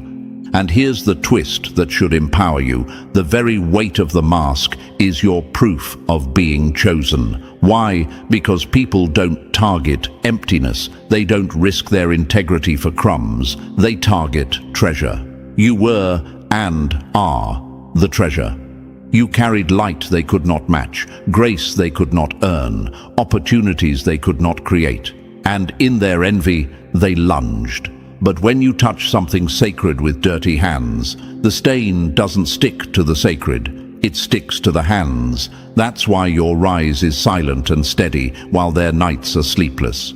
Think of history. Judas sold out Jesus for coins, but it was Judas who couldn't live with himself. Brutus stabbed Caesar, but it was Brutus who became the symbol of treachery for all time. Benedict Arnold betrayed his own country, and his name became a curse. Over and over, the pattern is the same. The betrayer doesn't escape, they self-destruct. Even in modern times, think of Steve Jobs, pushed out of his own company by insiders, but returned stronger, while those who ousted him faded into footnotes. Think of Oprah Winfrey, fired from her first job, mocked by peers, but she turned exile into empire. The mask of guilt always cracks, the truth always floats, the chosen always rise. You might still ask, but why do I feel the pain while they seem unbothered? Because chosen ones feel deeply, because your heart is wired for empathy, loyalty, and creation. Their heart is wired for shortcuts, envy, and destruction. But don't confuse feeling pain with losing. Pain was your forge. Their false calm is their prison. You bent, they are breaking. Right now, their mind is a storm. Their inner voice, once smug, now whispers, "Why did you do that? How could you do that?" They try to drown it out with noise, new relationships, distractions, substances, posts, parties. But guilt doesn't die. It waits. It stalks. It shows up in their dreams, their health, their random anxieties. Psychologists call it moral injury, the wound a person inflicts on their own soul when they act against their deepest values. And unless they confess, unless they come clean, it festers like an infection. That's what you're witnessing now. That's why you're feeling the tremor in the spirit realm. Their mask is cracking, and chosen one, this is your confirmation. You're not crazy. You're not imagining that energy shift. You're not wrong for feeling the pull of the truth coming closer. You are tuned in because you're chosen. Your discernment picks up signals before the world sees evidence. That flutter in your chest, that dream, that sudden thought of them, it's not nostalgia, it's a notification. The universe is telling you, they're breaking. Get ready. Here's the metaphor. Picture a dam holding back a flood. At first it's steady, then cracks appear, then tiny leaks. Then the roar of water behind it grows too loud, and the wall bursts. Their mask is that dam. The guilt behind it is water. And the cracks are already showing. The flood is coming, not to drown you, but to wash away the lies, to reveal the truth, to show you what's been hidden. And don't mistake their cracking for courage. When they finally come forward, when they finally confess, it won't be because they suddenly respect you. It will be because the pressure has broken them. That's why you must stand tall. You don't need to beg for the truth. You don't need to chase answers. The truth is chasing you. The mask is cracking. The universe is your witness. This is also why you must not lose your focus. When the confession comes, it will shake things. It may confirm suspicions. It may reveal more than you expected. It may even sting. But remember this, their guilt does not define you. Their confession does not crown you. It only exposes them. You were already rising. You were already chosen. This is just the evidence. And let's tease the enemy one more time, because they feel it. They see your glow, they sense your peace, and that peace is their punishment. Every step you take forward is a crack in their mask. Every breath you take without bitterness is a hammer blow to their excuses. They are haunted by your resilience because it removes their last defense. If you had crumbled, they could tell themselves they were justified. If you had stayed bitter, they could call you unstable, but you rose, you glowed, you kept moving, and now their own mind is the courtroom, their own conscience the judge. So, chosen one, take this as your sign. Their mask is cracking under the weight of guilt. Their anxiety is the sound of truth trying to break free. You don't need to lift a finger to make it happen. It's already happening. Your only task is to stay grounded, stay ready, and stay aligned.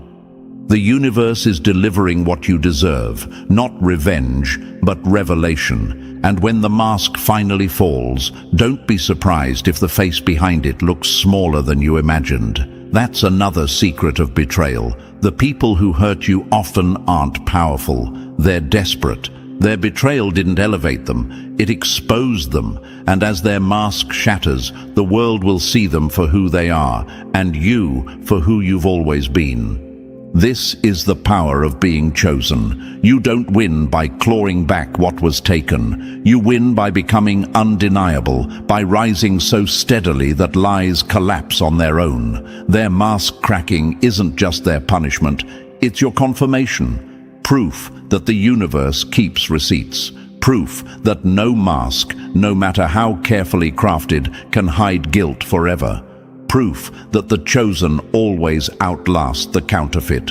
So stand tall, chosen one. The sound you hear is not your enemy's footsteps gaining ground. It's their mask falling apart. It's their excuses disintegrating. It's their secrets clawing out of the dark. And soon, very soon, the truth they've been choking on will be yours to hear, not because you demanded it, but because they could no longer carry it. They can't eat, they can't sleep, they can't rationalize. Guilt is louder than their excuses. Their anxiety is the sound of truth trying to break free. And you are the proof that no betrayal, no lie, no theft can touch what the universe has already crowned. Number 2. What they stole was never the real treasure. They thought they robbed you blind, but all they carried away was an imitation, while the real treasure was sealed in a vault they could never touch. Chosen one, hold that truth like fire in your chest, because the people who wronged you, who took what wasn't theirs, who smiled in your face while their hands were reaching for your possessions, your opportunities, your relationships, they didn't win. They didn't succeed. They didn't get away with the true inheritance of your life. All they did was snatch at shadows. They mistook the wrapping for the gift, the decoy for the crown, the glitter for the gold. It may have been something tangible, maybe an inheritance, a family heirloom, a job you worked hard for, a relationship you poured your heart into, or it could have been something less visible but just as precious: your trust, your time, your ideas, your energy. Whatever it was, it hurt to lose it. You felt that sting like a blade across the soul. But chosen one, the universe needs you to see the bigger picture. What they grabbed was never the real treasure. The true crown, the true empire, was never in their hands. Imagine this. A child sneaks into a magician's trunk, thinking they've stolen the secret of the show. They grab a shiny object, a false wand, a prop meant to distract the audience. They run away, laughing, convinced they now hold the power of magic. But behind the curtain, the magician is already working on the real act, the one no thief can imitate. That's your story. They took the prop. You're still holding the power. This pattern is as old as time. Think of Joseph in the ancient story. His own brothers sold him out of jealousy, thinking they'd stripped him of his destiny. But what happened? The very betrayal that sent him to the pit prepared him for the palace. The coat they ripped off his back was just fabric. The favor on his life was untouchable. Or think of Thomas Edison, mocked, sabotaged, told to quit. Yet the ideas kept flowing, the inventions kept birthing, until he lit up the world. Tesla, too, had patents stolen, funding cut, rivals circling like vultures, yet his vision outlived them all. Over and over, the same truth rises. The real treasure is never the thing they can hold. It's the destiny they can't touch. You might be asking right now, but what if they really took something I needed? What if I can see them enjoying what was mine? This is where you need to stand in your chosen identity, because what you truly needed wasn't that object, that position, or even that person. What you truly needed was the strength, wisdom, and clarity you've gained in its absence. Seeds don't sprout in glass jars. They need soil, darkness, and pressure. That loss was soil. That betrayal was pressure. And the roots of your next level are already reaching deeper than you ever imagined. And here's a fact that stings the enemy. Studies show that people who achieve gains through unethical means, cheating, manipulation, theft, rarely hold on to them. They experience what psychologists call loss aversion magnification. The guilt, the instability, the shortcuts create stress that erodes their so-called prize. It slips through their fingers like sand. That's why what they stole will not prosper in their hands. What they grabbed in greed becomes a curse instead of a blessing. This is also why your destiny is untouchable. Destiny is not a physical object. It's not a bag of coins you can grab or a title you can wear. Destiny is a pattern woven through your soul, a force pulled tight through your choices, your grit, your quiet work. When someone rips at one thread, the whole weave tightens. What they call theft, the universe calls pressure. And pressure turns coal into diamond. Your so-called loss became the kiln that made your diamond unbreakable. Let's tease the enemy for a moment. Picture them clutching what they took: relationship, opportunity, object, thinking they've scored a lifetime victory. At first, it sparkles like glitter in sunlight. It catches eyes, earns attention. But soon, the shine fades, the weight grows heavy, the joy turns sour. That's because it was never meant for them. Taking what's sacred and misusing it is like drinking salt water. The more they consume, the thirstier they become. Meanwhile, you're being prepared for a banquet. And chosen one, don't mistake this preparation for punishment. This isn't the universe withholding. This is the universe upgrading. You were never meant to build your life on that decoy. That relationship, that position, that object was only a mirror showing you your worth. If they hadn't betrayed you, if that thing hadn't been removed, you might still be dimming your light, still pouring into people who couldn't hold it, still living below your potential. The loss cracked you open. It activated your discernment. It forced you to move, to grow, to rebuild with stronger materials. Think of Oprah, fired from her first job and humiliated on air. That loss was the universe saying, your stage is bigger than this. Think of Nelson Mandela, stripped of freedom for 27 years. That loss sharpened his voice into something that could shake the world. These aren't cliches, they're the blueprint. What they thought was taking something from you was only making room for something greater. And here's what really cuts your enemy. The lesson you gained from the loss is permanent. You'll never go back to who you were before. They thought they ruined you, but all they did was awaken the giant in you. They're stuck with the decoy and you're stepping into the real thing. You may still feel the ache. That's normal. You may wake up some mornings remembering the object, the person, the opportunity, but grief is not your enemy. Grief is your evidence. It proves you loved deeply, tried sincerely, gave authentically. And that means you also have the power to heal deeply, rise sincerely, and build authentically. Every time you feel the old pain, answer it with action. Plant one new habit. Relearn one skill. Move 3 degrees forward. Small motions compound. The person who took from you wanted to freeze you in that moment. Do the opposite. Move. Build momentum. Momentum becomes reputation. Reputation becomes return. And ask yourself this: who benefits from believing my destiny can be stolen? The answer is simple: the insecure, the jealous, the small-minded. People who cannot build their own legacy, so they vandalize others. They pick at the edges of your life because they lack the courage to construct the center of their own. Let that be their indictment. Your job is not to fix them. Your job is to become undeniable. Make your life so luminous that their shadow is irrelevant. You may also wonder, is this revenge? No, revenge is a mirror that keeps you stuck in the past.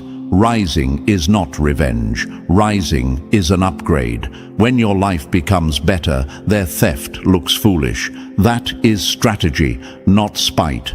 When you unlock new work, new peace, new friends, and new doors, you answer their envy with evidence.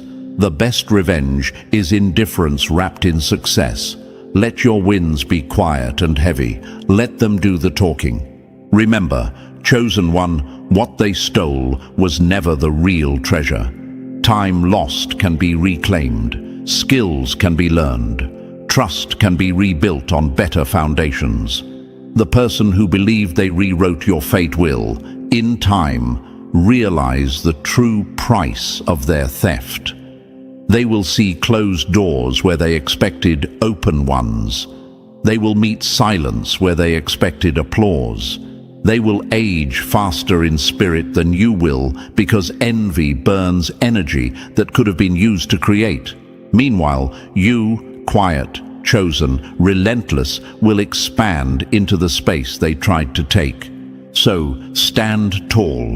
Let that first sting be your compass. Let it point you toward work, toward humility, toward the craft you were meant to hone. Don't waste breath cursing the thief. Spend it building a kingdom they will never enter. When your life becomes the answer to their question, you will know you were never the victim. You were the inevitable. This is the power of being chosen. They can take the decoy, but they can't touch the crown. They can slow your path, but they can't cancel your destiny. They can rewrite the narrative in whispers, but they can't rewrite the pattern written by the universe. And as their glitter fades, your gold will glow brighter. What they thought was victory was their curse. What you thought was loss was your launch. They may have taken something tangible or even someone you loved, but chosen one, what they grabbed was only a decoy. The true inheritance, the true crown, was never in their hands. And very soon, as your life rises and theirs unravels, that truth will no longer be hidden. It will be undeniable. Number 3. The divine is pressing on their neck until they confess. When the universe puts its foot on your neck, there's no lawyer, no lie, no distraction that can lift it. Confession becomes survival, not choice. Chosen one, listen carefully. What's happening right now isn't karma in slow motion, it's karma in real time. The very person who betrayed you, who stole from you, who thought they could hide behind silence and smirks, is now pinned under a weight they can't explain. This isn't ordinary guilt. This is divine pressure. This is the universe demanding balance. This is cosmic law moving from the invisible to the visible. Spiritual pressure is the most unbearable force on earth.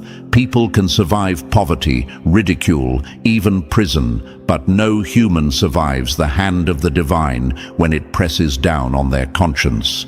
Have you ever felt that nudge, chosen one? That relentless tug in your own life when you knew you had to speak, had to act, had to do the right thing, even if it terrified you. That's what they're feeling now, except it isn't a nudge, it's a chokehold. It's sleepless nights, racing heart, dreams that feel like warnings, waking up at 3:33 a.m. because something unseen is shaking them awake.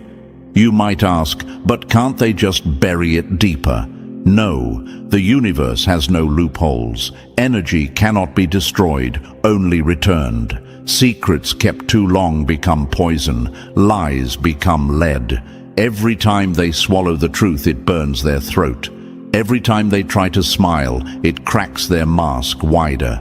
That's why their appetite is gone, their patience is thin, their eyes look older than their age. They're not being haunted by you, they're being haunted by their own choices.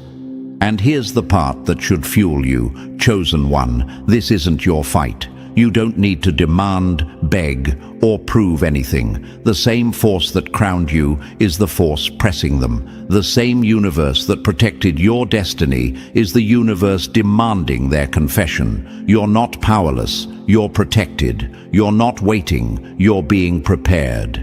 Think of history. Even kings and emperors couldn't outrun this law. Pharaohs who enslaved fell under plagues. Dictators who hoarded power died fearing their own shadows. In modern times, how many scandals have burst open because someone just couldn't keep it in any longer? That isn't weakness, it's cosmic inevitability. The universe always rebalances the scales. So let go of the idea that you have to chase the truth. Let go of the urge to expose them yourself. Leave them in the hands of the force they can't escape, because confession isn't optional. It's the toll they pay on the road they chose. Your only task now is to stay aligned, stay calm, stay ready.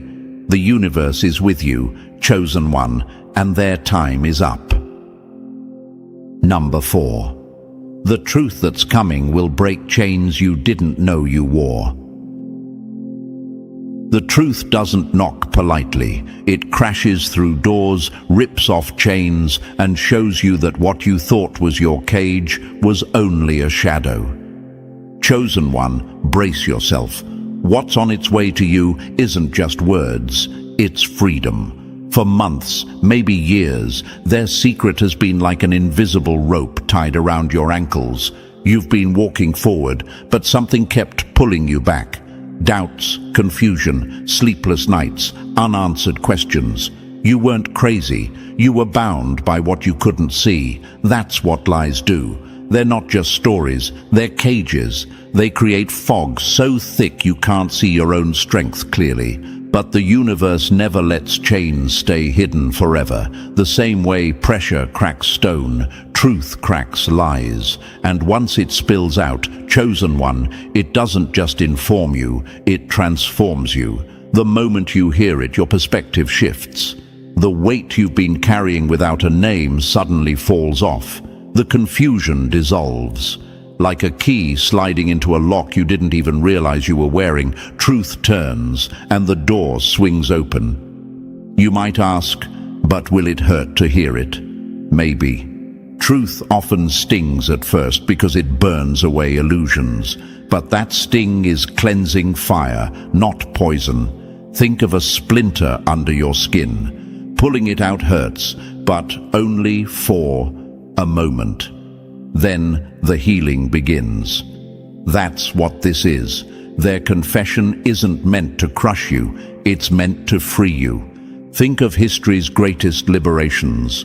Harriet Tubman risked her life to lead others out of slavery because the truth of freedom burned hotter than the chains of captivity.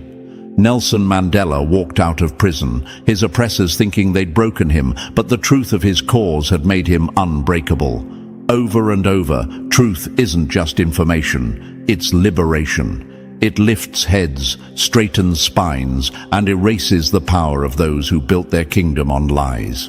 And here's the cosmic guarantee. When this truth reaches you, it won't just expose them, it will expose your own wings. You'll see where you were doubting yourself, where you were shrinking to fit their narrative, where you were questioning your worth. And in that moment, you'll feel the universe at your back, whispering, "You were never crazy. You were never broken. You were always chosen." So get ready, chosen one. Their secret kept you bound in confusion, but once spoken, it becomes your release. Truth is not just information, it's liberation. The chains you didn't even know you wore are about to fall to the floor, and you'll walk out of this lighter, clearer, stronger, unstoppable. Number 5. The deepest cuts came from the people inside your circle. A stranger can bruise you, but only someone you loved can stab you, and that's why betrayal burns so deep. The knife was handed to them by your own trust. Chosen one, let's not soften this. Your deepest wounds didn't come from outsiders. It wasn't enemies at the gate who hurt you most. It was the people inside your circle, the ones who laughed with you, prayed with you, ate at your table. The ones you would have defended without hesitation. That's why it cut so sharp, because you never saw it coming from them. But here's the paradox. The wound itself is the receipt of your value. No one wastes time plotting against someone empty. No thief breaks into a house with no treasures inside. They circled you precisely because you had something worth stealing. Your light, your loyalty, your power, your presence. Their betrayal didn't expose your weakness. It revealed your worth. History echoes this same truth. Julius Caesar was betrayed not by a rival army, but by Brutus, his own brother in arms. Jesus was not sold by a Roman soldier, but by Judas, one of his chosen 12. Even in modern times, Steve Jobs was exiled from Apple, not by competitors, but by insiders he trusted. Yet Caesar's name lives forever. Jesus became a cornerstone for billions, and Jobs returned to transform technology. The betrayal of the inner circle has always been the mark of greatness. You might wonder, but why me? Why did the ones I loved turn against me? Because your greatness threatened them more than any stranger could. A stranger can envy, but only those close to you know the details of your strength. They saw your heart, your potential, your destiny up close, and instead of protecting it, they envied it. Betrayal was never about your weakness. It was about their smallness. Yes, chosen one, the scar is real.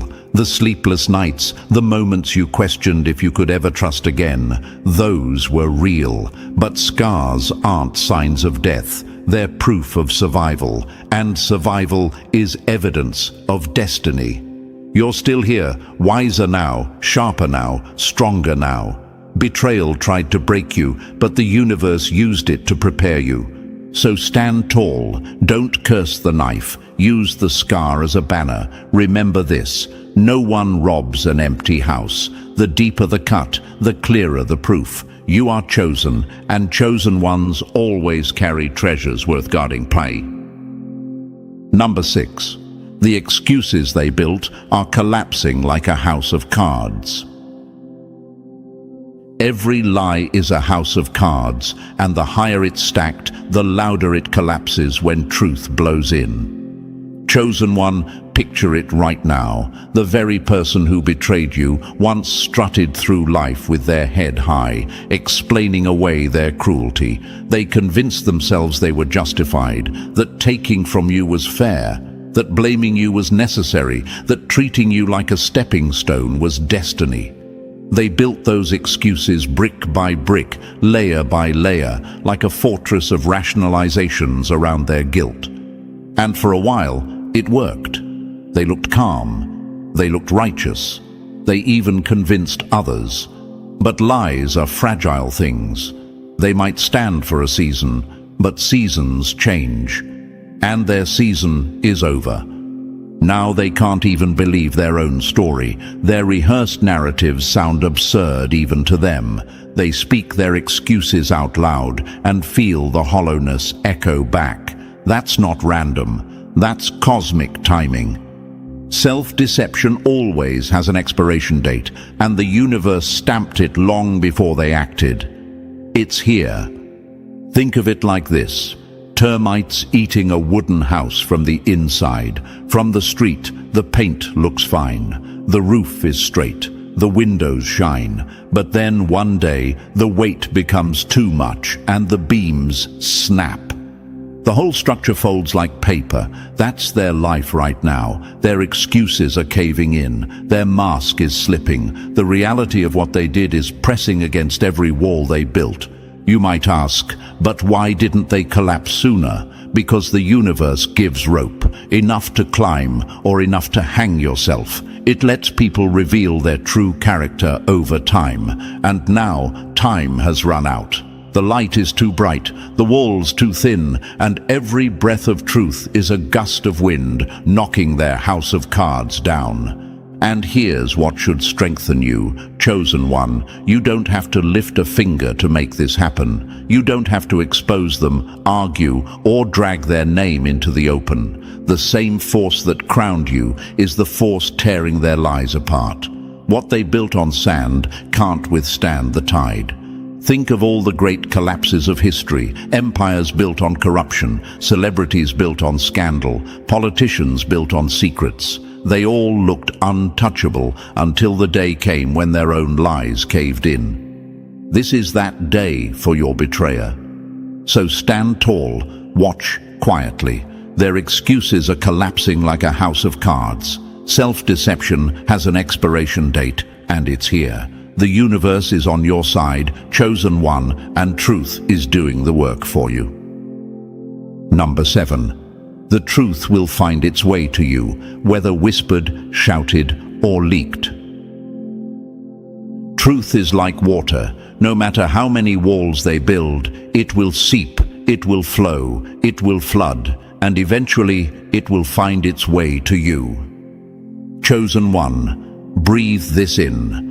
The truth about what was done to you is not lost. It is not hidden in some unreachable vault. It is moving. It is alive. It is on its way to you right now. They can whisper it. They can shout it. They can leak it through trembling lips to someone else who carries it straight to your ears. One way or another, the universe makes sure it arrives. This isn't wishful thinking. It's cosmic law. Energy never disappears. It only changes form. Lies lose power. Secrets seek the light. They may come to you directly in panic, their mask gone, their voice breaking. They may accidentally spill it to someone close to you who can't keep it quiet. They may blurt it out under pressure because their guilt has become unbearable.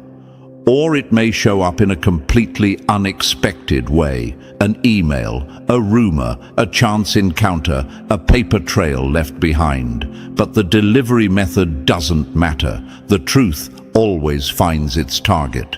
You might ask, but what if they never confess? That's impossible. They already are confessing, just not always with words. Their energy is shifting. Their actions are exposing them. Their stress is leaking out. Their good luck is drying up. That's the universe's slow reveal. Confession isn't just someone saying, "I did it." Confession is reality rearranging itself so the lie can no longer stand. And here's the beauty. Chosen one, you don't have to hunt it. You don't have to beg for it. You don't have to lower yourself for crumbs of clarity. While they scramble to hold back the tide, the universe is aligning circumstances to bring the truth to your door. Like a letter stamped and mailed long ago, it's already in transit. Think of all the great revelations of history, whistleblowers, leaked tapes, secrets accidentally dropped into the open. Power structures crumble not from enemy attacks, but from their own hidden rot finally surfacing. That's what's happening now. Their own secret has become your ally. So hold your head high, chosen one. Whether whispered, shouted, or leaked, the truth is on its way. Not because you demanded it, but because the universe wrote it into the fabric of reality. You are protected, you are vindicated, and soon you will be informed, not by chance, but by cosmic design. Number 8. The lies they spread are tripping over themselves to reveal the truth. Every rumor they hurled was a boomerang, and now it's circling back to strike the hand that threw it.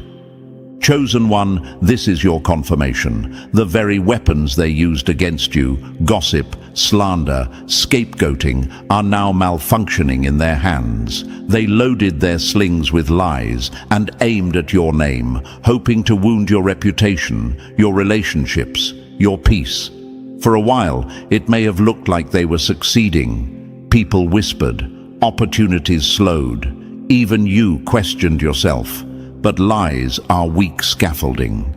They stand tall for a moment, but the slightest wind of truth sends them crashing to the ground. And that wind is blowing now. You see, every time they spread a falsehood, they had to build another one to prop it up. Another story, another twist, another scapegoat. And like a spider spinning its own trap, they've woven a web so tangled even they can't get out. This is the universal law they forgot. Deception consumes its host. Lies aren't just destructive to others, they are corrosive to the liar. Psychologists call it cognitive dissonance, the mental stress of living two realities. That stress leaks out in slip-ups, contradictions, nervous habits, health problems.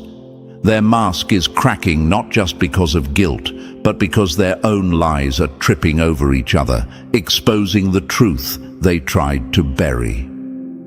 Think of mud thrown into a clear lake. At first it clouds the water. It looks like the clarity is gone, but mud sinks, water clears. And when the water clears, the sky's reflection is even brighter than before. That's your life right now. Their words clouded you for a season, but the season is ending. Your reflection, the truth about you, is shining at the surface.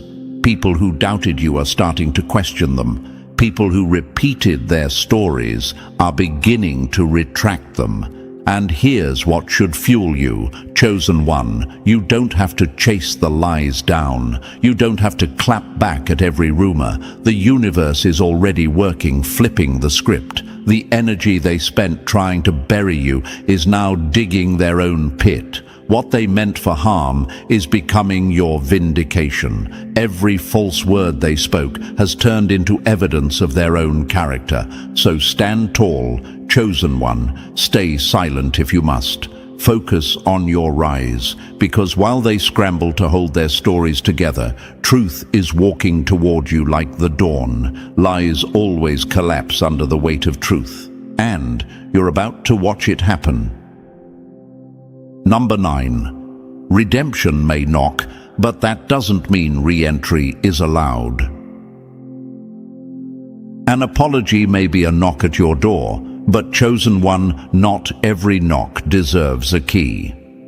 Chosen one, brace your heart for this. The same people who betrayed you may one day show up with tears in their eyes, apologies on their tongue, maybe even gifts in their hands. They will say they've changed. They will say they see your worth now. They will talk about redemption, and some of them may be sincere. But sincerity doesn't erase history. Sincerity doesn't rebuild trust overnight. And sincerity does not equal access. You can accept an apology without restoring access. You can forgive without reopening the gates. Forgiveness is divine. Boundaries are sacred. You are not obligated to let someone who violated your trust walk back into your sacred space just because they've had a change of heart. That's not bitterness. That's wisdom. Think of a castle. When an invader storms the gates, damages the walls, and burns the courtyard, even if they later return with a letter of apology, the drawbridge doesn't lower automatically. The guards don't vanish. The moat isn't drained. First, the castle must be repaired. First, the king or queen must decide if the risk is worth it. That's you. Your life is a castle. Your energy is a kingdom. Your boundaries are your walls. History confirms this pattern.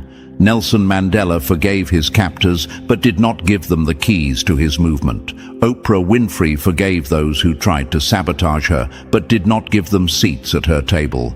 Forgiveness freed them. Boundaries protected them. That's your model. You might be asking, but isn't forgiveness supposed to mean reconciliation? No. Forgiveness is for you, not for them. It releases the poison from your own veins. It keeps your heart light. But reconciliation requires evidence, time, and proof of change. Some will show that proof, most won't, and that's okay. Their redemption is their journey. Your protection is yours. So when redemption knocks, you don't have to slam the door, but you don't have to open it either. You can speak through the door, bless them from afar, and still keep your sanctuary intact. Because you, chosen one, have learned the difference between a lesson and a lifeline. The universe is with you. Forgiveness lifts you, boundaries guard you, and both together ensure you never again confuse access with grace. Number 10. When the truth arrives, you must handle it with precision, not chaos. An apology may knock at your door, but chosen one, not every knock deserves a key. And when the truth finally arrives, it's not a signal to lose control, it's a call to move with surgical precision. Chosen one, prepare yourself. The same people who wounded you may soon appear with their heads bowed, voices trembling, apologies pouring out like rain after a drought. They will speak of redemption. They may even believe they've changed. Some of them may truly be remorseful, but remorse does not erase history, and repentance does not entitle someone to re-enter the space they violated. You can bless them from a distance. You can forgive without handing back access. Forgiveness is divine. Boundaries are sacred. This isn't coldness. This is wisdom. Think of a king or queen in a fortified castle. An enemy once stormed the gates, burned the fields, and betrayed the trust of the court. Now the invader returns, not with weapons, but with tears. Even if the ruler accepts the apology, the moat stays filled, the guards stay watchful, and the gates stay locked until trust is rebuilt, if it ever is. That is your life now. Your heart is your kingdom. Your energy is your treasure. Your boundaries are your walls. You decide who comes back inside. And when the truth finally arrives, because it will, you must not let chaos guide your hands. Truth can be shocking, it can sting, it can confirm what you suspected or reveal even deeper wounds. But this moment is not the time to unravel. It is the time to center yourself. Breathe, document, protect your energy. Move like a surgeon, not like a soldier. Soldiers swing wildly, surgeons cut with precision. Soldiers react, surgeons plan. When the truth lands at your feet, your power is in your composure. History whispers this lesson again and again. When Mandela walked out of prison, he did not rage. He moved deliberately, crafting a new nation. When Oprah was vindicated after public attacks, she didn't throw stones. She built empires. Their power was not only in surviving betrayal, but in mastering the moment after truth arrived. So, chosen one, forgive if you wish, but do not confuse forgiveness with a welcome mat. Accept the truth when it comes, but handle it with precision, not chaos. The universe is with you. It has delivered the confession, and now it delivers the wisdom to manage it. Your dignity, your calm, your boundaries, these are your crown. Keep it on your head. Number 11. The universe is sending symbols and omens to confirm what's unfolding. The universe never shouts. It whispers in colors, patterns, and echoes, and only the chosen have ears sharp enough to hear it. Chosen one, this is your sign to start looking closer. Right now, the universe is not just moving behind the scenes to expose what was hidden. It's also sending you signals to prepare you. Colors that seem to follow you like purple, numbers you keep seeing, dreams that replay the same scenes, movies and songs that mirror your situation. These are not random. These are confirmations. The cosmos speaks in a language of symbols and omens. And because you are chosen, your spirit picks up those messages before your mind can even translate them. Think of purple. In ancient times, it was the dye of royalty, dignity, and spiritual authority. when purple starts showing up in your life, on billboards, in clothes, in sunsets, it's a reminder of your crown. It's the universe saying, stay regal, stay steady. Your elevation is coming. Think of repeating numbers 111, 333, 777. Those are cosmic timestamps. They're like the universe's way of putting a pin in the map of your journey. You're here. Keep going. You're not imagining this. Even the pop culture references, movies like The Color Purple, characters cracking under secrets, songs playing by accident on shuffle. These are mirrors the divine holds up to show you what's unfolding. You might ask, but how do I know I'm not just seeing patterns because I'm stressed? Because chosen ones don't just see coincidences, they feel resonance. When it's a true sign, it lands in your body like a knowing. Your stomach tightens, your skin tingles, your heart nods. That's discernment. That's how the universe guides you without words. This is why your awareness matters now more than ever. These omens aren't here to scare you. They're here to calm you. They're confirmation that the truth is on its way, that the betrayal's mask is cracking, that your path is being cleared. The universe doesn't leave its chosen blind. It drops breadcrumbs, signals, little winks in the fabric of reality to say, you're not crazy, you're not alone. You're exactly where you're supposed to be. So pay attention, chosen one. Journal what you see. Write down the numbers, the colors, the songs, the dreams. Patterns will emerge. You'll watch as the outside world starts echoing your inside knowing. That's the proof. That's the confirmation. And soon, when the truth fully breaks open, you'll realize the universe had been showing you all along. Number 12. Their confession isn't your closure. Your evolution is the final word.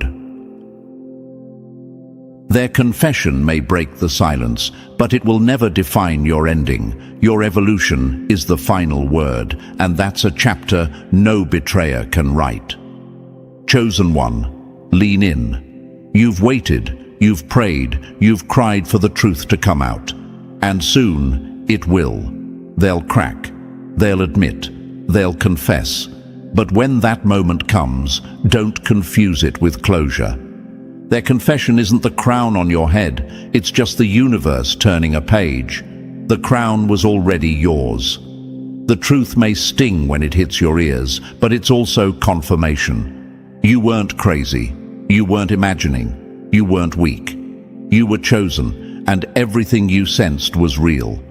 Their admission does not elevate them, it elevates you. It exposes their shadows and highlights your light. It reveals their character and confirms your discernment. In that moment, you'll see clearly. You didn't need their apology to rise. You were already rising. The confession is just the echo of a victory you've already won in silence. Think of a phoenix.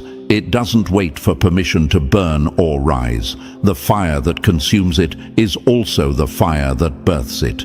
That's you. Their betrayal was the fire. Your evolution is the flight. When they finally say the words you've been waiting to hear, it won't be their redemption. It will be your coronation. You might wonder, but won't I finally feel healed when they admit it? You'll feel a rush, yes. But it won't be the healing. Healing has already been happening in you. Every boundary you set, every sleepless night you survived, every moment you chose to rebuild instead of retaliate. Closure isn't in their words, it's in your transformation. Their confession is just punctuation on a story you've already rewritten. History proves this over and over. Mandela didn't wait for his captors to apologize to become a leader. Oprah didn't wait for her doubters to say sorry before building an empire. Their rise was the closure. Their success was the verdict.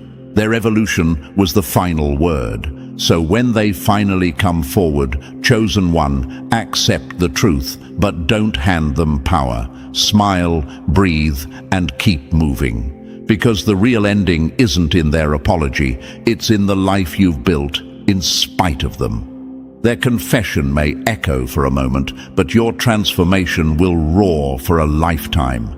And chosen one, as we close this message, remember this: every secret they tried to bury became the soil of your evolution. Every lie they spread became fuel for your rise. And every confession that's coming will only confirm what the universe already decided. You were never broken, you were chosen. Their ending is regret.